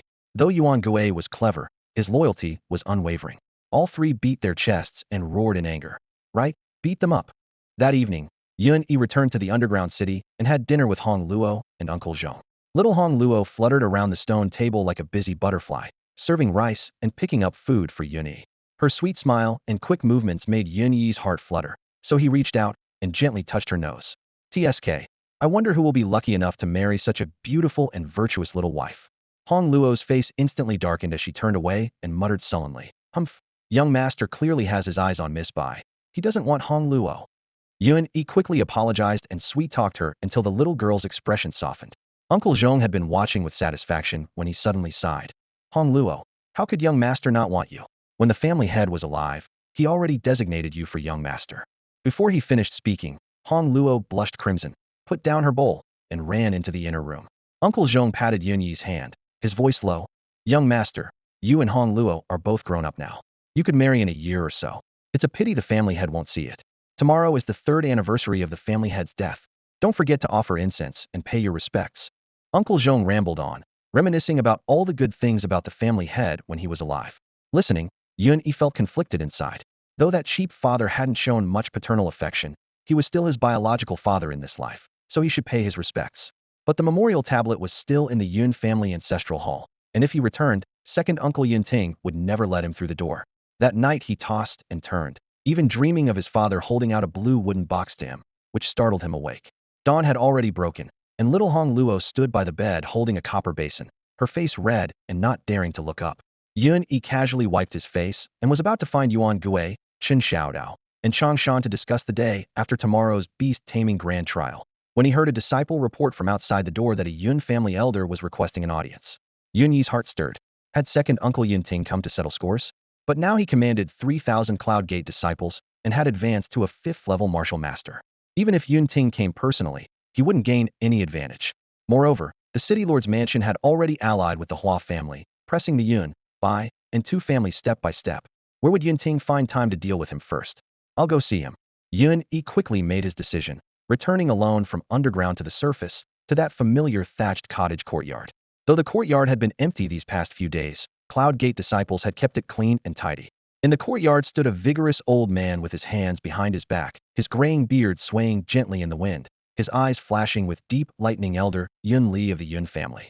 The previous generation of the Yun family had 8 members, all with the rain radical in their names, collectively called Thunderstorm Forest Mist, Lightning Clear Haze.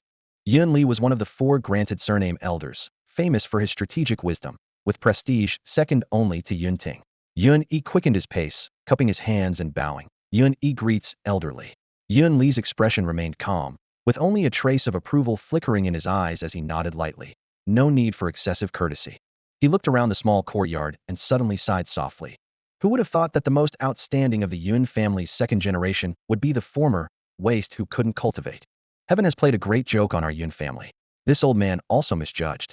Yun Yi's heart sank slightly. This wise elder always had 3 traps in every sentence. He couldn't let himself be led along. Elderly jests. I'm no longer a member of the Yun family. The corner of Yun Li's mouth lifted slightly, as if he had expected him not to take the bait.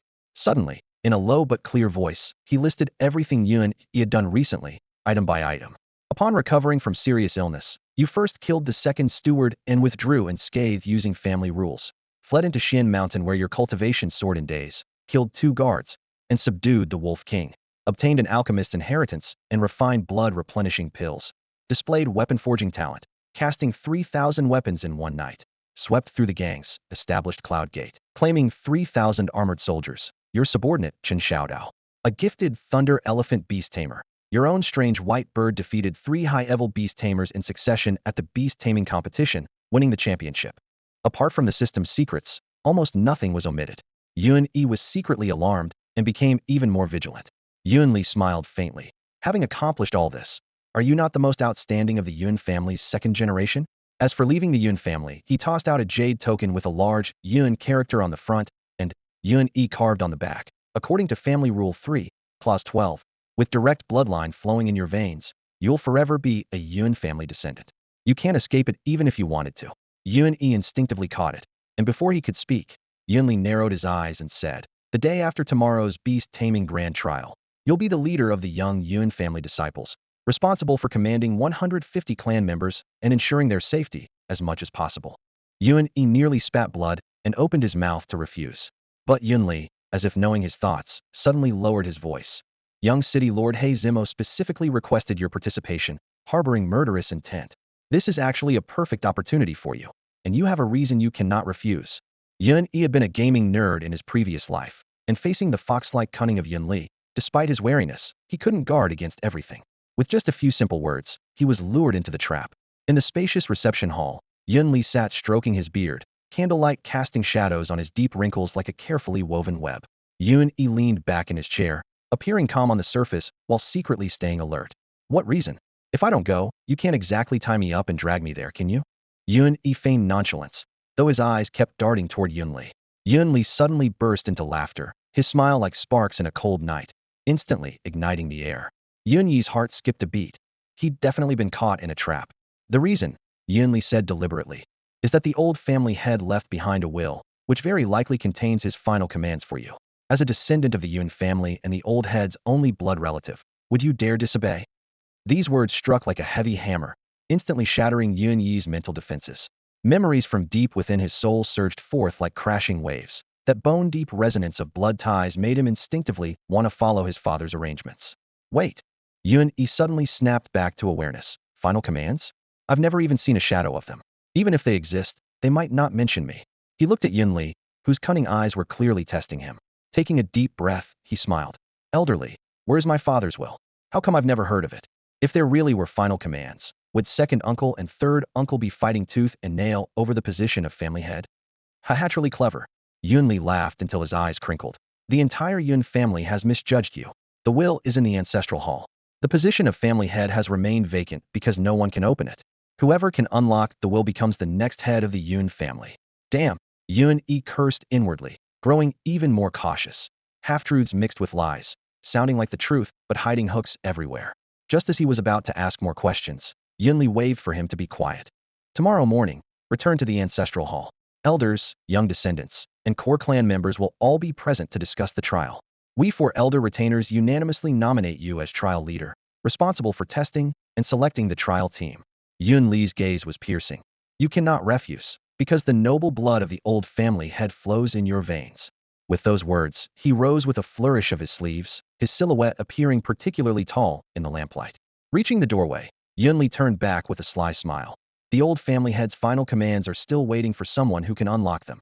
With that, his figure disappeared into the depths of the corridor. Damn it all. Yun gritted his teeth, feeling like he'd been pushed onto a grill. These old foxes have their schemes all figured out. Filled with frustration, he returned to the underground base. The stone chamber was dimly lit by yellow flames, and old Uncle Zhong was sharpening a gleaming short dagger. Seeing Yun return, Uncle Zhong quickly stood up, while the yellow dog lying at his feet swept its tail lightly across the ground. Yun recounted everything that had happened. Uncle Zhong's expression shifted between light and dark, and after a moment, he set down the dagger, his tone grave. Young master, the Yun family may be facing a great crisis. A great crisis? No way, right? Yun rolled his eyes. That old fox Yun Li is just trying to trick me into being cannon fodder. The old yellow dog tilted its head toward its master and let out a low whine. Uncle Zhong stroked its back, his brow furrowed. The city lord's manor has been ambitious these past 3 years, attempting to swallow up the Yun, Bai, and Tu families. Now they've allied with the Hua family, greatly increasing their strength. They'll probably move against the 3 families soon. Halfway through his words, his gaze suddenly sharpened, his voice becoming as low as muffled thunder. Young master, I believe this trial is the beginning of the city lord's manor making their move. Elder Yunli and the others were deeply worried, fearing that the younger generation might fall victim to the city lord's schemes during the trials. If too many young disciples were killed or injured, it would severely shake the foundation of the family. At worst, it could mean the end of the Yun family. Little Hong Luo let out a cry of alarm and grabbed Yun Yi's arm, shaking it frantically. Young master, we can't let the Yun family perish. You must have a solution. Yun gently patted the girl's back, taking great effort to calm her down.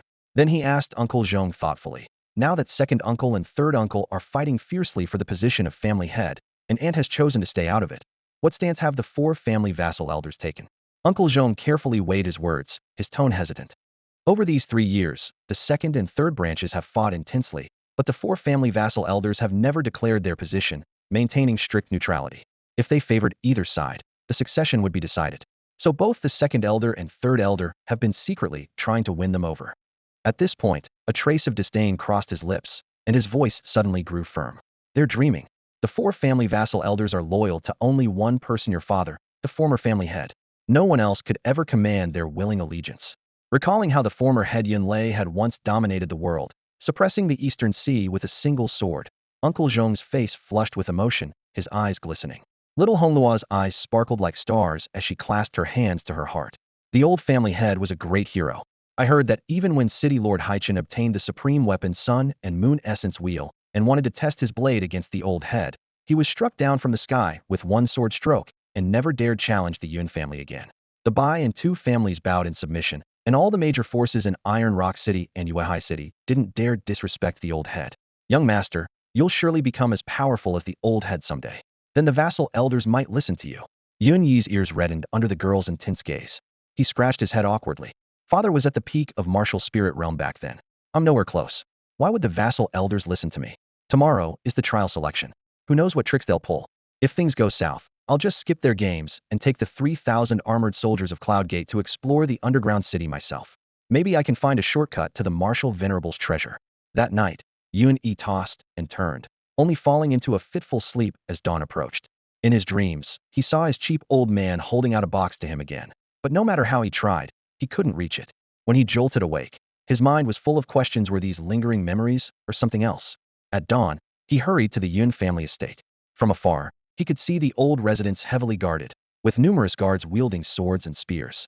Even a mosquito would be checked for its gender before passing through. Halt. Today is the Yun family trial selection. No unauthorized personnel allowed. The guard captain blocked his path with a spear. Most of the Yun family guards were stationed at various properties around the region, with only a few hundred scattered throughout Shantian City. Now recalled to the old residence, many didn't recognize Yun Yi. Yun Yi pulled out his identity jade token and showed it. I'm here to participate in the trial selection. Before the guard captain could respond, a cold laugh rang out from behind, dripping with mockery. Well, if it isn't the Yun family's abandoned young master, the famous waste young master Yun. Yun Yi turned to see several richly dressed, arrogant youths eyeing him with interest. The speaker was Yun Lu, the youngest son of the third branch. The others were all cousins of his generation, all aligned with third elder Yun Lin. These people had always been domineering, and Yun Lu had once beaten the original body severely. Yun Yi naturally couldn't be bothered with them and moved to enter. Swish! Yun Lu unfurled a jade folding fan, its ribs glowing with spiritual light, clearly a superior weapon. The fan swept across, blocking his path completely. Don't be in such a hurry, young Master Yun. Yun Lu waggled his eyebrows, his tone full of ridicule. A waste daring to participate in the selection? This is truly like the sun swinging out from the west on a trapeze, haha. His companions burst into laughter, as if they'd heard the world's greatest joke. Let me remind you, this trial selection is for elites only. Not to mention anything else, just the meridian potential test at the refined iron martial stele. You won't even pass that. Yun Lu waved his fan with a sneer. Yun Yi, why bother humiliating yourself? Yun Yi's reputation had already spread throughout Xiantian City, champion of the beast taming competition, mysterious spirit beasts, formidable followers. These had long become hot topics of conversation on every street corner. However, in the eyes of the Yun family members, these were nothing more than baseless rumors, especially among the younger generation who considered themselves prodigies. Yun Lu was the most skeptical of all. How could someone they had always regarded as a complete waste and laughingstock suddenly become a beast master? In his memory, Yun Yi was more cowardly than a chicken, enduring all manner of humiliation without ever fighting back. Now that this good-for-nothing dared to appear at the trial selection, he decided to publicly humiliate him once more and crush him completely into the dirt. Yun Lu unfolded the jade peach blossom fan in his hand, gently waving it while sneering. Yun Yi, don't say I'm not looking out for you. You surely know the rules of the refined iron martial steel, right? It's used to test a warrior's meridian potential, revealing everything from first-rank martial apprentice to third-rank martial spirit. Only those who score above 60 have hope of breaking through beyond martial spirit. Everyone in the Yun family and throughout the entire city knows exactly what your meridian potential is like. Yet you still dare to boastfully participate in the selection. How ridiculous. His cold laughter echoed as if confirming that Yun Yi had gone mad. Instead of obediently cowering in a corner, he actually dared to swagger into the trial. He wouldn't be worthy of heaven and earth if he didn't crush this person flat. Yun Yi's gaze passed over Yun Lu and fell upon the dozens of young men behind him. Those in the front row were mocking along with Yun Lu. They were his brothers or trusted followers. Further back were family retainers, guards, and descendants of longtime associates, almost all bearing the Yun surname. Yun Yi paid no mind to these cold taunts and ridicule. As a fifth-rank martial master who possessed the super divine upgrade system, he had long transcended such childish verbal sparring. What he truly cared about was how many promising talents in this generation of the Yun family were worth his special attention during the trial. He had no choice but to pay attention. That old fox Yun Li had forcibly pushed him onto the team leader wagon, and all these people would need to be led by him into the trial grounds afterward. Since he had to lead them, he needed to distinguish who required focused care and even rescue when necessary. As for dandies like Yun Lu, let them fend for themselves. However many died wouldn't matter, and it would save food too. Incidentally, using a superior weapon like the jade peach blossom fan as mere decoration showed his brain had been kicked by something. As Yun Yi surveyed the entire scene, 3 people stood out particularly. The first was tall and burly, sporting a full beard despite being only in his early 20s, with a leopard-like head and round eyes reminiscent of Zhang Fei from his previous life. His name was Yun Zheng, son of a family retainer. The system showed 9th-rank martial apprentice, ready to break through to martial master at any moment. The second appeared refined and scholarly like a literati, yet his brows carried a sharp edge. This was Yun Ji, another retainer's son. He cultivated both literary and martial arts, earning the favor of elder Yun Li, and had already stepped into first-rank martial master. The third was the most unremarkable, ordinary features, standing in the crowd like a piece of wallpaper, yet his strength was remarkably at second-rank martial master. Apart from Yun Yi himself, he was probably the strongest among them. Yun Yi also recognized him. This youth was named Yun Jian, whose parents were both servants of the Yun family. He had always been well-liked, But under the system's scan, it turned out he was actually the most outstanding among the second-generation disciples. The other youths were uniformly stuck at the martial apprentice realm, with the highest being only 8th level. While they would be considered talented in Xiantian City, in Yun Yi's current eyes, they could only be considered mediocre. Seeing that Yun Yi completely ignored him, fury rose steadily in Yun Lu's heart. With a sharp snap, he closed his jade peach blossom fan. The second-tier superior weapon suddenly emanated a streak of emerald light. His expression darkened as he barked aggressively. Trash, did you hear what I said? Just because you're the eldest uncle's son with the family head's bloodline, you dare to dream of gaining the elder's recognition? If you know what's good for you, get lost now, otherwise. Several of his cronies immediately chimed in, their mockery and ridicule coming one after another. Yuni found it all terribly noisy. Shaking his head and silently cursing frogs in a well, he turned and strode toward the Yun family's main gate, more concerned about the family head's last command that Elder Yunli had mentioned. How dare you? Yun Yi, such insolence. Yun Lu flew into a rage, swinging his fan directly at Yun Yi's back. Emerald light flashed, carrying a faint floral fragrance as it whistled through the air. The wind-fire divine boots beneath Yun Yi's feet glowed faintly. His figure moved like lightning, crossing 7 or 8 zhang in the blink of an eye. The fan wind struck empty air, leaving only residual fragrance behind. Yun Lu's eyes widened. Had barely seen the other's movements. Just as he was about to pursue, Yun Jian rushed forward from behind to block him. Young Master Lu, please calm your anger. The elders have all gathered today. We shouldn't let them see us as a laughingstock. Yun Zheng and Yun Ji also joined in urging restraint. These three held the highest prestige among the non-direct second-generation disciples, representing more than half of the youths. Left with no choice, Yin Lu could only withdraw his hand bitterly, throwing out a "we'll see about this," before leaving with his followers. Yun Yi glanced back at Yun Jian and the other two with a slight smile. Seeing their worried expressions, he offered no explanation and walked straight into the Yun family ancestral hall. Outside the ancestral hall, silence had already fallen. Nearly 1,000 young men and women stood in formation, back straight, their gazes fixed on the stone platform ahead. The platform was half a person's height, with 8 grand chairs placed upon it. 2 remained empty while the other 6 elders sat looking down from above. Second Elder Yun Ting, Third Elder Yun Lin, and the 4 vassal family elders, Yun Pai, Yun Li, Yun Ji, and Yun Ai. Except for the deceased family head Yun Lei and Yun Fei, who was away traveling. All of the Yun family's power holders were present, demonstrating the importance they placed on this trial selection. The second elder and third elder both frowned slightly upon seeing Yun Yi on the platform. The 4 vassal elders, however, showed no ripples of emotion. At the center below the platform stood a pitch-black, refined iron steel, only 1 zhang tall but heavy as a mountain, its oppressive presence palpable from afar. Yun Yi sighed inwardly. This was the refined iron martial steel. Martial steels were artifact equipment used across the divine martial continent to test meridian strength, divided into gold, silver, copper, and iron grades. Xiantian City, being in a remote corner, only had iron-grade steels. Rumors said that in the more vast continents, there existed emerald jade steels that surpassed even the crimson gold martial steels, though almost no one had seen them. Before the crowd had even settled, the last batch of youths entered the ancestral hall. Leading them was none other than the second elder's son, Yun Sheng, the most influential genius of the younger generation and the one who hated Yun Yi the most. Second elder Yun Ting was the most likely successor for family head, and Yun Yi, as the late family head's only son, posed his greatest obstacle. Over the past 3 years, Yun Sheng had used his influence to bully him. The second steward Yun Dong, whom Yun Yi had killed, was one of his loyal dogs. Yun Sheng cut a tall, elegant figure with an extraordinary bearing. His appearance immediately drew over 1,000 gazes, causing many young women to blush, utterly captivated.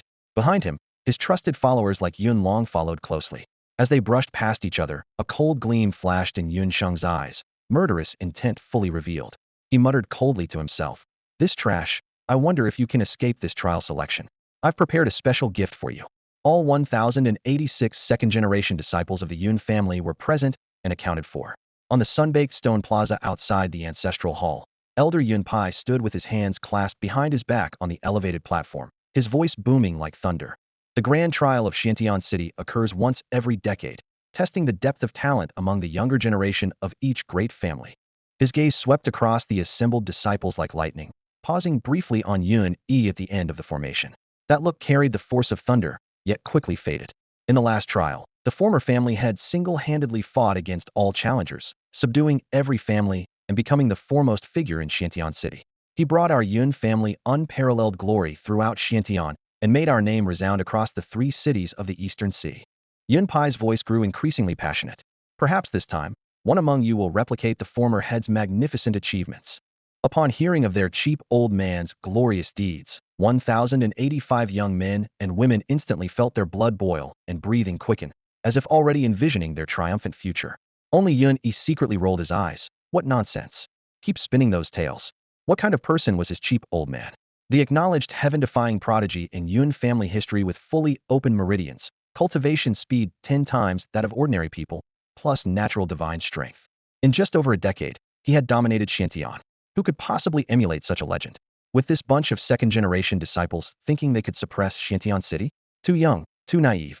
Completely unaware of Yun Yi's internal mockery, Yun Pai launched into a comprehensive account of the Yun family ancestors' founding history, the arduous expansion, bloody battles, and pioneering struggles, all delivered with dramatic flair. Many below listened with surging excitement, while only Yun Yi's eyelids drooped, nearly falling asleep on the spot. Suddenly, Yun Pai raised his voice to deliver bombshell news. Tomorrow, the grand trial begins. This year, the City Lord's mansion has decided to break with tradition. The trial will no longer take place in the Xian mountain range, but in the underground city. This announcement hit like a stone cast into the sea, instantly creating massive waves. The underground city, legendary for hundreds of years, was known by name to most but seen by none. Now confirmed as real, the area before the ancestral hall erupted in thunderous voices. Mystery, darkness, otherworldly realms, various fantasies exploded in the young minds, everyone eager to charge in and display their prowess. Yun-yi shook his head. How naive. The underground city was fraught with deadly perils. With this group of hot-blooded youngsters, at least half would die. These were all future elites of the Yun family. Too many deaths would shake the foundation. What a waste that would be. Yun Pai struck while the iron was hot. Moreover, a martial venerable's treasure trove has been discovered in the underground city. This trial will include not only the major families, but also beast tamers and warriors from various regions invited by the beast taming assembly. With treasure at stake, everyone will compete fiercely. I hope the Yun family disciples will distinguish themselves and reap great rewards. He shifted his tone and declared loudly. Today, the Yun family will select 150 from among you to represent our family in tomorrow's decennial grand trial. Though the 1,000 disciples had known selection was imminent, they still trembled with uncontrollable excitement. Private whispers quickly became a clamor, and the scene before the ancestral hall descended into near chaos. Silence. The stern shout rang like a struck bell, coming from second elder Yunting. The overwhelming presence of a level 3 martial spirit expanded like crashing ocean waves, as if massive boulders were plummeting from the sky. Many disciples felt their hearts constrict violently and knees weaken. Over 100 with weaker constitutions immediately fainted, while nearly 200 others turned deathly pale with sweat streaming down, yet still struggled to remain standing. Yun Ting's face was dark as water as he snorted coldly. Insufficient strength means immediate elimination. He intensified his pressure and casually pointed, ordering the unconscious ones to be dragged away. The other young disciples who had withstood the pressure no longer dared to speak, all showing fearful expressions. After all, a level 3 martial spirit could rank among the top 10 in Xiantian City and was considered a formidable expert. Suddenly, second elder Yun Ting's gaze turned cold as he swept his eyes toward Yun-yi. 90% of his aura surged forth like thunder exploding in the sky. Yun-yi, you murdered clan members, showed defiance and rebellion, and betrayed the family. Do you acknowledge your crimes? This thunderous accusation struck like a massive hammer, leaving all the young disciples stunned as they turned their gazes toward Yun-yi.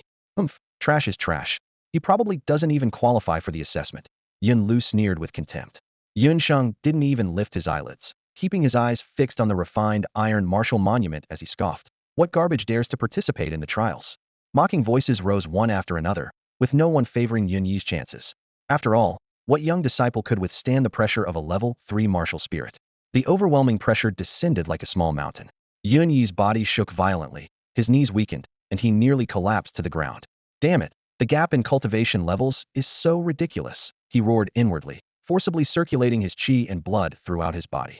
Then the system activated, and that mountain instantly transformed into a gentle breeze, offering no resistance whatsoever. Yun-yi raised his head, looking directly at Yun-ting with a crisp voice. Second elder, you know the truth better than I do. If you're determined to frame someone, you'll always find an excuse. Yun-yi refuses to accept this. The entire venue erupted in uproar. The Yun family's rules were strict, and when junior members openly defied elders in public, the consequences had always been dire. Yun-ting hadn't expected Yun-yi to forcibly withstand his pressure. A flash of surprise crossed his eyes before he withdrew his aura and snorted coldly. Sophistry. A mere servant's son who somehow acquired a strange pet companion now dares to be so arrogant. Kneel down and beg forgiveness before our ancestors. Being humiliated so directly. Yun Yi's anger turned to bitter laughter as he turned to leave with a flourish of his sleeves. If it weren't for that old fox Yun Li using my cheap father's dying wishes to lure me back, who would have time to waste with you people?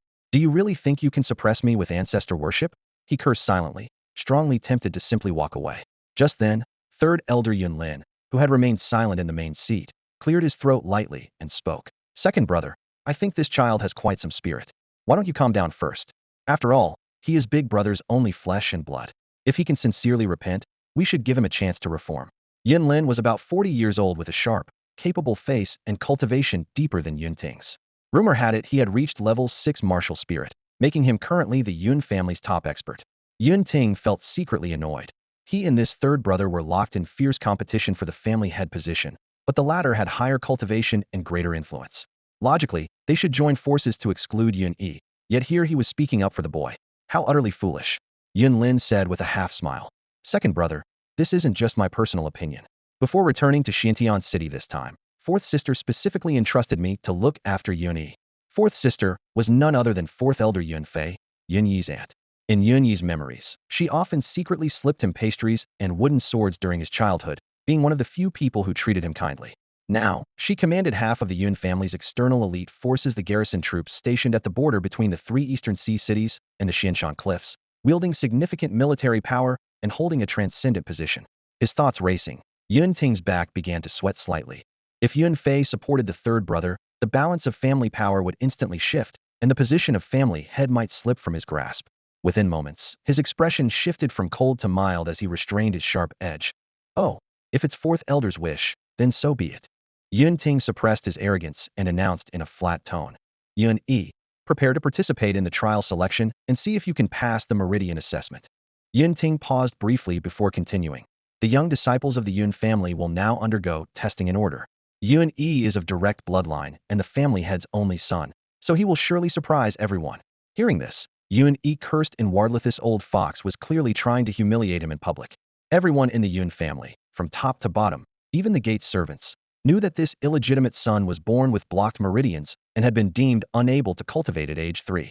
Yun Ting deliberately singled him out, obviously with malicious intent. Glancing at his third uncle Yun Lin, he saw the same mockery in his eyes, appearing friendly on the surface while secretly waiting to watch the show. Whether it was his second uncle or third uncle, their goal was the Samito make the entire clan see clearly that Yun Yi was nothing but trash, and even if he had somehow won the beast taming competition, he had no right to covet the position of family head. They wanted the Yun family members to choose sides, especially those who remained neutral yet still loyal to family head Yun Lei. On the other side, the four elder retainers' eyes flickered with some inexplicable hope. A bunch of old foxes who knew what schemes they were plotting. The younger generation of Yun family disciples gradually gathered, the direct descendants Yun Sheng, Yun Lu, Yun Long, Yun Peng, and Yun Mai, plus dozens from branch families. Adding the retainers and guards, the total exceeded 800 people. Yun Yi voluntarily placed himself at the very end. The testing wasn't complicated. One simply needed to place their hand on the divine martial iron steel, and the surface would display their strength level and meridian potential. The process moved quickly, and after a few branch family members finished, it was time for the first direct descendant. Yun Sheng, first level martial master, meridian potential 65 points. The crowd instantly erupted. A first level martial master. Young Master Sheng truly deserved to be called the family's top genius, having already stepped into the martial master realm. And with 65 points of potential, he could rank in the top 5 among all young people in Xintian City. Young Master Sheng has improved again. Last time, he was only a 9th level martial apprentice. I heard he consumed dragon blood powder from the family treasury to achieve this potential.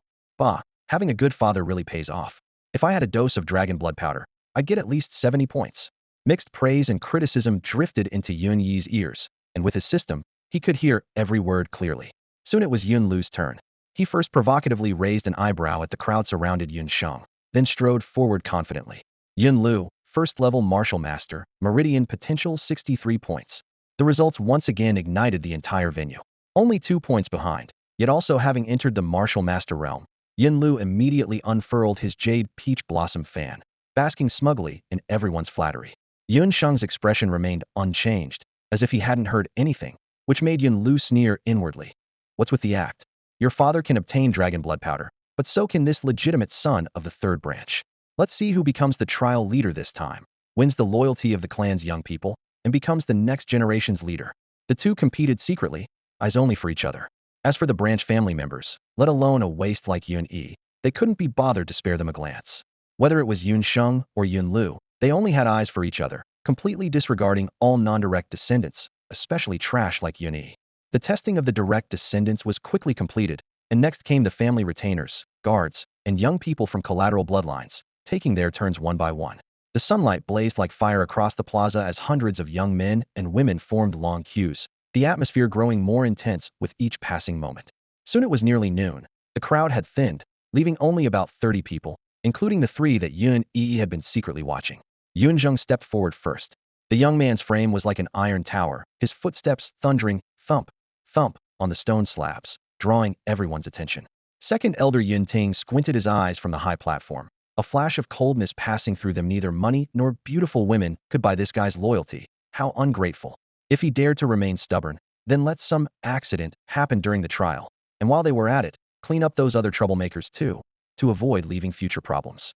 Yun Zheng walked to the refined iron martial steel, pressing his palm against the cold iron surface, his heroic spirit radiating outward.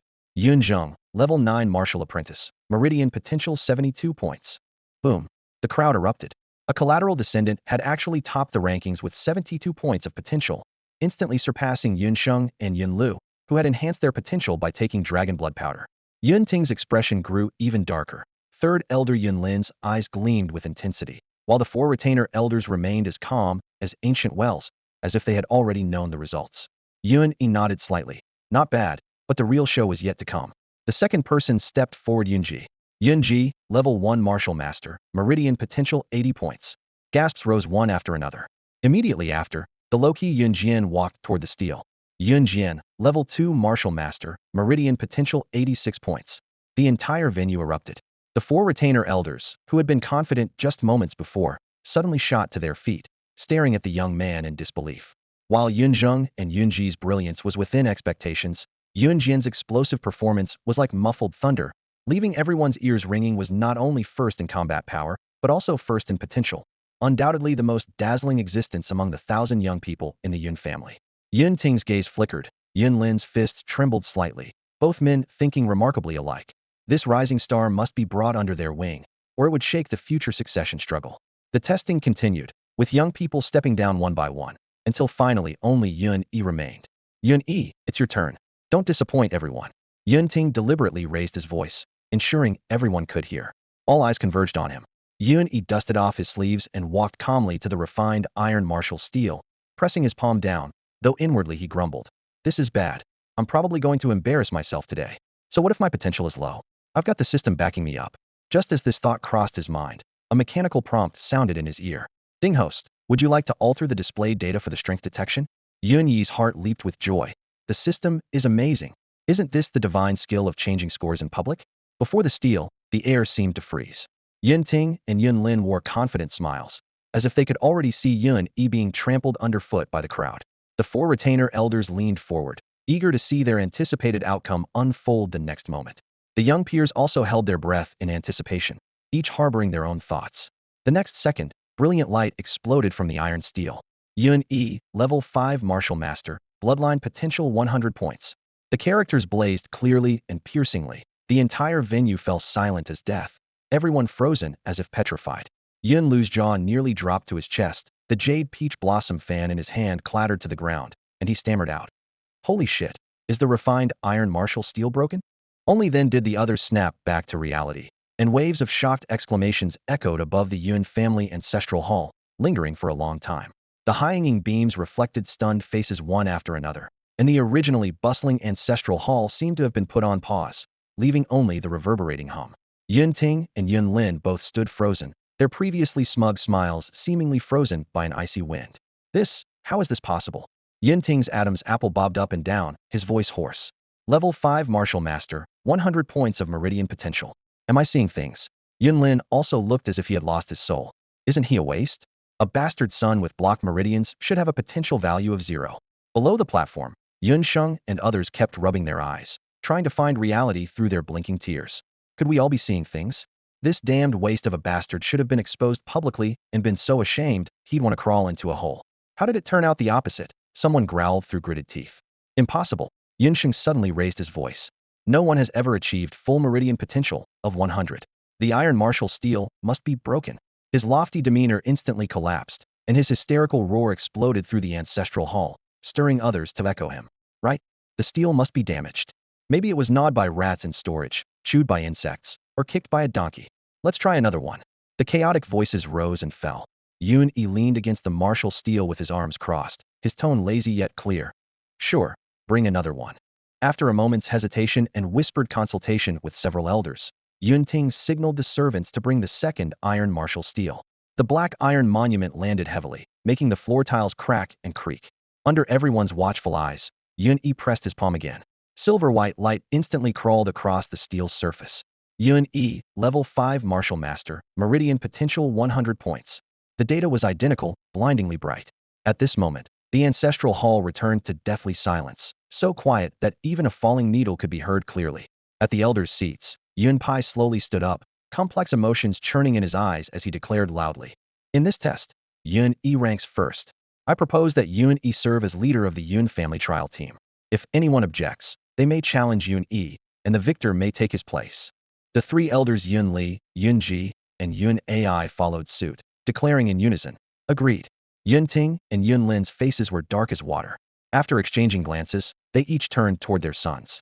After weighing the pros and cons, they could only use their eyes to suppress the restlessness of Yun Sheng, and Yun Lukalinjing, a level 5 martial master, would be tantamount to humiliating themselves. Yun Yi almost laughed out loud internally. This performance was flawless. He had directly used his cheat to score 100 points and slapped both Yun Sheng and Yun Lu's faces resoundingly. If they really dared to step forward, he would be more than happy to pin them down and beat them senseless on the spot. He crossed his arms, his gaze wandering over the two with obvious provocation. Yun Sheng pretended to look at the sky, immediately backing down. Yun Lu's face turned green and black as he fiercely turned his head away. No one stepped forward to fight. A faint smile curved Yun Li's lips as he exchanged glances with Yun Pai and the others, then raised his voice to announce, since no one challenges Yun Yi, he shall be the trial leader. Before he could finish, a calm and resolute voice cut through the air. I want to challenge Yun Yi. Yun Li was slightly stunned, his words caught in his throat as his gaze fell. The crowd automatically parted, revealing a young man in coarse cloth with dark skin and plain features standing tall, his expression unperturbed. It was none other than Yun Jian, with level 2 martial master strength and an impressive meridian potential value of 86 points. Born into the Yun family, his father was an ordinary guard who died at the age of 5, defending the Xinshan frontline in the East Sea. Raised single-handedly by his mother, his cultivation speed was mediocre and unremarkable from childhood. This was the impression the entire Yun family had of Yun Jian. The young Yun Jian, supporting his frail body, was often pointed at and whispered about at the edge of the martial arts field. Among his peers from the main bloodline, Yun Sheng and Yun Lu were the most arrogant, frequently shoving him and mocking him coldly, which Yun Jian silently endured. His situation was quite similar to Yun Yi, who was equally overlooked. The difference was that Yun Jian had two outstanding brothers, Yun Ji and Yun Zheng. Both possessed exceptional talent and held considerable status within the family, often shielding Yun Jian from the sharpest ridicule from the shadows. Yun Jian originally thought he would spend his life guarding the border like his father, until fate took a dramatic turn when he was 12.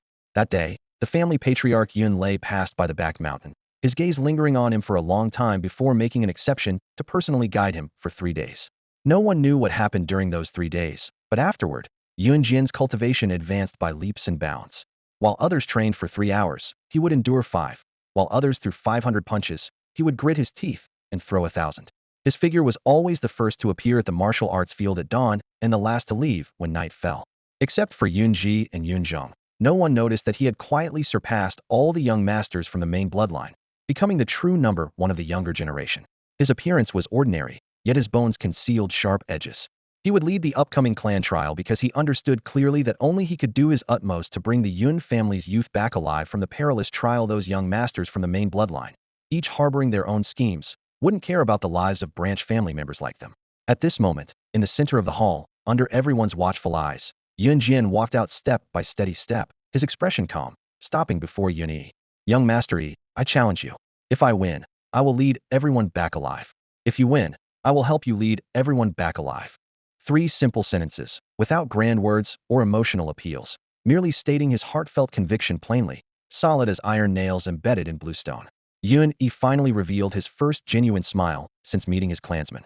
This young man before him showed him the hope of the Yun family, determined, kind, and brave, fearlessly approaching despite knowing he was 3 minor realms lower than his opponent.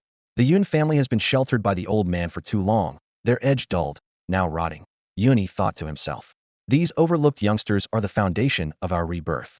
Good. If you win, I will also help you lead everyone back alive. Concealing his smile, he responded solemnly.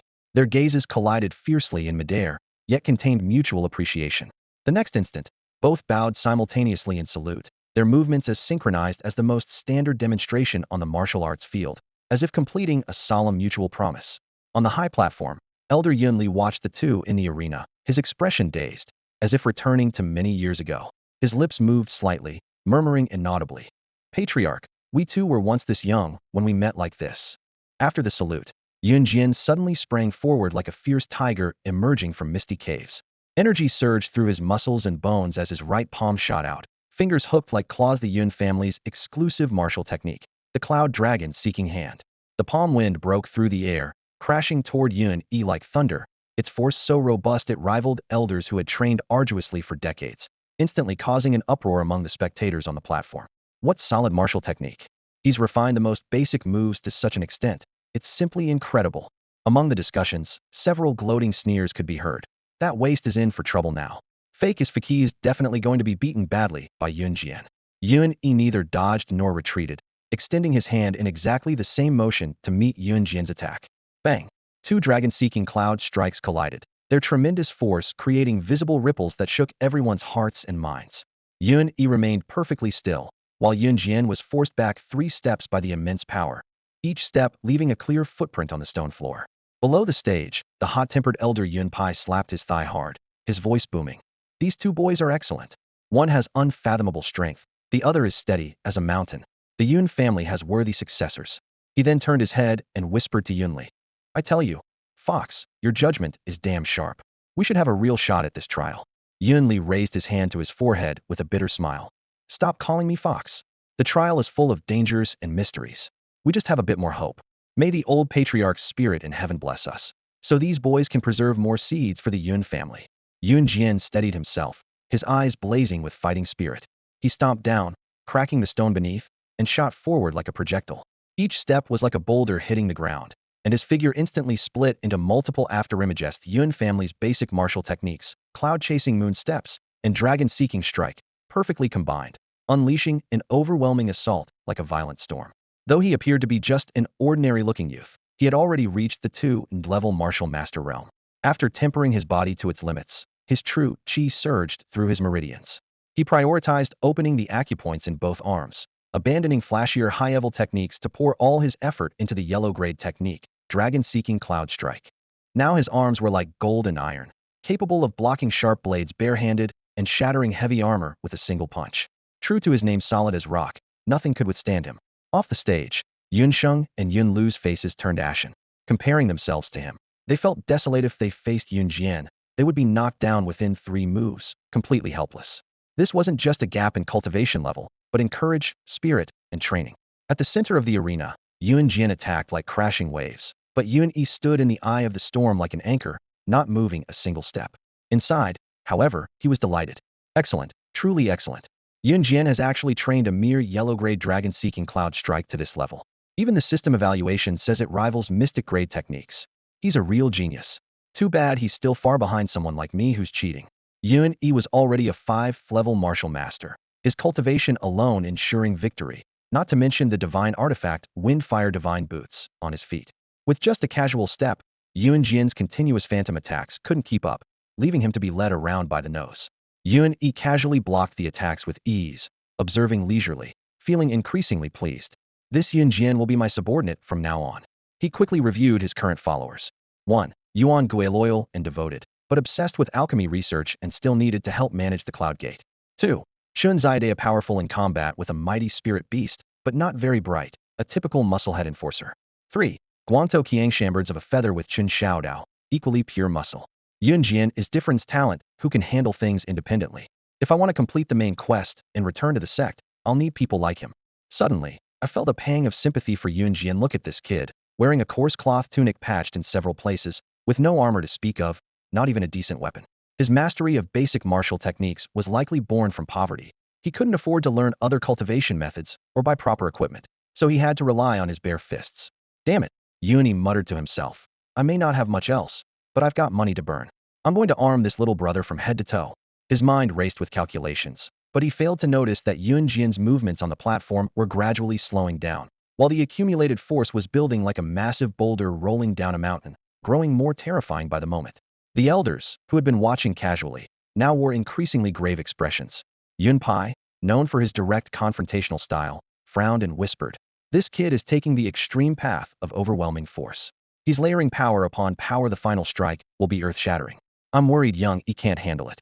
If he tries to take it heated, he might be seriously injured." Before he finished speaking, Yun Jian let out a thunderous roar, "Break!" His claws instantly formed into fists, and the overwhelming force accumulated over several breaths exploded forth like heaven-splitting thunder, aimed straight at Yun Yi's chest. The air around them swirled into a vortex several feet wide, howling fiercely, while the stone floor was scraped clean of debris. The spectators couldn't help but gasp. These two young men had reached such incredible strength, it was simply heaven-defying. Facing this direct assault, even Yun Yi couldn't help but draw a sharp breath. This punch had forcibly elevated at least 3 minor realms, equivalent to a level 5 martial master's full power strike. A direct hit would surely break several ribs. But to defeat him? Still far from enough. He could easily dodge with his Windfire Divine Boots, but he chose not to. Taking a deep breath, he pushed both fists forward, meeting Yun Jian's fierce attack heated. A battle between men should be like stone meeting stone. Only a direct clash would be satisfying. Boom. The ground within a 5 zhang radius suddenly sank 3 inches, with debris flying like crossbow bolts. Yun Lei, prepared for this, swept his sleeve and used gentle force to catch the flying fragments, protecting the surrounding youths. When the dust settled, the scene at the center of the platform drew gasps from everyone. Yun Yi stood completely unharmed and upright, as relaxed as if he'd just finished a casual stroll. Across from him, Yun Jian knelt on one knee, his coarse tunic torn to shreds, his bare chest heaving rapidly as sweat streamed down his neck. The victor was clear. After a long moment, Yun Jian pushed himself up from the ground. A smile appeared on his honest, determined face as he said solemnly, "You won. I'll help you bring everyone back alive." He extended his right hand. Yun Yi laughed heartily and grasped it firmly, then leaned close to Yun Jian's ear and whispered, "That last move was vicious. Were you trying to kill me?" Yun Jian blinked and answered seriously, "I don't hold back. How could the future head of the Yun family not be able to withstand that?" "Damn." Yun Yi shook his head with a laugh. "You're brutally honest. If you had killed me, I would have deserved it. Stick with me, and I guarantee you won't suffer any losses. Tonight I'll get you and the brothers a complete set of equipment. Look at what you're wearing. It's pathetically shabby." The two continued their back-and-forth chatter, whispering endlessly. The elders on the platform grew impatient. Second Elder Yun Ting snorted coldly and announced loudly, "Yun Yi is appointed as the trial team leader. The top 150 from the assessment are selected for the trial. Tomorrow at noon, assemble at the City Lord's Mansion." With that, he swept his sleeves and left first, glancing meaningfully at Yun Pai, Yun Lei, and the other 4 before departing. "Handle the rest yourselves. I'm leaving." Third Elder Yun Lin remained silent and followed suit. The remaining 4 retainer elders exchanged glances, their gazes all focusing on Yun Yi. Yun Yi, who had been chatting enthusiastically, suddenly felt a chill down his spine and cursed inwardly. "Shit, who the hell is plotting against me?"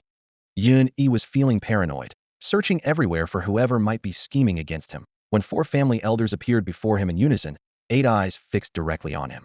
Surrounded by the 4 old men, Yun Yi felt like he had thorns all over his body.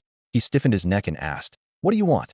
Elder Yun Li, lean and sharp-eyed, had a gleam in his eyes and spoke with barely contained excitement. Who would have thought that the abandoned son of the Yun family would turn out to be a true hero? Just as Yun Yi was about to wave his hand modestly, he saw Yun Li gesture for him to follow. The other 3 elders closed in around him, giving him no chance to speak, and escorted him directly toward the Yun family ancestral hall. The ancestral hall covered several acres, its outer walls built with solid blocks of bluestone fitted seamlessly together. The pillars and beams were all uncarved raw wood that revealed the deep, grained patterns of ancient timber under the lamplight. A faint scent of sandalwood floated in the air, and the entire space felt so solemn it seemed to suppress one's breathing. The 4 elders led Yun Yi into the center of the ancestral hall. Rows upon rows of spirit tablets towered like mountains, with candlelight dancing on the gold-painted plaques. Yun Li bowed first, followed closely by Yun Ting, Yun Lin, and Yun Shua. Infected by the atmosphere, Yun-Yi also clasped his hands and bowed, paying his respects solemnly. Elder Yun-Li of the Yun family brings joyous news to the spirit of our late family head. Yun-Li's voice trembled slightly as he announced loudly to a spirit tablet in the center of the bottom row. The bloodline of our family head Yi, son of the Yun family, has awakened to his true nature, achieved success in cultivation, and is now a 5th-level martial master with a broad mind, embodying the heroic spirit of our late family head. Yun-Yi rolled his eyes internally. What awakening! What heroic spirit! It was all thanks to the system. Without it, he'd still be that good-for-nothing illegitimate son that everyone trampled on and cursed. Yun-Li continued his loud announcement. Now the Yun family faces threats from City Lords Manor's Hei Chun and the Hua family of Iron Rock City working together.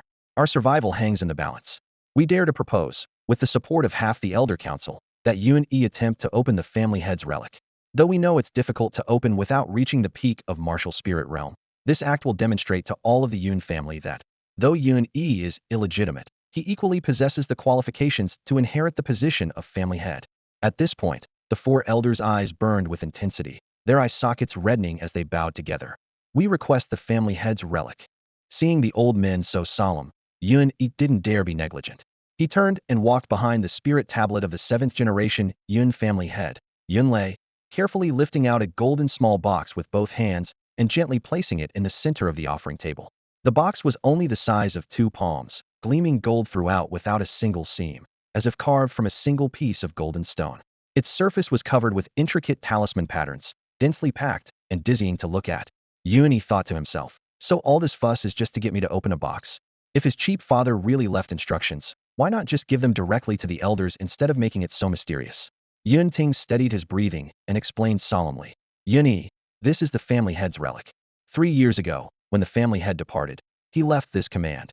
Only direct bloodline of the Yun family who has cultivated to the peak of martial spirit realm may open this box and inherit his legacy. Yun-Yi scratched his head. You want me to open it? I'm just a minor martial master. Yun-Lin smiled bitterly. The position of family head has remained vacant for 3 years. Yun-Ting and I have competed fiercely, attempting to open it many times, but all returned empty-handed. Now throughout the family, being able to attempt opening the family head's relic has become the symbol of whether one has the qualifications to compete for the position of family head. Yun-Yi waved his hands repeatedly. Stop, stop. I never wanted to be any family head. Go find someone else. I think Yun-Jian is pretty good. Let me go call him. The family head has commanded. The 4 elders spoke in unison, their eyes blazing. Only direct bloodline can use blood to bond with this object and have hope of opening it. Yun-Li felt helpless about his laziness and coughed twice before saying, Ahem, you're already the trial leader and a direct descendant of the family head. Of course you're qualified to compete for the position of family head. You can't escape this even if you wanted to. I have no interest in becoming the family head. Yun-Yi had barely gotten halfway through his sentence when the hot-tempered Yunpi's eyes widened as he charged forward with a menacing tone. Cut the nonsense, drop your blood. Without giving him a chance to argue, Yunpi grabbed Yun-Yi's wrist and made a cut with his fingertip. Blood immediately welled up. Yunpi dragged Yun-Yi's hand over and let the fresh blood drip onto the golden box. The blood fell upon it like water seeping into fine sand, disappearing in an instant. Yun-Yi gasped and cursed inwardly. The thing my cheap old man left behind is way too mystical. Could this be some kind of divine artifact? Yun-Li patted his shoulder, his tone softening. After the blood drops, you need to channel your true qi within 30 breaths. If your cultivation reaches the peak of the martial spirit realm, you can open it. For now, you're just going through the motions. Yunpi took over with his gruff voice. Stop beating around the bush, old fox. Kitty, let me be straight with you. For are sick of watching Yunting and Yunlin scheming against each other. The Yun family faces external enemies, and if this internal strife continues, we'll be finished sooner or later. We'd have no face to meet our ancestors. Yunji immediately followed up. So we've decided to choose someone from the younger generation to take the position of family head and consolidate our strength to survive this crisis of extinction. Yunai spoke kindly but bluntly. After considering everyone, we surprisingly found that you, this good-for-nothing illegitimate son, are the most suitable. Fate really plays tricks on people. Screw fate and destiny, it's clearly because I'm capable, okay? Yuni roared inwardly, but he had already seen through the 4 elders' calculations. The Yun family had deep foundations, and naturally someone would step forward at this life-or-death moment. Whether influenced by the original owner's memories or stirred by his inner passion, he solemnly cupped his fists. Thank you, elders, for your dedication to the Yun family. Though I, Yuni, am an illegitimate son with limited abilities, I'm willing to contribute to the family's survival. I have no desire for the position of family head.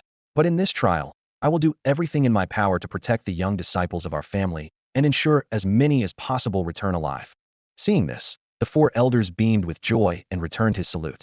In the solemn ancestral hall, it seemed as if invisible music began to play, and the rows of ancestral tablets swayed gently, as if the ancestors were whispering from above. Ding! The system notification suddenly rang out without warning, interrupting Yuni's surge of heroic sentiment. "Congratulations, host. Treasure chest discovered. Golden small treasure chest, also known as sealed box, crafted jointly by weaponsmiths, talisman masters, and martial artists. Ordinary people must meet set conditions to open it. Do you wish to open it immediately? By the three pure ones above, Buddha below, and Mary behind me." Yuni was both shocked and delighted. So this thing is actually a golden treasure chest from the game. With the system here, I don't need to struggle to open it at all. If I encounter sealed boxes in the future, I can open them instantly. It's like having a master thief skills. Just as he was about to activate the system, he caught sight of the four elders from the corner of his eye. Still needed to keep this secret. His eyes darted around, and he forced out some sadness. "Thank you, elders. I would like to pay respects to my late father and all our ancestors here. Please go and rest first." Yumpy was deeply moved and laughed heartily. "Good lad, so filial. Then you stay here and kowtow properly. Don't forget to report to the city lord's mansion at noon tomorrow." The other three elders also smiled and nodded, offering a few words of praise before leaving the ancestral hall together. As soon as the four lightbulbs left, Yun immediately jumped up, excitedly rubbing his hands together as he connected with the system through his consciousness. "System, open the treasure chest now," he commanded silently. Buzz! A blinding white light exploded, and the intricate talismans on the outer layer of the golden sealed box lit up one by one, writhing like living serpents. Then, with a click, the box split in half from the center, revealing its contents. The first thing that caught his eye was a scroll of letters. The paper was grayish-white with a silk-like texture, yet frighteningly durable. He estimated that even blades or fire might not damage it in the slightest. Beside it lay a jade pendant, pure white as fresh snow, carved into the shape of a soaring phoenix with wings and eyes rendered in exquisite detail, as if it might take flight at any moment. Apart from these two items, there was nothing else. "That's it." Yun-E lowered his voice, muttering quietly. "My cheap old man made such a big mystery out of this, and all he left me was a piece of paper and a chunk of jade? How stingy. He could have at least left behind some divine artifacts or heavenly pills." But on second thought, his spirits deflated. Forget divine artifacts and pills. The entire Xiantian city only had 3 Earth-grade supreme weapons, 2 of which he had just forged himself. His father had never managed to get his hands on any decent equipment throughout his life, so what could he possibly leave behind? He unrolled the letter and glanced at it. His expression immediately freezing. The entire text was filled with characters he didn't recognize. The script was curved and peculiar, somewhat resembling the ancient bird seal script he had seen in his previous life. Good grief, my cheap old man could write an ancient script? Isn't this deliberately making things difficult for me? Yuni groaned inwardly. After staring at it for ages without recognizing a single character, he had no choice but to roll up the letter again, stuff it into his system inventory, and plan to study it slowly later. He casually picked up the Phoenix jade pendant, and as the cool jade touched his fingertips, an inexplicable sense of intimacy washed over him, warm and gentle, like nestling in his mother's embrace as a child. That peaceful feeling struck his heart, nearly intoxicating him. That's not right. Yunyi's heart skipped a beat. I was an orphan in my previous life, and my mother died right after I was born. In this life, where would such a memory come from? The more he thought about it, the more he felt this jade pendant had extraordinary origins and was likely a remarkable treasure. System identify. Ding. Reminder to host. Unknown item detected. Its interior is sealed by mysterious energy that the system cannot identify. Please make your own judgment. This, Yun-E sucked in a sharp breath. Something even the super divine upgrade system couldn't recognize? Could there really be something on the divine martial continent that surpassed the system? For the first time, he felt a sense of crisis. He had always firmly believed that with the system in hand, he was invincible, but this jade pendant directly shattered his understanding. It was connected to his bloodline and harbored secrets that even the system couldn't analyze. He carefully hung the jade pendant around his neck, keeping it close to his body. The warmth flowed like gentle waves, continuously washing away the restlessness in his heart, making him reluctant to toss it into his inventory. System, can the treasure chest be closed after opening? Looking at the empty sealed box, Yun-E asked nervously. Of course, the system replied curtly. The runes lit up again, and the golden lid automatically closed, returning to its original palm-sized, exquisite little box.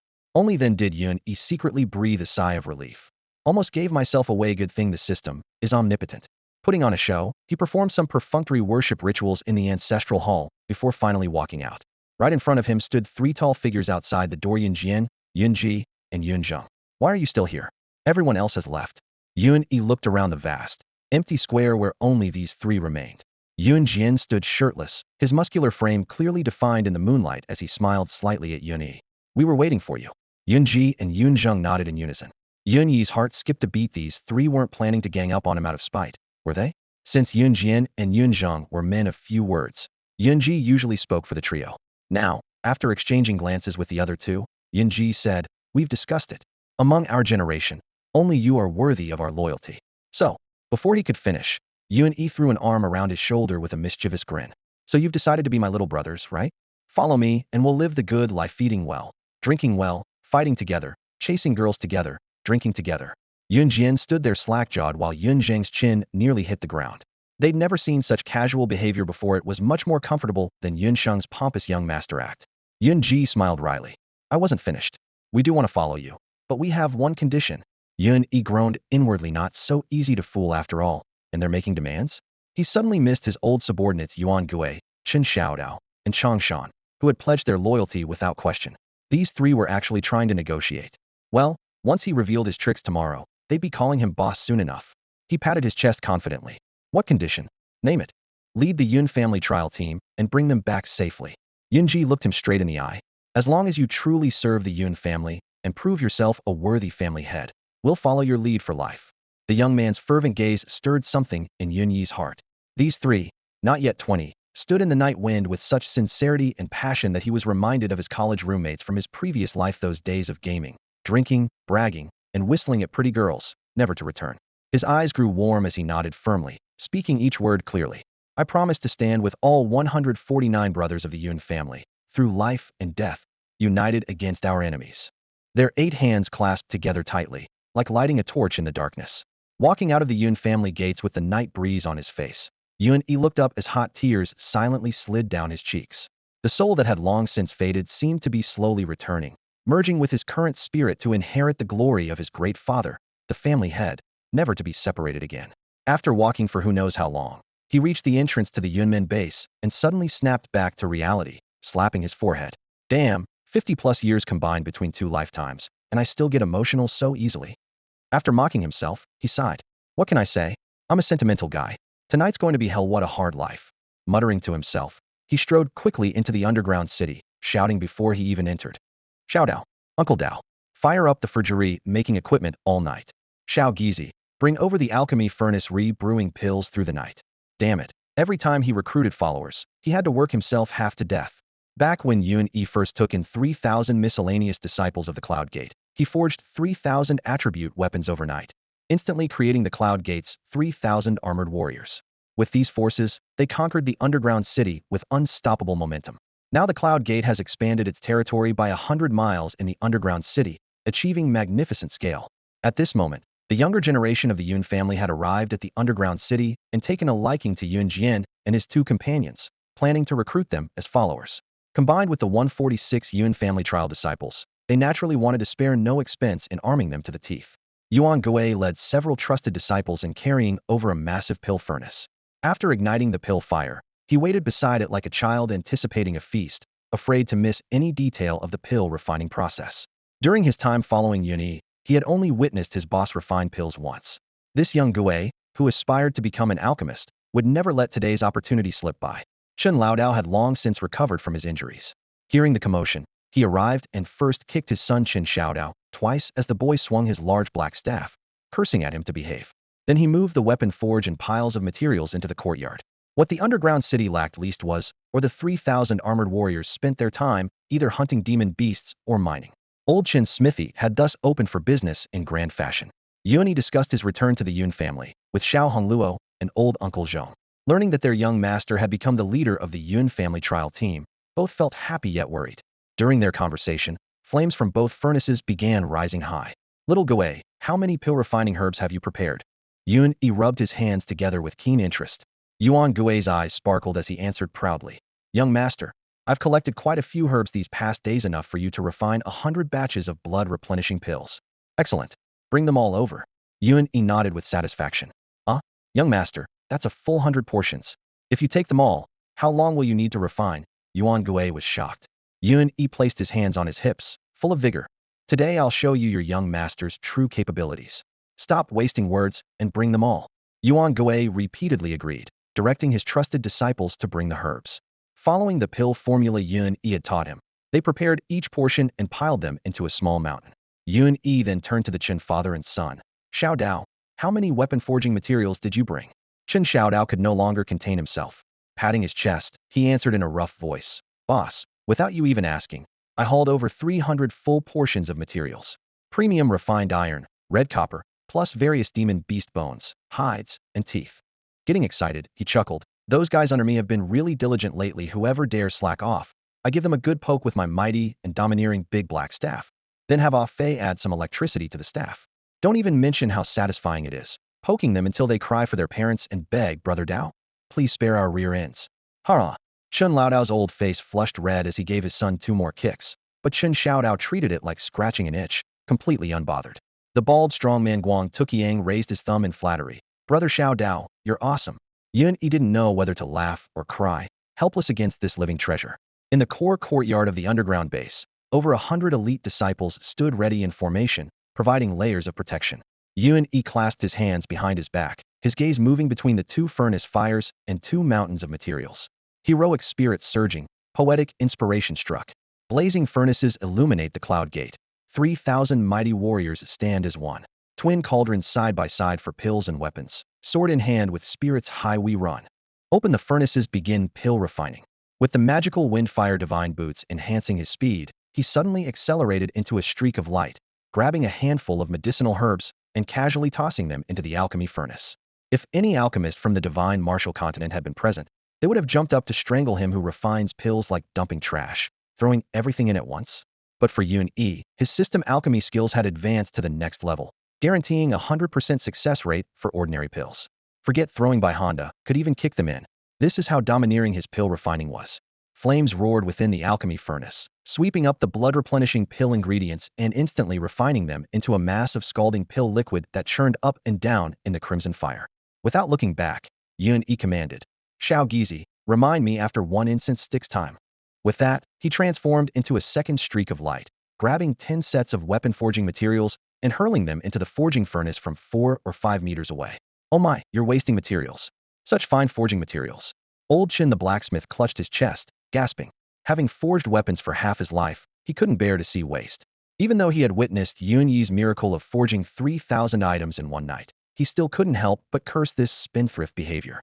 Chen Xiaodao waved the large black rod in his hand, casting a disdainful glance at his father. Dad, how could a half-baked smith like you understand the boss's forging skills? Just watch and learn. Before he could finish, he received 2 knocks on the head and had to fall silent. Yun Yi stood between the 2 furnaces, his mind suddenly becoming tranquil. The phoenix jade pendant on his chest sensed his intention and emanated a gentle aura that flowed like spring water, soothing his restlessness. Good treasure, he thought to himself. This relic from his father was clearly extraordinary. With its wonderful ability to calm the mind and nurture the spirit, would need to explore its potential carefully in the future. His contemplation was interrupted by Yuan Gui's call. Young master, 1 incense sticks time is up. Yun Yi's eyes flashed like lightning as he looked toward the alchemy furnace. The pill liquid had transformed into pure crimson red. He stepped forward, raised his hand in a grasping motion, an invisible true chi swirled the pill liquid into the air. Pills complete. With his low shout, the crimson pill liquid instantly dispersed, forming hundreds of lustrous medicinal pills with a fragrant aroma. Xiao Gizi pill bottles. Yuan Gui had already prepared custom pill bottles and respectfully handed them over. The fiery red pills clattered into the bottles, nearly 300 of them, all top-grade blood-replenishing pills. Holding the bottles, Yuan Gui's reverence for Yun Yi had reached immeasurable heights. He had seen other alchemists before, but their techniques compared to his young master were like heaven and earth. Without pause, Yun Yi flashed again, throwing another batch of medicinal herbs into the alchemy furnace. On the other side, the 10 sets of forging materials had already melted into rolling magma in the furnace. Open the furnace, he commanded sharply.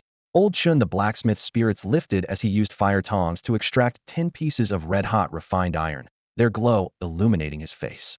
Forging knives or swords? He asked, hefting his heavy iron hammer with excitement gleaming in his eyes. Neither knives nor swords. Yuni stroked his chin, his lips curving into a mischievous smile. Forge them all into meteor hammers. Meteor hammers?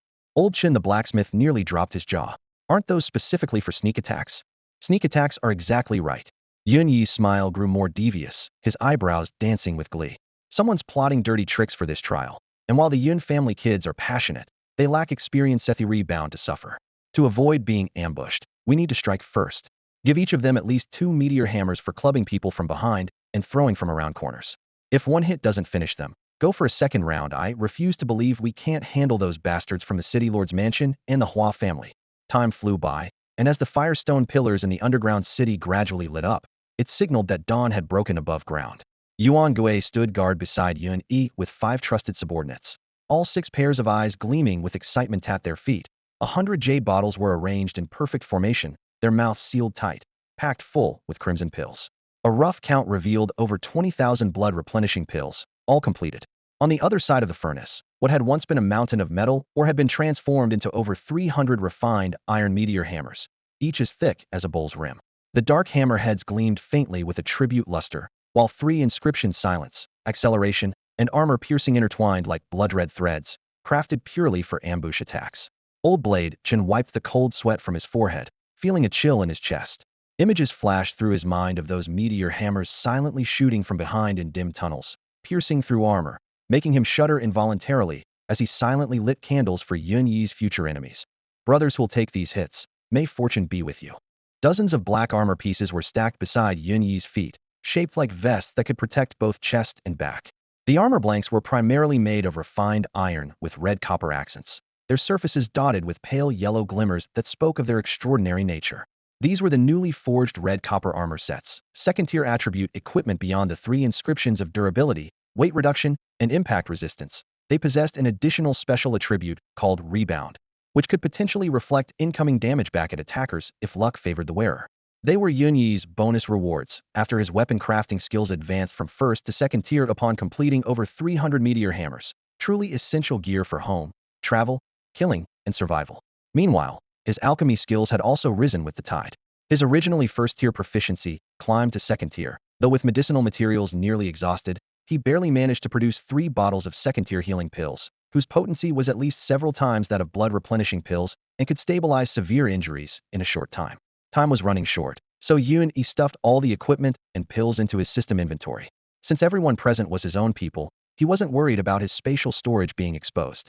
Afterward, he held lengthy whispered discussions with Yuan Gui, Old Blade Shun, and Chang Shan, hastily ate some dry rations, then rushed off to the City Lord's mansion to participate in the trial. Near noon, over 1,000 people had gathered before Xiantian City's City Lord mansion. 3 banners, each 3 zhang tall, stood erected on the east, west, and south sides, bearing the giant characters Yun, Bai, and Tu that fluttered in the wind. Under each banner stood 150 young men and women in uniform attire, heads held high and chests out, displaying the full depth of the 3 great families' foundations. Beyond these 3 formations, several hundred warriors in various garbs scattered around the perimeter, all drawn by the beast-taming assembly, with roughly 1/3 being beast-tamers, mingling in the crowd with noisy chatter. Yun Yi struggled through the crowd to reach the Yun family banner, where he could see from afar the front formation standing in perfect lines. Yun Jian, Yun Ji, and Yun Zheng led at the front, followed by about 40 to 50 Yun family descendants standing at attention. The remaining 100 or so were much more loosely arranged, clustered in groups here and there, roughly divided into 2 smaller teams gathered around Yun Sheng and Yun Lu respectively.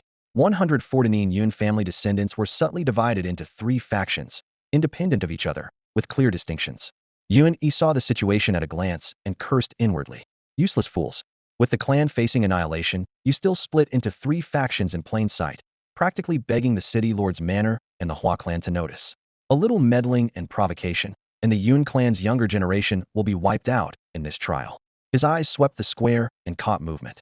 Beneath the shut gates of the City Lord's manor, the young City Lord He Zimo stood surrounded by dozens of burly men in fitted gear, arms crossed, studying the Yun clan with interest. His handsome features looked especially mean under a contemptuous smile, and his gaze skimmed over the 3 Yun teams with naked disdain. Their eyes met, and He Zimo's face darkened at once. Killing intent sharpened like a blade as he hurled an icy glare at Yun Yi. Young City Lord Yun Yi lifted a hand and called out with a squinting smile. Up early today, huh? Didn't even wipe the sleep from your eyes. The word struck his pride like a cold arrow. He Zimo froze for a beat and reflexively reached for the corner of his eye. He caught himself halfway. Anger flared. He snorted and turned away. Huh? You dare set your sights on the Yun clan? Just wait. They'll mop up that puddle of black ink sooner or later. Yuan Yi spat lightly and strode to the Yun banner with his head held high. Yun Jian nodded in greeting, and Yun Ji stepped aside to make room, but Yun Yi only smiled, slipped into the gap between the three faction lines, and stopped dead center where all three met. Brothers and sisters of the Yun clan, why are you standing so far apart? Come on, close the ranks. He called out, his grin bright as spring sun. Yun Sheng and Yun Lu both curled their lips. An illegitimate son wants to play leader. Right now the Yun youths either follow the second branch under Yun Sheng, back the third branch under Yun Lu, or remain neutral with Yun Jian's line. Who would really take Yun Yi seriously? Yun Jian and his people were baffled. Since Yun Yi had defeated Yun Jian and earned the neutral faction's respect, he should be standing with them. Why was he suddenly playing coy at the junction of the three factions? No one moved, and the moment turned awkward. Yun Yi wasn't annoyed. He kept smiling. He lifted the heavy bundle slung over his back, set it at his feet with slow, steady movements, and neatly untied the cords. Blood replenishing pills. Restores chi and blood, a holy remedy for injuries. Yun clan disciples 1 bottle each. Line up to collect. His shout rang out like a hammer, and more than 1,000 warriors before the city lord's manor fell silent and stared as one. For a warrior, a blood replenishing pill is a second life. Alchemists are scarce in Xiantian City, and only the Four Seas Chamber of Commerce sells them occasionally. 1 bottle holds 10 pills, and the price is steep. An ordinary warrior can save for a year and only afford 3 or 4 pills. Now the Yun clan's so-called wastrel illegitimate son was claiming 1 bottle each, which sounded ridiculous. Yun Sheng sneered down his nose. Yun Yi, at least draft your lies. Even if we sold you, we couldn't buy that many pills. That's right. Pure nonsense. Yun Lu shelved his rivalry with Yun Sheng for a moment, flicked his green jade peach blossom fan, and smirked. 1 bottle each. That's 149 bottles. 10 pills per bottle makes 1,490 pills. Quite the mouth on you. Laughter rolled through the Yun ranks behind them. 10 pills per bottle. Yun Yi pretended to falter, one brow twitching as he lowered his voice. My blood replenishing pills, aren't 10. He bent and flipped the bundle open. Yun Lu pointed with his fan to mock him. You don't even know that. Its laugh, his words cut off like a hand around his throat. The bundle unfolded completely, and in the sunlight rows of crystal jade bottles stacked like a small mountain gleamed. Their walls refracted a crimson, flame-like light, so dazzling no one dared look straight at them. Yun Yi lifted his head in that column of light, calm smile in place, a faint halo behind him. Not 10 per bottle, but 100 per bottle. A hush fell over the crowd. The blood-replenishing pills glowed crimson like fire, their radiance reflecting in the eyes of over 1,000 onlookers, turning their gazes blood-red. These ordinary warriors would be considered wealthy if they could scrape together a dozen blood-replenishing pills on any given day. But now, over 100 bottles lay scattered on the ground, each containing 100 pills, forming small scarlet hills that nearly incinerated everyone's sanity. If this weren't the front of the city lord's mansion in Xiantian City, and if the trial weren't imminent, keeping everyone in check, Yun Yi was certain that at least 500 people would have charged forward with bloodshot eyes and drawn blades to snatch the pills. He couldn't be bothered to look at Yun Sheng and Yun Lu, who were too stunned to speak. Instead, he crouched behind the pile of blood-replenishing pills and surveyed the Yun family youths before him with a cheerful grin. I'm the team leader for this trial, Yun Yi declared, patting the pill bottles with authority. The team leader is the boss. Now, the boss's first order: everyone line up and collect your rations. Your life-saving rations. The tall and burly Yun Zheng was the first to react, rushing to Yun Yi in 2 quick strides and laughing heartily in his rough voice. Boss, Yun Zheng follows your lead. Point east, and I'll never go west. Tell me to beat a dog, and I'll never chase chickens. Nearby, Yun Ji and Yun Jian's eyes nearly popped out of their heads. The usually dull-witted giant had become the first clever one, showing just how tempting these life-saving rations truly were. Yun Ji toyed with his sword as he stepped into line second, his eyes half hopeful, half suspicious.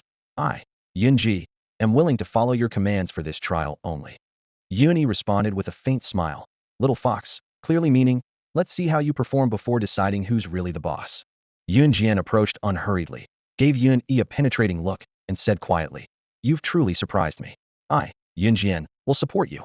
Once these three moved, the dozens of youths following them naturally formed a long queue, each clenching their fists and rubbing their palms together, staring at that crimson mountain. Yun Yi acted decisively, grabbing pill bottles and tossing them to the queue, 1 bottle per person, fair and square. On the other side, the youths from the 2 factions watched with bulging eyes as these usually lowest-ranking guys effortlessly walked away with a full 100 blood-replenishing pills each, their blood boiling with envy.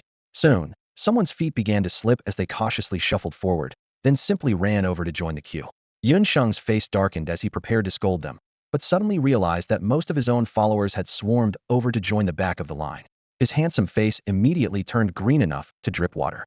Yun Lu's situation was even worse. Only 5 loyal confidants remained by his side, forcing them to stand awkwardly in a row, watching their former teammates mix with Yun Sheng's faction. A quarter hour later, over 100 youths each held a bottle of blood-replenishing pills, tucking them into their robes with grins so wide their teeth showed, but their eyes disappeared. With 100 blood-replenishing pills in their possession, as long as their heads weren't chopped off, 90% of them wouldn't die. It was like buying premium life insurance, and their hearts soared with joy.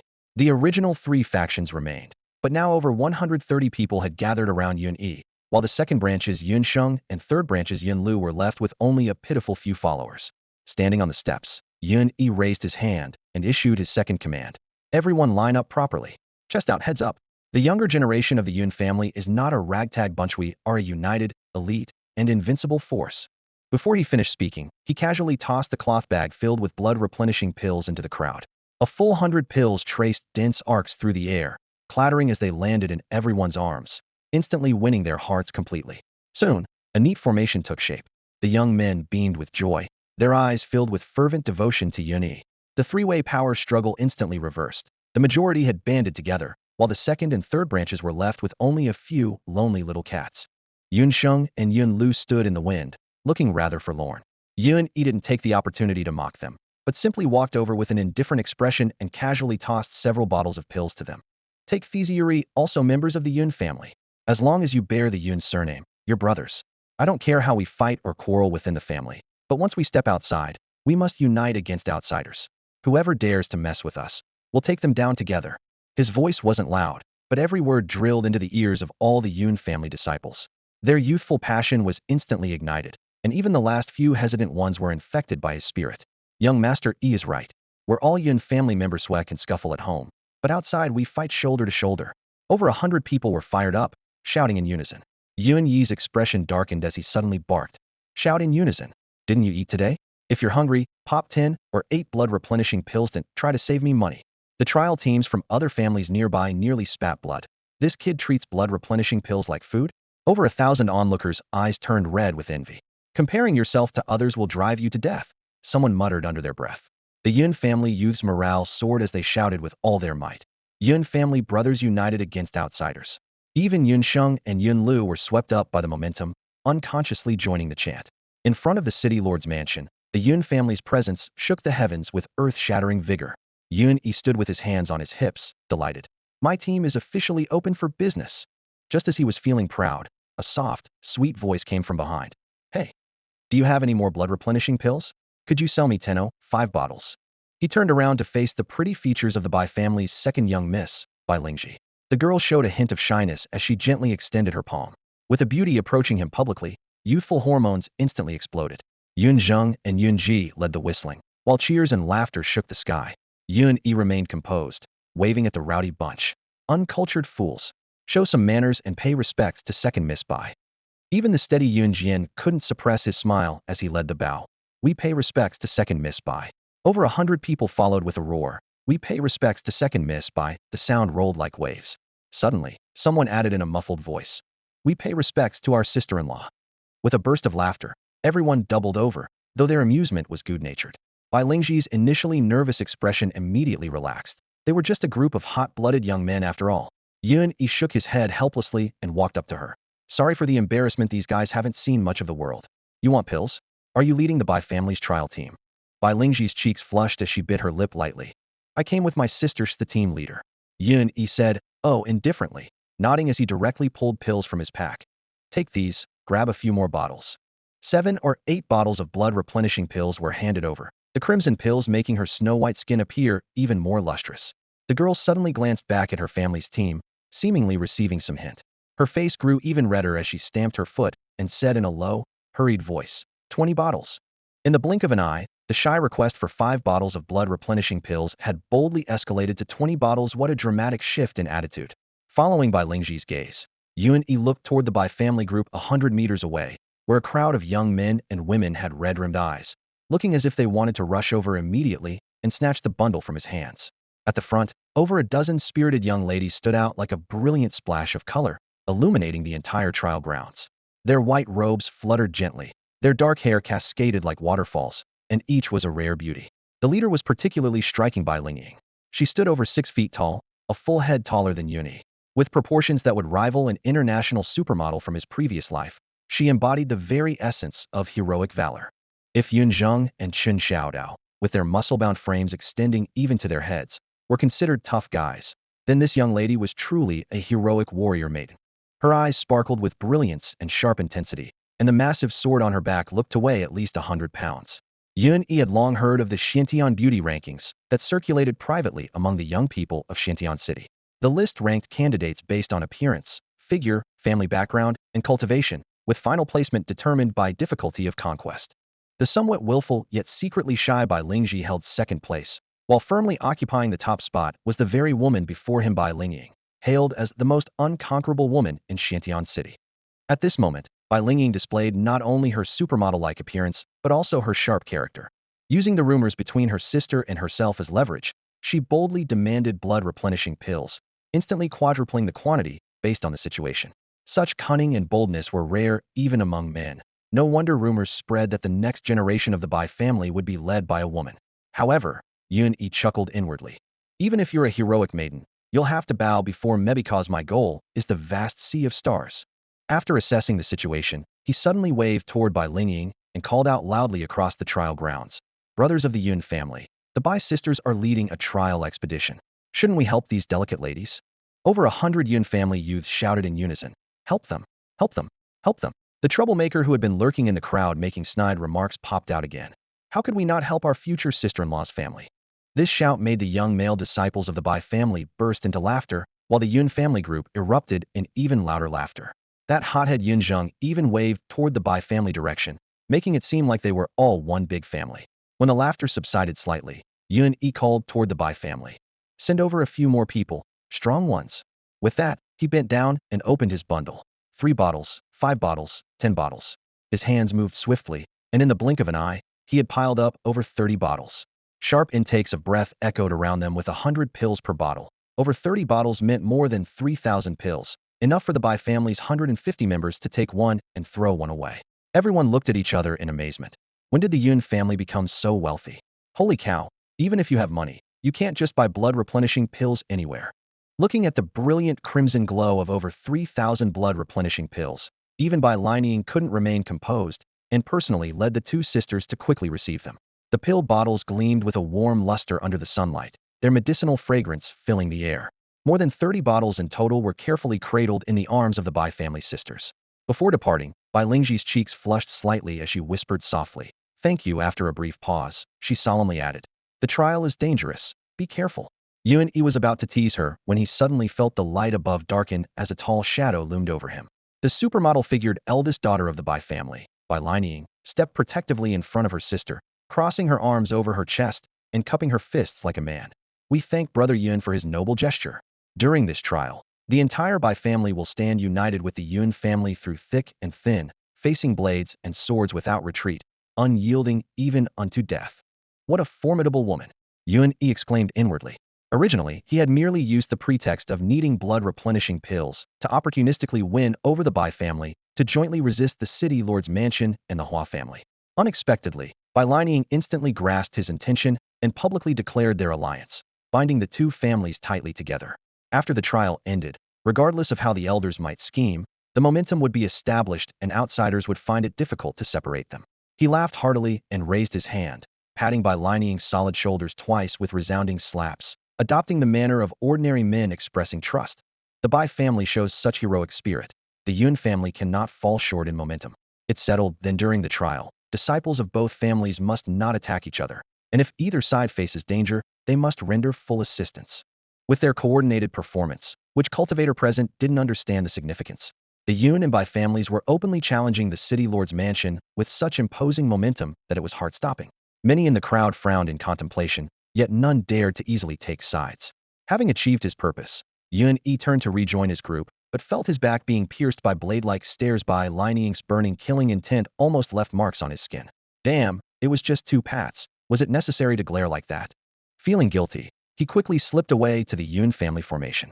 As soon as he took his position, Yun Jian and the others nodded in unison, their admiration evident. Especially Yun Jian, who lowered his voice in praise. "Young Master Yi, this move to ally with the Bai family brilliant. truly brilliant. Yun-E was smugly satisfied and smiled mysteriously. It's nothing special. If I lack anything else, I certainly don't lack good things. Once the trial begins, and we enter the underground city, find a secluded place, and I'll have more things for you all. Remember to keep it secret. Yun Jian was stunned, wild joy flashing in his eyes as he repeatedly agreed. Leave it to me. At noon, the sound of metal striking jade suddenly rang out from within the city lord's mansion.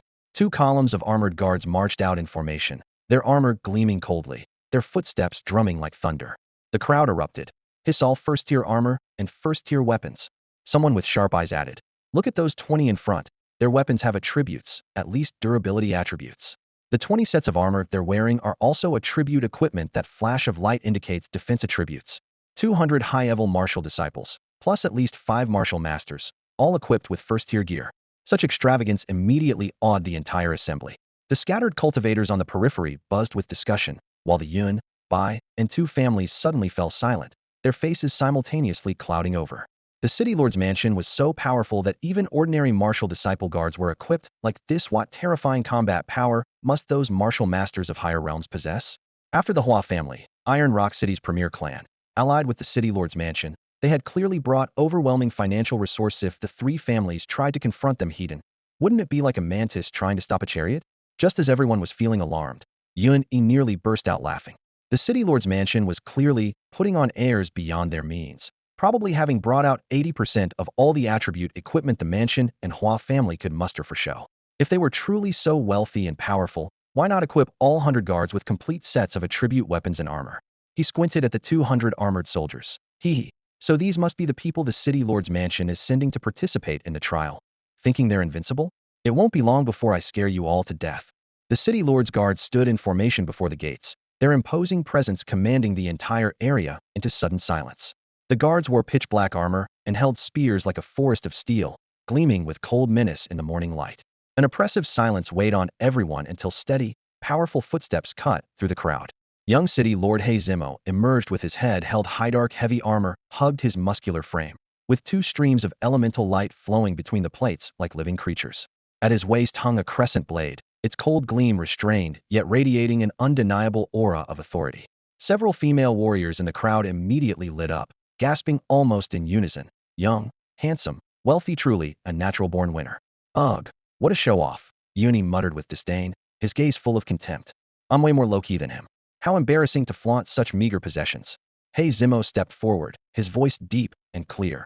Everyone, today marks the triennial grand trial for Xiantian City's younger generation, a momentous occasion.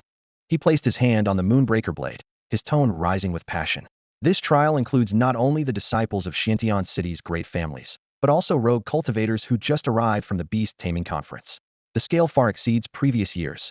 He paused deliberately, lowering his voice to capture everyone's attention. Moreover, this year is different from all others. Previous trials were held in Xian Mountain, targeting the demonic beasts there. Now, the City Lord's mansion has spared no effort to open the legendary Xiantian City underground where the beasts are more numerous, more vicious, and the opportunities equally greater. He gestured grandly to the crowd. Most importantly, we've found clues to a martial venerable's ruins. Follow me, He Zimo, into the depths, and you'll have the chance to unlock these ruins and claim unimaginable treasures, pills, spirit weapons, even high-grade cultivation techniques. As his words fell, breathing throughout the crowd became labored. He Zimo's description had thoroughly ignited the greed in most hearts, especially among the rogue cultivators, who seemed to already envision piles of spirit materials and techniques waiting to be plundered. Excited whispers rose and fell like waves, as people seemed to forget both the underground's deadly perils and that human hearts could be more treacherous than any beast. Seeing this reaction, He Zimo nodded slightly and continued painting the underground's beautiful prospects with eloquent, passionate words. Hundreds of rogue cultivators were stirred to eager anticipation, ready for action. Behind the crowd, most members of the Yun and Bai families wore grave expressions, remaining silent. Yun-E inadvertently locked eyes with Bai Linging from the Bai family's group, her gaze filled with doubt and worry. After their wordless exchange, both turned their attention to the third great family, the Tu clan. Storm clouds were gathering, and the trial's dangers were unpredictable. If the three great families could temporarily unite, they might stand against both the beasts and hidden enemies lurking in the shadows. Otherwise, their chances looked grim. I'll find an opportunity to contact the Tu family later. It would be best if all three families could join forces. Yin Ji frowned as he whispered. The Tu family has always been the city lord's lackeys. Don't force it. Yuan Yi shook his head, yet still handed him over a dozen bottles of blood-replenishing pills. Build some goodwill, give these to them. At least keep them neutral so they won't stab us in the back. Yunji nodded and accepted them. As the Yun family's foremost strategist among the younger generation, he was sharp-minded and excelled at such political maneuvering.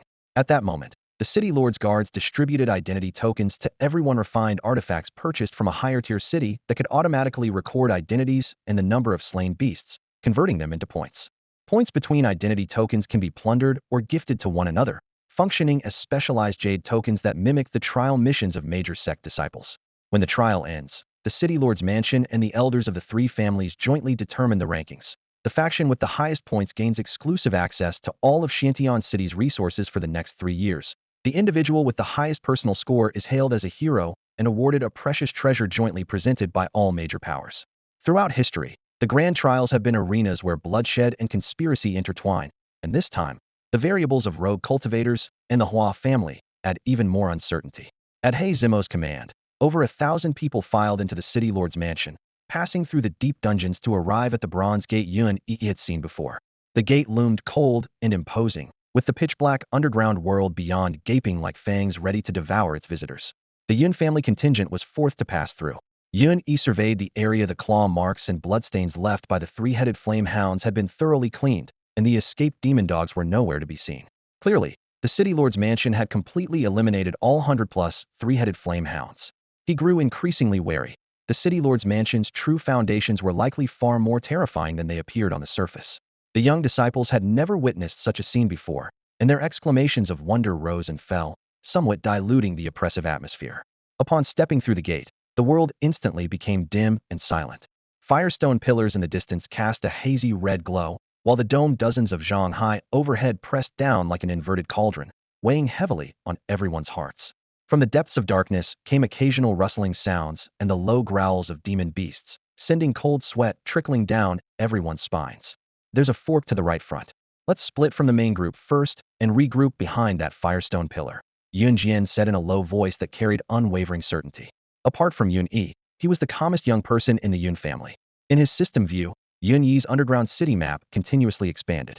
He silently praised. This spot was indeed the safest and most concealed location within a 2-kilometer radius. Good, let's do as you say. Don't leave anyone behind. Taking advantage of the two family having already moved ahead and the Bai family not yet catching up, Yun Jian exchanged glances with Yun Ji and Yun Zheng. The three quickly gathered their clansmen and slipped into the fork, sneaking behind the firestone pillar. Moments later, Yun Jian finished counting heads and reported quietly, "Young Master Yi, everyone's here." Yun Sheng, shocked by the underground spectacle, had gone pale and was gasping for breath. "Yun Yi, why did you bring everyone here? It's better to stay with the main group. This place, it's too sinister." Yun Lu's lips were even paler. "If we get separated and encounter demon beasts." A flash of disdain crossed the eyes of Yun Jian and the others. These pampered young masters ultimately couldn't shoulder great responsibilities.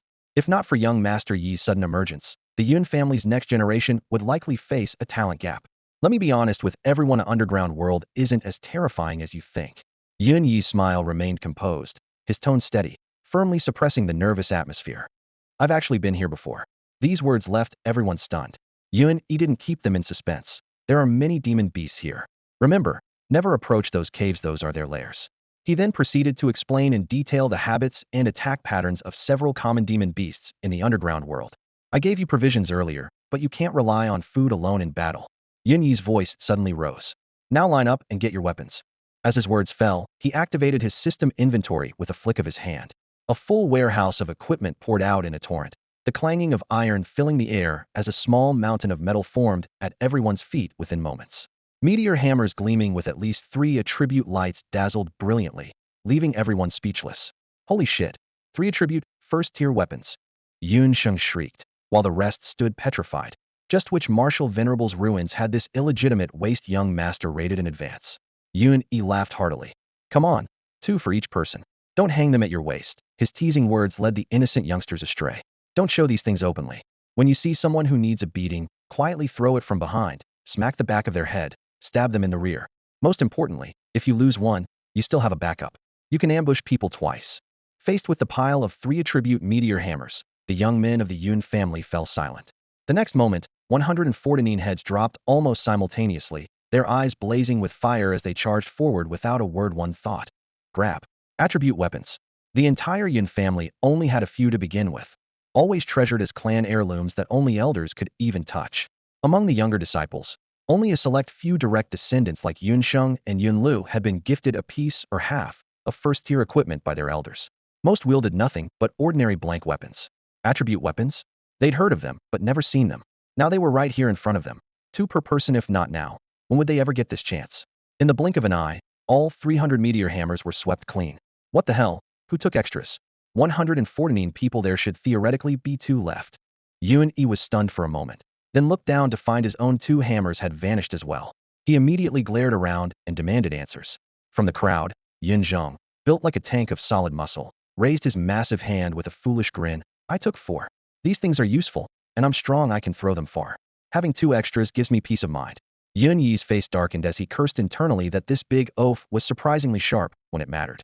Damn it. Now I don't have any to use. But he could only wave his hand helplessly.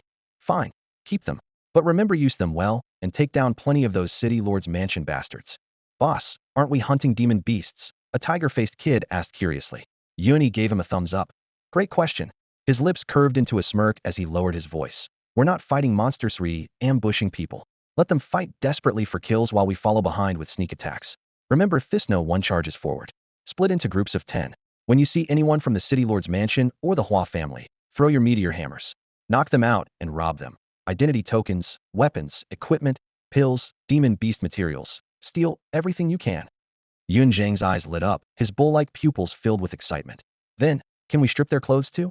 Those bastards from the City Lord's mansion have pretty nice armor. Bah, such small ambitions. Yun Yi spat and snorted coldly. Don't even leave them their underwear. The Yun family youths burst into suppressed laughter, their excitement barely containable. Born into a prestigious clan, they'd always been taught to charge forward, hunt demon beasts hidden, and compete for points openly. They'd never imagined they could ambush from behind. This pep talk had completely ignited them all. Seeing the mood was right, Yun Yi smiled mysteriously. Time is tight, and the mission urgent. There are only 30 sets of armor, so we'll go by martial monument test rankings. Top 30 get 1 each. Those with armor will lead teams of 2 and cover their brothers. Any objections? Holy shit. The youths instantly erupted. There was armor too? And 3 attribute armor at that? In their eyes, this boss was ridiculously wealthy. It was only natural for the strong to get good equipment, especially when they'd be protecting everyone else who would object. Yun Yi said no more, raising his hand and waving. 30 sets of 3 attribute armor fell before the crowd like an iron torrent, leaving these country bumpkins wide-eyed and drooling. 30 young men, including Yun Sheng, Yun Lu, Yun Jian, Yun Ji, and Yun Zheng, were assigned second-tier attribute armor that gleamed with specks of bronze light. They concealed the glow beneath their outer garments, their confidence soaring. Subsequently, Yun Yi armed the remaining 119 members of the Yun family to the teeth, equipping everyone with ample healing potions, instantly multiplying their combat power several times over. The 150 members were quickly divided into 10 squads, each led by 2 captains wearing armor, stealthily advancing toward the branching paths. According to He Zimo's intelligence, the martial sovereign's ruins lay at the end of these paths, the ultimate goal of the entire trial. Before departure, Yun Yi quietly slipped 3 second-tier healing pills into the hands of Yun Jian, Yun Ji, and Yun Zheng. These 3 were his designated subordinates who absolutely could not be harmed. With arrangements complete, he chose not to follow the teams, but remained alone at the original location. The underground world fell silent once more, with the dark red flames of the firestone pillars dancing on the cave walls. In his system view, a large cluster of green dots was moving the Bai family's team. The City Lord's mansion and the Hua family were likely planning to kill people without provoking monsters. By splitting the Yun family into smaller units, Yun Yi prevented them from finding a big target, so they would probably focus on the Bai family instead. Bai Lining possessed considerable strength, let her play the mantis while he became the Oriole. Meanwhile, he had to secretly protect the lovely girl Bai Lingji, ensuring she wouldn't truly fall into the mantis's grasp. The City Lord's mansion entered the bronze gate last, while the Hua family entered first, creating a pincer movement. Hidden behind a firestone pillar, Yun Yi watched red dots rapidly cross and scatter on his system map, curling his lips in a cold smile. He Zimo had also chosen to divide and conquer, relying on equipment and strength to play the mantis stalking the cicada. Time was still early. Mingle in the crowd, hunt monsters for experience, and accumulate energy for his heaven and earth explosion technique. The system scan route was clearly visible. Wearing his wind and fire divine boots, Yun E surged past the city lord's mansion members and numerous independent cultivators in one breath, charging straight at two three-headed hounds. His chicken-killing dagger flashed with cold light, and the second-tier level 1 three-headed hounds didn't even whimper before becoming experience points, dropping 2 energy points in the process. 300 experience points, how stingy. He kicked the 2 canine corpses disdainfully, then leaped up and continued charging down the passage toward more red dots representing demonic beasts. This spelled disaster for the dozen or so independent cultivator alliance members following closely behind. They arrived excitedly only to find 2 steaming canine corpses on the ground. Damn, someone stole our monsters. Racing forward another 3 miles, they found several more bodies that hadn't yet dried. Holy crap, who's this ruthless? Killing second-tier 3-headed hounds just like that? It should take at least 3 or 4 martial masters working together. A sharp-eyed man crouched down to examine them, his frown deepening. Something's wrong. These hounds show almost no signs of resistance, as if they willingly stretched out their necks for slaughter. Are you crazy? How could second-tier demonic beasts obediently offer themselves for death?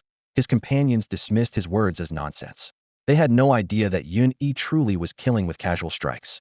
Earlier, one 3-headed flame hound had dropped a miraculous bone that looked like junk, but made all canines within 1,000 meters feel irresistible fondness for its bearer. The 3-headed hounds genuinely regarded Yun E as a friend, and could only obediently become experience and energy, killing them quickly, but there's no sense of conquest at all. He muttered while checking his system interface. Heaven and Earth explosion had accumulated over 30 points. After grinding a bit more, gathering 99 points to unleash the 4th explosion before reaching the martial sovereign's treasure would be effortless. Suddenly, low, chaotic panting reached his ears, and his system map showed dense red dots suddenly crowding the area several hundred meters to his left front. Holy shit! What a massive pack of 3-headed hounds. This territory belonged to the 3-headed flame hounds, with at least several hundred of them scattered across a 100-mile radius. Yun E moved silently, his eyes fixed on the nearly 100 3-headed hounds ahead. They were all crowded around the same cave entrance, as if guarding something, which made him curious to investigate. Just as he lifted his foot, the system's warning suddenly rang in his ears. Ding, warning to host. Elite monster group detected 1,600 meters behind, with extremely high hostility toward host. Damn it, Yun E cursed inwardly. Along the way, aside from 3-headed hounds, he had killed every monster he encountered and gained experience from each kill. Where did this elite monster group come from?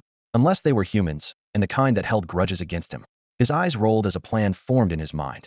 10 minutes later, a group of rogue cultivators arrived in hot pursuit, fuming with anger. What rotten luck. Whoever this is, their ruthless didn't leave a single one for us. Look over there. That seems to be a 3-headed hound nest. Everyone's spirits immediately lifted. Finally, some living creatures. They were practically ready to cry with relief. But when they approached the cave entrance, their urge to cry instantly intensified. Over 70 3-headed hounds, all at least second-tier level 1. Son of a bitch. Over 70 martial masters. How are we supposed to survive this? The poor rogue cultivators quickly made a wide detour and continued forward, finally spotting 2 or 3 isolated 3-headed hounds in the distance, immediately rushing to surround and attack them. Just as the rogue cultivator group left, 20 more figures approached from behind. Ding, warning to host. Several elite monsters detected 1,000 meters away with mild hostility. Yun E squinted. Another batch of monster-stealing rogue cultivators? He remained still, quietly observing. The 20 figures wore black armor and wielded first-tier weapons. They were a squad from the city lord's mansion. The leading martial master gestured, and the entire team silently approached the rogue cultivators before launching a sudden attack. In the blink of an eye, over 10 rogue cultivators were slaughtered, their identity tokens, points, equipment, and monster materials all falling into the city lord's mansion's hands. Yun E watched from the shadows, clicking his tongue. Black ink really thinks like me. But too bad you've encountered this master mantis. He turned his gaze toward the 3-headed hound nest, immediately forming a plan. With that magical bone that made 3-headed hounds feel favorable toward him, Yun E swaggered into the cave like he was strolling through his own backyard. The 70-plus 3-headed hounds merely glanced up at him before continuing their guard duty. At the deepest part of the cave, a spacious circular chamber suddenly opened up before him. In the center sat a small, crystal-clear pond with a rich medicinal fragrance floating on its surface, where a strange plant with an entirely fiery red body swayed quietly. Spirit medicine. Ding, congratulations to host. Heavenly treasure discovered. Spirit medicine, flame lotus flower. There really is good stuff here. Yun E was overjoyed. He activated his windfire divine boots, transformed into a gust of wind, rushed over, plucked the flame lotus flower in one swift motion, and immediately burst out of the cave. This move really stirred up the 3-headed hound's nest.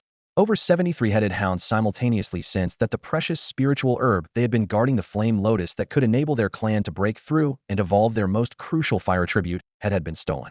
This was absolutely intolerable. They howled in unison and charged out of their lairs, following the scent of the flame lotus in furious pursuit. Wave after wave of hound shadows crashed toward the ground like flames, their movement so violent it tore the air into sharp shrieks. Even the weakest three-headed hound was at second-tier level 1, their 3 pairs of eyes blazing red as they nearly shattered the rock walls in their rage. Yun-Yi felt a chill run down his spine. Even with that miraculous bone protecting him, he could still feel the overwhelming killing intent bearing down on him. One moment's hesitation would mean being torn to shreds. Without pause, he activated the Windfire Swift Speed ability of his Windfire Divine Boots, instantly boosting his speed 5-fold as he transformed into a blued blur, racing straight toward the City Lord's mansion squad that hadn't gone far ahead. "Brothers up ahead, I got it. Run for your lives," Yun-Yi shouted while disguising his voice as he ran. The three-headed hounds possessed considerable intelligence and could distinguish human tenesto their ears. This shout sounded exactly like a accomplice signal. The martial master leading the City Lord's squad froze in confusion. Looking up, he saw Yun-Yi approaching like the wind, with an overwhelming tide of furious three-headed hounds howling behind him. "You little bastard, how dare you set us up?" the martial master roared. But he only managed to catch sight of Yun-Yi's retreating figure. "Haha, damn right I'm setting you up. Come bite me if you don't like it." Yun-Yi's wild laughter carried on the wind. When it comes to scheming against people, if Yun-Yi claims second place, absolutely no one would dare claim first. In his previous life, he had been betrayed so many times in that popular online game that he became numb to it. Later, after countless counterkills, he had mastered the ultimate skill of luring monsters and drawing aggro to wipe out enemies, earning him the server-wide nickname, the Great Schemer. This little situation was nothing more than child's play to him. The City Lord's martial master cursed until his eyes turned red. "Damn you to hell. Don't let me see you again form ranks." However, before he could finish speaking, the three-headed hound's charge was already upon them. Their speed exceeded the martial master's by more than half, and driven mad by the theft of their spiritual herb, they showed no regard for casualties.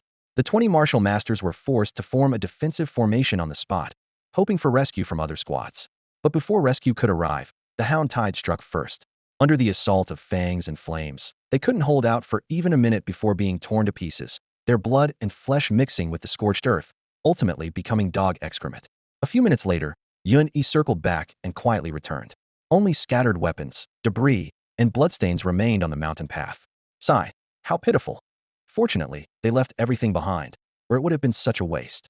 He shook his head while muttering to himself, though his movements were anything but slow. He swept all 20 Identity Jade tokens into his embrace, transferred their points to his own token before casually discarding them, and selected several useful pieces of equipment to stuff into his system inventory. If that martial master could hear these words, he'd probably be angry enough to come back to life just to die again. After finishing his inventory of the spoils, Yun-Yi changed direction and rushed at full speed toward the route the Bai family squad would inevitably take. Along the way, he casually harvested scattered demon beasts or simply lured monsters for ambush attacks, and in the process sent another City Lord squad to meet their maker.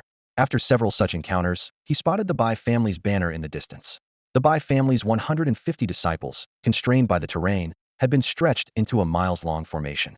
With excessive gaps between front and rear, they were forced to face demon beast attacks separately, causing their defensive line to weaken and reveal terrifying vulnerabilities.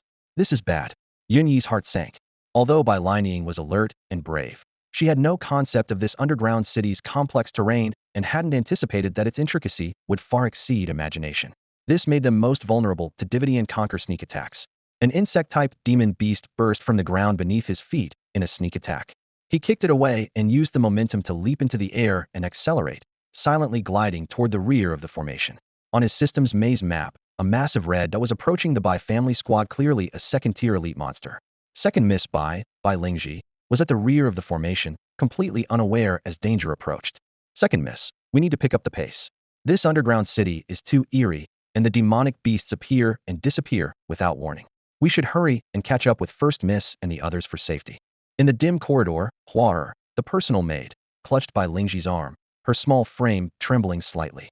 Hua possessed an exceptionally high natural affinity for beast taming and had tamed a canine pet beast called Snow Lion since childhood, bringing it along for this trial. Unfortunately, her talent didn't match her courage. After entering the underground city, she stuck to her second miss like a shadow, shivering violently at every sound. forming a stark contrast to the snow lion that was growling vigilantly nearby. Bai Lingji helplessly patted Huader's head and whispered comfortingly, "Look at you being so timid when even the snow lion has already killed 2 demonic beasts." She glanced at the dozen or so by family youths beside her, then looked toward the dark, deep corridor ahead, her tone growing serious. "You're right though, we need to move faster. If we get separated, it could be truly dangerous." Just as she finished speaking and was about to urge everyone to speed up, a piercing scream suddenly erupted nearby. A Bai family youth stood frozen in place, a gleaming blade tip protruding from his chest as blood instantly soaked through his robes. Connected by their contract, his pet Biasta bronze-headed, ironback tusk beast let out a mournful wail and lunged frantically at the attacker. Flash! The blade withdrew and struck again with tremendous force. The tusk beast, renowned for its hard skull, was split open in a single blow, blood and brain matter splattering everywhere, filling the narrow space with a thick, metallic stench. Enemy attack. Bai Lingji reacted swiftly, shouting a warning. The dozen Bai family youths immediately formed a back-to-back defensive formation, their pet beasts positioned at the front, all assuming defensive stances in unison. Ha ha, Bai family's beast-taming techniques do have some merit. Your formation looks quite orderly. From the darkness, a figure in black robes emerged slowly, his face covered with black cloth, his tone mocking. Behind him, over 20 more black-clad figures in identical attire appeared one by one, completely surrounding the Bai family group. Who are you? Why are you ambushing the Bai family of Xiantian City? Bai Lingji shed her usual delicate demeanor, her beautiful face cold as frost, radiating the sharp aura characteristic of a noble family's direct heir. The black-robed man's laughter was like a night owl's cry, harsh and grating. Ha! Second miss by truly is the second-ranked beauty of Xiantian City. Brothers, we're really in for a treat today. The other masked men echoed with agreement, their lewd laughter and vulgar comments reverberating through the enclosed space. Bai Lingji's eyes flashed coldly as she snorted. Cowardly rats who hide their faces and only dare to ambush others. Bai family disciples, maintain your defense. My sister will soon notice something's wrong and return to rescue us. Hearing this, the Bai family youths felt slightly reassured. However, the oppressive pressure from their opponents remained heavy, especially those first-tier weapons in the black-clad men's hands, which reflected cold light under the dim torchlight, like a pack of hungry beasts staring them down. The black-robed man disdainfully shook the curved blade in his hand. Stop dreaming. This 100-meter area has been sealed by a copper dragon-binding lock. No sound can escape, and no one will discover us. As his words fell, everyone looked back toward their path. The corridor where they could previously glimpse their clansmen was now blocked by a hazy, bowl-shaped light barrier, and even the faint glow from the torch pillars was distorted into shadowy darkness. Second miss, it really is a dragon-binding lock. We're trapped. What should we do? Woo-woo, I don't want to die. The maid Huar hugged Bai Lingji's arm, crying in panic. Bai Lingji's heart sank as well. The dragon sealing lock, a rare second-tier artifact specifically designed to seal space. Even the lowest-grade crimson copper dragon sealing lock commanded astronomical prices, and none of the major factions in Xiantian City were known to possess one. Yet these masked figures actually had such a treasure. The black-robed man shouted coldly, "Attack! Leave no one alive except those 2 girls." At this moment, Yun Yi had quietly approached within 100 meters. On his system map, 20 massive red dots were closing in on Bai Lingji's team. He immediately accelerated, but suddenly his vision blurred. The space ahead seemed shrouded in thick fog. Though he moved straight forward, he could never get closer. Huh? A ghost wall. He tried circling from several directions, but still couldn't enter. This circular area seemed sealed by invisible forces. After a moment's thought, Yun Yi deduced that the enemy must have used secret techniques or treasures to isolate the space. Nice trick, but it won't stop me. His eyes lit up, even thinking he might profit from this. With that thought, he raised his hand and released the golden mountain-piercing rat, Xiao Jin. In a flash of golden light, the chubby little creature landed at his feet. Xiao Jin, now it's your time to shine.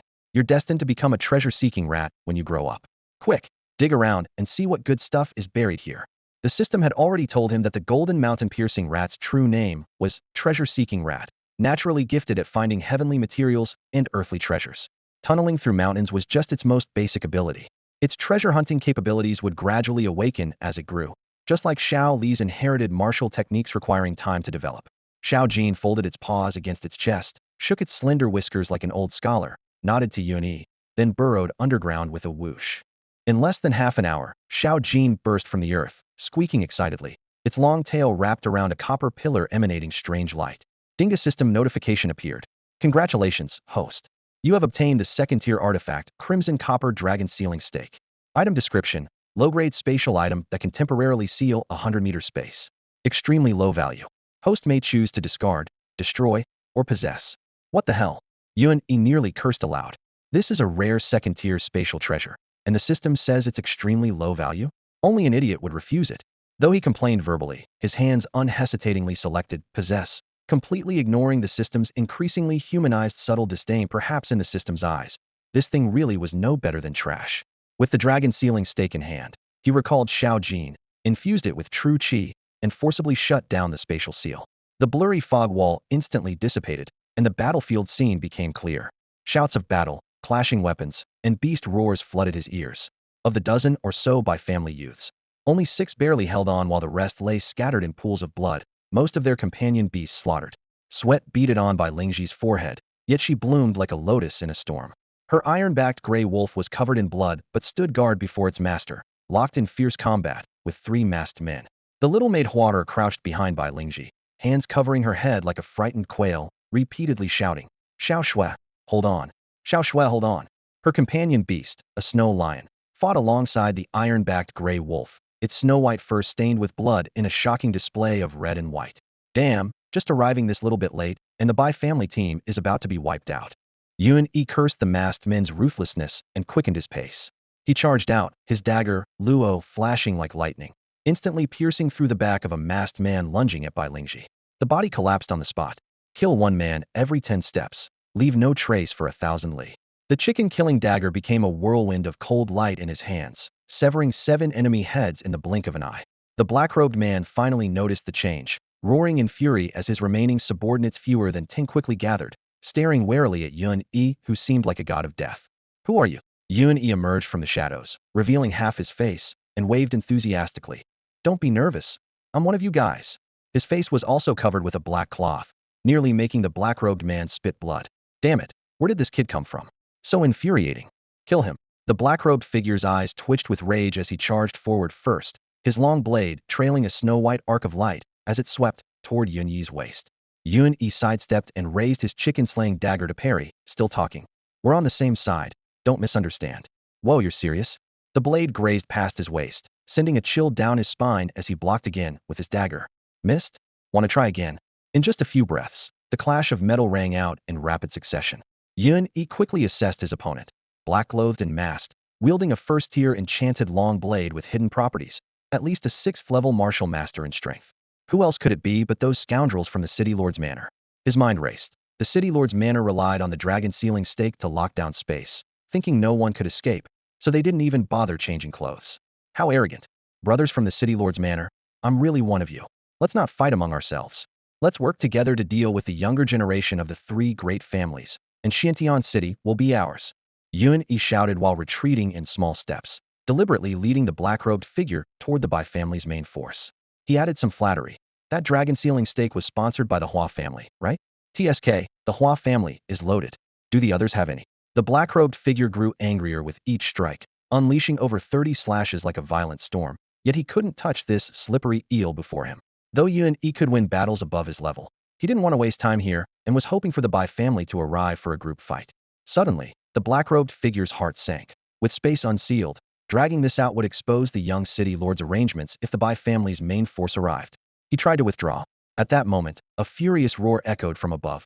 Damn it! Sword light descended like a white dragon, carrying the weight of mountains before even touching ground, causing rubble to jump within several meters. Yuan Yi's pupils contracted, the white rainbow heavy sword. The black-robed figure hastily raised his blade to block, but Yuan Yi caught his position. The wind-fire divine boots flashed with spiritual light as Yuan Yi suddenly closed in, his chicken-slaying dagger piercing through the opponent's left chest. Blood sprayed as the black-robed figure's true qi stagnated. The next moment, that heavy sword light crashed down, striking the long blade directly. Boom. Blade shattered, man died. After landing his strike, Yuan Yi realized the sword's momentum hadn't stopped and was covering him too. He quickly activated his wind-fire divine boots to retreat. His nose felt cold as 2 nose hairs were cleanly shaved off, nearly became the noseless hero. Holy crap, that's brutal. He broke out in cold sweat. Looking over, he saw the black-robed figure's first-tier enchanted long blade broken in 2. A bloodline split across his forehead, his entire body cleaved in half, with shattered organs spilling as he collapsed. By all the gods and saints, split in half with 1 sword. As the sword light faded, a tall, stunning young woman stood in the center of the blood pool, gripping a 5-foot heavy sword with both hands. her face cold as frost and bearing proud Bai Lining, the eldest daughter of the Bai family. Yuan thought to himself, this girl is fierce enough, striking without asking questions first, nearly chopping me up too. No wonder she's the #1 beauty among Xintian City's top 10 who would dare pursue such a female Tyrannosaurus. Just as Yuan was marveling, he suddenly saw the supremely domineering Bai Lining sway, drop to one knee, and use her 5-foot sword to prop herself up, barely avoiding a fall. Sister, Bai Lingji cried out in alarm, rushing to Bai Lingying's side and catching her arm, tears welling in her eyes. Bai Lingying's face had turned deathly pale, her chest heaving violently as she struggled to speak. Lingji, are you alright? Sister came too late. These damned. Her words trailed off as her true qi depleted completely, leaving her unable to continue. Her sword-holding hand trembled uncontrollably, and she looked ready to collapse at any moment. Yuan stood nearby, his eyes nearly bulging from their sockets. Oh my god, that power was absolutely terrifying. Hearing this, Bai Lingji burst into tears, choking out, Sister, why did you use the heartless heavy sword again? That technique completely drains all your true qi. It turned out that Bai Lingying had just unleashed her full power in that single strike, cleaving a level 6 martial master clean in half, though the technique's immense power had instantly depleted her true qi reserves. Yuan finally understood. No wonder she could achieve victory with one strike, but if it failed to kill the enemy, the practitioner would become helpless prey. The remaining masked attackers, witnessing this scene, fled in terror, only to be trapped in the passage by dozens of pet beasts. Fangs and claws descended upon them, tearing them to pieces. Moments later, reinforcements from the Bai family's younger members arrived. Second miss, quickly give the eldest miss some medicine. Didn't we get those blood-replenishing pills from that good-for-nothing young master of the Yun family? The little maid Huar, no longer cowering with her head covered, hurried over with the reminder. Yes, sister, take the medicine quickly. Bai Lingji fumbled for the blood-replenishing pills and pushed them into her sister's mouth. As the medicinal pills took effect, Bai Lingying's complexion regained some color. Her masculine-looking eyebrows raised as she gritted her teeth and used her sword to support herself, then cupped her hands toward Yuan with a nod. Thank you for saving us. The Bai family will remember this kindness. May I ask your honored name? Yuan was already annoyed the little maid's earlier comment about that good-for-nothing young master had stung deeply. He replied irritably, I am that good-for-nothing young master from the Yun family. With that, he pulled off his black face covering, revealing his true appearance. Ah, Bai Lingji exclaimed with mixed surprise and joy, her pretty face flushing red as she pressed both hands to her chest. It's you? Bai Lingying shot her a fierce glare, gripping her greatsword tightly and puffing out her chest. The Bai family owes you a debt, but don't get any ideas about my sister, or I'll split you in half with my sword. Violent girl will be violent girl. Yuan rubbed his nose and pretended not to hear the threat, reminding them with a faint smile. It was nothing. The City Lord's mansion people are quite sinister, forming small teams specifically to ambush trial participants, especially targeting our families. You should be careful. Bai Lingying's expression turned serious at his words. I had anticipated this, but I didn't expect them to be so cunning as to use precious treasures that seal space, causing so many of our people to die. This grudge cannot coexist under the same sky. The Bai family disciples collected the bodies of their 13 fallen comrades, and a cloud of sorrow hung over the group. Watching Bai Lingying struggle to walk, Yuan secretly frowned. If he abandoned these sisters, and the City Lord's mansion launched another ambush, the Bai family mostly beast tamers will be at the greatest disadvantage under the dragon's ceiling stakes restrictions. Sigh, might as well see this good deed through to the end. For Bai Lingji's sake, he would protect them for a while. Well, he had to look after that violent girl too. Upon hearing Yun Yi's decision to accompany them, Bai Lingji was so delighted she almost jumped for joy, while Bai Lingying coldly warned, stay away from my sister. Yuan glanced at her imposing figure, pretended not to hear, and set off with the group, carefully venturing deeper into the underground city. The branching passages grew increasingly complex, eventually numbering no less than 100, all extending into the dark depths. Bai Lingying walked with sword in hand, her brow gradually furrowing. He Zimo said that although the underground city's paths are chaotic, each one leads to the martial venerable's ruins. Do you think he's tricking us into a death trap, or telling the truth? Yuan was surprised to find this violent girl actually seeking his opinion, feeling quite pleased. It seemed his importance in her heart wasn't small after all. He answered confidently, he's not wrong. These paths do lead to the same place, though the danger is also real. Bai Lingying and Bai Lingji exchanged glances, doubt visible in their eyes. Yuan thought to himself, these two girls still don't believe me? Would I lie? With the system map at my disposal, these paths indeed converge toward one location. The two sisters remained skeptical, but followed Yuan forward. The rest of the Bai family naturally had no objections, and the group of over 100 people chose the widest path and set off cautiously. This route was one Yun Yi had filtered from the system map. It had the sparsest distribution of demonic beasts within 2,000 meters, making it relatively safe. He didn't reveal his reasoning, simply asking everyone to follow him. In the long lava tunnel, only footsteps and the occasional hissing steam from dripping magma could be heard, with even the roars of demonic beasts being rare. In this precious tranquility, Bylinian gradually recovered. Though her complexion remained pale, carrying her sword and traveling swiftly was no longer a problem. After walking for an unknown duration, Yun Yi suddenly raised his hand, signaling the entire team to stop. The Bai family members immediately spread out, crouching against the rock walls while their companion beasts lay low on the ground, ears perked and sniffing. The young man appeared to be listening intently, but in reality, the system interface had already unfolded in his mind. Within 2,000 meters ahead, numerous red dots were flashing as several factions engaged in chaotic battle. Bylinian nervously searched around, but found nothing, unable to help, asking in a low voice, "How come I don't hear anything?" Yun Yi gave her a squinting smile, thinking to himself, "I have the system. Not even an ant within 2,000 meters can escape detection." Outwardly, he replied dismissively, "I have pretty sharp ears. Let's go take a look first." Bylinian nodded helplessly and selected over 10 of the most skilled clan members to accompany Yun Yi in a crouched advance. Bai Lingji also volunteered to follow, while the remaining members stayed behind to establish defenses. Light flickered intermittently through cracks in the stone walls, and the air carried a rusty, bloody scent. After walking for about 10 breaths, the dull sounds of clashing weapons finally reached them from ahead. Only then did Bylinian become convinced, giving Yun Yi a thumbs up. The group rounded a completely blackened firestone pillar, and the view suddenly opened up to reveal a battlefield of carnage. Nearly 100 cultivators were engaged in chaotic combat, with shattered weapons, broken armor, and severed limbs scattered across the rocky ground. Crimson blood flowed along the uneven surface, forming small streams.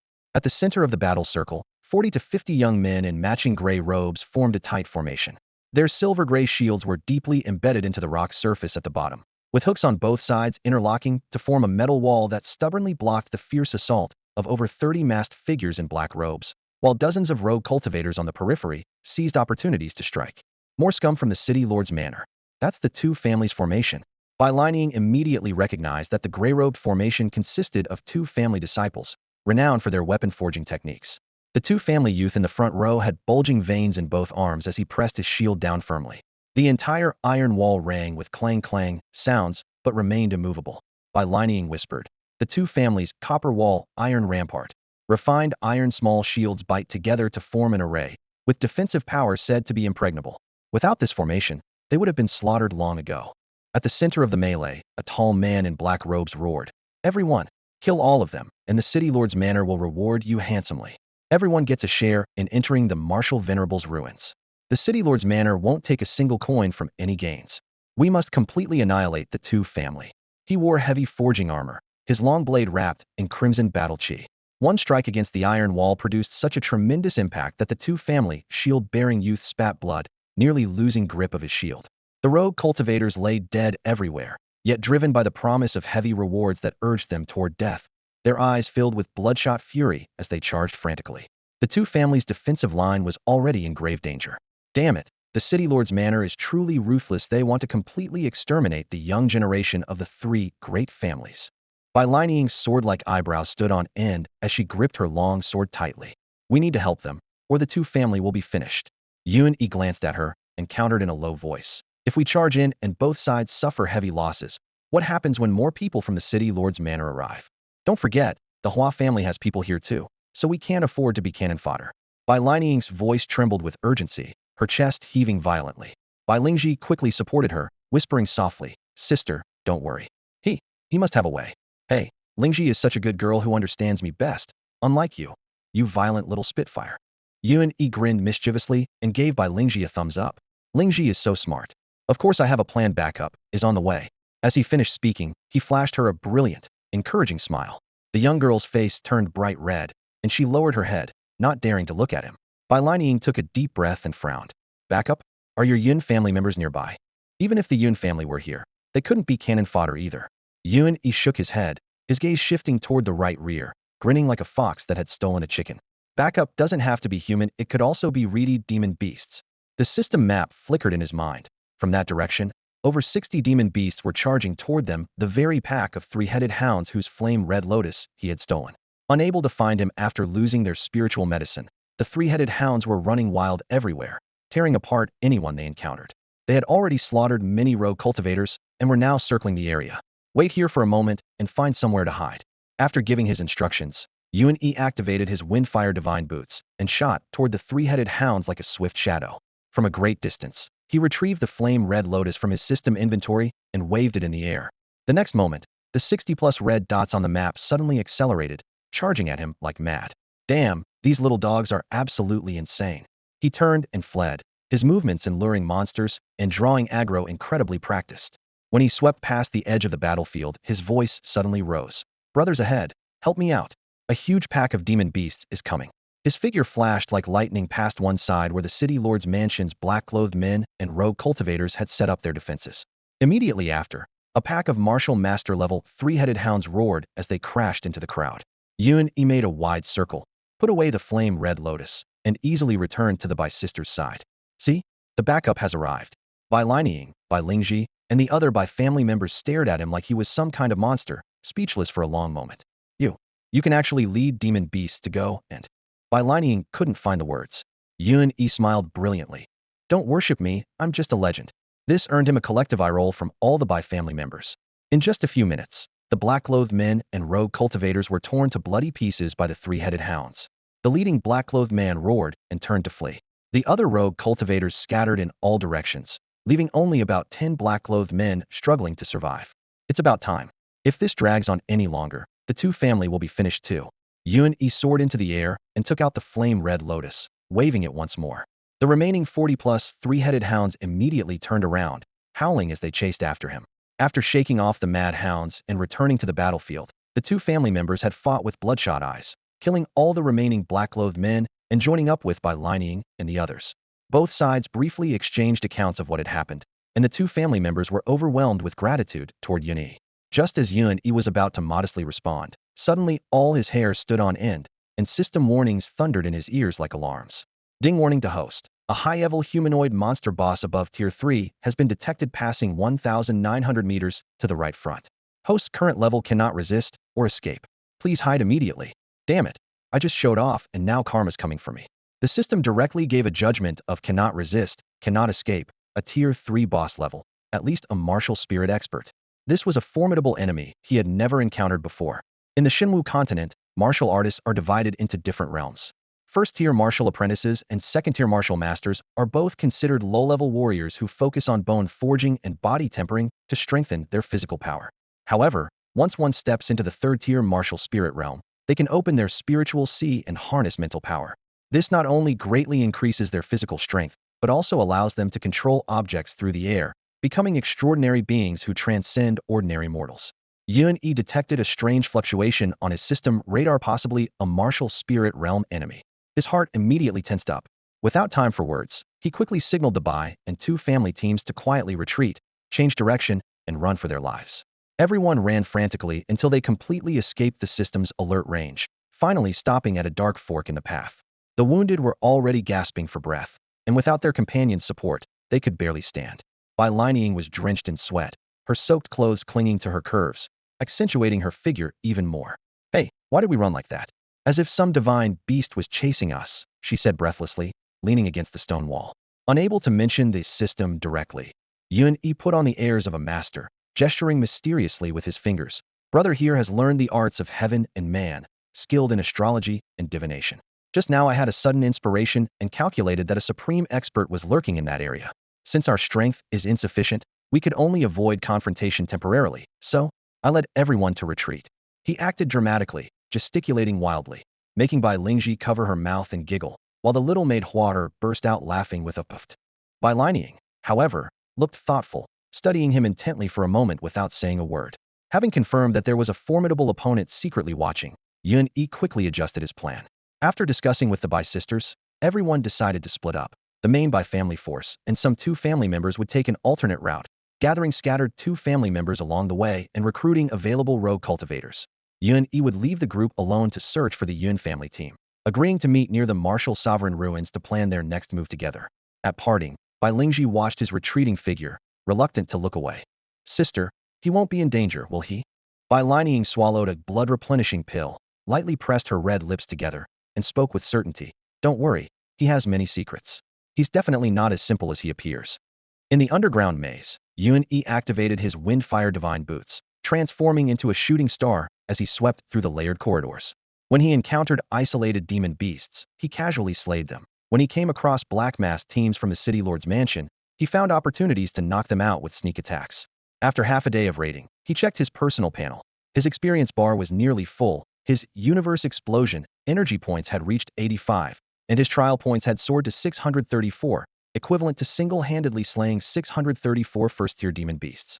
This underground city is truly a leveling paradise, he thought smugly, but didn't dare let his guard down, constantly monitoring the system map, afraid of running into that mysterious martial spirit realm expert.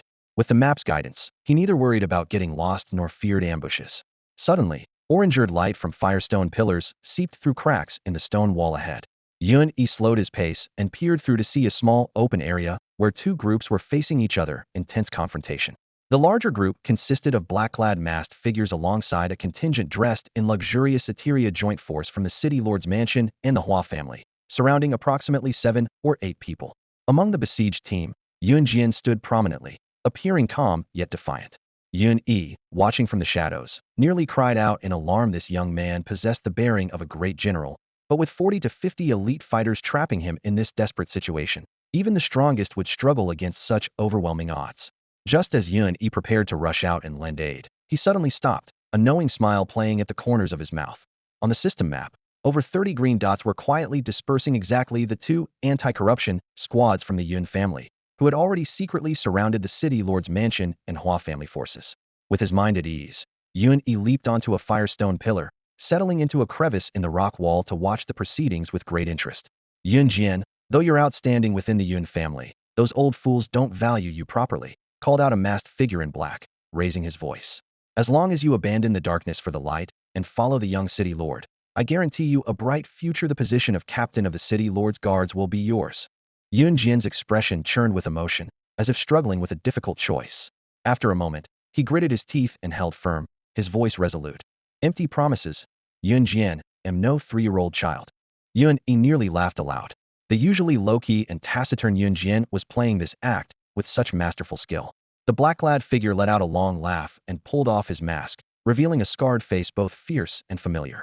The Yun family disciples gasped. Hey Sanner, it's you? Haha, indeed it is. Hey Sanner proclaimed loudly. I've shown my true face as proof of sincerity. Yun-Jian, the young City Lord has long had his eye on you. Submit early, and your loyal brothers can also rise to great heights. The young City Lord is even willing to recommend you to the 100 Beast sect as an outer disciple of the great sect. The sound of sharp intakes of breath rose one after another. Not only were the 7 or 8 young Yun family members stunned, but even the people from the City Lord's mansion and Hua family exchanged bewildered glances. Hua Yuhai, the young man leading the Hua family team whose features bore some resemblance to Hua Yuxiong, asked in surprise. Brother He, is the young City Lord truly willing to give him such a precious recommendation slot? He Sanner nodded proudly, his gaze locked firmly on Yun-Jian. Hua Yuhai smiled bitterly and sighed. Even I, a direct descendant of the Hua family, have no chance at Taiyin City's recommendation, yet Xintian City shows such magnanimity. You must know that the great sects only open their mountain gates once every 3 years, and the 3 cities of the Eastern Sea share merely 10 slots total. After Hua Yuhai finished his lament, He Sanner delivered the final blow. Just as young Master Hua said, Xintian City holds 4 slots, while the other 2 cities share 6. The young City Lord values talent above all else, and specially grants one to young brother Yun-Jian. His sincerity is beyond question. Yun-E, listening clearly from his hiding place, fixed his gaze on Yun-Jian. He too valued this outstanding member of their clan, but wondered whether the young man could resist such tempting conditions. This was the perfect opportunity to test his loyalty. Under the firelight, Yun-Jian's expression changed several times, hesitation, temptation, and struggle all clearly visible. He Sanner was extremely pleased, waving for his subordinates to step back slightly, allowing Yun-Jian to make his choice freely. The entire underground space fell into silence, all eyes focused on that ordinary yet resolute face. After a long moment, a glint flashed in Yun-Jian's eyes, his voice clear and measured. The 100 Beast sect, inheriting the legacy of the 10,000 Beast sect, one of the 10 great sects of the divine martial continent with over 10,000 disciples, is indeed a colossal force dominating the Eastern Sea region, truly inspiring admiration. He Sanner and Hua Yuhai exchanged glances, certain of their victory. In the next instant, Yun Jian's voice suddenly rose, echoing through the cavern ceiling. Yun family disciples, attack.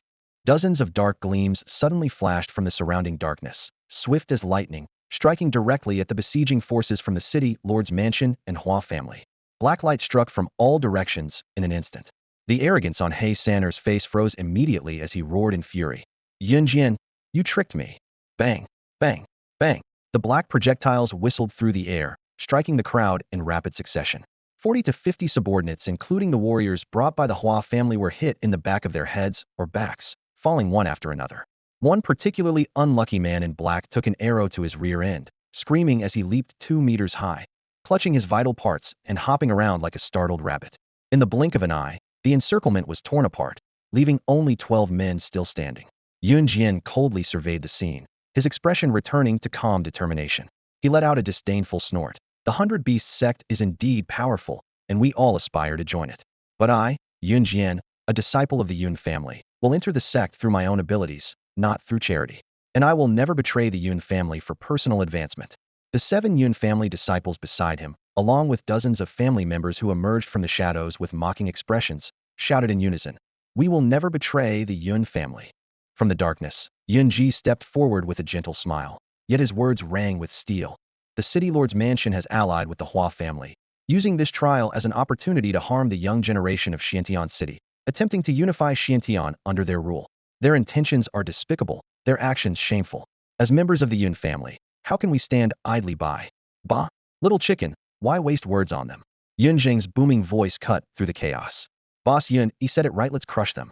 With that, he hurled his second meteor hammer, the weapon silently striking down a Hua family disciple. Then he raised his great cleaver high, its 3-colored attribute light blazing like a torch as he charged forward. Yun Ji's face darkened as he muttered under his breath, "You big oaf, call me little chicken again, and I won't let you off." He flicked his wrist, launching his second meteor hammer before following into the fray. He San'er and Hua Yuhai's faces turned deathly pale. They watched helplessly as those invisible hidden weapons carved cold gleams through the air, instantly felling their companions. Even those at the martial master realm couldn't dodge them, and they were scared out of their wits. During the earlier siege, they had already noticed that the young Yun family members wore refined armor and wielded 3 attribute weapons. Though few in number, their combat power was terrifying. Unable to break through, they had tried to tempt Yun Jian with promises.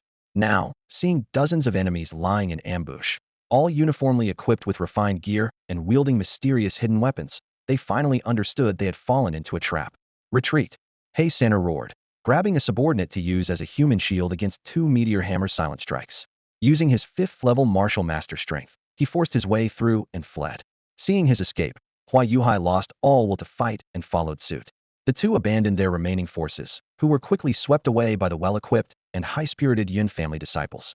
From a distant treetop, Yun Yi remained hidden, quietly observing as Yun Jian and his 2 companions orchestrated the battle, first luring, then ambushing, then pursuing in one fluid sequence. Satisfied, he flashed away toward the direction of He San'er's escape.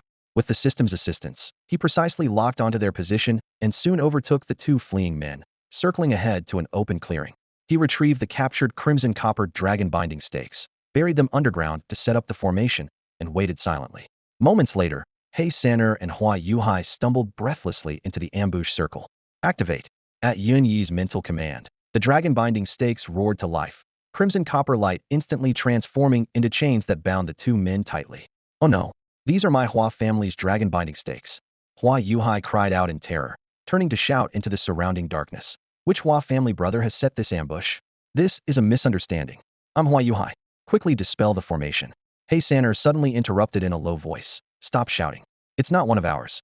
His eyes revealed endless hatred as he stared at the smiling Yun Yi before him, slowly drawing a long blade. Twilight pressed down through the forest, fallen leaves swirling in the cold wind. Yun Yi stood with hands clasped behind his back between 2 dark ancient pines, watching the 2 men before him as if enjoying a show, his lips curving in a mocking smile. Gentlemen, why the hurry? Is your house on fire? Or has your young city lord He Mo's Hui put green hats on your heads? As his words fell, his eyes crinkled with mirth, yet his tone was venomous to the extreme. He San'er's pupils turned blood red, fury nearly bursting from his eye sockets as he roared. Yun Yi, Cloud family's bastard, the great waste. Who knew you were hiding so deep that even the city lord himself was deceived? Good, good, good, today I'll kill you. Yun Yi paused slightly. Even the city lord was deceived? This sentence immediately set off alarm bells in his mind. It seemed City Lord Hei Chun had been secretly watching him. The figure of that mysterious expert flashed through his mind, his heart stirring slightly as his lips curved into another smile. Third young master Hua, is it? Yun Yi turned to the panic-stricken Hua Yuhai beside them, his tone relaxed yet chilling. If you can kill Hei Sander, I'll immediately remove the dragon sealing stakes and let you leave. Hei Sander's face changed drastically, his shoulder muscles instantly tensing as he growled with his back to Hua Yuhai. Third young master Hua, don't listen to his attempts to sow discord. Though this brat has hidden his strength, he's absolutely no match for both of us. Together we'll kill. Before he could finish, searing pain exploded. A gleaming sword tip burst through his chest, blood spraying. Hei Sander staggered, using his long blade to support himself, his throat forcing out final curses with difficulty. Hua Yuhai, you fool.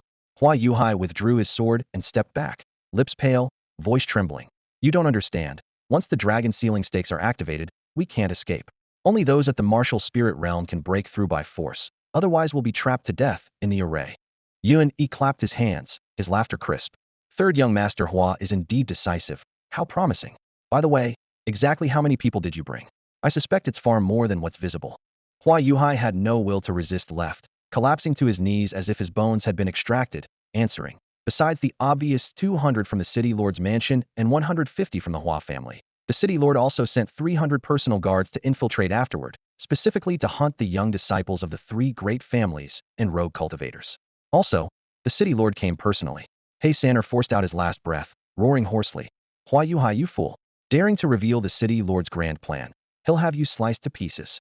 Hua Yuhai's face was bloodless, his throat dry. It's not my concern. With the city lord taking action, the martial venerable's treasure naturally won't fall into other hands. In this trial, people from the three great families definitely won't escape. I just want to survive. Hei Sander's voice grew weaker, yet he still gritted his teeth to curse again. Yun Yi's eyes turned cold as he raised his hand. A meteor hammer slid from his sleeve. The hidden weapon was wrapped in triple inscriptions: silencing, acceleration, armor-piercing. The air barely rippled as the meteor hammer struck Hei Sander's forehead. With a muffled thud, blood mist sprayed everywhere, and Hei Sander died on the spot. This silent killing method nearly made Hua Yuhai wet himself. Though he was a first-level martial master, he didn't dare move at all, his legs giving way as he knelt and shouted, "Spare me." Yun Yi looked down at him, his voice cold as ice shards. Speak, what exactly is the city lord's mansion planning? Hide even half a sentence, and Hei Sander's fate will be yours. To save his life, Hua Yuhai poured out everything he knew.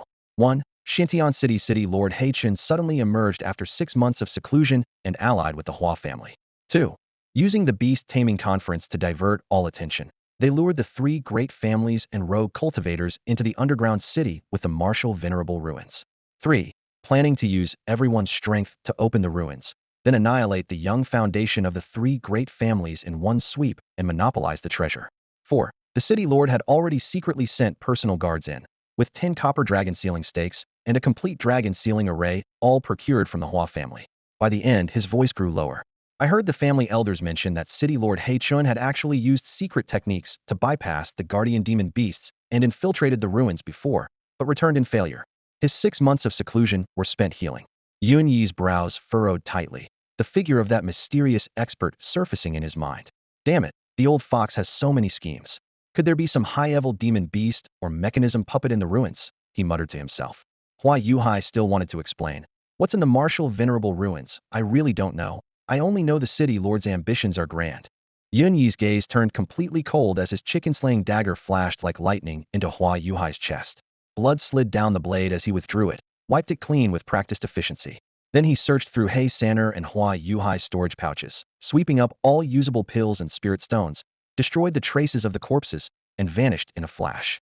Only the scent of blood and the sound of wind remained in the forest. As Yun Yi moved swiftly, his mind calculated repeatedly. Dragon sealing array, martial venerable treasure. I'm afraid blood will flow like water.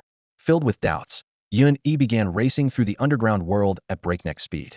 The tunnels were cold and damp, and each step he took splashed tiny droplets of water as he pressed against the rock walls, moving swiftly.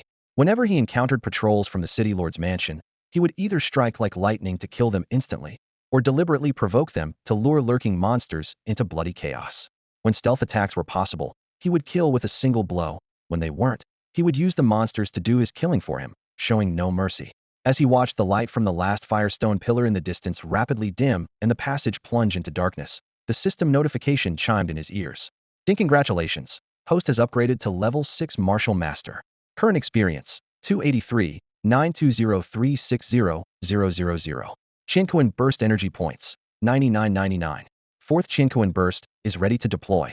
Surging power quickly filled his limbs and body. Yun Yi rubbed his tingling palms and looked up at the system map. 5 or 6 miles ahead, a vast open space appeared clearly.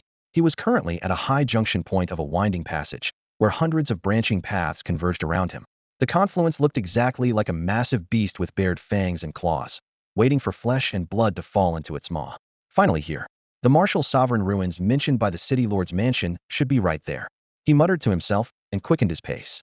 Moments later, the end of the passage opened up dramatically, revealing a cliff face over 100 meters high beneath his feet, as if someone had cleanly carved open the throat of the cavern.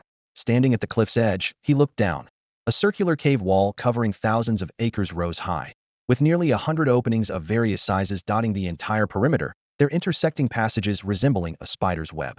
The ground was carved with massive crisscrossing patterns, as if ancient giants had etched them stroke by stroke with chisels, rough, yet awe-inspiring. These patterns, I feel like I've seen them somewhere before. The cliff's height gave him a perfect view of the pattern's full scope, and the more he looked, the more familiar they seemed. He suddenly pulled out his chicken-killing dagger, comparing the dark hilt with its single remaining lightning talisman to the patterns below. Holy shit. Isn't this the sword body talisman that used to be on my dagger? Though it's much less complex, the form is remarkably similar, like a deliberately simplified version. Just as he was about to examine it more closely, a group of rogue cultivators in various attire emerged from the opposite cave. Their leader laughed heartily. "Ha, we've finally arrived. This must be the martial sovereign's treasure ruins." The crowd marveled at the vastness of the space, then began jumping down from the cave walls with splashing sounds, rushing toward the center. Yun Yi's eyes gleamed as he followed suit, leaping down and quietly trailing at the back of the group. This hastily assembled team didn't know each other well, so with a slight adjustment to his breathing, he blended in seamlessly. Along the way, massive firestone pillars stood scattered about, their dark red glow flickering intermittently, barely outlining the surrounding contours. In the distance, a structure about 20 meters high gradually became clear, a black dome, turned upside down like a giant bowl, standing alone in the very center. Yun Yi followed the crowd at a quick pace, reaching the building after about half an hour.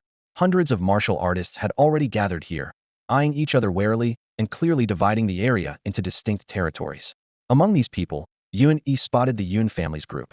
Yun Jian, Yun Ji, Yun Zhong, Yun Sheng, Yun Lu, and others were all there. The Yun family disciples had suffered almost no losses, only a dozen or so with minor injuries. They were protected at the core by the others, forming a tight circular formation with solid defenses.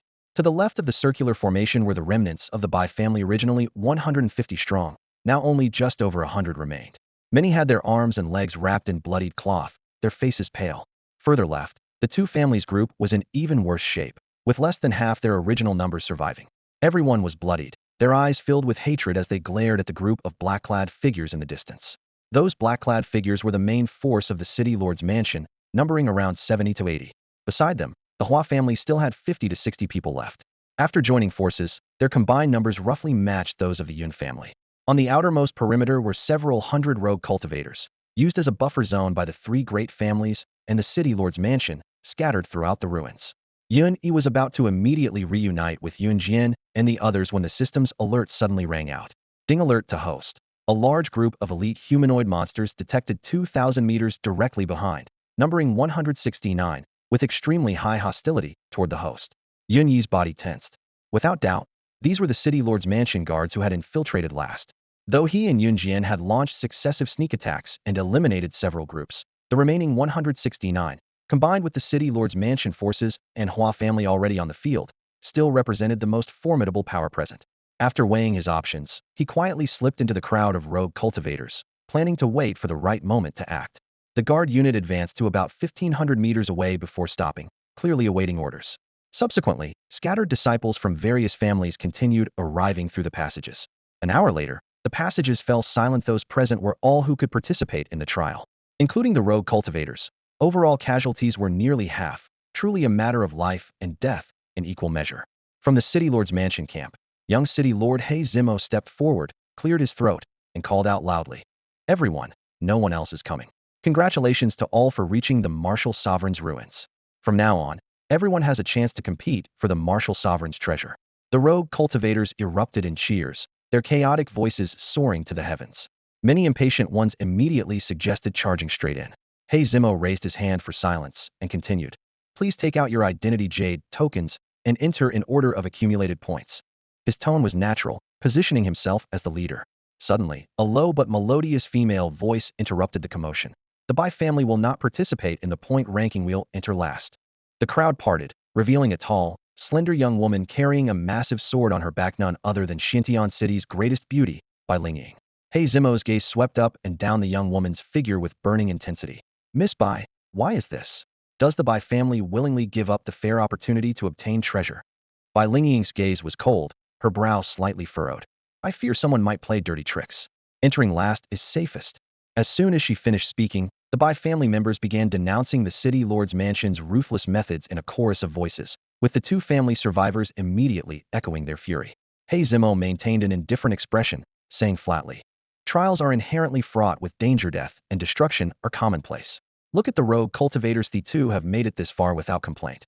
Some among the rogue cultivators nodded, while others remained silent, creating a momentarily chaotic scene. Hey Zimo raised his voice again. Since the Bai and two families are willing to enter last, what is the Yun family's position? The Yun family members exchanged glances before Yun Sheng stepped forward to answer. Our Yun family leader has not yet arrived. We'll wait here before entering.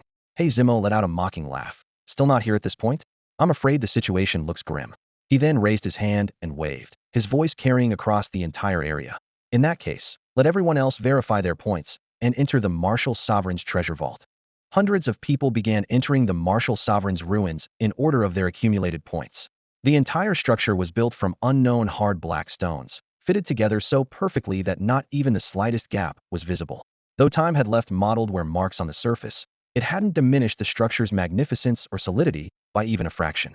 Even martial spirit realm experts using their full strength couldn't shake these black stone walls. The only way in was through that single entrance. The entrance was a bronze door over 2 people tall, made of the exact same material as the bronze door in the city lord's mansion dungeon, except there were no 3-headed flame hounds guarding this one. At this moment, the cultivators with higher points were filing through in an orderly procession, their steps urgent yet disciplined. Yuan Yi stood outside the queue, his brow furrowed even deeper. He muttered to himself, something was way too abnormal here. A mighty martial sovereign's ruins with no traps? At the very least, it should take some effort to push open the door, but Hey Zimo had opened it with just a gentle push. Even worse, his golden finger, the system map, had completely failed him. The vast ruins appeared as a light-devouring black hole on his interface. System, get out here. What the hell is going on? Yuan Yi roared in his consciousness. Ding, alert to host. The area ahead is blocked by mysterious energy. System cannot acquire data. When host strength advances to martial sovereign realm, system energy will increase accordingly, and complete information can then be displayed. Please work hard, host. What a scam. If I actually reach martial sovereign level, why would I need a map? I could just fight my way in.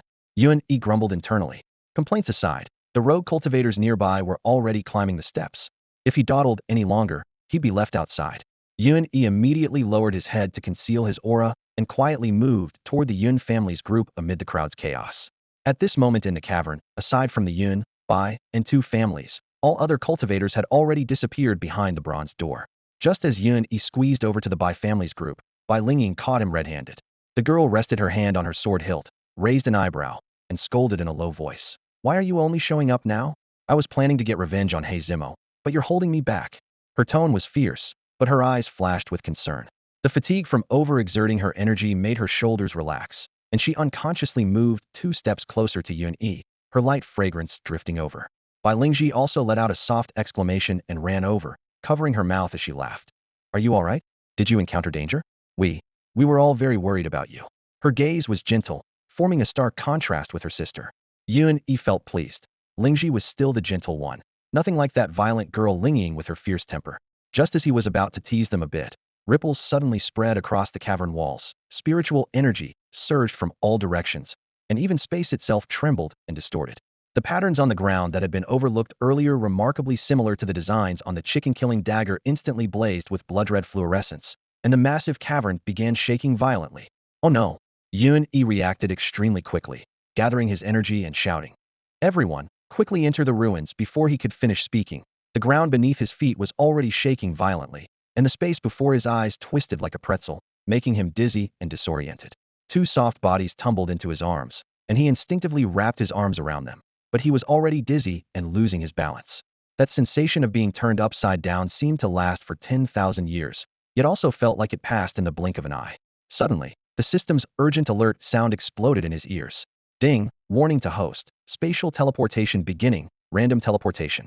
Warning to host. Spatial teleportation beginning. Random teleportation. Yuan-Yi shook his head vigorously, struggling to clear the dizziness that clouded his mind. After what felt like an eternity, he finally felt somewhat better and opened his eyes, only to be greeted by two flowing white robes. Ah! Two startled cries erupted, one high-pitched and crisp, the other melodious and gentle. Yuan-Yi jolted awake completely, was pinned beneath the Bai sisters, Bai Lingying and Bai Lingji, having apparently become their human cushion.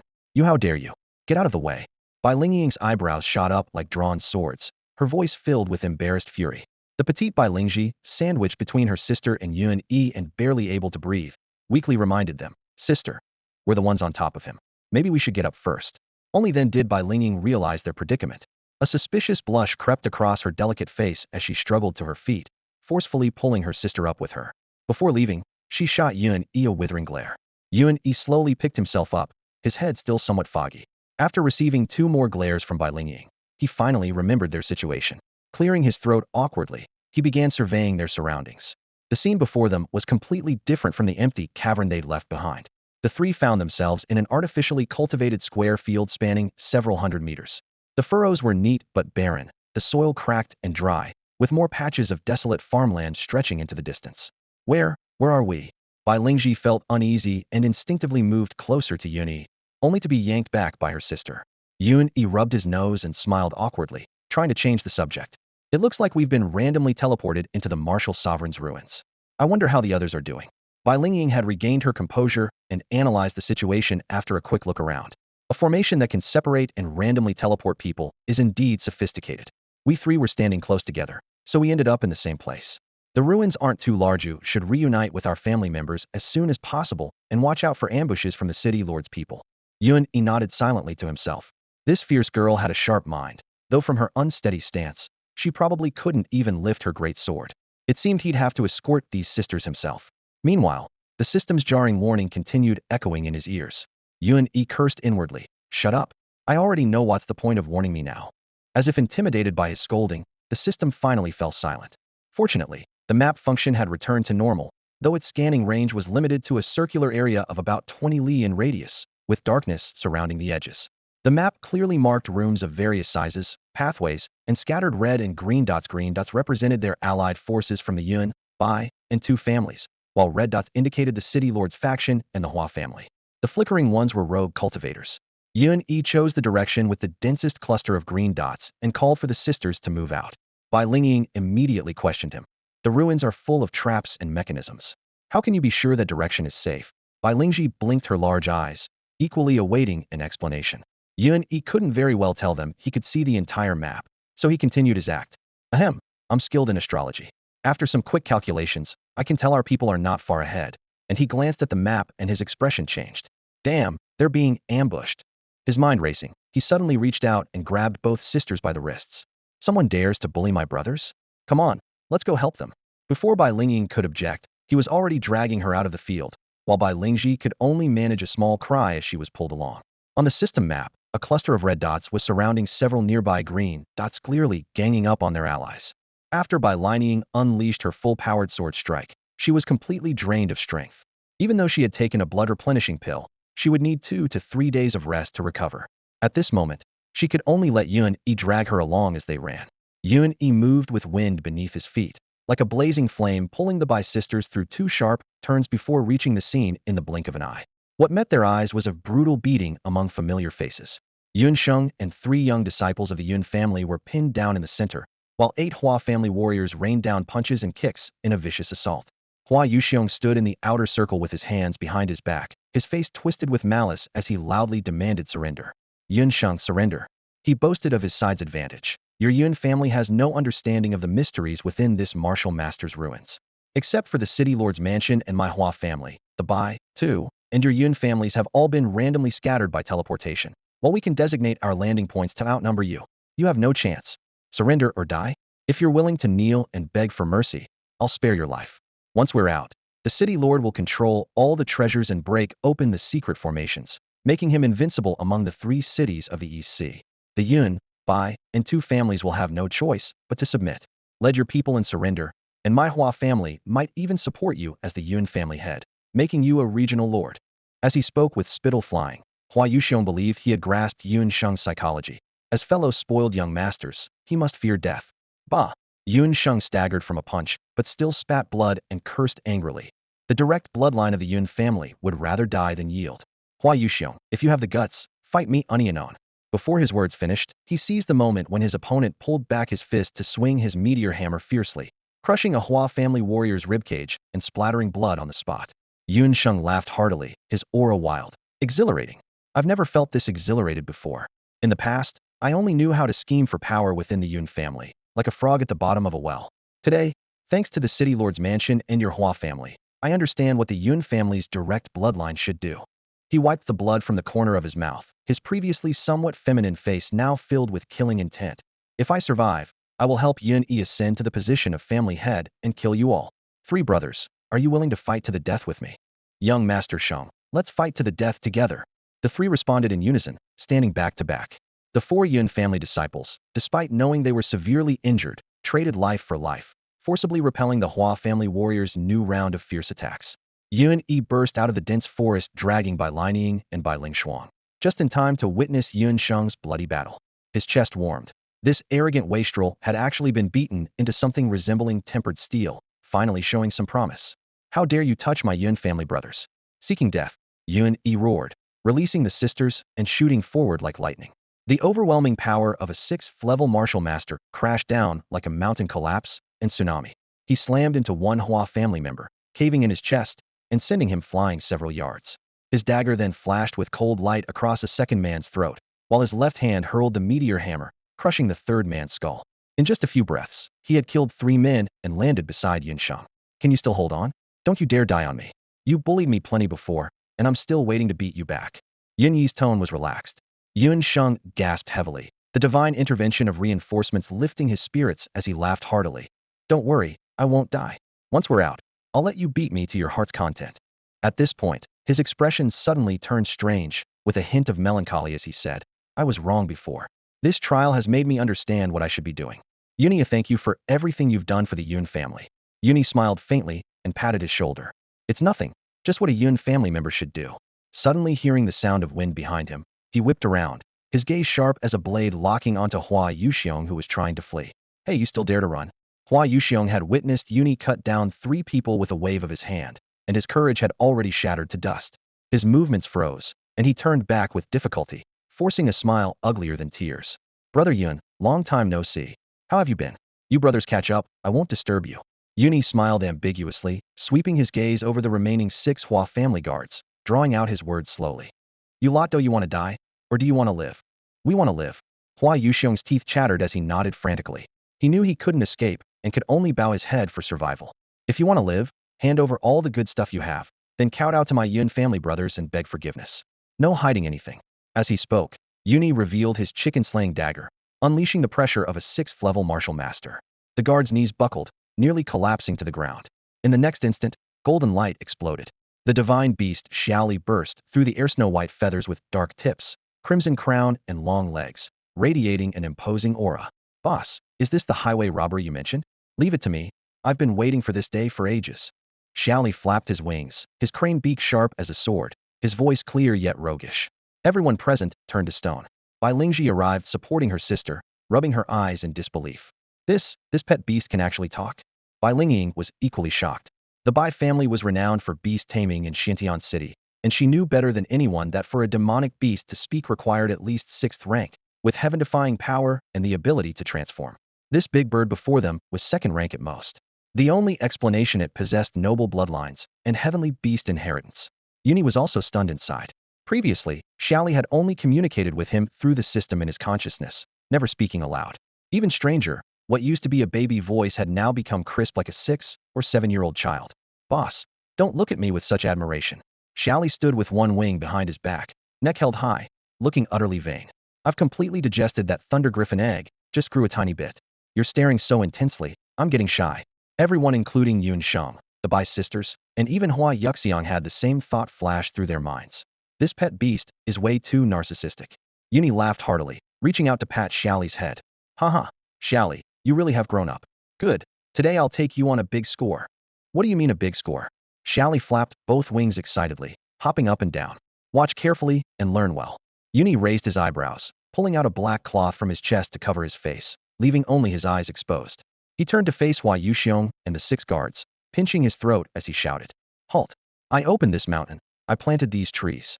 To pass through here, leave your toll behind. This is a robbery. Men stand on the left, women on the right. Those who are neither stand in the middle. Money, weapons, elixirs, heavenly treasures. Hand over all the good stuff. Those without money, strip off your clothes. The mountain forest fell deathly silent, with only a few startled birds fluttering away. Xiaoli excitedly beat his wings with loud slapping sounds, his long beak swaying wildly. Boss, that's so freaking cool. This is exactly what I dreamed of while still in my eggshell. He decided. From today on, I'm determined to be a man who robs the world. Oh wait, a male crane. Suddenly, a voice that seemed to crash down from the 9th heaven boomed like thunder splitting the sky. You're male. Come to me quickly. The voice was both divine and demonic, thundering across the heavens. But strangely, only Yun Yi and Xiaoli could hear it. Of everyone else remained oblivious. Xiaoli shuddered violently, his feathers bristling as he gripped his wing bones so tightly they cracked audibly. Tilting his head toward the sky, he roared. Who's making all that noise? Your crane grandpa here was born male, so what? You want me to come see you? Who do you think you are, some deity hiding in the clouds playing lightning rod? Silence fell instantly. Yun Sheng, the Bai sisters, and Hua Yuxiong exchanged bewildered glances, assuming the large bird had suddenly gone mad. Bai Lingji blinked her bright, watery eyes in confusion and asked, Your name is Xiaoli? Who are you talking to? Only then did Yun Yi snap back to reality. Only he and Xiaoli had heard that thunderous voice. His hair stood on end as he realized the voice's owner was definitely not someone to mess with. He cursed silently. That useless system didn't even give me a warning? Xiaoli was equally confused, looking around. You really didn't hear that loudmouth? Boss, you heard it right. Yun Yi steadied himself and whispered. Rob them first. Get the money, then deal with whatever's playing ghost. Got it. Xiaoli nodded eagerly like a pecking bird. With long strides, he stepped in front of the trembling Hua Yuxiong and slammed his snow-white wings together with a thunderous clap that made everyone's hearts skip a beat. Line up.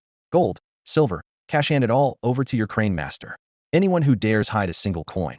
Believe me, I'll make your face bloom like peach blossoms. Hua Yuxiong's face turned as bitter as an eggplant. How could he dare resist? He reluctantly pulled out a small pouch of gold coins, several gems, and a beast-taming medallion, dumping everything into Xiao Li's outstretched wing. His subordinates obediently followed suit. Seeing everyone moving slowly, Xiao Li arrogantly flapped his wings. Still dawdling? Strip down tullets, see if you're hiding any pocket money.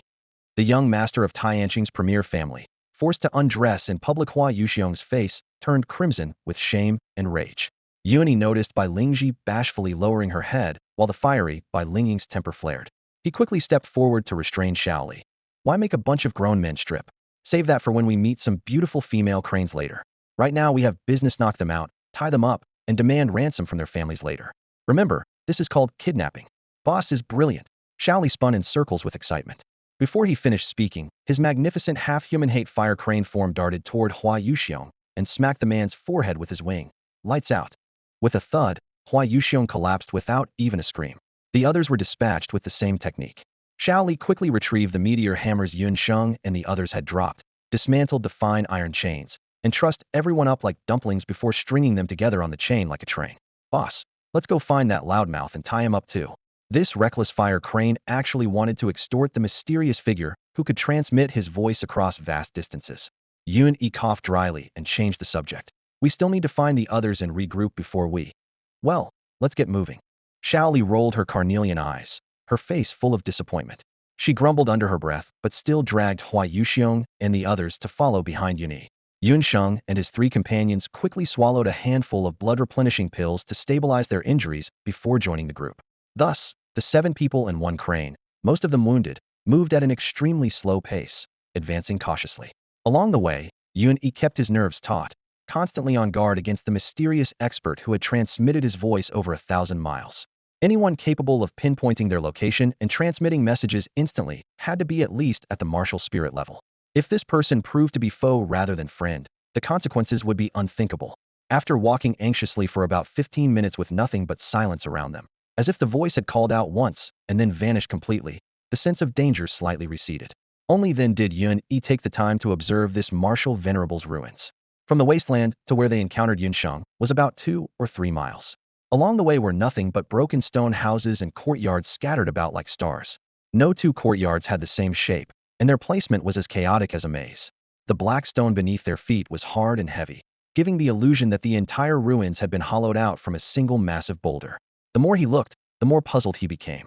A martial venerable's ruins should be resplendent with gold and jade, or at least have the grandeur of a master's cave dwelling. Yet this place was disordered and decrepit, more like an abandoned tomb. Fortunately, the system map remained reliable. Using it to navigate, Yun-Yi quickly reunited with several groups of scattered disciples from the Yun and by families nearby. In half a day, their group had grown to over 30 people, immediately boosting their momentum. With numbers came courage, and they began actively searching for disciples from the city lord's mansion and the Hua family. Whenever they encountered someone, Shaoli would inevitably charge out first, shouting, "Ada," before unleashing a flurry of punches and kicks to knock them down. Anyone who dared resist was tied up in a string alongside Hua Yuxiong. The group was still at the edge of the ruins, more than 10 miles from the center. Yun-Yi deliberately pushed toward the center, but was surprised to find that they seemed to be led by the nose, tracing an arc around the edge with virtually no change in distance. What was going on? He stopped and concentrated, looking at the system map. Upon closer inspection, those broken black stone buildings had quietly arranged themselves into familiar clusters of patterns, the very same runes carved on the ground of the massive outer space, only much smaller. Combined with the 100-meter-high outer space, this entire martial venerable's ruins was clearly a massive combination array. Yun-Yi stopped thoughtfully, and Bai Lingji approached while supporting her sister. "What's wrong? Is something off? We have enough people now. Even if we run into the main force from the city lord's mansion, we don't need to worry. Shaoli alone could sweep them away." Before he could explain, spiritual energy suddenly surged from all directions. The ground trembled and space distorted, exactly like when they were first transported into the ruins. Dizziness struck, and all he could hear was Bai Lingji's cry of alarm. The little girl clutched his arm tightly. Then something tightened around his waist. Someone had grabbed him and they all plunged into chaos.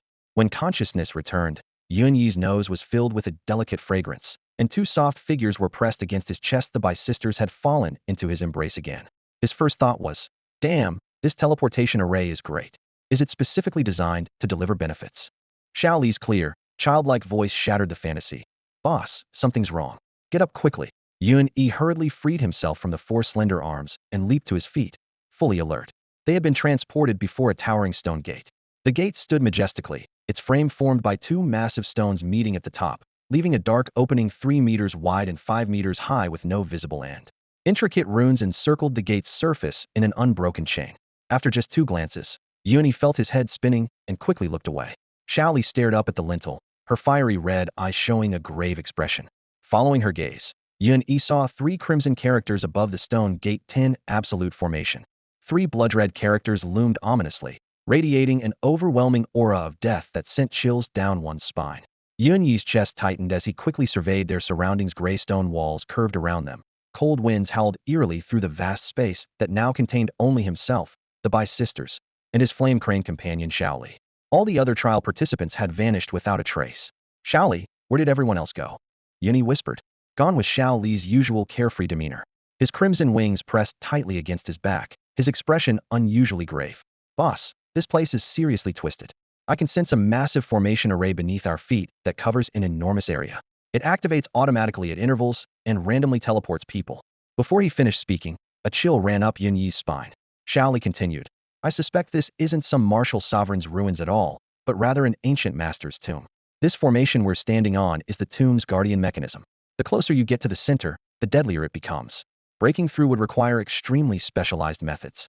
The flame crane's bloodline carried generations of martial knowledge and wisdom, and the more Shaoli awakened, the stronger his power and intelligence grew. He added seriously, "If I could grow just a bit more, I'd be able to analyze more of the formation patterns, but right now I'm not strong enough." "So this 10 extremes formation is the tomb's guardian mechanism." Yun-Yi frowned. "If we want to get out alive, we have to break through it?" The system panel materialized in his mind. Among the 6 basic skills was talisman arts. The foundation of formations and the key to breaking them lay within this art, but he was still at level 0 with 0-100 proficiency, barely even a beginner. The thought made him curse inwardly. "Damn it, I haven't even started practicing talisman arts yet." Shaoli grimly calculated the formation scope. "Boss, This formation's coverage is ridiculously vast. With our current abilities, we can't break through it at all. I'd bet the entire Eastern Sea region doesn't have a talisman master capable of breaking it hidden. At this point, a cold glint flashed in Xiao Li's eyes. Unless we use forbidden methods, there might be a way to pry open a crack and temporarily disable the formation's protection. What forbidden methods? Yun Yi's back went cold as he had an ominous premonition of the answer. Blood sacrifice. Xiao Li's flame-colored eyes widened, his voice hesitant, yet crystal clear. Sacrifice countless lives to the formation with their blood. When blood flows like rivers, the formation's operation will pause momentarily, revealing a weakness. That's when we could either escape or potentially break into the formation's core. Cold sweat instantly soaked through Yun Yi's clothes. He suddenly connected all the dots, slapping his thigh hard. Son of a bitch. That old bastard city lord He Chun wants as many trial participants to die as possible, using thousands of lives worth of blood to forcibly break the tomb's guardian formation, so he can sneak in and steal the treasures. His thoughts raced as all the suspicious points fell into place. 1. Why did the city lord's mansion suddenly change the trial location to the underground city? 2. Why allow the major families of Xintian City to divide into factions and throw in the beast-taming tournaments independent cultivators as well? 3. Why has He Chin never shown himself, only secretly following the groups underground? There was only one answer: blood sacrifice to break the formation. He wanted to use everyone's lives to break through and claim the tomb's treasures for himself. So that's it. A hoarse, resentful breathing sound came from behind them. Bai Linying slowly stood up, leaning against the wall, her eyes filled with both fury and hidden sorrow. He Chin's target is probably the 10 Extremes Celestial's inheritance. 10 Extremes Celestial? Yun Yi and Xiao Li exchanged bewildered glances.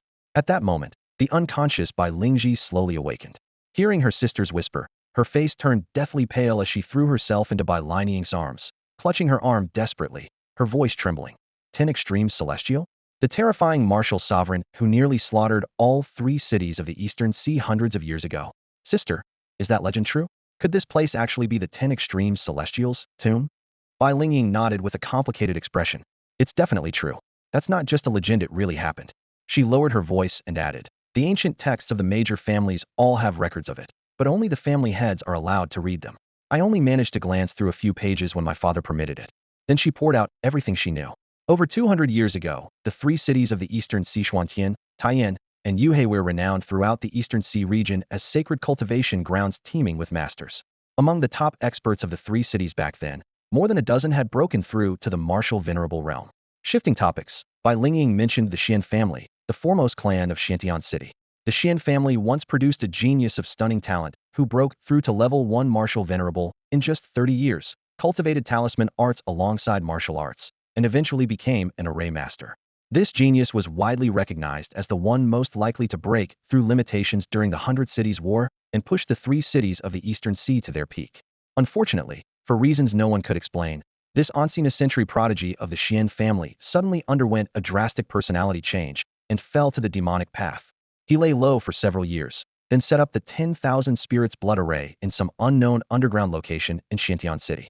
Using a divine artifact treasure, he slaughtered nearly all the martial artists of Xintian City in a single night. Afterward, he used the blood array to devour spiritual energy and blood essence, skyrocketing his cultivation to level 3 martial venerable. He then proceeded to massacre Taiyan and Yuehai cities. The 3 cities never recovered from this blow and became the lowest-ranking cities on the divine martial continent. This heaven-defying talent ultimately provoked widespread fury. A grand elder from one of the Church of Light's major cities personally intervened and severely wounded him. The 3 remaining martial venerables of Xintian City from the Yun, Bai, and 2 family joined forces to hunt him down and finally killed him. However, his body was completely destroyed, leaving behind only a terrifying legend: the 10 Extremes Heavenly Venerable. Bai Lingying said gravely, it seems that Xian family prodigy, a 10 Extremes Heavenly Venerable, fell right here. Black Qin must have discovered his tomb, which is why he set this poisonous scheme, hoping to break through the 10 Extremes array and seize the divine artifact and all the inheritance. Yun Yi listened with his blood pumping, secretly marveling at Xintian City's tumultuous history. He speculated that the name 10 Extremes Heavenly Venerable probably came from mastery of 10 types of arrays. But what exactly was that divine artifact? Bai Lingying's cheeks flushed slightly as she snorted. How would I know? The family texts are vague, focusing only on praising how the Bai family's founding ancestor displayed divine might and eliminated this threat for the 3 cities of the Eastern Sea. Everything else was glossed over. There was just one vague line. The 10 Extremes Heavenly Venerable stepped through the air wielding the divine artifact, casting it down to kill several martial venerable masters. She added hesitantly, "It sounds like some kind of throwable hidden weapon." Yun Yi and Xiao Li grew even more curious and were about to ask more when suddenly an urgent system alert exploded in Yun Yi's ear. Ding, warning to host. You are about to be transported into one of the 10 extremes arrays. Random coordinates, extreme danger. Yun Yi nearly jumped up, cursing out loud. Damn this useless system. Why didn't you say so earlier? Ever since approaching this area suspected to be ruins or a tomb, the super god upgrade system had been nearly silent, as if suppressed by some force. Now it warned him only when danger was imminent. What use was that? Before he could finish cursing, heaven and earth spun once again. The Bai sisters instinctively grabbed his arms, and the three of them hugged together. Three traveling together must be transported. Amidst the dizziness, a pink world spread before their eyes, with red sand everywhere and peach blossoms swirling in the distance. That mysterious being's voice transmission sounded again. Come find me quickly, or it will be too late. Xiao Li transformed into a golden light and dove into the system's pet storage in panic, but still managed to pull out two thick wing feathers and wave them furiously at the air. Who the hell are you? This teleportation dizziness lasted unusually long, and in his dazed state, Yun Yi sank into a bizarre dream. The entire world was shrouded in pink.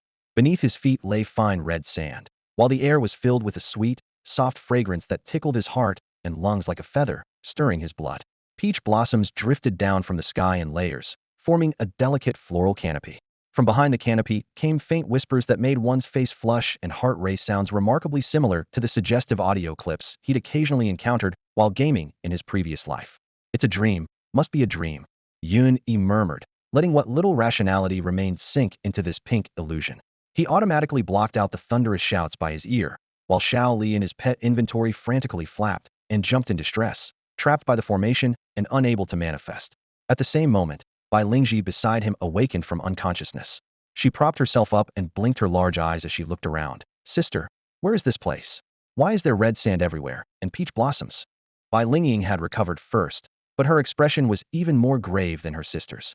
She stared at the peach grove in the distance, sweat beading on her forehead and dampening her hair. Lingji, I'm afraid we've been teleported into the red sand formation, one of the 10 ultimate formations. Red sand formation? Bai Lingji widened her eyes in confusion. Just from the name, it doesn't sound dangerous at all. Look, red sand carpeting the ground, peach blossoms floating everywhere. Such a beautiful place. How could it be one of the 10 ultimate formations? Bai Lingying pulled her sister close to the still unconscious Yun Yi, circulating what little true qi she had recovered to protect all three of them, then explained in a low but urgent voice. You don't understand how terrifying the 10 ultimate celestial is. According to our family's ancient records, each of the 10 ultimate formations has its own deadly technique that's impossible to predict. By the time you figure out the attack pattern, it's usually too late. Those who once besieged the 10 ultimate celestial weren't just our Yun, Bai, and two family ancestors. There were also masters from Iron Rock City and Cross Sea City, yet they lost more than half their numbers in the 10 ultimate formations. Those who survived refused to speak of the formations in detail. What makes the 10 ultimate formations so treacherous is that you never know where the killing intent will emerge. It could be thunder and fire from the heavens, the earth splitting apart, or even mental confusion that turns companions against each other. The faster Bai Lingying spoke, the more frightened Bai Lingji became. Looking at the falling petals and red sand everywhere, she felt as though claws and fangs lurked in every corner, ready to transform into demons and monsters that would tear the three of them apart. Even the usually bold Bai Lingying now instinctively pressed close to her sister, and together they huddled near the normally carefree Yun Yi in this eerie realm. He seemed to be their only anchor. The lingering, sinister sounds grew clearer, seeping into their eardrums like mist.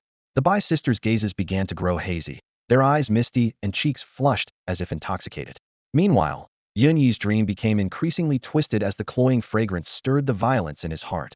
Countless hideous monsters flew before his eyes, draped in white robes, mouths gaping wide with blood, lunging toward him. Damn it, so many monsters, I'll kill every last one of you. Yun Yi's eyes turned blood red as he completely lost his sanity, about to immerse himself in endless slaughter. The two humanoid demon beasts leading the pack before him, with their green faces and protruding fangs, viciously awakened the darkest ferocity within his chest. Wished nothing more than to sever their heads with a single sword strike and chop their corpses into pieces. Kid, don't lose your mind. If you don't wake up now, you'll die in the red sand formation. An urgent voice exploded simultaneously in both Yun Yi and Xiao Li's minds. Hurry and bring the Lihua divine crane to the core of the 10 extremes tomb to find me, or we're all finished. However, this desperate call couldn't break through Yun Yi's corrupted consciousness, and could only echo powerlessly in his sea of consciousness. Just as the chicken-slaying dagger was raised high, its blade's cold gleam pointing directly at the demon beast's neck, a system notification suddenly rang out. Ding, warning to host.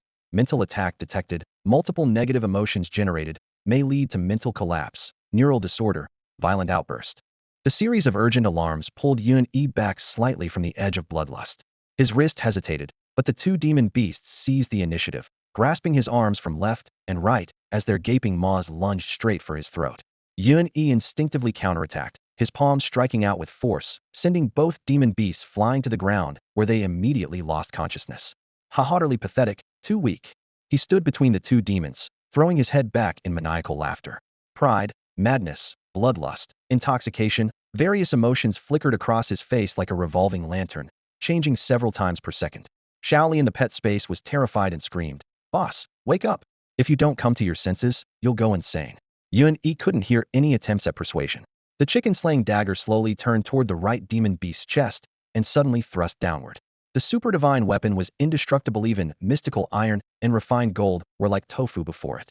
Though the sword tip was still a hair's breadth from the skin, its sharp sword chi had already cut through that delicate surface. Ding, warning ineffective. Super divine upgrade system automatically activating mental shield. Due to special spatial interference, this shielding is estimated to eliminate 96.99% of mental attacks, with remaining portions unable to be cleared. Remaining attack types belong to basic human needs. Please overcome with willpower. System energy consumption exceeds 90, entering brief hibernation. The dagger suddenly stopped, its edge leaving a thin bloody mark on the white-clothed demon beast's chest. Yun-Yi's movements froze. All the savagery on his face instantly drained away, leaving only a trace of confusion. Peach petals fell from the sky, instantly covering the red sand and completely concealing the soft grass beneath. Red curtains rose from all directions, creating an enclosed floral chamber that tightly encircled him and the two white-clothed demon beasts in the center. He was completely lost in that surge of mad emotion. His rationality collapsed. Deep within the 10 Extremes formation's red sand array, only intermittent, indescribable eerie sounds remained, echoing through this twisted space. After an unknown amount of time, Yun-E suddenly awakened, sitting up abruptly with sweat pouring down his forehead like rain. Damn, this 10 Extremes formation is too ruthless. I nearly had a mental breakdown. He held his head, grimacing in pain, and took a long time to catch his breath before recovering. He suddenly turned his head and froze in place. Scattered on the ground was a large pile of white clothing torn into strips, with spots of blood still staining the fabric. I think I did something.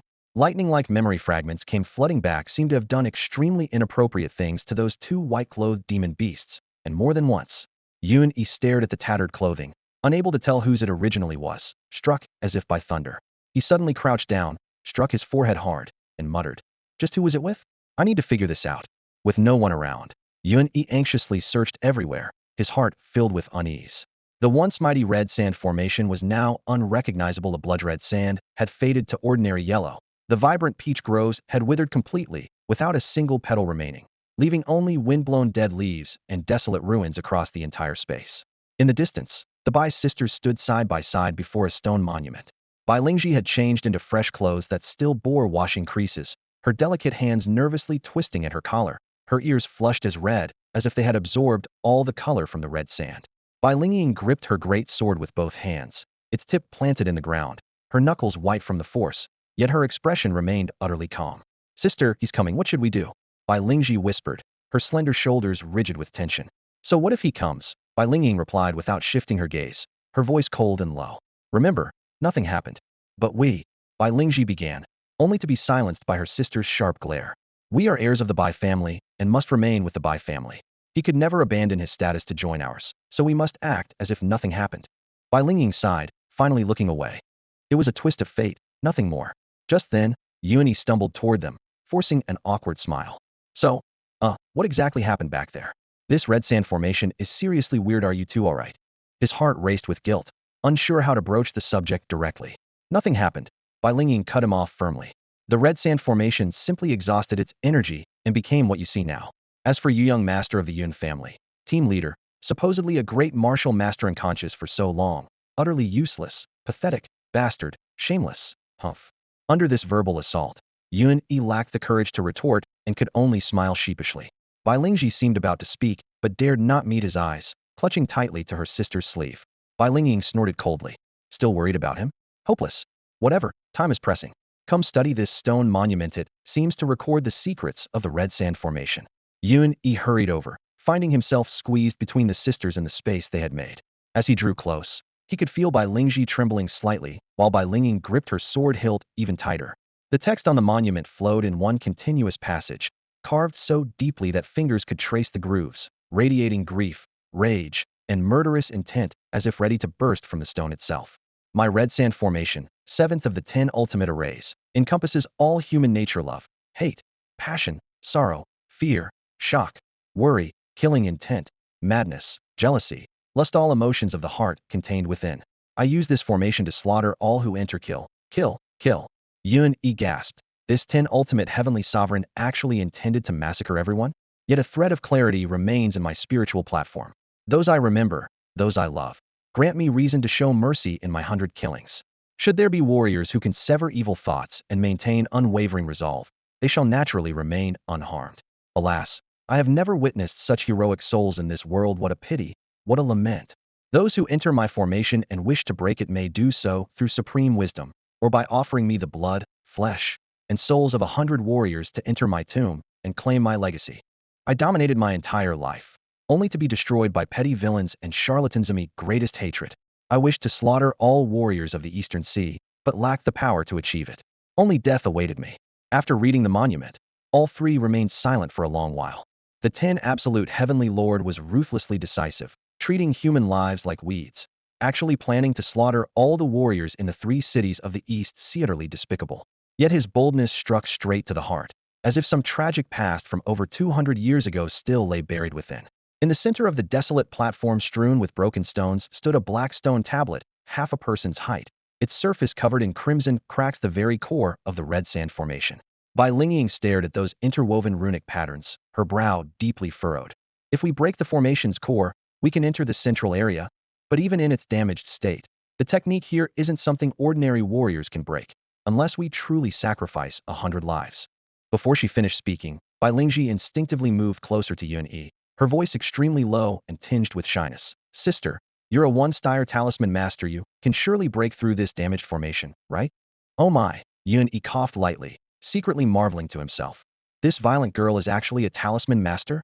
His gaze fell upon Bai Lingying's 5'11" frame, and he even felt this young woman had grown taller by a few notches.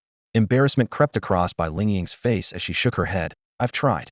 The runes within the tablet are exceptionally complex. I can only decipher 20 to 30%. To completely break it would require a two-entire talisman master. But there are only the 3 of us here. Where would we find one? A brief silence spread as the sisters exchanged glances before falling quiet. Yun-E looked left and right, and seeing the 2 beauties silent, cleared his throat twice, puffed out his chest, and muttered to himself. Ahem, as it happens, I'm also a talisman master. This kind of formation is child's play. Puffed, hee. The Bai sisters spoke in unison, one scornful, one amused, taking each other's hands and stepping aside, leaving Yun-E alone before the stone tablet. Damn, these 2 girls clearly looked down on me. Yun-E grumbled internally. He wasn't familiar with the warrior system of the divine martial continent, and didn't understand why the 2 women showed no faith in him. After all, on this continent, warriors typically focused solely on martial cultivation. If they also practiced auxiliary arts like alchemy, beast taming, or talisman crafting, they would at most major in one and minor in another. No one had ever simultaneously mastered 3 disciplines. Yun-E was already a beast tamer and alchemist, and now claimed to be a talisman master as well, which naturally seemed like pure boasting to others. Don't believe me? I really am a talisman master, just still at tier 0. Being scorned by 2 beauties of unclear relationship status, Yun-E felt utterly frustrated, but with their escape at stake, he had no choice but to call up the system panel, click on Talisman Arts, and frantically grind proficiency. Ding, 0 tier talisman arts failed, proficiency 1100. Normally, practicing talisman arts required using a talisman brush on specially prepared talisman paper, drawing symbols from simple to complex, with successful completion yielding a usable talisman. But right now, forget talisman paper, he couldn't even find a talisman brush. Yun-E simply began drawing in empty air, since the system would increase proficiency whether he succeeded or failed. He traced formation-breaking talismans in the void, one after another, completing each in mere seconds. On the other side, Bai Lingji's peripheral vision never left Yun-E. Seeing him waving his fingers frantically with an anxious expression, she whispered to her sister. What's wrong with him? Could the red sand formation still be affecting him? Should we go check on him? already feeling sorry for him. Bai Lingying's expression was complex, and after a moment she explained, "He's practicing talisman arts, he's fine." Then she snorted again. "What use is cramming at the last minute? Talisman arts are vast and profound. I've trained hard since childhood, worn out over 100 talisman brushes and wasted thousands of sheets of talisman paper, only barely touching the threshold of the first tier. 3 years later, I still haven't advanced in ink. There's just a thin veil separating me from the second tier. Talisman arts are simply too difficult. He's not even first tier, yet thinks he can break through with casual practice? Truly laughable." Though Bai Lingying spoke these words, her eyes revealed a hint of concern, concealing the turmoil within her heart as she maintained her usual cold arrogance. "If you're really that worried, go talk some sense into him.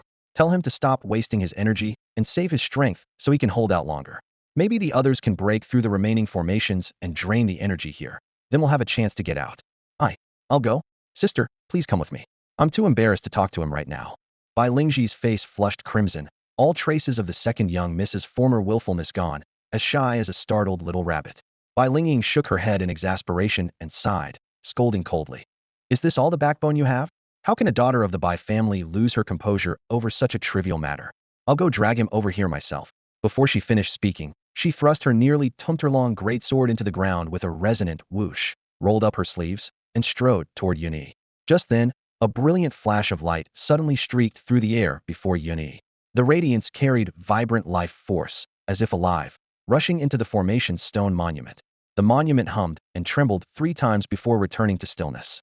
Bai Lingying stopped in her tracks, staring at Yunyi in disbelief. He had actually become a one-style talisman master? That was clearly a formation-breaking talisman. In just a quarter of an hour, he had broken through? Bai Lingying, the greatest beauty of Xintian City who had become a 3-level martial master before turning 20, considered herself nearly unrivaled among the younger generation. Yet this scene before her caught her completely off guard. Even among the super families and invincible sects of the central lands of the Xinwu continent, she had never heard of anyone breaking through to become a one-style talisman master in just a quarter of an hour. If word of this spread, it would shake the entire world. No, he must have been on the verge of breaking through already, just got lucky. She kept reassuring herself mentally, yet couldn't help but stop and stare at Yunyi's completely focused demeanor. At this moment, this unremarkable youth who was even half a head shorter than her somehow appeared extraordinarily tall in her eyes. Ding, one-style talisman technique failed. Proficiency, 4,200. Yunyi was completely immersed in the tedious process of drawing talismans, his fingertips moving with fluid grace like flowing clouds in water, repeatedly sketching formation-breaking talismans. Formation-breaking talismans from 0th to 9th tier had only one function: directly breaking through the core of formations. The higher the tier, the more geometrically complex they became. Legend had it that a 9th tier formation-breaking talisman, once activated, could shatter the void between heaven and earth, pierce through spatial passages, and lead to another continent. These legends were still too distant for Yunyi. He only knew he had to practice his talisman technique until it was strong enough to tear open the damaged red sand formation before him, so he could quickly find the Yun family disciples and stop the conspiracy between the city lord's mansion and the Hua family. The two sisters' gazes remained fixed on him. Once, 10 times, 100 times. Under Bai Lingying's increasingly shocked stare, Yunyi reached his 200th attempt. Congratulations, host. One-style talisman technique has advanced to Tune Tire, proficiency 0400. Few finally reached Tune Tire. I wonder if it's enough to break the formation. Yunyi secretly breathed a sigh of relief and raised his hand to draw another talisman in the air. Purple and red dual-colored talisman light intertwined and took shape, sharp as a blade. This can't be real. I must be seeing things. Bai Lingying watched the two-colored formation-breaking talisman light and nearly fainted. A moment ago she could still tell herself that Yunyi had long been stuck at a bottleneck and had just broken through to rank 1 talisman master. But how was she supposed to explain this now? In barely a quarter of an hour, he had stepped into rank 2. Bai Lingying suspected the red sand array might accelerate cultivation and secretly tested it by drawing talismans, but she couldn't sense the slightest ripple. The array offered no help at all, and only Yunyi cut through the clouds to daylight. At this pace, he wouldn't lose to talents from the great cities of the central lands or the top sects, and he might even stand shoulder to shoulder with the divine sons and saintesses of the super sections. As the Bai clan's heir, Bai Lingying knew how weak the 3 cities of the EC were.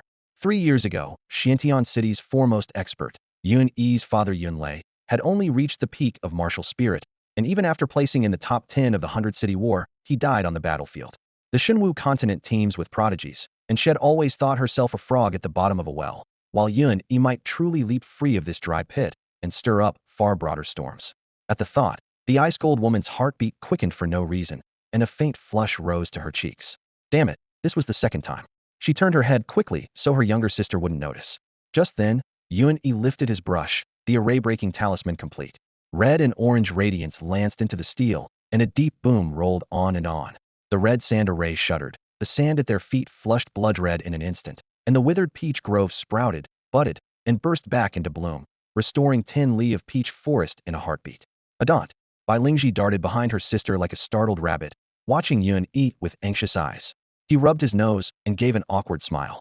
It's fine. The array's broken. There's no danger. With that, he grabbed the steel and heaved. The moment it came free, it shrank, finally becoming a palm-sized black stone token with a flow of dark light across its surface. As the token settled into his palm, the red sand array's information flooded his mind. Before his death, Shiju Tianzuan had been not only a peak martial venerable, but also a rank 5 talisman master who created the 10 absolutes array, a marvel across the ages. With the array core token in hand, the red sand array was his to command. Yun raised the token and barked. Red sand tempers all and beguiles the heart collect. A thunderous shock rippled across the dozen-odd li of array domain as the peach grove and the billowing red sand lifted and streamed into the token, leaving the ruins bare and desolate once more. Boss, we're out, finally done being mute prisoners. Damn, I was suffocating. Shao Li clamored in his sea of consciousness. It had been confined in the pet space for ages, and now that it emerged, it ran a set of Li Hua subduing demon fist, its wings whooshing. You were awake the whole time. Yun's gaze turned odd as he stared at the fire crane, his tone turning dangerous. Shao Li froze mid-move and gave a dry laugh. Boss, I don't know anything, didn't see anything. Seeing Yun closing in with a stormy face, it kept backing up and begged for mercy. Don't be mad. They'll talk. They'll tell you everything, just don't let the two sisters-in-law hear. What the two sisters-in-law?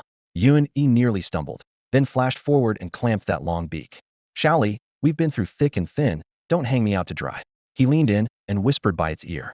Be straight with me, is it really two? Shao Li's redagate eyes gleamed with mischief, and it nodded hard twice. Yun instantly froze, his entire being plunged into chaos. The three pure ones, Buddha, Mary, Hallelujah, countless deities and Buddhas flashed rapidly through his mind, yet they couldn't suppress the shock that felt like being trampled by 10,000 alpacas. In his previous life, he was just a gaming otaku who dominated the gaming world, considering himself a devout vegetarian with few desires. He never expected that his first transgression after transmigrating would cause such a commotion. He stole glances at the Bai sisters, his heart pounding as he slapped himself hard across the face. Damn it, this is really troublesome. In the feudal system of the divine martial continent, taking concubines wasn't unusual, but these two were biological sisters, and he'd only known Bai Lining for less than 2 days. Shao Li flapped his wings, his fiery red eyes rolling as he struggled with effort, asking in a muffled voice through his long beak, Boss, what are you panicking about? Both sister-in-laws have accepted it, and they're not fighting over you. You'll have great fortune with women in the future, so what's there to fear? This isn't right, is it? Yun muttered quietly, his face full of embarrassment. Tisk, boss, you're so old-fashioned. You're destined to shock the world, and this is just the beginning. Never mind, our Flame Crane clan only has a dozen or so members, with only 1 male per generation. Compared to your situation, how am I supposed to live? What the hell? What did you say? Only 1 male per generation. Yun was dumbfounded. Correct answer. I'm the only male crane of this generation. Shao Li's tail feathers trembled with pride. In the future, at least 7 or 8 crane sisters will be waiting for my favor. Seeing its smug expression, Yun suppressed the urge to punch it twice and asked sheepishly. So you're saying this isn't a big deal? Not at all. Even 10 times more wouldn't matter. Shao Li said dismissively. Didn't you see that both sister-in-laws have no objections? Besides, without them, the red sand formation couldn't have been broken. The spiritual impact you left behind was incredibly powerful. It wouldn't have worked with even 1 less person. As Yuni listened, his back gradually straightened. That's right, this wasn't his previous life. He was a transmigrator with a super divine upgrade system. As long as he treated them well, why worry needlessly? He cleared his throat. Shao Li, let's go. Let's find that mysterious figure and see what they want with you. Maybe they're also from the Flame Crane clan, waiting for your favor. The 3 humans and 1 crane continued along the broken stone path. Charred broken walls and rolling yellow sand came into view, with corpses scattered along the roadside, mostly rogue cultivators who had died miserably. Some burned to charcoal by flames, others torn into bloody fragments by tremendous force, and still others riddled with tiny weapon holes. Bai Lining grew increasingly alarmed and finally said softly, these people must have died in the Flame Formation, Hurricane Formation, and 10,000 Arrows Formation of the 10 Absolute Formation. Like us, they were transported inside and thrown out after death. I wonder if our family disciples might also be trapped in the formation. Yun-yi suddenly shuddered, realizing the truth. Damn it. So that's what that old bastard city lord Hei-Chen was planning. He used these people as blood sacrifices for the 10 Absolute formation, trying to break through and enter the core of the 10 Absolute Heavenly Master's tomb to seize that divine artifact treasure. What a calculating, ruthlessly decisive scheme. We need to find the family disciples quickly, or everyone who came here will die. Bai Lingji said fearfully. No, it's too late. Yun-yi gazed into the dark tomb passage, his expression grave, as if he had finally made up his mind about something. They've likely been scattered and transported into different formations. There's only one option left. What option? The Bai sisters asked in unison. Bai Lining reacted faster than her sister, her eyes suddenly brightening. You want to break directly into the other formations and forcibly destroy them? Yuni nodded. Exactly. Rather than blindly searching for people, it's better to strike at the root. If we can break the formations, everyone can be saved. But that would be clearing the path for City Lord Hei-Chen, allowing him direct access to the tomb's core to obtain the divine artifacts and treasures. Bai Lining's originally cold face showed traces of worry and emotion. Right now, we can only choose the lesser of two evil. Saving lives comes first. After breaking the formations, we'll deal with that Blackheart City Lord. Yun-Yi's tone was resolute. Though he knew in his heart that Hei-Chen had been planning for years and was a martial spirit realm expert, dealing with him would be no easy task. He quickly made his deployment. Lining, Lingji, you two proceed along this passage. About 2,000 meters ahead are over 20 disciples from the Yun and Bai families, including Master Yun Jian and Master Yun Ji. Rendezvous with them. I'll go alone to break the other 10 absolute formations, and we'll meet at the tomb center. On the system map, that group was marked with green dots, their location crystal clear. The 10 absolute formations are too dangerous, you can't go. Bai Lingji's eyes filled with tears as she gripped his arm tightly. Bai Lining also hesitated. You're too weak alone. I'll accompany you. My true chi has recovered, and I'm also a first-rank talisman master.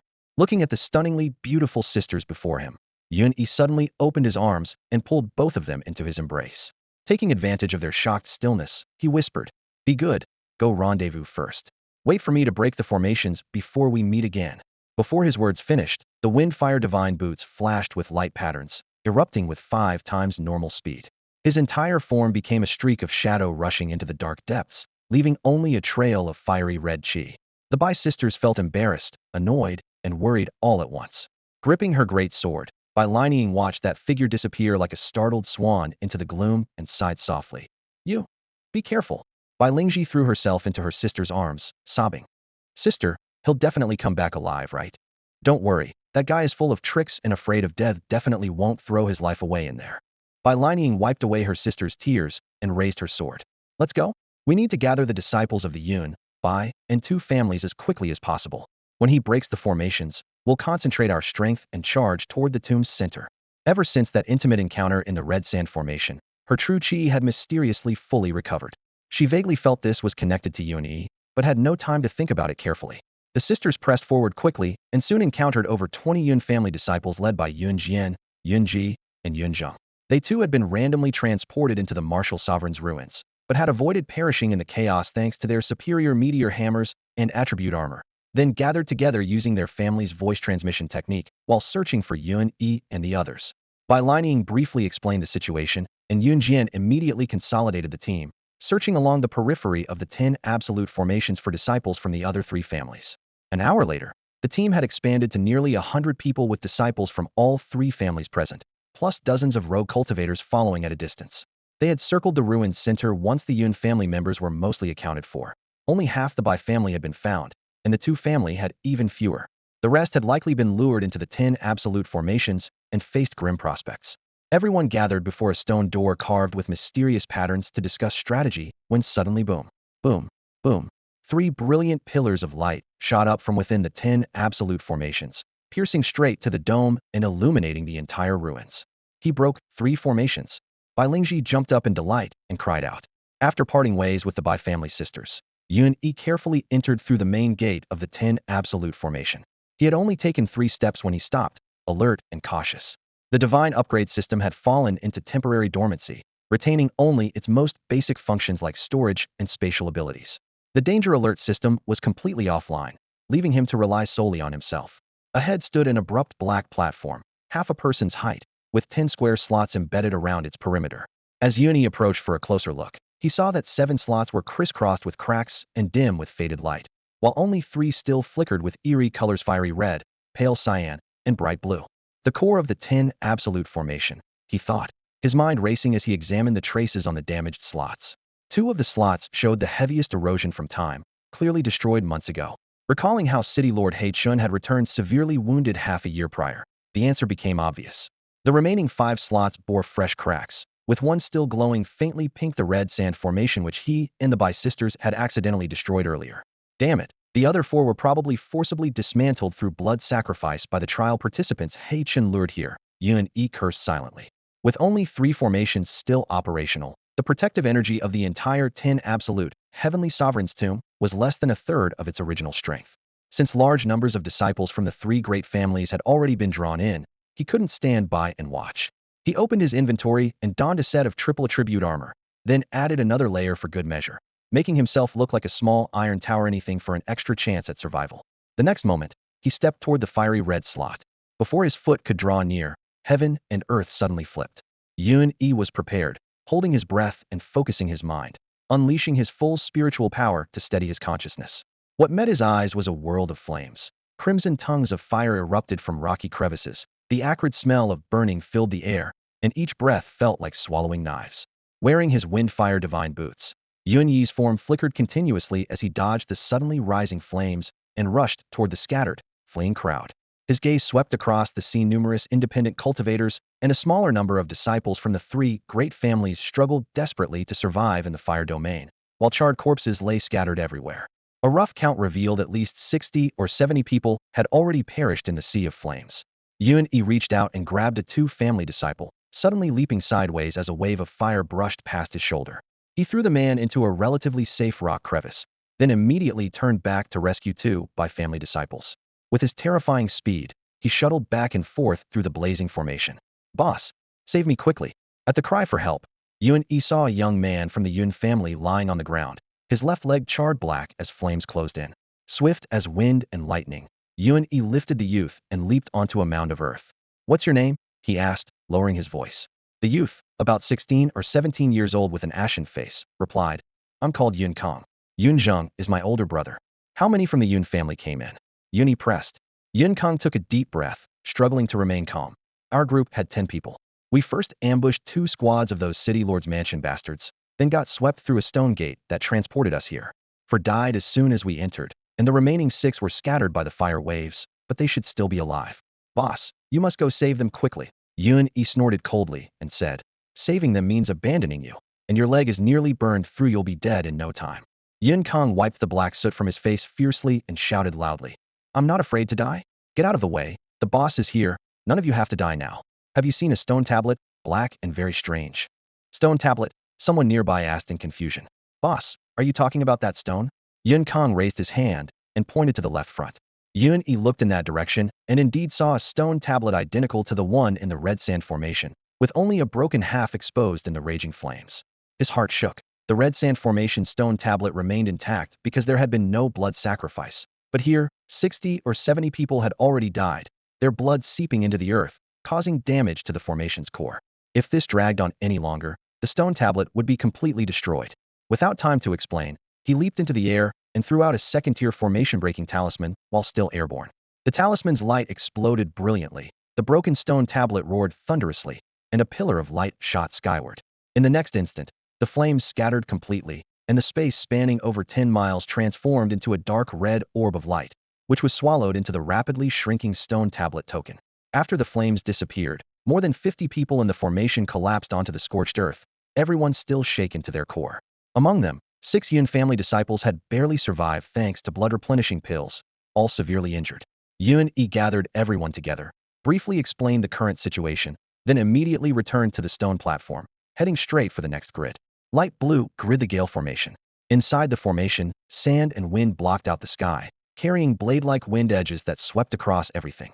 Yun E, wearing heavy armor, charged through at high speed, instantly locking onto the formation's core stone tablet and once again unleashing a formation-breaking talisman. Blinding light enveloped the stone tablet, the wind sounds abruptly ceased, and he smoothly collected the Gale Formation token into his embrace, rescuing another 40-plus people. "Next one," he growled, stepping onto the final bright blue grid. The bright blue formation was filled with hidden weapons, volleys of arrows, flying locust stones, poison darts, plum blossom needles, 10,000 bee stings. If wandering cultivators or disciples from other families had entered, they would have been shot full of holes. However, there were more than 32 family disciples here who, after losing a few people, immediately raised their 2 family shields, forming an impenetrable wall of bronze and iron to protect the perimeter. Meanwhile, over 10 Yun family elites wore 3 attribute protective armor, withstanding the hidden weapon attacks and steadily holding the core area. With such cooperation, the 100-plus people had managed to preserve most of their fighting strength. Seeing Yun charging against the arrows, the Yun family disciples shouted in unison, "Boss, get out of here quickly. This place is too evil, don't worry about us." "Bullshit." Yun laughed heartily in midair. "If the boss doesn't come to save you, you're all dead. Hold on, watch me break this formation." He immediately began searching for the formation's core upon landing, quickly spotting an almost intact stone tablet through gaps in the arrow rain, and instantly shot out a formation-breaking talisman. Just as the formation-breaking talisman was released, 100 meters away from him, a man completely wrapped in dark protective armor was quietly unleashing a devastating strike. Suddenly seeing the talisman's light flash, he abruptly stopped his attack, his figure half hidden in the arrow rain. The countless arrows and poison needles striking his body only created copper-colored ripples that was second-tier copper armor with at least 3 attribute protection. The man coldly observed the formation-breaking process, a mocking smile curling at the corner of his mouth. Then his figure melted into the darkness and silently retreated. Yun was completely unaware that he had just walked through death's door. The formation-breaking talisman entered the stone tablet. The 10,000 arrows formation collapsed with a thunderous crash, and all the hidden weapons and scenery were swept into the rapidly shrinking token. Over 100 survivors were instantly freed. He collected the token and loudly called to everyone, leading the team to charge out of the 10 Extremes formation. At the exit, the Bai family sisters and the remaining disciples of the Yun, Bai, and 2 families were anxiously waiting. Seeing Yun emerge with the last group of people, including all the wandering cultivators, over 300 people simultaneously erupted in thunderous cheers. They had survived the catastrophe and escaped death. Nearly 1,000 people entered the trial, not counting those from the city lord's mansion and the Hua family. Of these, only just over 300 remained alive. The rest had either died under the city lord's mansion's schemes, killed each other in mutual slaughter, or been devoured by the 10 absolute formation, becoming flesh and blood sacrifices to break the array. Inside the ruined tomb of the 10 absolute, celestial venerable, rubble lay scattered everywhere. The air was thick with the lingering stench of blood and scorched earth, bearing witness to the brutality of this trial. Bloodstains spread along the stone steps, dark red traces like silent accusations, drawing everyone's gaze to Yun. Yun stood before the broken walls and ruins, gazing at the devastated tomb chamber and the mere 300 survivors. After a long silence, his voice echoed low but clear. This slaughter masquerading as a trial was a murder plot orchestrated by Xiantian City Lord He Chun to open the 10 absolute, celestial venerables tomb. In less than 2 days, over 600 people perished. Among them were the elite young generation of the Yun, Bai, and 2 families, as well as innocent rogue cultivators. They all died under He Chen's selfish desires and the manipulation of the mastermind behind the scenes. "We who remain alive, what should we do next?" As his questioning voice faded, the tomb chamber fell into deathly silence, with only the sound of water dripping from the rock walls echoing. Suddenly, a cold, clear female voice exploded through the air. Bai Lining raised her great sword high with both hands, its blade stained with blood and gleaming with cold light, speaking word by word. "Blood debt must be paid and blood kill every last scoundrel from the city lord's mansion." This roar of fury ignited the suppressed emotions like wildfire. "Blood debt must be paid and blood, let's take revenge on those scoundrels from the city lord's mansion. My 2 family had 150 disciples, and fewer than 50 remain. This vengeance must be repaid." The 2 families' leader had perished, and a sturdy young man was elected as temporary leader. He raised his blood-stained iron shield high, his voice hoarse, tears and blood mingling on his face. "The Yun family and the city lord's mansion cannot coexist under the same sky." Yun Jian stepped forward, knelt on one knee, and solemnly requested orders. "Young master, please give the command. The remaining 126 members of the Yun family await your orders. Wherever your battle flag points, that is where we shall charge." As his words fell, all the Yun family members knelt on one knee in unison. Yun Jian, Yun Ji, Yun Zhong, along with Yun Sheng, Yun Lu, and others shouted in chorus, their voices shaking the tomb walls. The sturdy young man from the 2 family took 2 steps as one to reach Yun Jian's side, likewise kneeling on one knee and striking his shield heavily on the ground. "The remaining 47 members of Xiantian City's 2 family await your command." Bai Lining, tall and graceful like an unsheathed sword, walked to Yun Jian's left side, bent down, and performed a woman's bow. The remaining 93 disciples of the Bai family await orders. Bai Lingji stood behind her, likewise bowing in submission. In the Bai family ranks, several disciples with shrewd gazes exchanged glances. Though surprised, they still knelt respectfully without any objection. With all three great families kneeling, emotions ran high. Infected by their fervor, over 100 rogue cultivators, those martial artists whom Yun Yi had just rescued from the brink of death, also bowed down one after another. The shouts of over 300 people surged like a torrent, echoing for a long time. When the cries gradually subsided, Yun Yi raised his hand and commanded loudly. Among the disciples of the Yun, Bai, and two families, all those at the martial master realm shall follow me deep into the tomb's core to stop He Chen's conspiracy. The rest shall be led by Yun Zheng to search for and annihilate the remaining remnants of the city lord's mansion and Hua family. The three Yun family martial master realm cultivators Yun Jian, Yun Ji, and Yun Sheng were first to rise and form ranks behind Yun Yi. Bai Lining and another Bai family martial master disciple followed closely, crossing their swords over their chests, killing intent overflowing. From the two family, only the sturdy young man strode forward with his shield. The remaining people all followed Yun Zheng's lead, forming a mighty force as they began searching the tomb for members of the city lord's mansion and the Hua family. Moments later, only 7 martial master realm experts, including Yun Yi, remained standing in place. Bai Lining looked around, her gaze falling on Bai Lingji, who still stood beside her, and said in a deep voice, "Lingji, go with them. The main burial chamber is too dangerous, and your strength isn't sufficient." Bai Lingji stole a glance at Yun Yi, her voice extremely low yet stubborn. "I want to stay with sister." Bai Lining's sword-like eyebrows furrowed tightly. She turned and glared fiercely at Yun Yi, then finally nodded helplessly. "I really can't do anything with you. Stay close to me and absolutely don't fall behind." Yun Yi felt guilty under that glare and could only laugh awkwardly twice.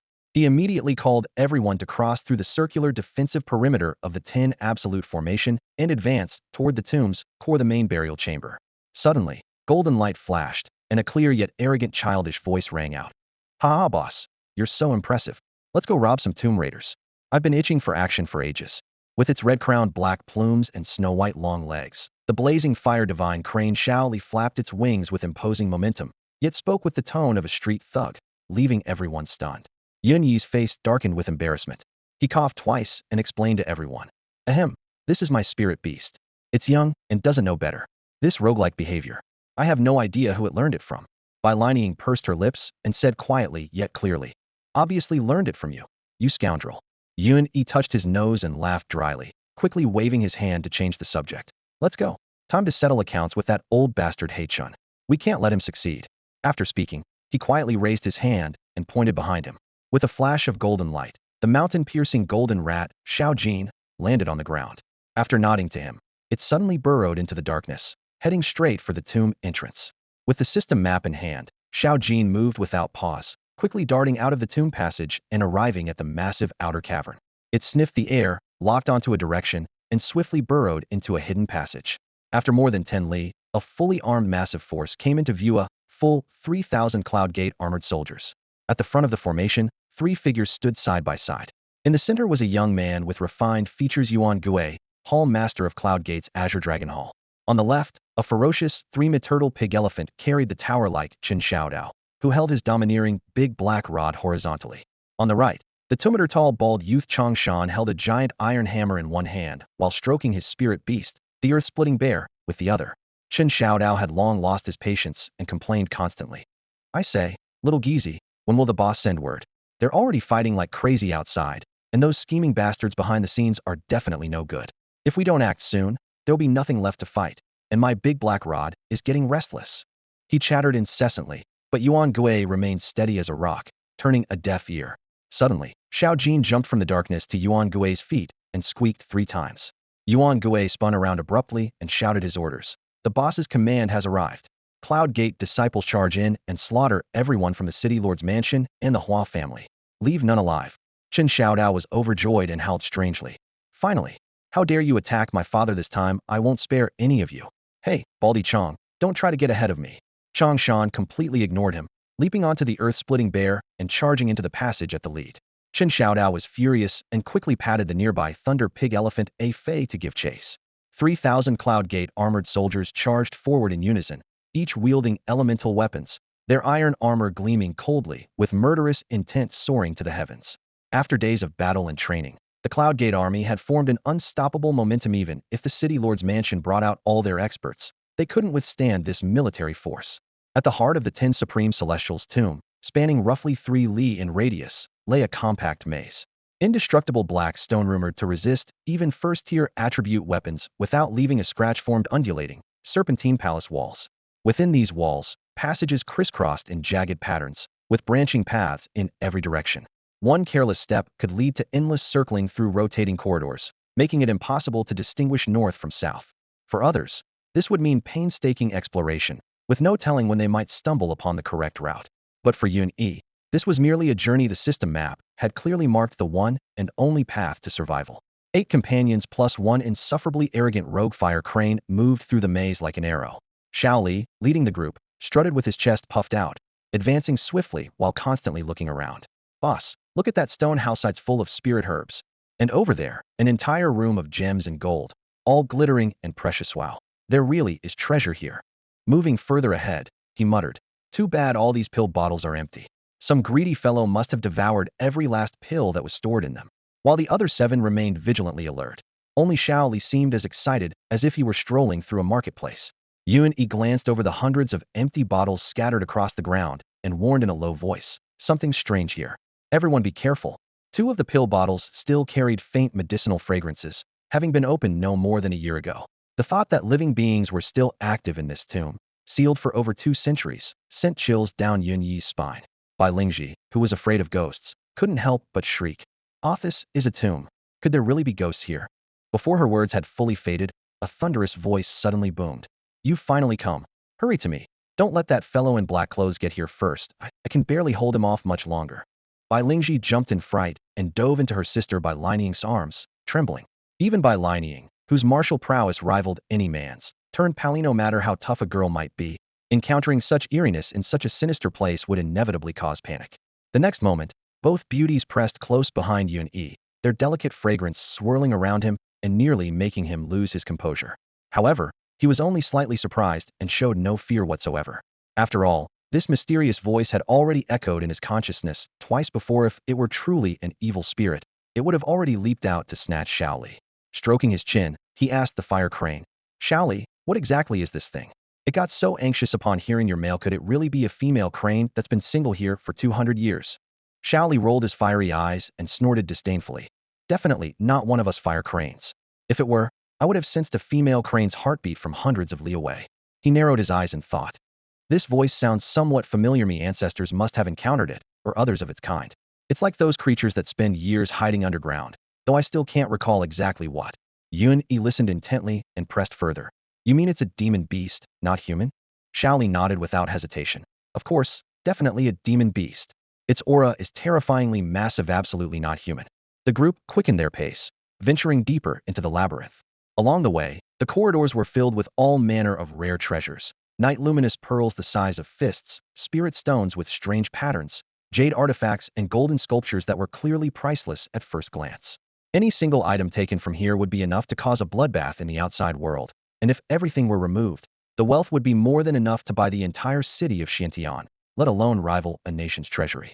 But none of them could spare a backward glance, for if they failed to stop City Lord Haichen from obtaining the divine artifacts left by the 10 Absolute Celestial, Xiantian City would fall under bloody tyranny, and the Yun, Bai, and 2 families would face nothing but slavery or complete annihilation.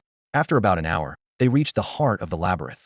The scene before them changed dramatically. The previously narrow, winding passages suddenly opened into a vast, square hall several hundred meters in length and width.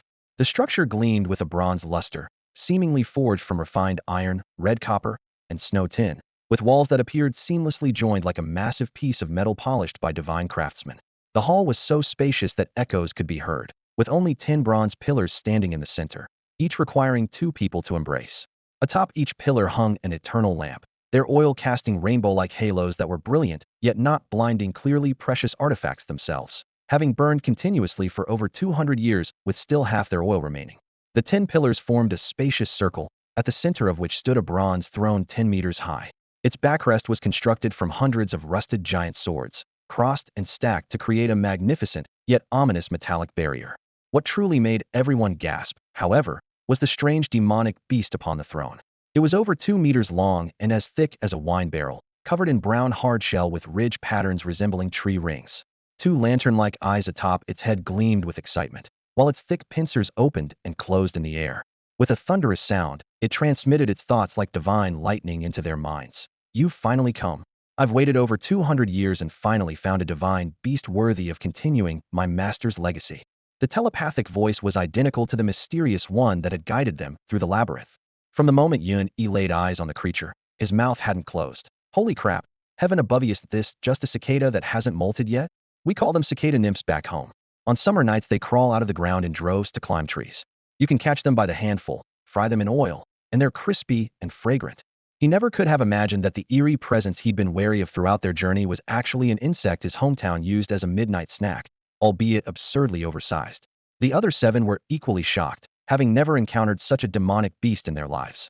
Only Shaoli blinked her fiery red eyes, looked it up and down, then spoke with sudden understanding. So it really is one of you dirt-dwelling creatures. No wonder you seemed familiar. I remember either my father or grandfather caught a few of these and kept them at the peak of Nonli Mountain to clean the courtyard soil. Hey, what do you want with me? The cicada nymph suddenly exhaled a murky breath, its voice thundering in response. My time is running short. I must find a demonic beast capable of controlling my master's treasure, one with vast and refined spiritual power to sustain it, lest the artifact silently fade into the river of time. I've been separated from my master for 500 years, crash landing here with severe injuries. I can barely maintain the treasure's operation with my spiritual power, but I can no longer drive it. In a few days, I'll be completely spent. Once I die, without spiritual nourishment, it will gradually decay and I would have failed my master. Everyone was thoroughly confused. 500 years? Wasn't the 10 absolute celestial from just over 200 years ago? Could this place not be his tomb after all? Suddenly, Bai Lingying cried out in shock, her pupils contracting.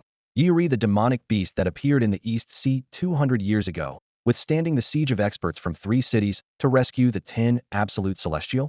Yun-E was stunned, cursing inwardly. What the hell is going on? How much more is this violent girl hiding from me? Bai Lingying trembled with excitement, saying in disbelief.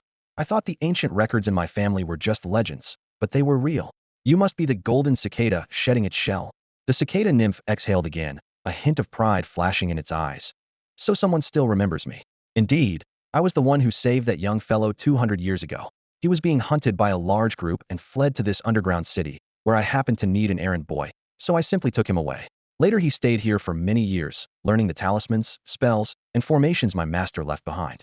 When his lifespan was ending, he lured his enemies here, fought desperately, and killed quite a few, though he died as well. Before it could finish speaking, the cicada nymph suddenly raised its head, its gaze piercing through the hall in trance. Trouble. That fellow in black is about to break in. Little fire crane, quickly come inherit my master's treasure, hurry. At that moment, thunderous crashing sounds echoed from outside the great hall, as if someone was launching a fierce assault, triggering minor earthquakes. Dust fell from within the hall, and hairline cracks appeared on the stone pillars. Shaoli, the flame divine crane, raised his fiery red eyes and arched an eyebrow, clearly showing impatience. As one of the world's top-tier divine beasts with bloodline power accumulated over countless generations, he truly couldn't understand why he had to inherit what the other called a supreme treasure. He lazily used his wing to hold a broken spear he had casually picked up from some treasure vault, scratching his back with it. Hey, you tunnel digger, whatever divine artifact or supreme treasure you're talking about, this crane lord isn't interested. Keep it for yourself to play with. Below the throne across from him, a pitch-black cicada nymph with cracked shell and exposed wings suddenly straightened up. I am the molting golden cicada, it exclaimed, its voice trembling with rage. We're both divine beasts, and I'm no less than you, flame divine crane. My master was an earth-shaking figure beyond what you cultivators in this barren land could ever compare to. Though my master's supreme treasure was damaged and fell only after being besieged by 13 martial emperors, it will eventually return to its peak glory. Once mastered, countless worlds and billions of living beings will be within one's grasp. Such power is beyond what a little fire crane like you could ever imagine. The more it spoke, the more agitated it became, its chest plates rising and falling rapidly, clearly becoming breathless even from boasting. Seeing this, Shaoli fiddled with the broken spear, his head swaying to the rhythm. All right. First bring out the thing and let me have a look. If this crane lord finds it appealing, I'll casually pocket it as a favor to you. Looking at your condition, you probably won't live much longer anyway. As soon as he finished speaking, the molting golden cicada flew into a rage, arching its back as a devastating aura capable of destroying heaven and earth came crashing down. The air seemed crushed by a massive hammer, and the entire hall resonated with a deep hum. Everyone retreated more than 10 steps, cold sweat instantly soaking their clothes. Xiao Li, bearing the brunt of the pressure, was forced to roll and tumble, performing a somersault in the process, with half of his iron spear flying far away. Yun Yi's heart pounded wildly as he cursed silently, desperately channeling his 6th-level martial master cultivation to resist. But he couldn't last even half a second before feeling his chest about to burst, nearly coughing up blood. That ugly giant cicada nymph, if at full strength, would likely have already entered the martial grandmaster realm, or even martial king. Fortunately, the overwhelming pressure lasted only an instant. The molting golden cicada then collapsed back onto the throne like a deflated balloon, its aura plummeting sharply, breathing as heavily as a bellows, as if it might perish at any moment. Only then did Xiao Li cautiously walk back, pick up the broken spear, scratch his back a couple more times, and put on a respectful expression. Lord Golden Cicada, I was disrespectful just now. May I ask where the supreme treasure you mentioned is located? Could you allow me to observe it? If it truly is a divine artifact, Xiao Li will swear to protect it with his life, willing to climb mountains of blades and descend into seas of fire, facing 10,000 deaths without regret. Yun Yi almost couldn't suppress his laughter. This crane's demeanor was identical to his own, just with a different tone, but essentially saying the same thing.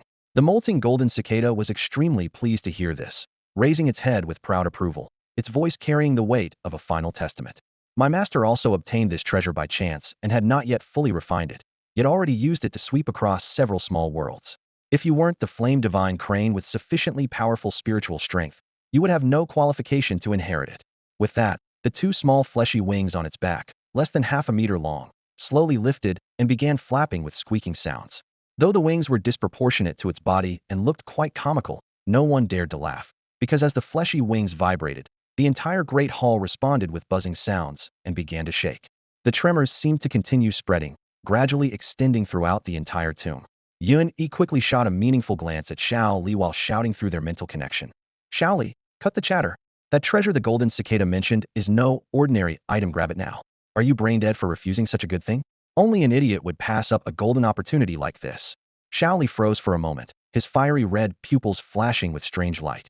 He slung the broken iron spear across his back and spoke in a rough, hoarse voice. Big cicada, Lord Crane accepts your offer.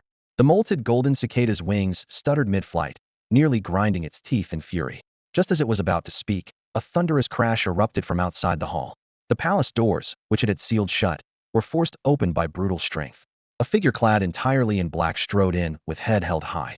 Bone-chilling cold followed in his wake as an icy voice echoed through the chamber. Even the mighty molted golden cicada has its day of reckoning. Huh? Still trying to resist? I've long suspected your time was running out. After decades of planning, today I finally get my wish. That treasure will ultimately be mine. Yun Yi and the others tensed in alarm. The newcomer was none other than He Chun, the strongest expert and city lord of Xiantian City. The sturdy young man from the two family blazed with fury, raising his shield as he charged forward, his voice booming like thunder. He Chun, you old bastard. You killed over 100 of my two family's elite warriors for this treasure. Today I'll avenge them. Prepare to die. Yun Yi reached out to stop him, but was half a step too slow. Boom. Without even glancing over, He Chun casually struck the iron shield with his palm.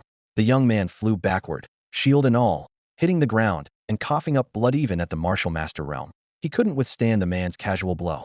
Everyone's pupils contracted sharply. He Chun's power was even more terrifying than they'd imagined today. They faced almost certain death. The molted golden cicada beat its wings, filling the hall with mournful wind.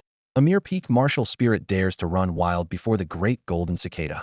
6 months ago, do you still remember how you fled with your tail between your legs from my long-distance strike?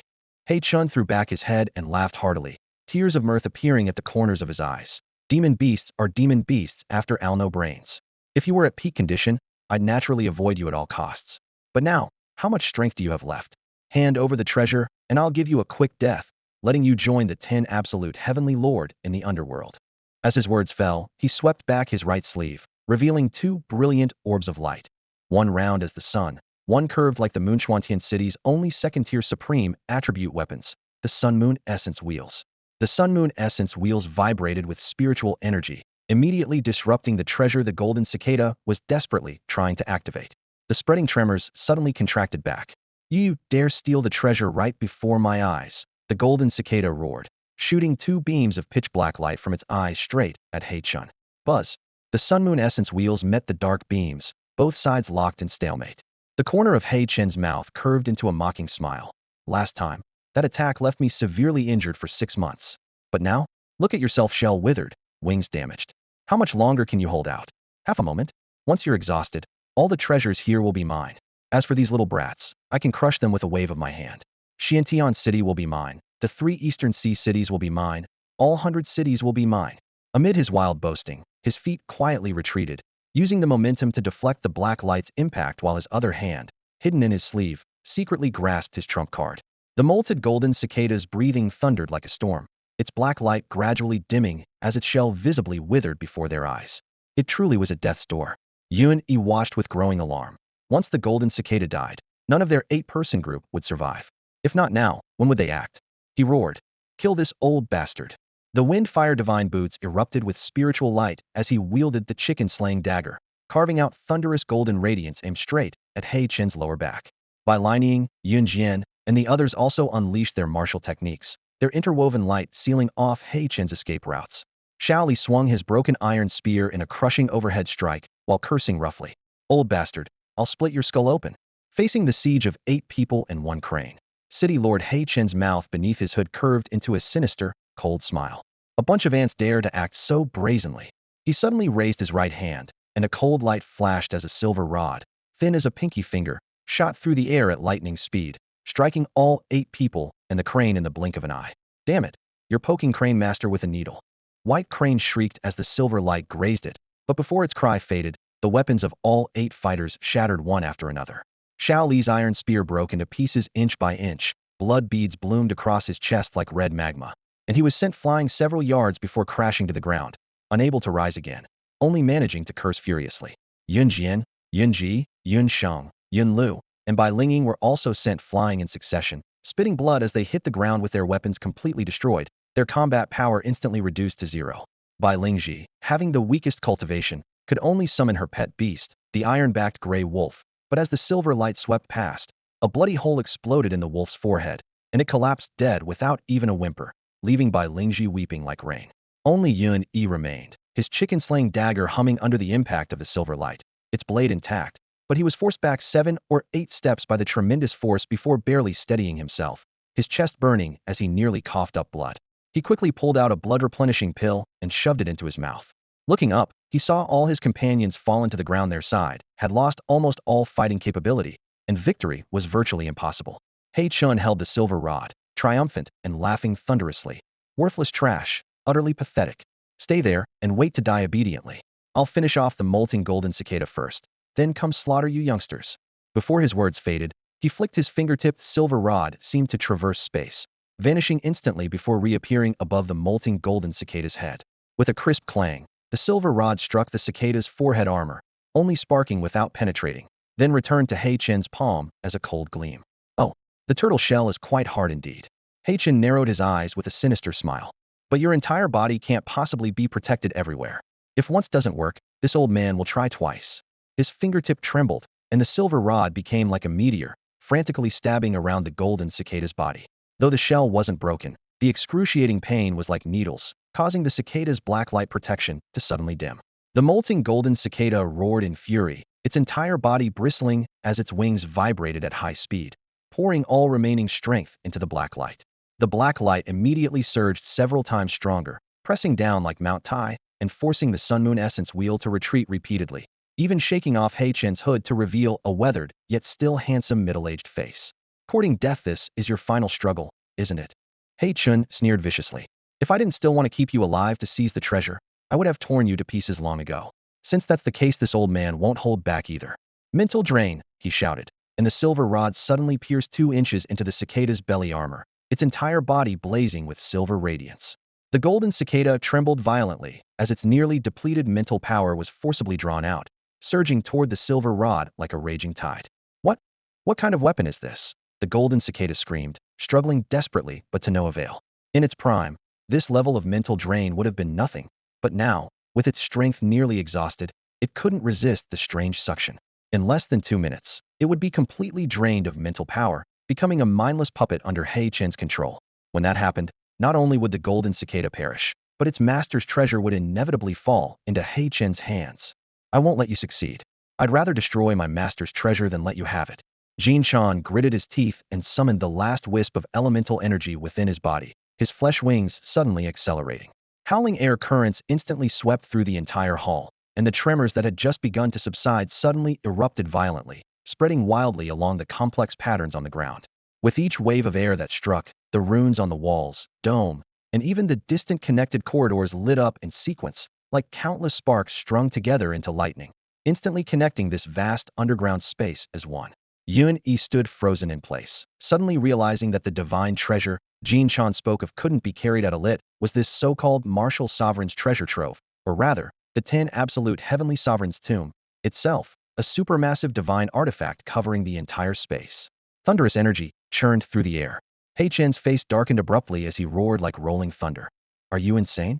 If this truly detonates, the impact will be enough to blast Xiantian City into the sky.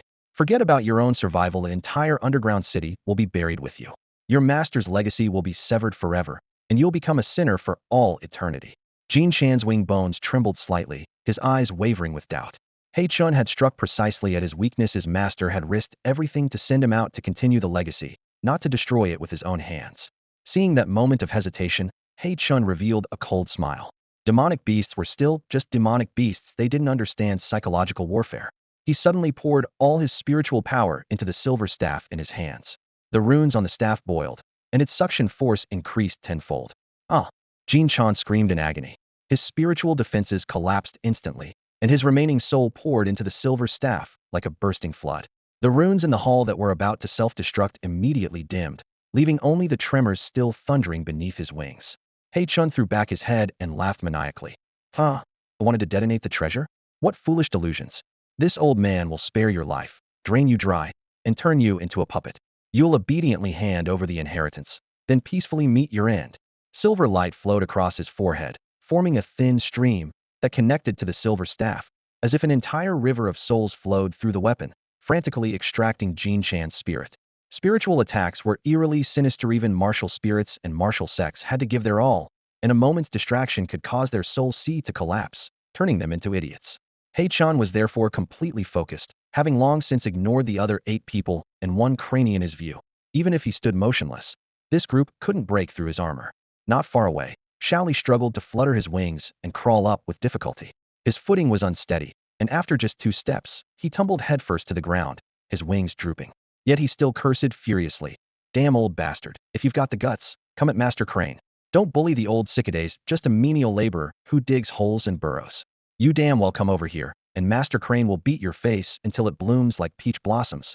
Bai Lingying tried to support herself with her great sword, struggling several times only to fall back down.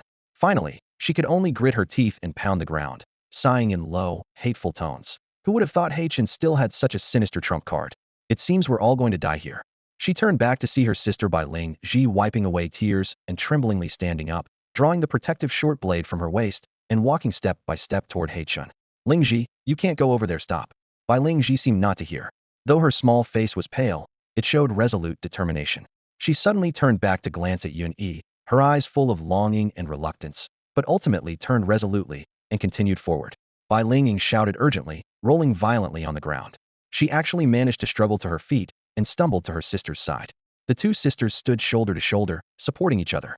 Sister, since we're going to die either way, let's fight to the end. I too carry the Bai family bloodline. I cannot bring shame to our ancestors. Bai Lingying was stunned, then nodded heavily. Supporting each other, they strode determinately toward Chun, who stood like a god or demon. Seeing the 2 young women actually launching a desperate charge, Yun Jian, the 2 family youth, and the others felt their blood roar in their chests. They gritted their teeth and growled, some standing, some crawling, forcing themselves toward Chun. Even if they died, they would bite that demon fiercely. Just as everyone gritted their teeth and was about to burn their last spark of life, a calm voice suddenly drifted from nearby. I'm not dead, yet is it really a woman's turn to risk her life?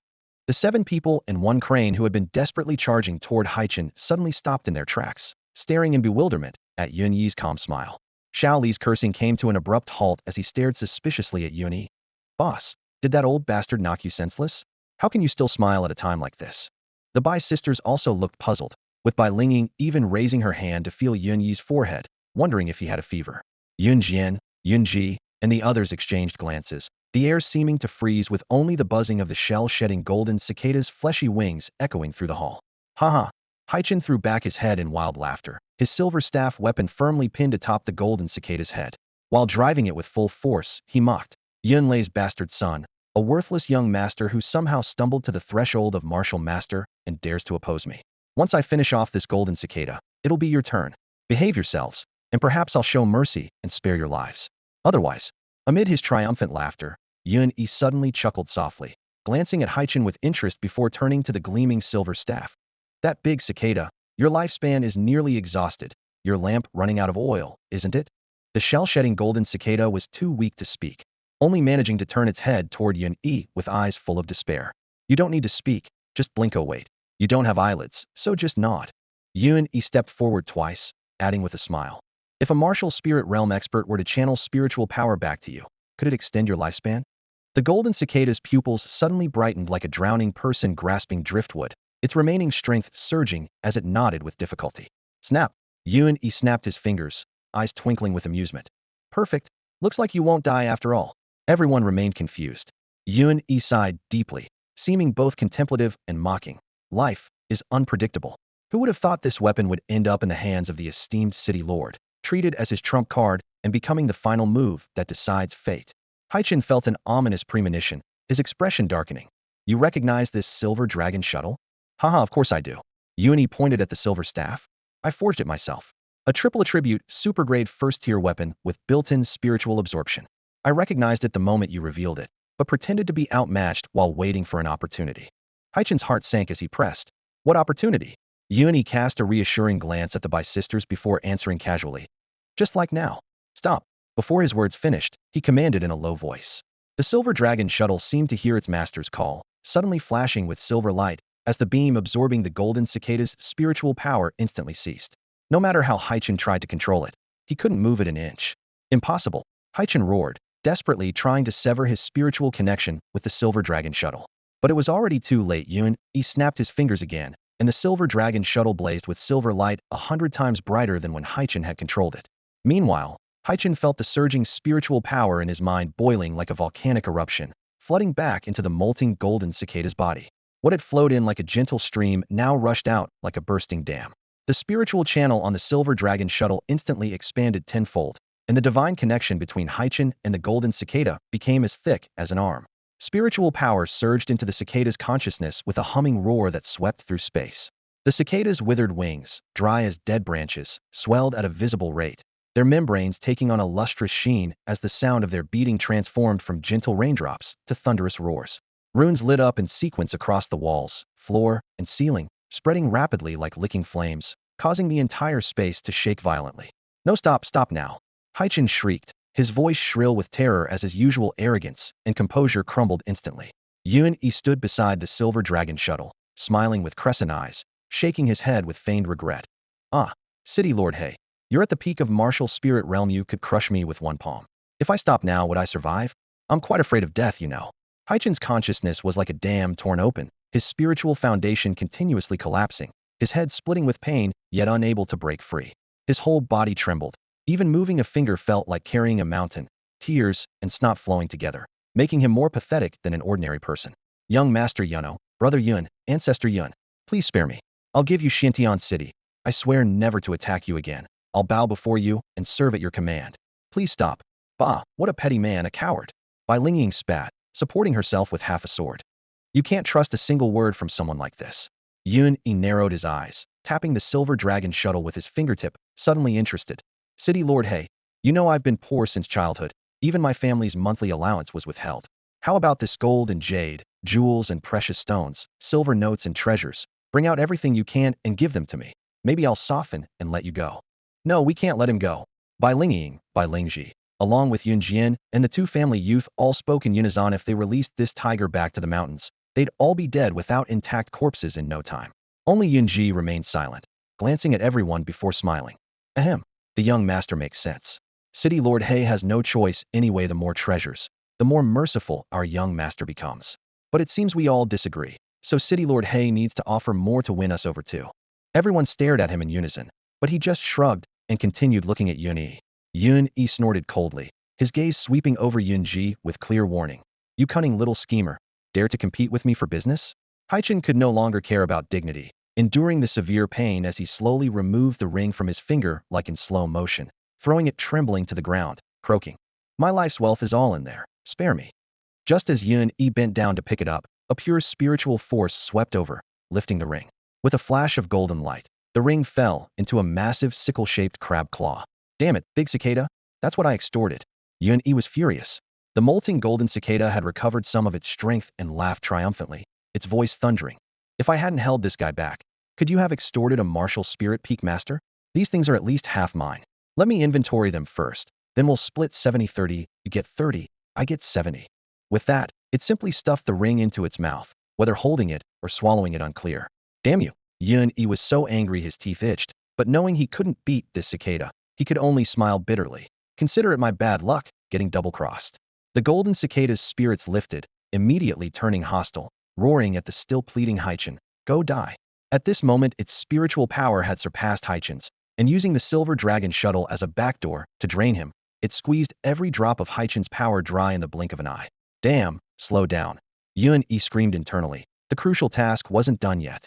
He hurriedly called up the system, his Qilin arm bulging with veins as he rushed to click, "Universe Explosion," before Haichin's last breath. Black Chun, the peak martial spirit cultivator and strongest expert of Xiantian City, let out a blood-curdling scream before his body stiffened and collapsed to the ground, dead. The moment he fell, the air seemed to be sucked away into deathly silence. The survivors collectively exhaled in relief. This bloody trial that had begun with the treasure's emergence had finally reached its end. From the initial 1,000-plus contestants fighting for the prize, to the ambush by the City Lord's mansion and the Hua family alliance, to the blood sacrifice in the 10 Absolute Formation, where countless cultivators became vengeful spirits, now less than a third barely remained standing. Black Chen's death marked the final punctuation to this series of heart-stopping battles. Yun Jian, Yun Ji, and the young man from the two family could no longer hold on. Their legs gave way as they collapsed onto the blood-stained ground, unable to suppress their hysterical laughter of survival. Bai Lingying, covered in wounds, slowly sat down leaning against her broken greatsword, her chest heaving violently. Bai Lingji held her hand as tears mixed with laughter streamed down her face. The only one still maintaining a battle stance was the fire crane Shaoli. It flapped its scorched red wings, stretched out its neck, and cursed loudly at the golden cicada glowing with brilliant light nearby. "You old cicada monkey. Give back my boss's stuff right now. Otherwise, Master Crane will beat you black and blue." Everyone's foreheads collectively sprouted black lines. This rogue crane was just like its master, fighting desperately without regard for life, yet absolutely refusing to suffer any loss. Moreover, the golden cicada had clearly recovered some of its strength. If truly angered, one wing strike could probably flatten Shaoli into a pancake. However, the molting golden cicada didn't get angry. Instead, it observed Shaoli with great interest, its voice hoarse yet tinged with amusement. "Little fire crane, quite the temper you have. Indeed, you're the fire crane king of this generation, the only male crane. Very well, since I can live a few more years, I've already profited. But since the supreme treasure's inheritance has been activated, let's not waste words. Prepare to receive my master's supreme legacy." Before the words finished, it suddenly vibrated its fleshy wings, and thunderous roars filled the entire hall. The magnificent, spacious chamber seemed to be squeezed by invisible giant hands, slowly contracting from all directions. "What the hell are you doing? Trying to squeeze us all into pancakes?" Shaoli roared furiously. The remaining survivors' faces changed drastically as they retreated, but there was nowhere to go. Only Yun Yi maintained his composure, barely suppressing the smile at the corner of his mouth. "What's the panic? Senior molting golden cicada surely won't harm us." "Shaoli, you fool. Quickly focus and accept the senior's goodwill." Everyone felt a collective tightness in their chests, just moments ago calling it old cicada monkey, and now respectfully addressing it as senior golden cicada. Such shamelessness was unmatched. The molting golden cicada burst into hearty laughter. "Huh? Kid, you're quite interesting. Fine, we'll split the ring's contents 60-40, you get 40, I get 60. Truly not a good bird." Everyone cursed silently, but had no time to argue. Within mere breaths, the hall compressed into a small room less than 10 zhang wide. Then the walls and pillars became illusions, dissipating like mist. The external maze also collapsed simultaneously, and all the runes covering the ground lit up across a hundredly radius, converging toward the center like a withering flower. In an instant, the dozen soft-meter-tall black stone mausoleum along with the hundredly space compressed into a fist-sized square black light orb, identical in appearance to the tomb. That orb suddenly transformed into a streak of light, shooting directly into Shaoli's consciousness. The fire crane was cursing, "Old cicada monkey, give back the money," when the light beam struck it mid-sentence. It froze in place, its fiery red pupils bursting with brilliant starlight, like countless stars in the night sky. Only then did the molting golden cicada lazily crawl down from the throne, casually waving its fleshy wing. The golden stone throne instantly shrank and was swallowed into its belly in one gulp. It exhaled a long breath of stale air, patted its bulging stomach, its tone full of relief. Ah, finally got rid of that hot potato. These 500 years have exhausted me to death. Getting old, getting old. Young folks still have the strength and stamina to handle such primordial treasures. Bai Lingying's previously calm face instantly froze, her eyes almost reflecting the outline of that treasure as she asked with a trembling voice. A primordial treasure? Do such things truly exist in this world? Yun Yi, completely bewildered, couldn't help but interject. What exactly is a primordial treasure? Is it really that powerful? How does it compare to my dagger? By ignorant fool. Bai Lingying shot him a sideways glance without mercy. When we get back, you can go to my family's library and read through all the relevant texts yourself. The molting golden cicada dusted off its winged shells, suddenly interested, and boomed into the conversation. Little girl actually knows about primordial treasures? I thought hardly anyone in this realm had even heard of them. At most, you people understand divine artifacts, but primordial treasures are an entire tier above divine artifacts. They're born from the primordial chaos when a world first comes into being, containing innate spiritual energy and their power. He deliberately lowered his voice. Is far beyond what your current cultivation levels can imagine. Yun Yi's eyes widened. Holy crap, above divine artifacts? Wouldn't that make them super divine artifacts? Same class as my chicken-slaying dagger. Thinking of how his chicken-slaying dagger had once severely wounded Xiao Li's Mothera top-tier divine beast in its prime, blazing excitement surged through his chest. Definitely good stuff. Xiao Li actually got a super divine artifact too. Haha, my spirit beast also has a super divine artifact now. We've struck it rich this time. His thoughts turning, he suddenly remembered a crucial question and immediately cupped his fists toward the golden cicada. Senior, those gold, jewels, jade, and agates stuffed inside that treasure also belonged to Xiao Li, right? I remember several rooms along the way were piled high enough to buy all of Xiantian City. The molting golden cicada smacked its lips, its face written with heartache. Naturally, they're all inside the primordial treasure. He muttered reluctantly. Consider yourself lucky, you cunning little brat. But to take those riches out, you'll have to wait until the little fire crane truly has the power to master the treasure. At this stage, it can only use the thing like an ordinary super-grade treasure. Ahem, as long as it's ours, that's fine. Think of it as money in the bank earning interest. Yun Yi was blooming with joy inside as he casually asked. So what's this treasure actually called? What specific uses does it have? The golden cicada folded its wings behind its back, looking quite proud. The primordial treasure forms its own small world, and is called the sea-calming divine needle. Its true form resembles a black, giant pillar that can suppress the four seas. Right now, the little fire crane can only swing it around like an iron club. Sea-calming divine needle? Yun Yi immediately pictured a certain great sage's golden staff. Holy crap, Xiao Li's going to be so impressive now. Before he finished speaking, the golden cicada suddenly sneered coldly, extending its wing tip to gesture. Boy, asking me all these questions comes with a fee. The stuff in the ring is still split 70-30, you get 30, I get 70 plus, I'm taking another 10% as consultation fees. Damn, you big cicada monkey, you're ridiculously money-obsessed. Yun Yi rolled his eyes, but he knew in his heart that might makes right. Finally, he gritted his teeth and nodded. 30% it is. Consider it your labor fee for helping me farm monsters and loot equipment. Before He Chen's death, his final universe explosion had completed the fourth explosion of the super divine upgrade system. The continuous stream of system notifications had nearly deafened him earlier, and he hadn't had time to examine them closely. Only now did he pull up the virtual interface. Congratulations, host. You have slain one tier 3 level 9 humanoid elite monster, gained 700,000 experience points, upgraded to level 8 martial master, advanced 3 levels consecutively, absolutely awesome. Congratulations, host. The energy harvested from this universe explosion automatically extracted 1 as system recovery energy, system, charge 21. Congratulations, host. The energy harvested from this universe explosion automatically extracted 1 as system recovery energy, system, charge 23. Congratulations, host. The energy harvested from this universe explosion automatically extracted 1 as system recovery energy, system, charge 24. Congratulations, host. The energy harvested from this universe explosion automatically extracted 1 as system recovery energy, system, charge 25. Yun Yi's heart went cold, damn it. You scamming system completely pocketed all the benefits from the fourth explosion.